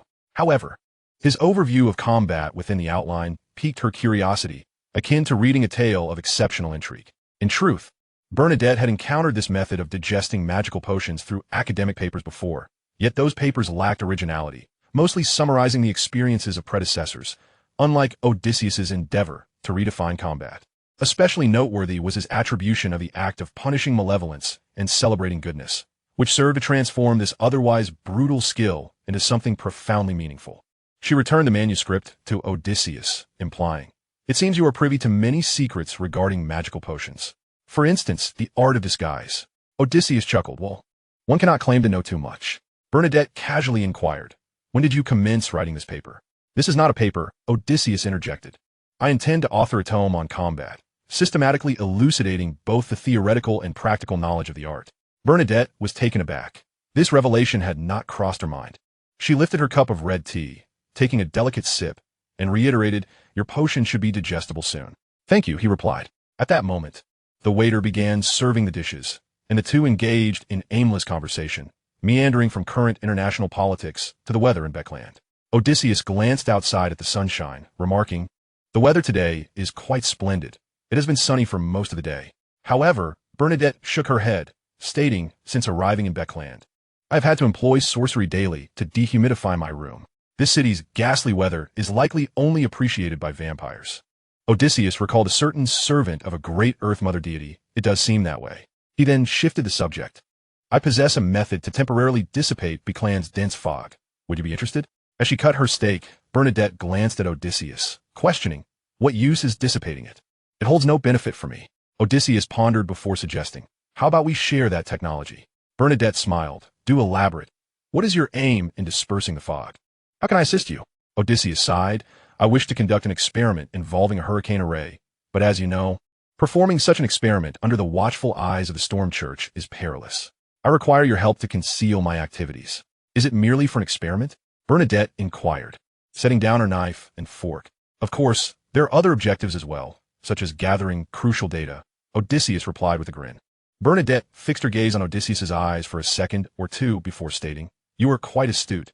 You already know how to circumvent my secret arts." Odysseus's responses had not directly addressed the question, yet they were truthful, so his nose did not elongate, though they might not reflect his primary intent. Bernadette smiled. "Let me contemplate. Why would you wish to use a hurricane array to temporarily disperse the fog? It is certain that it is not intended to alter Beckland's environment. Moreover, I am only aware of a gentle breeze array. I have never heard of a hurricane array, which clearly has been modified by you into a formidable spell. Even merely to temporarily disperse the fog requires a strong wind. You would dare to share such a practical yet advanced array with me?" She laughed, concluding, "What you are plotting in secrecy is undoubtedly substantial." Yet Odysseus still refrained from disclosing his true intentions. Everyone harbors secrets, do they not? "For instance, upon meeting you, I was reminded of the portrait of Emperor Rossel." Bernadette shrugged nonchalantly. Many can draw that connection. Odysseus placed a morsel of beef in his mouth, chewing slowly before stating, "How about I construct a ship for you?" Bernadette chuckled. "I am not in need of a ship. I even possess my own shipyard. It can sail twice as fast as the most advanced steel leviathans and boasts firepower sufficient to contend with a small cruiser fleet." Odysseus replied, "Indeed, the most significant aspect remains that, as long as the spells aboard the ship are maintained, it can theoretically generate power indefinitely." Bernadette smiled with satisfaction at last. "I sense your sincerity. I shall provide you with assistance. Even if your plans are perilously ambitious, I will do my utmost to ensure your survival. This brought to Bernadette's mind the ship model she had seen in Odysseus's residence. She understood that this vessel must indeed be a manifestation of Odysseus's core research. Odysseus raised his glass, smiling, to a fruitful collaboration. To a fruitful collaboration, Bernadette echoed as she clinked glasses with Odysseus. Taking a sip of wine before resuming her meal with a knife, my premonitions were correct. A significant event is impending in Beckland. Odysseus smiled silently. Having the assistance of a Sequence 3 individual would certainly enhance safety in the forthcoming year's endeavors. He did not pursue this topic further, instead asking, earlier, you mentioned that you own a shipyard? Bernadette jested. Am I not entitled to have one? I merely lament your considerable wealth. Odysseus candidly replied, is piracy truly lucrative? Bernadette, having recognized Odysseus's identity, was not surprised. It depends on the caliber of the pirate. Odysseus spread his arms wide. Look at me. Do I possess the qualities of a pirate? Indeed, for you possess the most challenging condition to attain, she replied. What condition?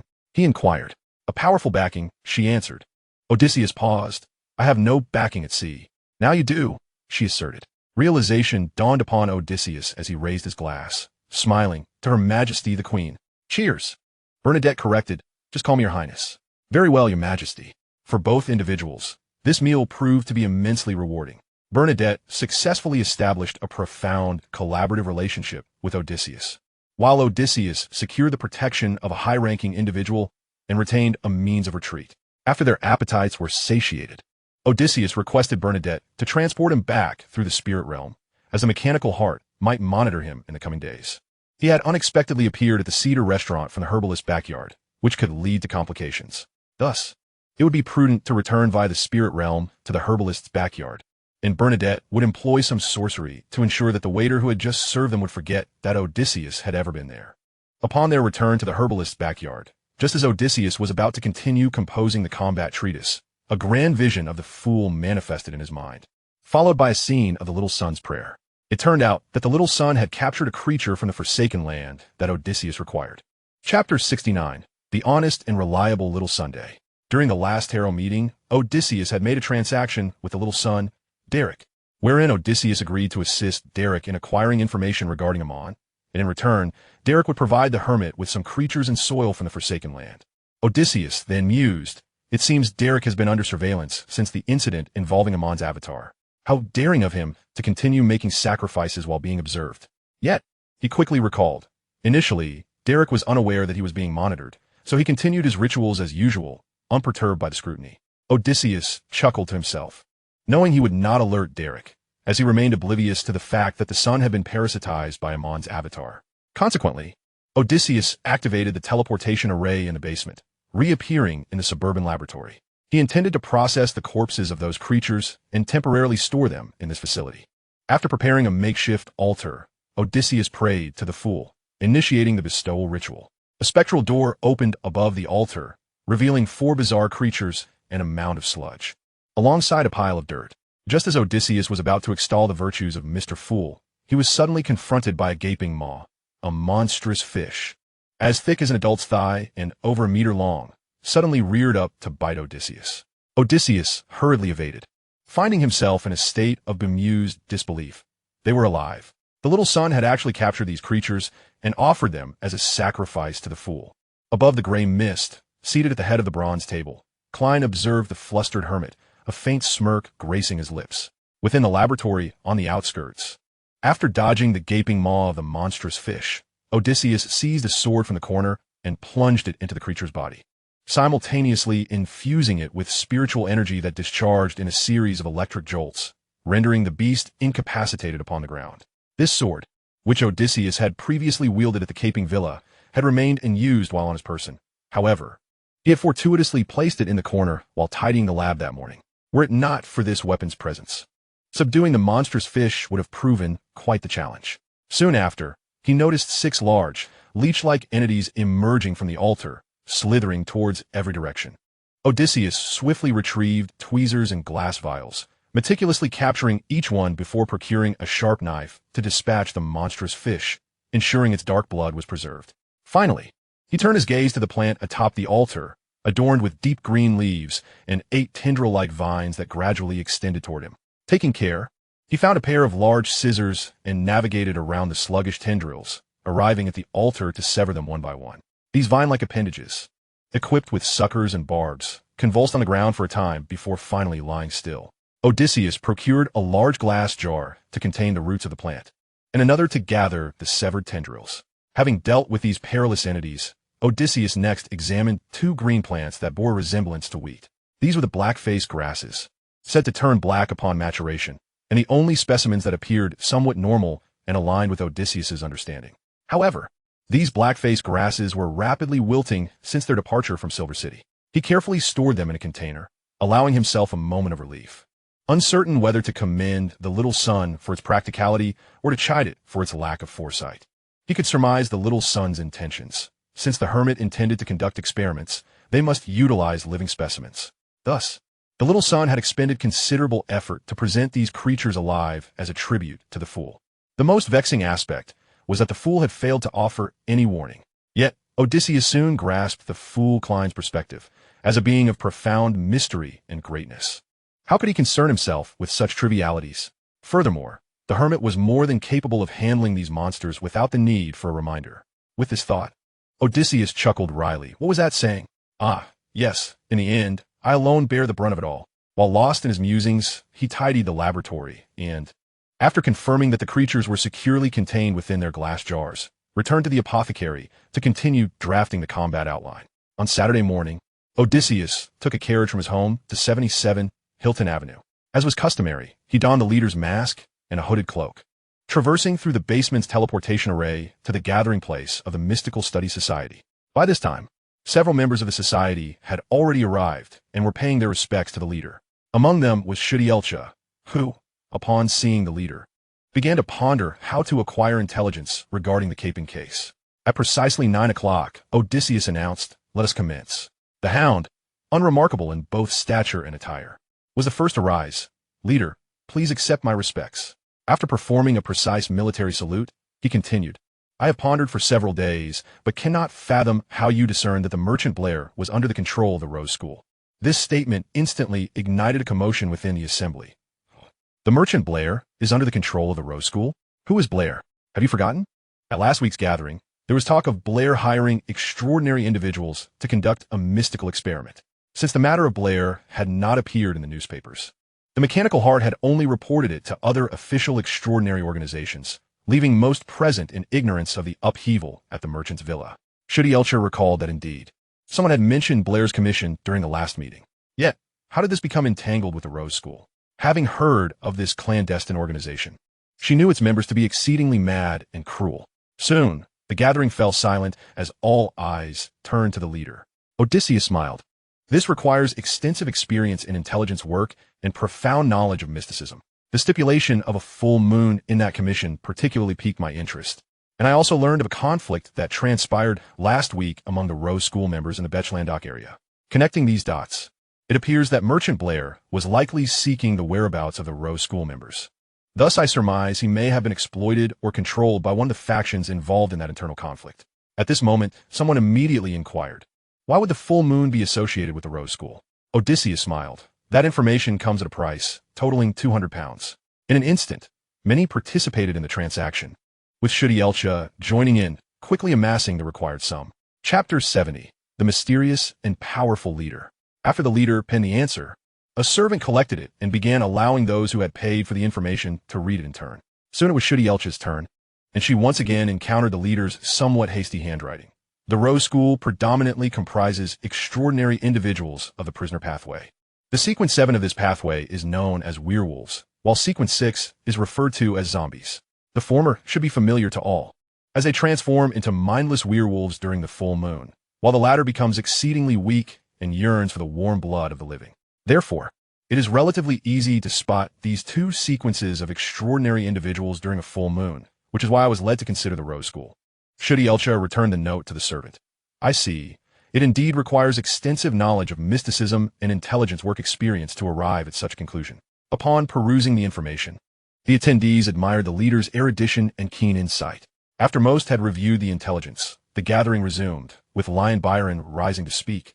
"Mr. Leader, I have been remiss in expressing my gratitude these past few days and I am finally able to see you once more." He bowed deeply. "Thank you for your rescue. Should you require anything in the future, do not hesitate to command me. I am at your service." This was tantamount to a public declaration of loyalty. Haha. The elephant suddenly chuckled. "Do you believe you possess the ability to assist the leader in resolving issues?" This individual had no ulterior motives. He was merely being impertinent.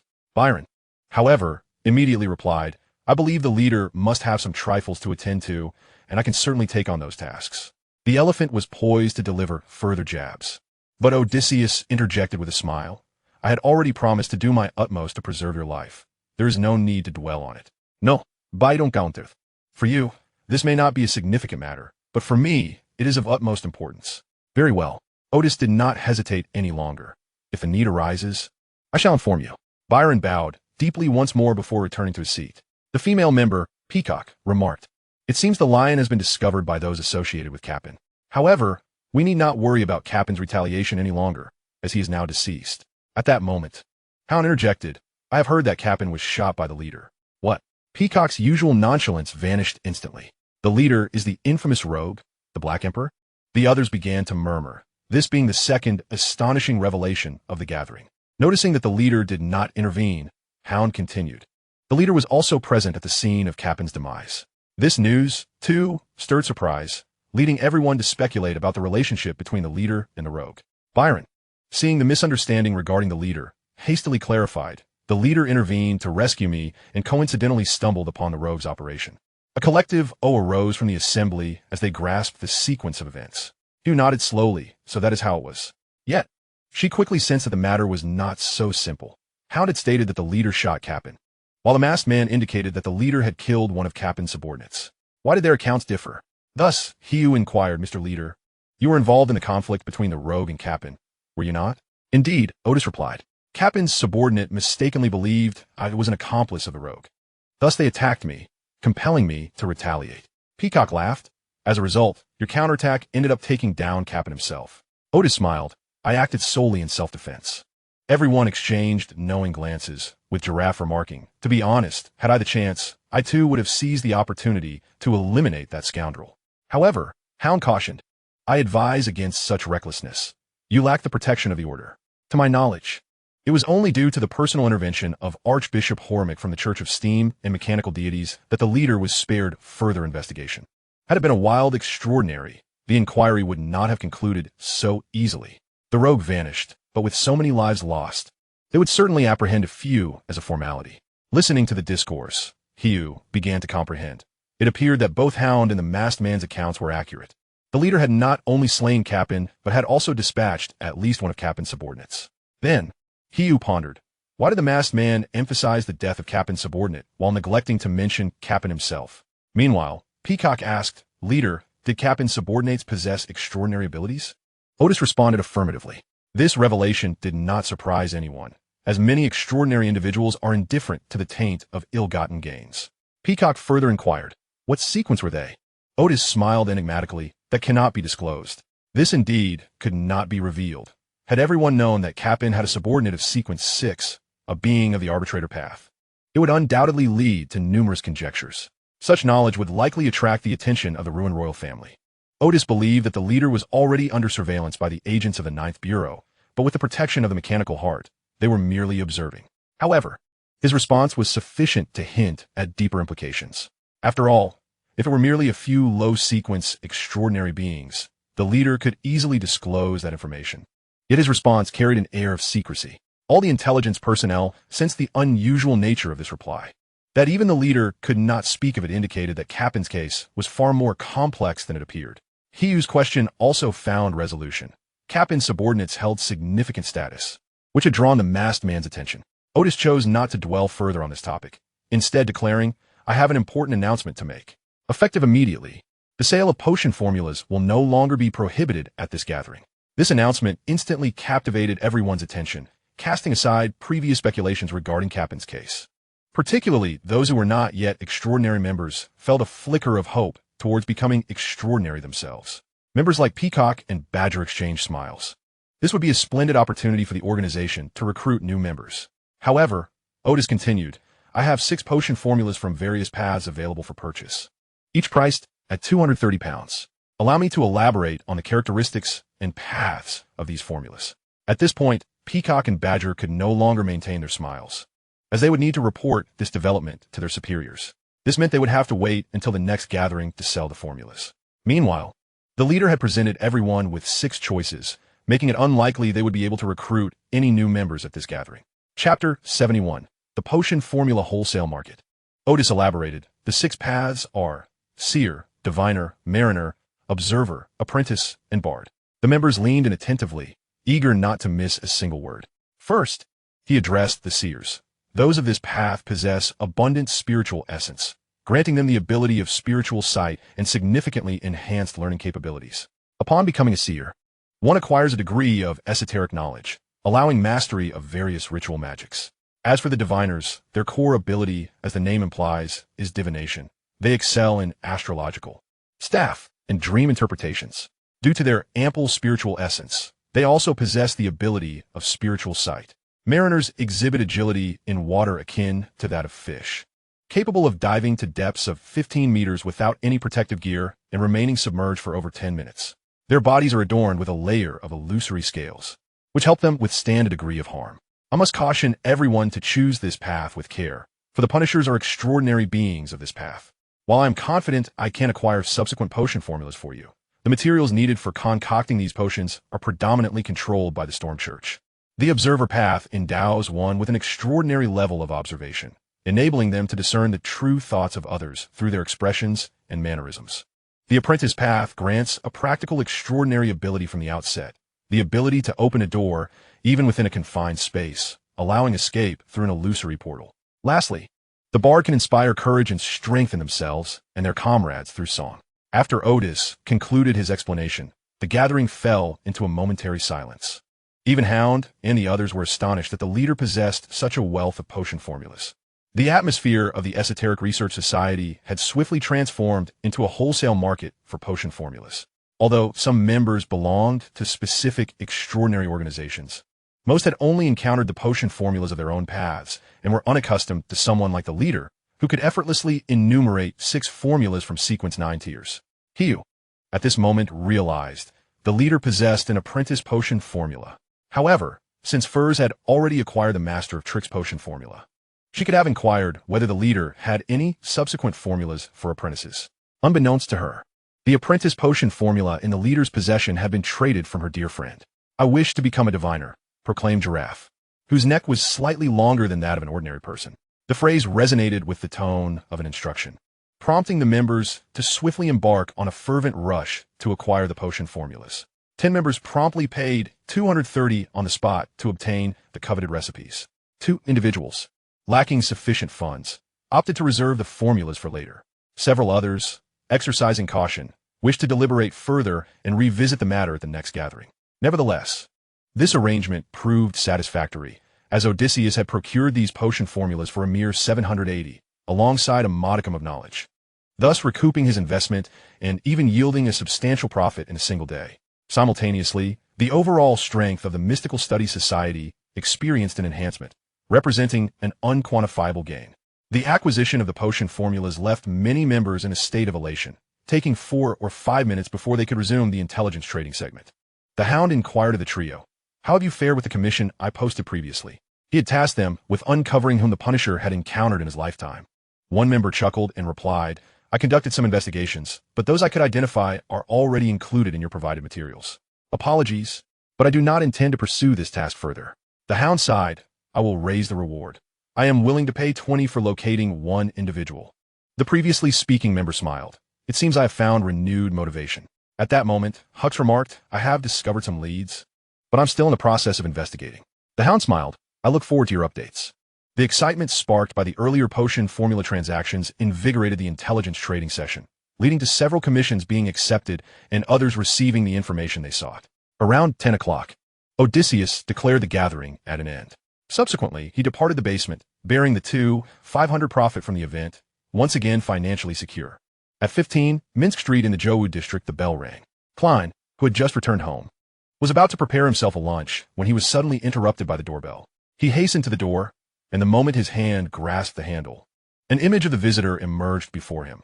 An elderly gentleman in his 50s, his hair flecked with gray and dressed in the garb of a butler. He opened the door. "Good day." "Greetings, Mr. Moriarty," the older man replied, a suitably measured smile gracing his face as he held a briefcase. "I have heard tales of your exploits from a mutual acquaintance." Klein smiled. "I hope they are not unfavorable tales. Please come in." After inviting the gentleman to sit on the sofa, Klein poured tea and inquired, "How may I assist you?" The elder opened his case. Producing a folder that he handed to Klein, "I wish for you to discreetly investigate this individual. Here is some information regarding him." As Klein opened the folder, he was greeted by a strikingly realistic portrait of a man wearing a mask, tall, and clad in a black overcoat, holding a cigar. At the sight of the portrait, Klein immediately recognized it as Mr. Gale. He then discerned that the masked individual he had encountered a few days prior at Carping's residence bore some differences from Mr. Gale. The mask's design was distinct, and the individual at Carping's villa wore a cloak, whereas Mr. Gale was in an overcoat, projecting a somewhat different demeanor. Nevertheless, Klein had already divined that the person he encountered that day was indeed Mr. Gale. He speculated that these might represent two facets of Mr. Gale's identity, or merely two styles of attire. As he continued to peruse the documents, he found scant information about Mr. Gale, primarily detailing the establishment of the Mahogany Ballroom, while there was a wealth of information concerning Lady Mandy and Mr. Gale's subordinate, Enoch. Closing the folder, Klein pondered for a moment before asking, "What specific inquiries do you wish to pursue?" The elder replied, "To ascertain this gentleman's residence and preferences, whether he has a wife or children, and to whom he is beholden." Klein pushed the folder back. "If it is merely to locate this gentleman's residence and preferences, I may consider taking on this commission. However, should it involve his wife and children, I require clarity on your intentions and to know who the employer is. You are indeed a detective of considerable integrity." The elder remarked with a smile, "But you should know that the ballroom he operates has likely harmed countless innocent young women, and investigating him is a true act of justice." Klein smiled politely. "I am afraid I cannot accept this commission." His regard for Mr. Gale was relatively favorable, and he was disinclined to allow the gentleman to be coerced by others. Chapter 72. A New Commission for Klein. The butler-clad elder was somewhat taken aback by Moriarty's refusal. "The remuneration for this commission will be quite substantial." Klein smiled. "Unless I am made aware of your true motives and the identity of your employer." Had he not previously encountered Mr. Gale, he might have been persuaded by the elder's words. However, having visited the Mahogany Ballroom and met Mr. Gale, he had formed his own judgment regarding the gentleman's actions and was not so easily swayed by the elder's claims. Very well, the elder sighed deeply. "Had it not been for a friend's strong recommendation, I would not divulge this information to you." He spoke earnestly. "My employer is Lord Ashburn, who harbors a profound disdain for Gale's treatment of the women of Bakerland and is eager to rescue them. As for your remuneration, for any one of the three inquiries you can successfully investigate, I shall compensate you 50. Should you uncover all the information we seek, I will pay you 180. For a commission of this nature, such remuneration was indeed generous, yet it also hinted at the inherent difficulties of the task. As for the motives of the employer, Klein was not entirely convinced. He rose. "I apologize. I must visit the restroom."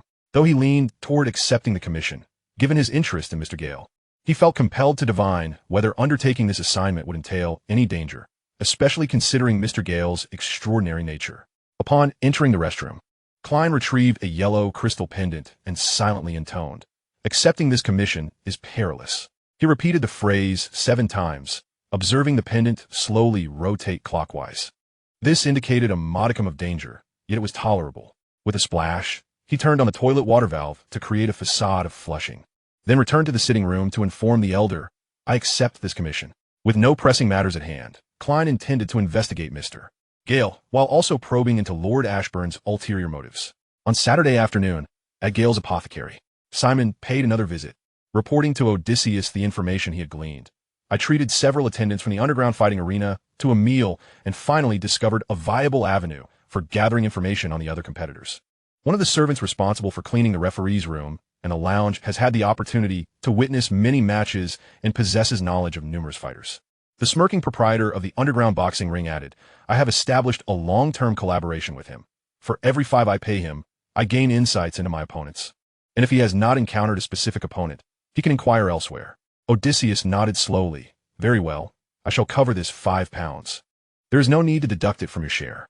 "Indeed, I knew you would not be stingy with such trifles," Simon replied with a smile. Now, Odysseus had become his benefactor, augmenting his weekly income by £20 or £30. Thus he was inclined to adopt a more humble demeanor. Simon continued. This upcoming match differs significantly from the last.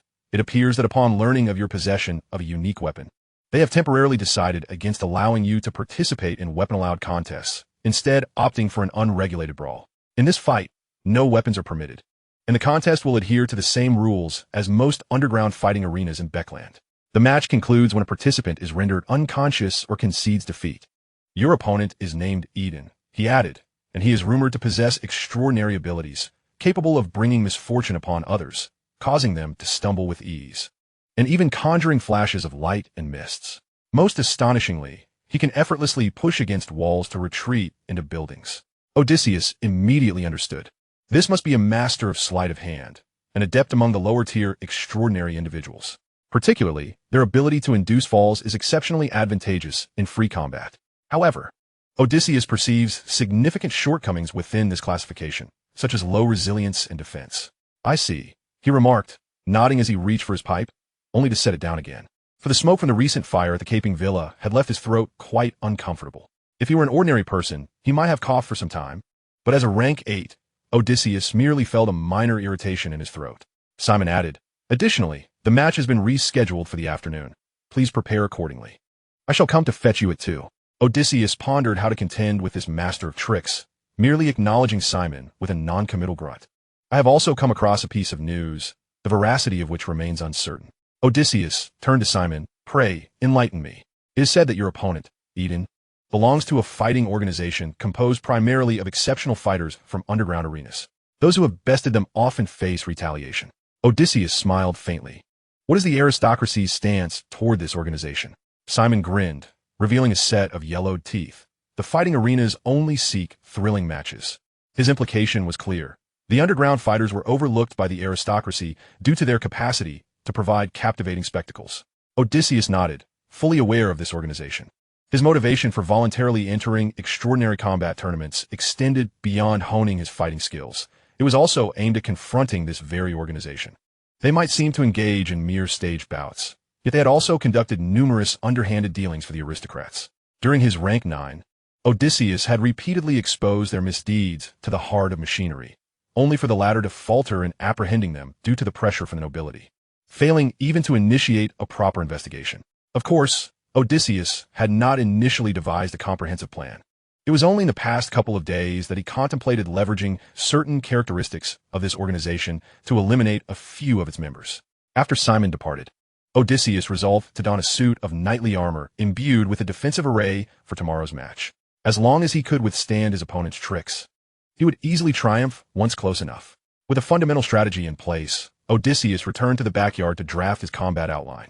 Klein began his investigation into Mr. Gale, starting from the mahogany ballroom.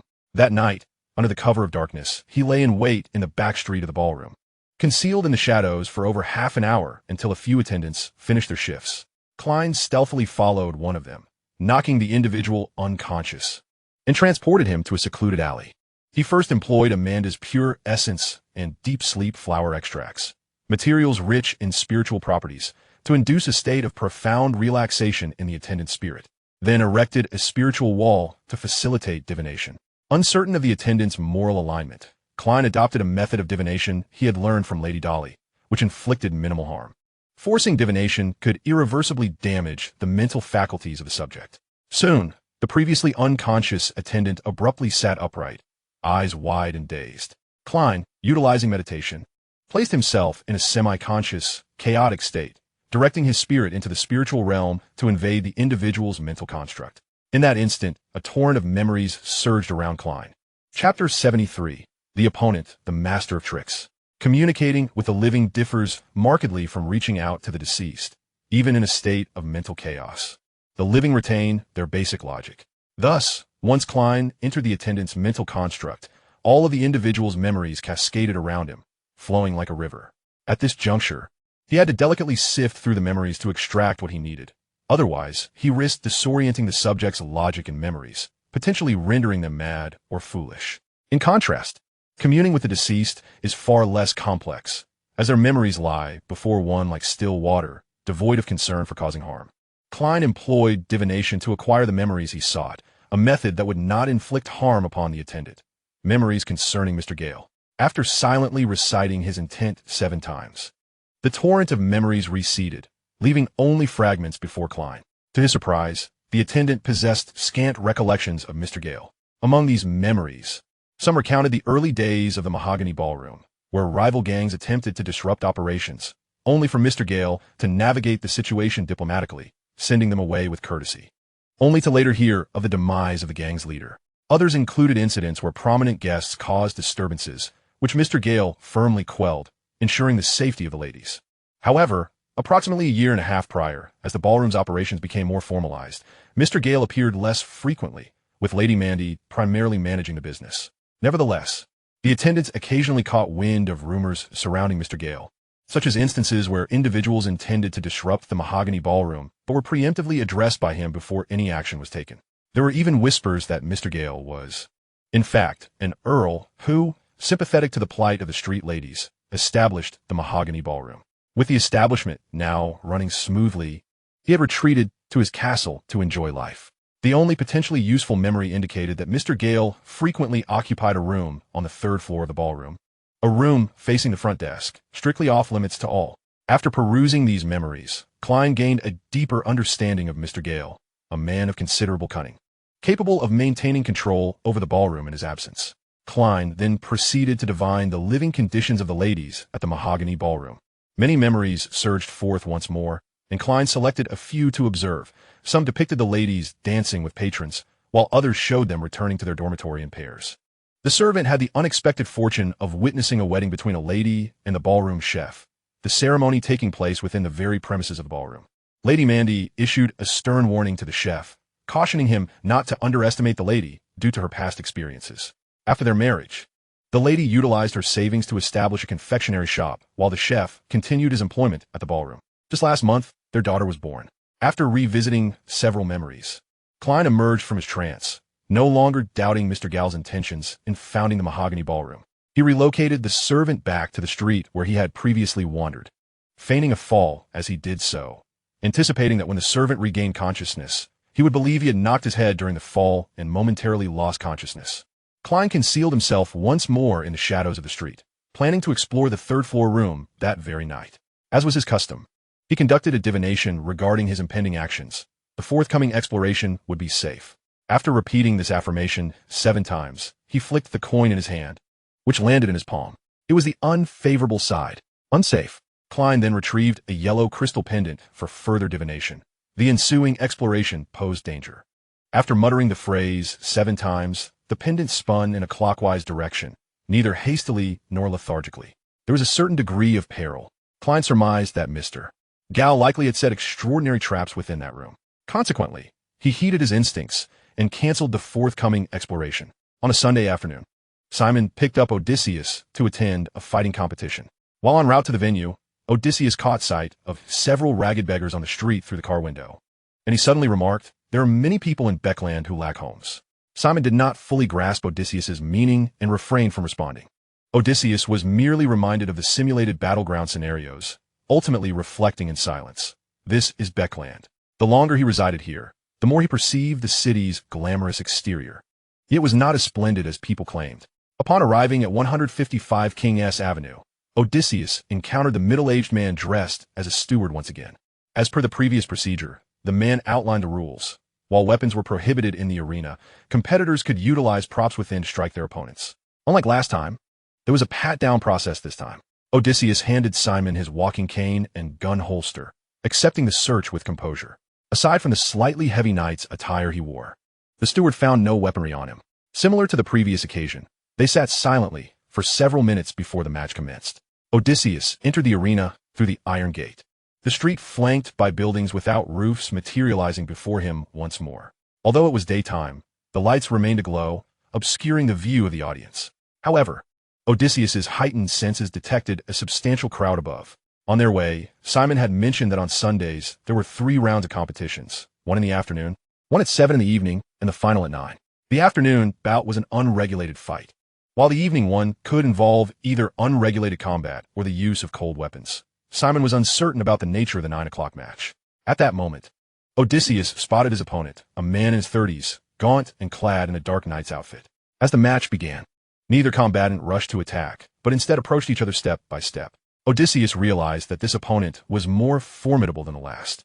Not only was the adversary of a higher rank, but he also exuded confidence, displaying neither haste nor impatience. When they were approximately 7 or 8 meters apart, the opponent, Eden, suddenly smiled and remarked, "You possess quite the presence, not at all like a novice." Odysseus refrained from replying and abruptly launched an attack. Eden swiftly raised his hand, causing Odysseus to lose his footing and tumble to the ground, caught completely off guard. The fall left Odysseus grimacing in pain, struggling to rise. The audience erupted in applause. This was Eden's signature move, and despite having seen it numerous times, they found it endlessly fascinating, unable to comprehend how he accomplished it. The explanation from the fighting arena was that it was a form of magical technique. Seizing this opportunity, Eden advanced rapidly, tauntingly declaring, "Such impatience," as he delivered a fierce kick toward Odysseus' face. Yet at that moment, Odysseus seemed impervious to pain, evading Eden's kick. He executed a sweeping kick that struck Eden's other leg, sending him crashing to the ground. A collective gasp arose from the audience as they realized Eden had fallen for the ruse. Chapter 74, Victory Comes Too Easily. This was Odysseus' strategy. Since Eden's falling technique and other tricks were challenging to counter, he could lure the opponent closer before launching his attack. Odysseus had anticipated that Eden would fall for the bait when he first spoke, as Eden's overconfidence might lead him to underestimate his adversary. The outcome unfolded as Odysseus had predicted. He successfully toppled Eden and immediately sprang into action. After rolling several times, Eden raised his hand again, and suddenly a thick fog enveloped the two fighters. Odysseus charged directly into the mist, only to be ambushed by a punch to his chest. However, Odysseus appeared unfazed by the pain.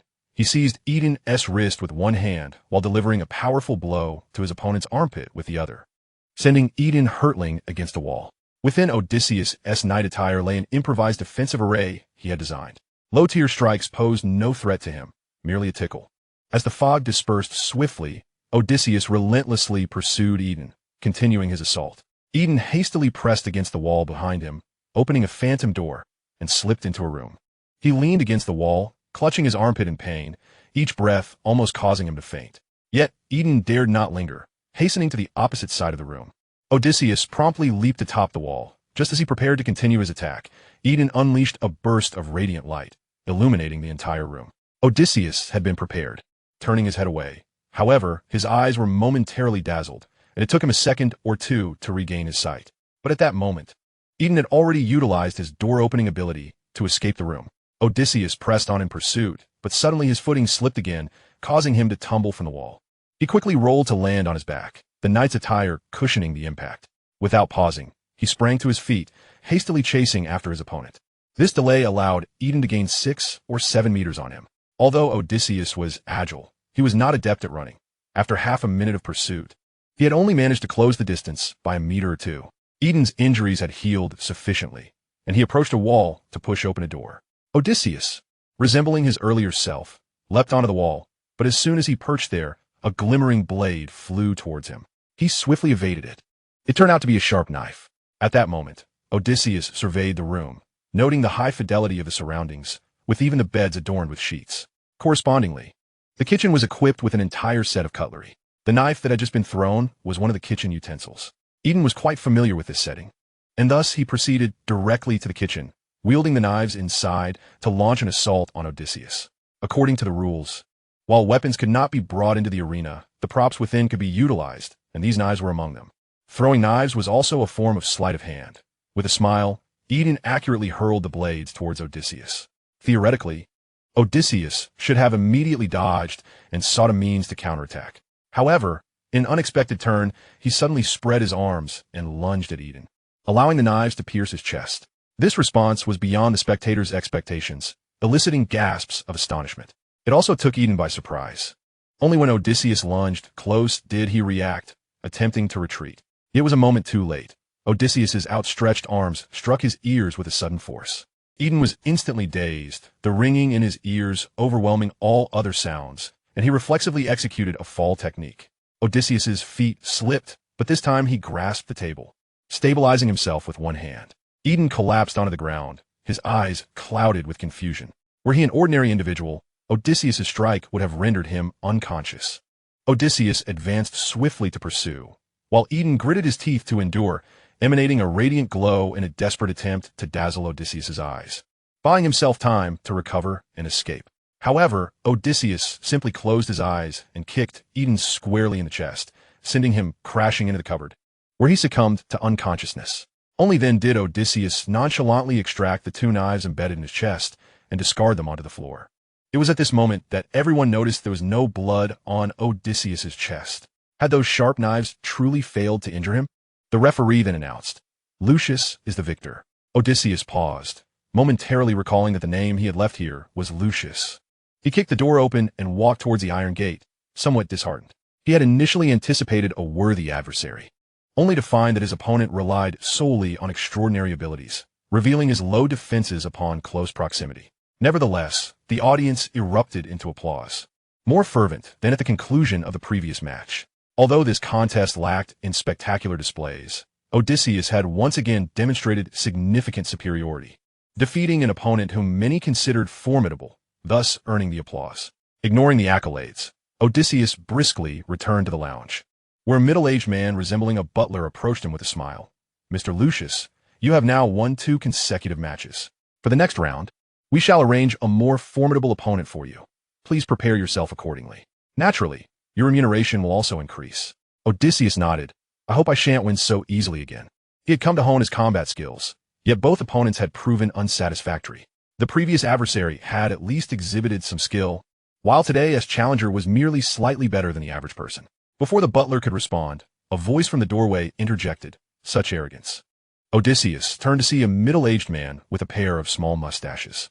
He recognized him from the last match when this man had been preparing for battle with a 2-handed sword. The butler immediately smiled, addressing him, "Mr. Chibman."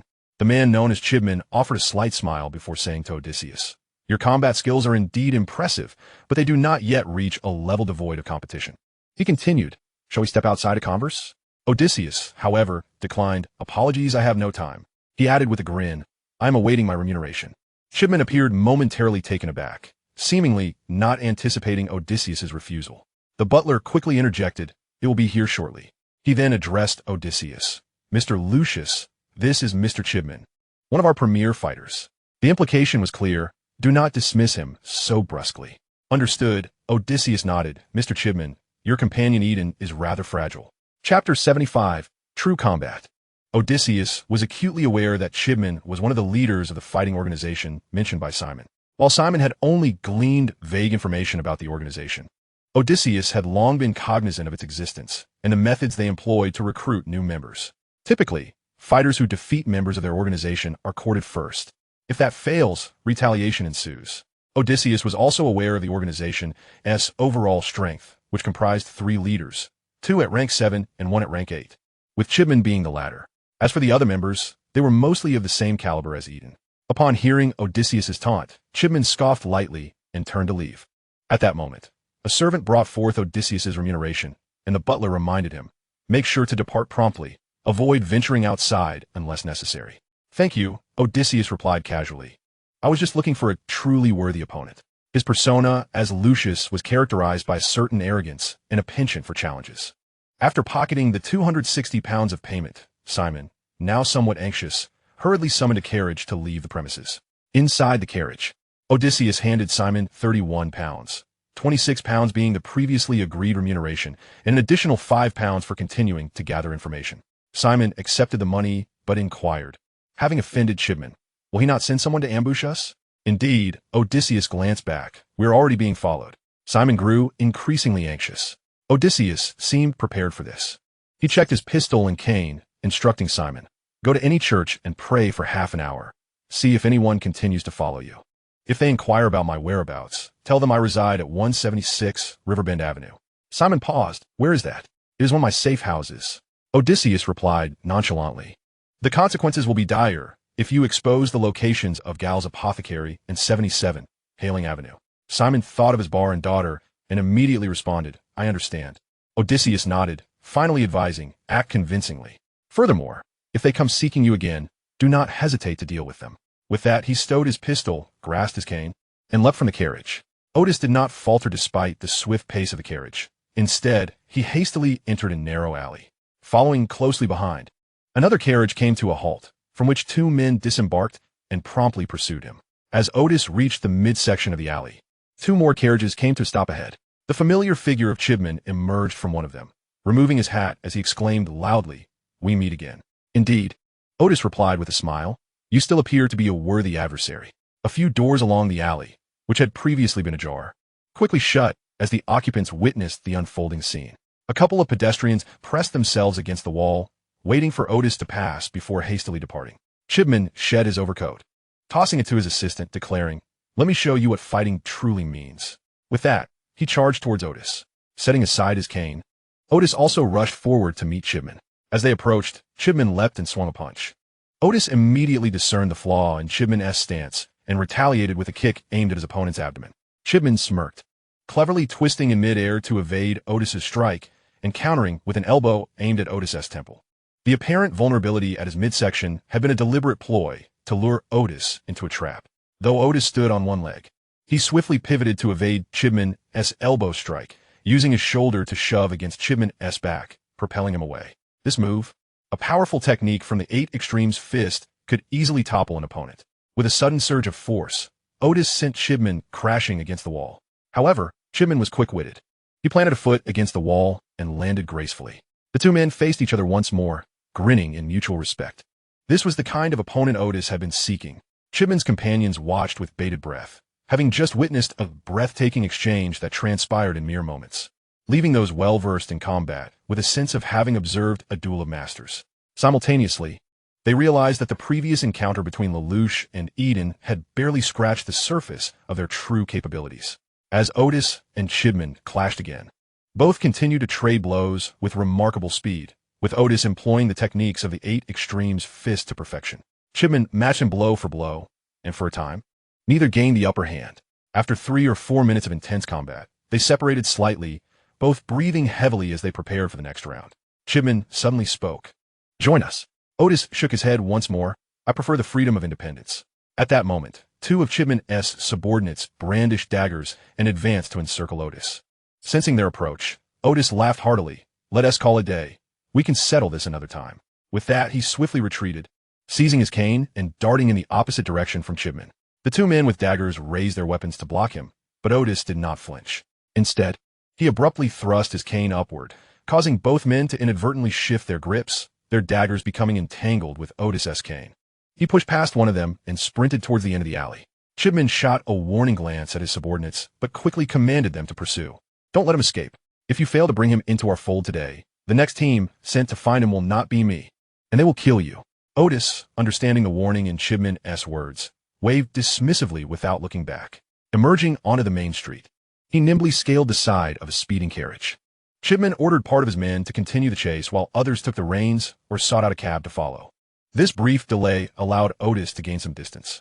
He halted in front of a bustling department store, slipped in through the crowded main entrance, and exited through the back.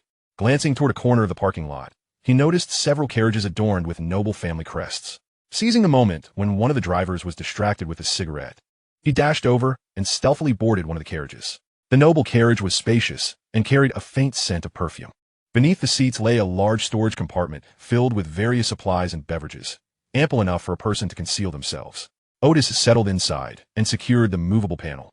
After a few moments, he heard someone board the carriage, and a sweet voice inquired, "Susie, what's wrong?"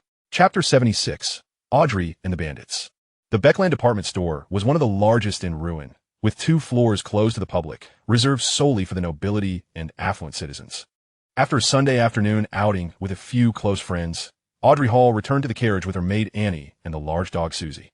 Suddenly, Susie exhibited signs of unease. It was not entirely Susie's fault for being slow to react.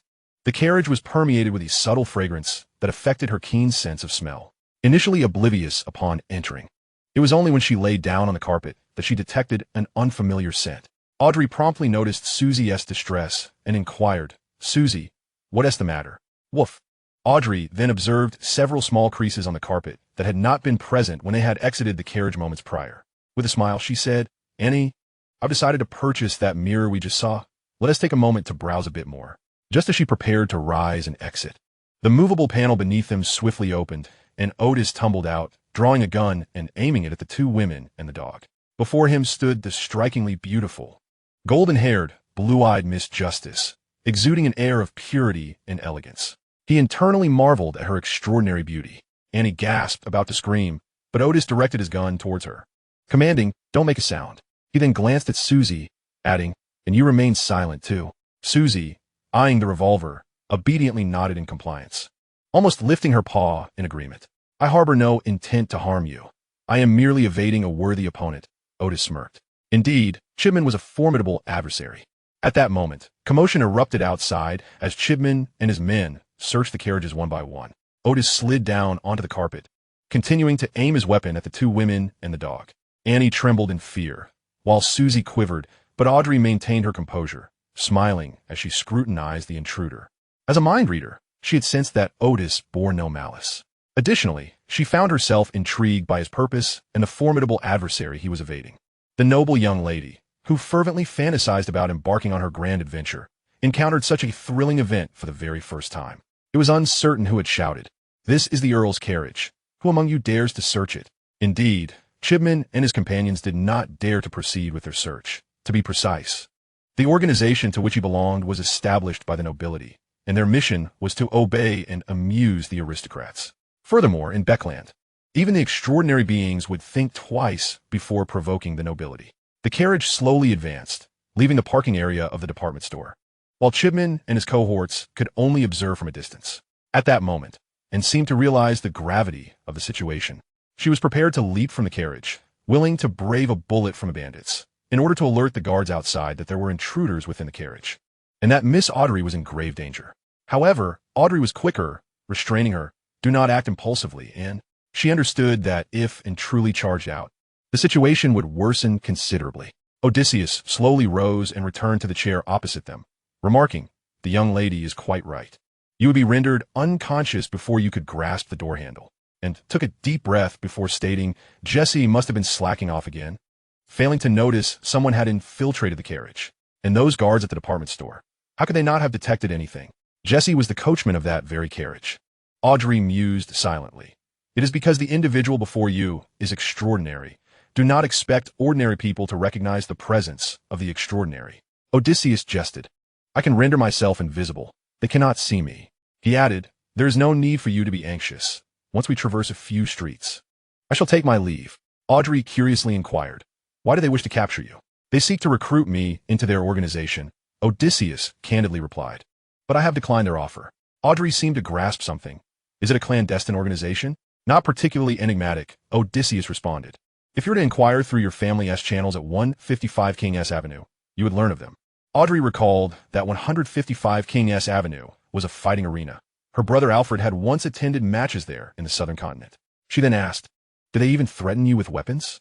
Odysseus glanced down at his chest, where Eden had previously stabbed him with a sharp blade, smiling as he remarked to Audrey, "Your observational skills are commendable." Although his knightly attire had shielded him from those two blades, there were still areas of damage. Upon receiving the compliment, Audrey suddenly felt that the bandit's tone and demeanor were somewhat familiar. In fact, she had sensed this since earlier. Yet, upon serious reflection, she could not recall where she had encountered someone akin to him. Taking a deep breath, Audrey seized this remarkable opportunity to continue her inquiry. "Why do you wear a mask?" Odysseus smiled and replied, "To protect you." Audrey immediately understood, nodding slowly. "Meanwhile, and appear perplexed, protect us?" "Indeed," Odysseus affirmed. "For instance, in such a scenario, I would not need to eliminate you to keep silent." And gasped in shock, and then exclaimed, "The person before you is Ho. That's enough," and Audrey swiftly interrupted her maid's words, understanding that the bandit before them would not be intimidated by her father's title, and threats would only expose more information about themselves. Odysseus praised, "What a calm and rational young lady you are." He paused before adding, "If I'm not mistaken, the family crest on the carriage belongs to the Hall family." Though Odysseus was not acquainted with many crests, he was aware that Audrey's father was Earl Hall. He then smiled, saying, "I have long heard that the daughter of Earl Hall is exceedingly beautiful, renowned for her resemblance to the most dazzling gem in Beckland. Today, I find such praise to be rather conservative." "Thank you," Audrey replied with a smile. "I shall not disclose that you were present on this carriage, but in return, please tell me your name." "Lelouch," he responded. After all, it was a name he had just fabricated. Should any noble trouble him, he could simply abandon this identity. "Very well, Mr. Lelouch," Audrey smiled. Odysseus then turned his gaze to, "And who promptly affirmed, "I will not tell anyone either." "I trust you." Odysseus smiled. "If any noble seeks to trouble me, I shall quietly infiltrate the Earl's estate, and, while you are asleep, sever your ears and nose." He stood up and said, "Farewell, ladies."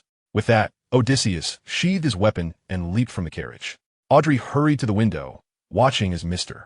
Lelouch swiftly entered a church marked with the emblem of the god of steam and machinery. Chapter 77. It is time for the tarot meeting again. Inside the carriage, Anne and Susie both exhaled in relief. Susie had never anticipated that one day she would be threatened at gunpoint. It was utterly terrifying.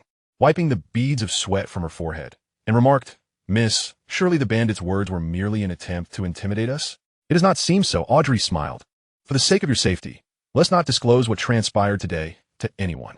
In truth, she had perceived that Lelouch's final words were indeed intended to frighten Anne, but the more she contemplated it, the more she desired to assist the enigmatic Mr. Lelouch in concealing the events of today. Being an extraordinary being herself, having aided another extraordinary individual today, filled her with immense gratification. Odysseus hastily entered the church of the god of steam and machinery, presenting the priest with the mechanical emblem composed of a triangle, lever, and gears that hung from his neck.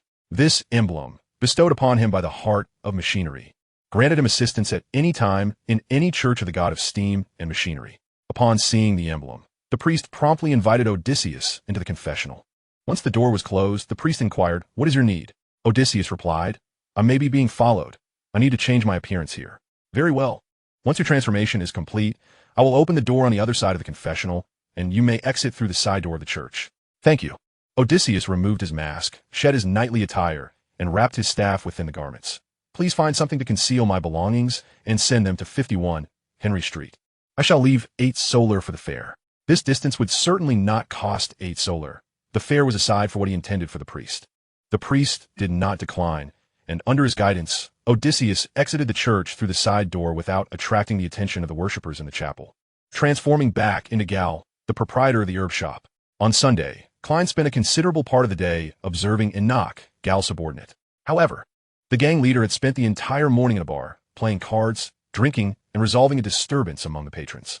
Around 2 in the afternoon, he stepped out for a while, returning around 4. Klein did not follow Enoch. Instead, he took advantage of this time to commune with several of Enoch's subordinates, who indeed had some memories of Mr. Gal, but all were orders issued by Enoch on behalf of Gal, such as advising them to stir up less trouble, to avoid killing during fights, and not to engage in deceitful practices. Certainly, aside from these commands, the members of Enoch's gang enjoy a relatively secure livelihood. Mr. Gal, astonishingly, provides them with salaries, offers rewards for injuries sustained in battle, and covers medical expenses. In the tragic event of a fatality, the families are compensated handsomely. This fundamental assurance of livelihood has curiously endowed these scoundrels with a rare inclination towards restraint in their malevolent endeavors. Klein couldn't help but reflect. As long as the environment for survival is not excessively harsh, even rogues may harbor thoughts of redemption. However, he could not uncover any leads regarding Mr. Gal. Enoch's conduct appeared unremarkable, primarily frequenting taverns, occasionally assisting at the Mahogany Ballroom, and making daily excursions, seemingly for intelligence transactions. Klein surmised that he would need to surveil Enoch for an extended period to potentially unearth some clues. Thus, he planned to follow Lady Mandy the following day, hoping for any indication. Should he find nothing again, he would be left with no choice but to attempt divination regarding Mr. Gal's residence using the gray mist. Yet, having only met Mr. Gal twice, he lacked sufficient information to meet the conditions for divination. In the dead of night, Odysseus, as was his custom, continued his examination of the correlation between mystical symbols and the recording capabilities of the archivist. After achieving some breakthroughs, he finally departed from the wilderness of knowledge. Monday morning heralded the day for Odysseus and his 2 principal subordinates to reconcile accounts. Early in the morning, Odysseus visited the apothecary to tally the finances. Although the apothecary thrived and most of its goods were cultivated by Odysseus himself, its limited scale meant that profits remained modest. It could be said that their situation was significantly better than that of the middle class in Beckland, yet far from the affluence of the wealthy. Around 9, Mandy's assistant, Bella, arrived to settle accounts and reported, "Mr. Gal, Lady Mandy has just learned that Mr. Ashburn has commissioned a private detective to investigate you." Odysseus casually inquired, "What is the detective's name?" "Sherlock Moriarty, a detective who has recently garnered some notoriety," she replied. Odysseus paused. "When did this occur?" "Mr. Ashburn's steward commissioned this detective for the investigation on Saturday morning. Odysseus abruptly rose. Why is this only being reported now? This charlatan, no. This detective never seeks clues but rather resorts to divination in his investigations. 2 days would suffice for him to locate this place. However, Odysseus quickly recalled, no, I am protected by the wilderness of knowledge. Should Klein attempt to investigate me through divination, he would likely find nothing. He could only seek clues from the mahogany ballroom, as well as from Mandy and Enoch. Thus, it was indeed uncertain whether he would find this place in just 2 days. Bella appeared somewhat anxious. Mr. Ashburn may have realized that we have established surveillance around him. Hence he is now particularly cautious regarding your actions, which is why this information has been delayed by 2 days. Odysseus pondered for a moment. If Klein were to track down this apothecary, he might have already deduced that Mr. Gall is the hermit. If he hadn't tracked it here, that realization would not have occurred. Regardless of the situation, Mr. Gall could no longer remain passive. He instructed Bella, return and inform Mandy that timeliness is crucial in intelligence work. He then added, have her prepare the carriage. I shall require it this afternoon. Bella promptly replied, understood. At that moment, Enoch entered the room. Odysseus inquired, were you followed? No, Enoch affirmed confidently. Odysseus nodded and accepted the ledger. To prevent being trailed by certain individuals to this location, Odysseus instructed Enoch to make unscheduled outings daily, so that even if someone followed him to the apothecary, they would not pay undue attention, assuming it to be merely another venture of Mr. Gall. Meanwhile, Mandy feigned a headache, instructing her assistant to regularly procure calming incense from the apothecary to mislead any potential pursuers. However, Klein was different. Odysseus once sought the assistance of the fool in the backyard, and upon arriving at the apothecary, he would surely recognize it as the hermit's stronghold. While he may not immediately connect the hermit with Mr. Gall, he would undoubtedly scrutinize the premises, and upon seeing both Enoch and Mandy's assistant frequenting it, he would surely suspect something amiss. Odysseus considered, the fool is a false demigod. Should he discover that Odysseus is the hermit, it would likely not pose any danger. He refrained from further contemplation on that matter, and instead asked Enoch, I have recently developed a remarkable technique that can swiftly impart combat proficiency. Please inquire among your subordinates if anyone is interested in utilizing this technique. Oh, and do clarify for them that the side effect includes a 3-minute headache. Enoch nodded. I will ask them. After Bella and Enoch departed, Odysseus remained at the front counter, awaiting Klein's arrival. However, the entire morning passed without Klein making an appearance. Perhaps upon discovering this location, he chose not to enter in search of further clues, or perhaps he had not tracked it here at all. Regardless, Odysseus planned to take action in the afternoon. After lunch, Odysseus ventured to the backyard, first checking on the production of the flame arrow, and then continued drafting the combat outline. At 2:50 in the afternoon, Odysseus reclined in an armchair, feigning a midday nap. At 3 o'clock, his vision was engulfed by the gray mist, and the week's tarot meeting commenced. Good afternoon, Mr. Fool, greeted Justice Audrey as she entered around the ancient bronze long table. The fool, shrouded in the gray mist, nodded gently, good afternoon. Unable to contain her curiosity and excitement, Audrey refrained from immediately inquiring about the truth behind the caping incident. Instead, she continued to greet other members while observing them. Ah, the sun seems impatient. Has something unexpected occurred regarding the former exploration team's leader? Additionally, the magician Forsyth appeared to be in a state of wanting to inquire, yet hesitating, likely having seen reports concerning the death of Caping. Surmising that this matter involved the tarot meeting, yet uncertain of whom the Emperor card represented. Soon, the greeting session concluded, and the hangman, Algie, turned his head towards the head of the table, humbly stating, Esteemed Mr. Fool, I have gathered 3 pages of the new Roselle diary. Although the son, Derek, was exceedingly anxious, he did not immediately consult the tarot members, well aware that the opening moments belonged to Mr. Fool, unless no members submitted Roselle's diary. The magician Forsyth seemed somewhat bewildered. Diary? The Roselle diary? Klein smiled and asked the hangman, what do you wish to exchange for them? Algie glanced at the card concealed beside the fool. I wish to know what that card is. Odysseus thought to himself, how astutely precise. This must be the question Klein most desires an answer to. Forsyth, meanwhile, vaguely grasped that the so-called Roselle diary could be exchanged with Mr. Fool for answers to certain inquiries. She recalled the notes penned by Roselle using peculiar symbols, only to discover that they were, in fact, a diary. Subsequently, Forsyth reflected, Miss Audrey possessed several of them, yet just last week, or perhaps the week before, she lamented that many of her books and notes had been shredded by that wretched dog. Thus, acquiring or borrowing from Miss Audrey was out of the question. I loathe dogs. Forsyth seethed inwardly. Klein smiled and inquired, "Do you wish for all to hear, or would you prefer it remain a secret?" Without hesitation, Alge answered, "Just a secret." Consequently, Klein isolated the senses of the other members, and soon the private communication concluded, leaving the others to witness Alge's lingering shock and elation. This piqued Forsyth's curiosity regarding the card before the fool. After a few seconds, Alge finally recovered from the shock induced by the profane card and materialized the 3 pages of the diary. Minutes later, after the fool had perused them, Otis spoke. "If I'm not mistaken, the Roselle diary mentioned by the hangman earlier refers to what is commonly known as Roselle's notes, correct?" Miss Audrey eagerly replied, "Indeed, Sage. Do you also possess the diary of the great Roselle?" Chapter 78, Guiding Little Son by the Hand. The sage Otis affirmed, "Indeed. I have 5 pages of the diary." The value of those 5 pages had been thoroughly extracted. Firstly, they provided him with a clear direction in his role as a combat scholar. Secondly, they served to report to the mechanical heart, along with inflated expenses. Now, offering them as a sacrifice to the fool was simply a matter of repurposing waste. Otis addressed the head of the bronze long table. "Fool, I wish to offer you these 5 pages as a token of gratitude for your previous assistance. I understand that this is trivial compared to what you have provided, but it at least represents my sincere intentions." Behind the mist, the fool Klein thought, "This fellow is quite astute." He nodded slowly. "Very well." Just as Audrey noted, previously, the fool had offered assistance to the sage, but what kind of assistance was it? The magician Forsyth pondered. Surely, there cannot be any curses or similar issues associated with the sage. "I can materialize those 5 pages of the diary right now," Otis added. The other members were momentarily taken aback, for those were unfamiliar characters, difficult to memorize. Clearly, the sage had only just learned that Roselle's notes were indeed Roselle's diary, making it improbable that he had memorized them prior to the meeting. Thus, it suggested that the sage had recalled them from an earlier time. However, soon they speculated that this was likely a manifestation of the sage's extraordinary abilities, prompting them to suppress their surprise. Klein slightly nodded, providing Otis with paper and pen to express himself. After approximately 10 minutes of reading time, the fool Klein calmly stated, "You may begin."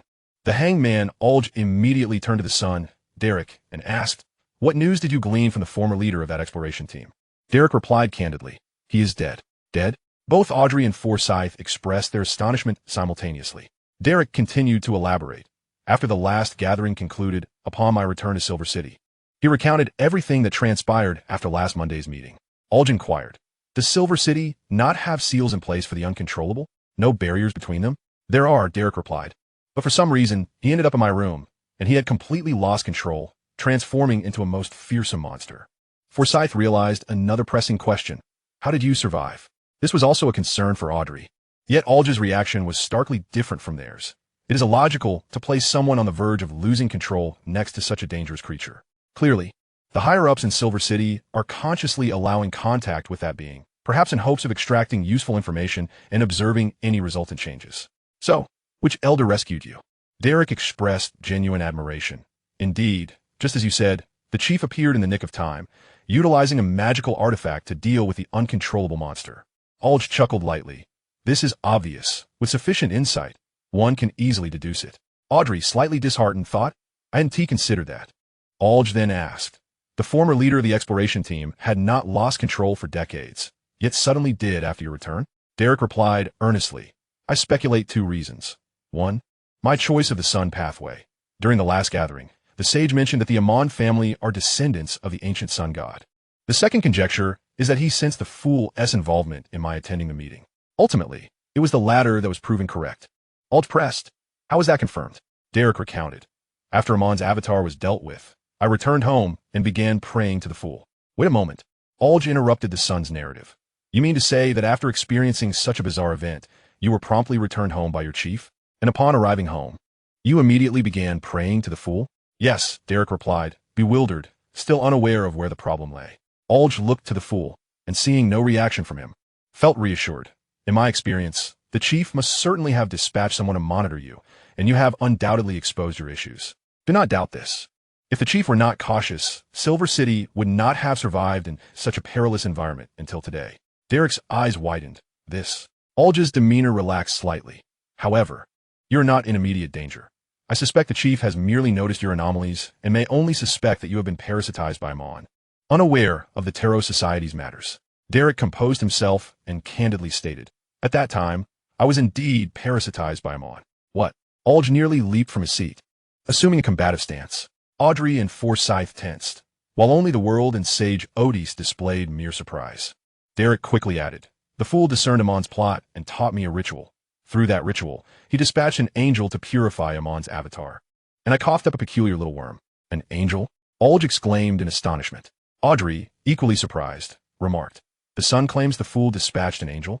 Forsyth recalled that the fool had previously sent an angel to assist him, circumventing inquiries from the Abraham family. Otis, however, did not exhibit any surprise, for the fool had already sent his angel to aid him once and wore an expression of mild disbelief at their astonishment. After the gray mist, Klein observed the reactions of those around him. Ultimately, he discerned that the seasoned hermit, possessing an abundance of esoteric knowledge, was the one most firmly convinced of his divine nature. This realization struck Klein. The more one knows, the more susceptible one becomes to forming associations, leading to a greater likelihood of believing in the conclusions drawn from those associations. While everyone was still in shock, Odysseus suddenly turned to Little Sun and inquired, "After Aman's avatar was dealt with by your chief, I presume he must have posed some questions to you?" Derek reflected for a moment and replied, "Yes." Odysseus continued, "How did your chief frame his inquiries? What was your response?" "Think carefully." After some contemplation, Derek recounted, "It went something like this. The chief first explained why I was placed next to the captain of the exploration team. Then he asked me, 'What do you think caused that captain's sudden mutation? Do you feel you are different from the others?' I answered, 'Perhaps it is because my extraordinary path diverges from theirs.' The chief then asked, 'What were you doing in your room just now?' I replied, 'I was sleeping.' Finally, he asked, 'Did you notice anything unusual before his mutation?' I said no. As everyone emerged from their astonishment at the angel's revelation, apart from Alger, the others failed to grasp why the hermit would pose such questions. Odysseus sighed and said, 'When you answered the first question, you had already aroused your chief's suspicions.' What? Derek was oblivious to this implication. I asked you, during the last gathering, you mentioned that everyone in Silver City must undergo general education. Does your curriculum include knowledge related to Aman and the solar path? Odysseus analyzed. Derek seemed to grasp the essence. No, it does not. Audrey also understood. Little Sun answered as he did, because he knew Aman was a descendant of the ancient sun god. Yet he overlooked the fact that the vast majority of people in Silver City had no access to such information. Furs also realized that the hermit was assisting Little Sun in reviewing the situation. Odysseus continued, "Your chief's inquiry was essentially asking, did you engage in any unusual activities that might have provoked the other party? Therefore, you should have stated, I feel no different from the others, and I am unaware of how he came to my room. This would convey to your chief that you did not initiate anything special. Rather, the other party approached you first. This point is crucial. It is imperative to make it clear to your chief that the attack originated from them, and your subsequent responses failed to emphasize this." Alger nodded, finding the hermit's advice commendable. Derek, however, appeared somewhat dazed, astonished by the myriad nuances embedded within seemingly simple exchanges. Soon after, he recognized the validity of the hermit's analysis. Acknowledging he had indeed failed to clarify the situation adequately, Odysseus proceeded, "Your chief discerned that you did not comprehend his question, and thus directly asked, 'What were you doing in your room just now?' Even stating you were urinating would have been preferable to saying you were sleeping. You ought to have said that your spiritual senses detected danger, prompting you to observe diligently. By claiming you were sleeping, you not only projected yourself as an inadequate warrior, but it also implied that you were oblivious to the imminent danger, which is evidently deceitful." Alger nodded again, feeling the hermit's insights resonated deeply with him. Audrey felt as though she had learned something peculiar. Upon reflection, she realized that these peculiarities revolved around the art of making lies sound convincingly real. In the gray mist, Klein smiled inwardly, pondering why it felt as though the hermit was tutoring Little Sun on his homework. Derek initially nodded, but soon found himself grappling with a dilemma. But, such a response lacks honesty, doesn't it? Odysseus smiled and asked, "Do you think so?" Derek nodded vigorously. "I must admit, honesty is a virtue," Odysseus remarked. "But at times, an unrestrained honesty, devoid of consideration for others' feelings, and neglecting the surrounding context and consequences, reflects immaturity." Chapter 79. There's only one Aman in the world. Upon hearing the hermit Odysseus's words, Little Son Derek fell into deep contemplation once more. The hanged man Alger mused. It appears that the hermit is indeed a person of stories. The just Audrey and the magician Furs also hoped that little son would mature swiftly following this incident. Klein, observing the hermit post-mist, sensed that judging by the hermit's demeanor, he was a sufficiently mature, extraordinary being who, having grasped the essence of the extraordinary world, remained compassionate and willing to assist others, an admirable quality. Odysseus granted Derek a moment of reflection before continuing. Let me help you analyze this further.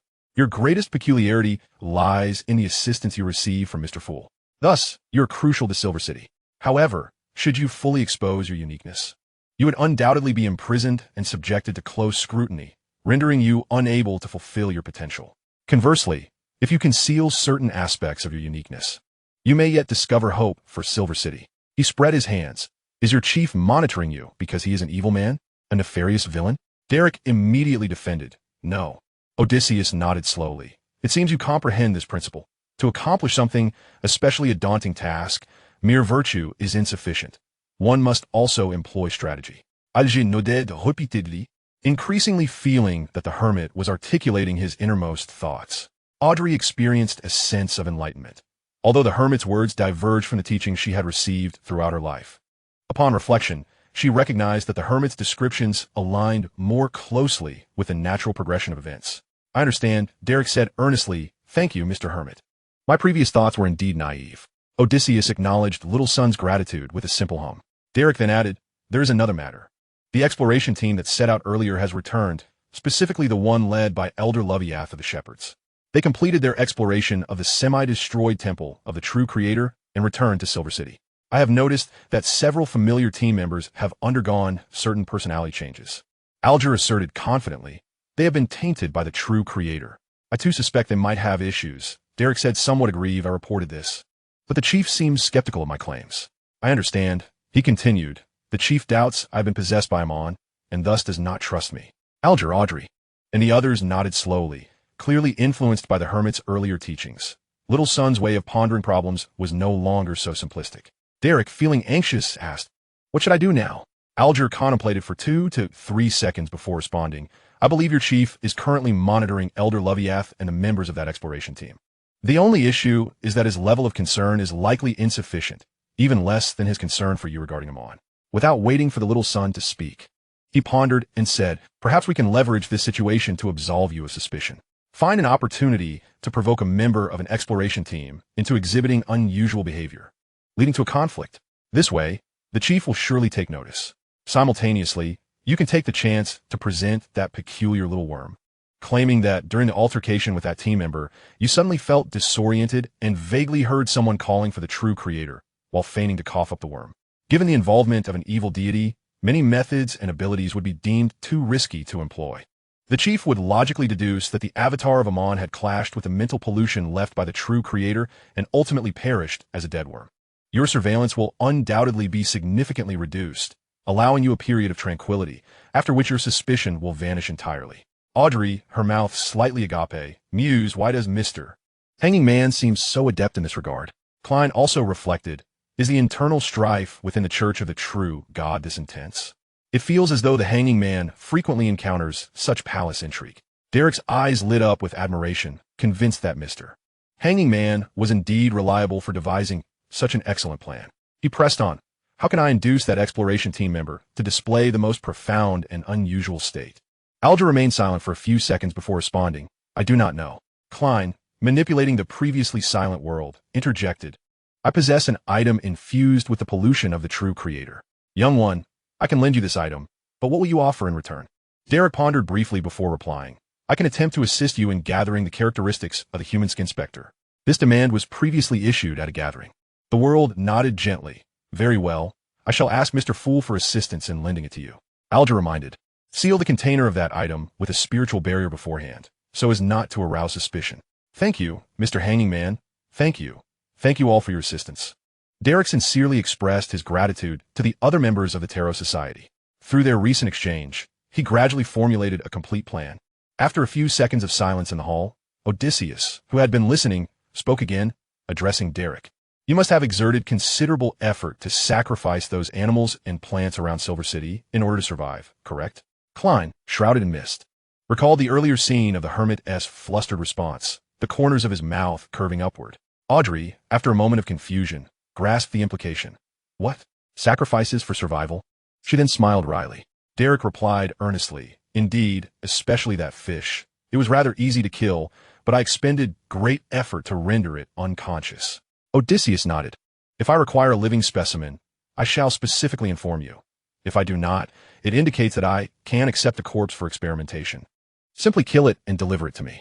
Derek seemed to understand the hermit's intent. Understood. Furs and Audrey exchanged knowing smiles, envisioning how the hermit would react upon encountering a living specimen. Regardless, I am thoroughly satisfied with your remuneration, Odysseus remarked. In the coming days, he intended to observe the condition of those plants and animals, planning to commence his research next week once he had accumulated sufficient observational records. As for the bucket of sludge and the bucket of soil, they had already been sent to the knowledge wilderness ahead of time. At that moment, everyone recalled the previous gathering where the hermit had struck a deal with the sun. The little sun would provide specimens for the hermit, while the hermit would gather intelligence regarding Aman for the little sun. Odysseus continued, I have gathered some critical intelligence regarding Aman, and it is of a particularly high caliber. Would you prefer to hear it directly, or shall I share it as is? Just share it as is, Derek replied, as a means of expressing his gratitude to the other members of the Tarot Society. Very well, Odysseus began. I have come across astonishing news. There's only ever been one Aman in this world, from ancient times to the present. This revelation left everyone momentarily stunned, uncertain as to what was so astonishing about it. Furs scratched her head and inquired, the only Aman was eliminated by an angel sent by Mr. Fool? Not at all. Odysseus chuckled. Your understanding is misguided. I mean that throughout history, no matter how many avatars Aman has, there has only ever been one Aman in essence. Suddenly, an eerie shiver ran down everyone's spines. Alger, somewhat taken aback, remarked, I recall that the Aman family emerged during the Quaternary period. Not merely the Quaternary. Odysseus interjected. According to the information I have obtained, Aman was born during the Tertiary period. Audrey initially covered her mouth in astonishment before exclaiming, My goodness. Does that mean Aman is already thousands of years old? Furs repeated in disbelief, thousands of years old. To her, it was a distant and unfathomable number. Klein, enveloped in mist, felt no surprise, for he had contemplated a certain fact when he acquired the blasphemy card. Deities had long since surpassed the bounds of time. In truth, Alger and the others were aware of this as well, but such thoughts felt too blasphemous. Deities are exalted beings, having existed since creation. How could they possibly have a concept of time? Hence, it took them this long to arrive at that realization. At this moment, Klein mused, no wonder it is called the blasphemy card. Possessing such an item significantly diminishes one's respect for deities. Doesn't that amount to blasphemy against the divine? Alger was the first to react. I have long heard that upon becoming angels, one's life form undergoes a fundamental transformation. It seems that one of these transformations is a remarkably extended lifespan. Odysseus acknowledged. I have also heard that the Aman family of yours was, in fact, Aman and his avatars. Klein, still shrouded in mist, found this notion somewhat peculiar. Was the patriarch of the entire family the true essence of Aman? While the elders were Aman, through Aman 6. I wonder if there were any internal conflicts among Aman's avatars? Any cliques? Furs, emerging from her earlier astonishment, remarked, This feels like a ghost story. She sensed that this was indeed a compelling premise for a horror tale. Prompted by Furs's comment, Audrey envisioned a scene. She entered a noble courtyard, surrounded by classical architecture and pleasant scenery, with numerous members of noble families moving about. Suddenly, these family members seemed to notice her as an intruder, their gazes converging upon her. Regardless of age or gender, they all bore identical features and wore the same eerie smiles. A chill ran down Audrey's spine. What a terrifying ability. Chapter 80, The Worm of Time. Derek, the son, gradually grasped the implication. The avatar of Aman appearing in Silver City had been dispatched by the Aman essence that had existed for thousands of years. What could his purpose possibly be? Derek immediately felt an overwhelming pressure. As far as he knew, not all of the elders in the six-person council were demigods. And even if Silver City possessed divine-level sealed items, they might not necessarily be a match for the Aman essence. There may not have been any specific objective at all. The hermit Otis responded, Aman is known as the god of mischief, reputedly both cunning and capricious. The avatar that may have entered Silver City could very well be one of his whimsically arranged manifestations. When your exploration team's former captain invited him to Silver City, he simply followed along. Had he not been summoned, it is likely that this avatar would still be wandering in the Forsaken Land. Klein the fool. seemed to grasp the hermit's implication first. Deities, due to their altered forms of existence, undoubtedly think differently from ordinary mortals. In ancient times, angels were referred to as the servants of the divine. Aman's status is at least that of an angel, and he should possess an exceedingly long lifespan. Thus his thoughts diverge significantly from those of common folk. For Silver City, the incident concerning Aman's avatar is a matter of extreme horror and necessitates cautious handling. While for Aman, it is merely a fleeting amusement. Klein mused, this truly exemplifies the disparity in levels. At this moment, Derek promptly inquired, how should we respond? Otis replied nonchalantly, there is no need for concern. Derek, taken aback, thought he had misheard. No need for concern? If Aman's true self takes an interest in Silver City, your city's power would find it difficult to resist him. With a hint of resignation, Otis chuckled. From the materials I've come across, Aman is not an ordinary angel. I cannot precisely articulate his nature. You only need to understand that he is formidable. If Aman's true self is disinterested in Silver City, then you may treat this event as if it never occurred. This statement illuminated the members, including Derek, to the magnitude of Aman's power. The hangman, Arch, couldn't help but exclaim, this illustrates the gap in levels. Aman has grown so potent that he could effortlessly annihilate a city. Justice Audrey and Amagus Forsyth felt a weight in their hearts, with Forsyth reflecting, in the extraordinary world, such strength can trample everything. Klein, on the other hand, felt an ominous sense of inevitability. The larger tremors cannot be escaped, while the smaller ones do not warrant flight. After absorbing the hermit's explanation, Derek inhaled deeply. I understand now. Thank you for your elucidation. It has clarified the disparity between Aman and us. As he spoke, he covertly glanced at the fool, pondering. Should Aman descend upon Silver City, we may have no choice but to seek the fool's assistance. Klein maintained an outwardly composed demeanor, yet internally felt a swell of panic. Do not look at me like that. Should I feign ignorance to your prayers, my conscience would surely torment me. At this juncture, Audrey pondered another question. Is Aman's true self located in the Forsaken Land? In theory, it should be, Otis replied. Otherwise, such a powerful entity roaming the northern and southern continents would have a reputation comparable to that of the true creator or the hidden sages. Yet most extraordinary beings have never even heard of this name. Audrey nodded in agreement. This analysis is quite reasonable. Otis then addressed Derek. As for the little creature you encountered, it should be the time worm. Time worm? Derek had never heard this term before. Ulge suddenly recalled. I believe I have heard of this name.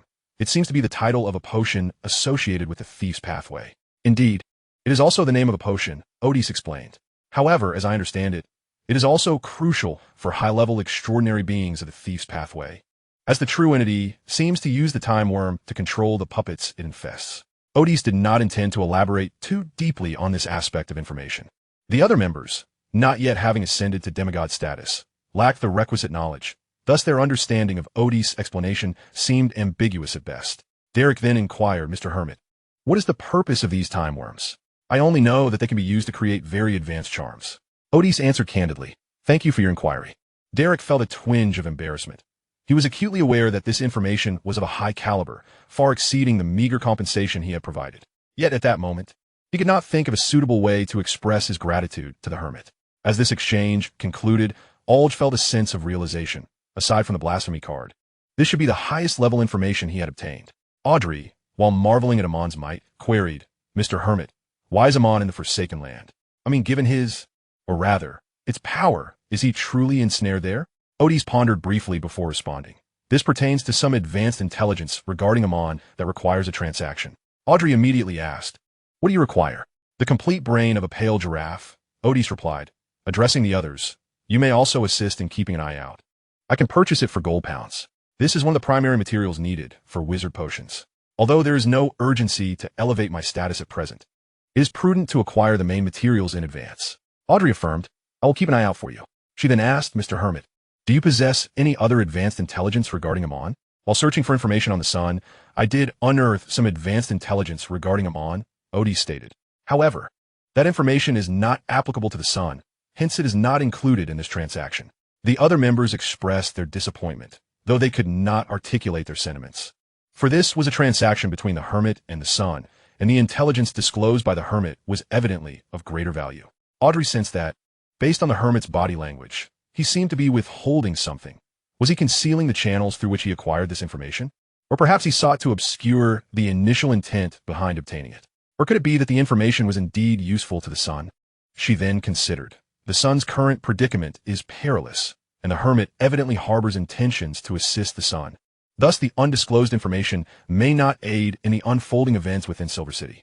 The original intent behind acquiring the information holds no need for concealment, leaving only the method of obtaining it shrouded in mystery. However, Audrey could not comprehend what there was to hide. At this point, Alge addressed Otis. I know where to find the complete brain of a pale giraffe, but I'm currently at sea and will need a few days before I can inquire whether the transaction has been made. Otis inquired, how much? 700 pounds, Alge replied. Additionally, you will need to pay me a fee of 50 pounds. Otis nodded. There is a slight markup, but it remains within acceptable limits. Should he not have made the transaction, you may purchase it on my behalf and then return to complete our exchange. Having earned a substantial sum at the recent mysticism conference, he now had over 3,000 pounds in savings, so he felt no need to haggle. Alge grunted in agreement. All right, he thought to himself, the hermit is quite wealthy. He had already spent over 2,000 pounds last week, and now had already expended 750 pounds at this week's gathering. Once the two had settled on a price, Audrey remarked, Mr. Hermit, I wish to complete the transaction from last week. At the previous gathering, Otis had offered to purchase a potion formula from Audrey, yet she had declined gold pounds in favor of seeking the hermit's knowledge of mysticism. However, during last week's meeting, Audrey had not yet formulated her inquiries. But now she had. Otis nodded. Very well, you may ask your questions. I must remind you that during our last gathering, when I acquired the potion formula, the asking price was 260, and the value of the questions I answered will not exceed that amount. Audrey nodded in acknowledgement. I understand. She cleared her throat and inquired.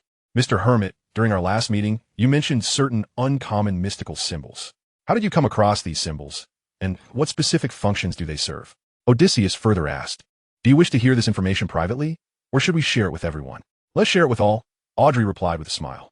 If anyone possesses knowledge regarding mysticism, they are welcome to share their insights. The other members expressed their gratitude to Justice or nodded in agreement, turning their gazes toward the hermit, as they had been equally curious about the uncommon mystical symbols he had mentioned during their previous discussion. Particularly, Alger, who had always considered himself one of the most knowledgeable about mysticism in the tarot circle, aside from the Fool, felt a sense of unfamiliarity regarding the topics the hermit had addressed. He was eager to ascertain whether the hermit's research direction was indeed fabricated. The question posed by Justice was not particularly profound, and Odysseus organized his thoughts before responding. Those symbols are derived from my own deductions. Derived? Audrey thought she had misheard.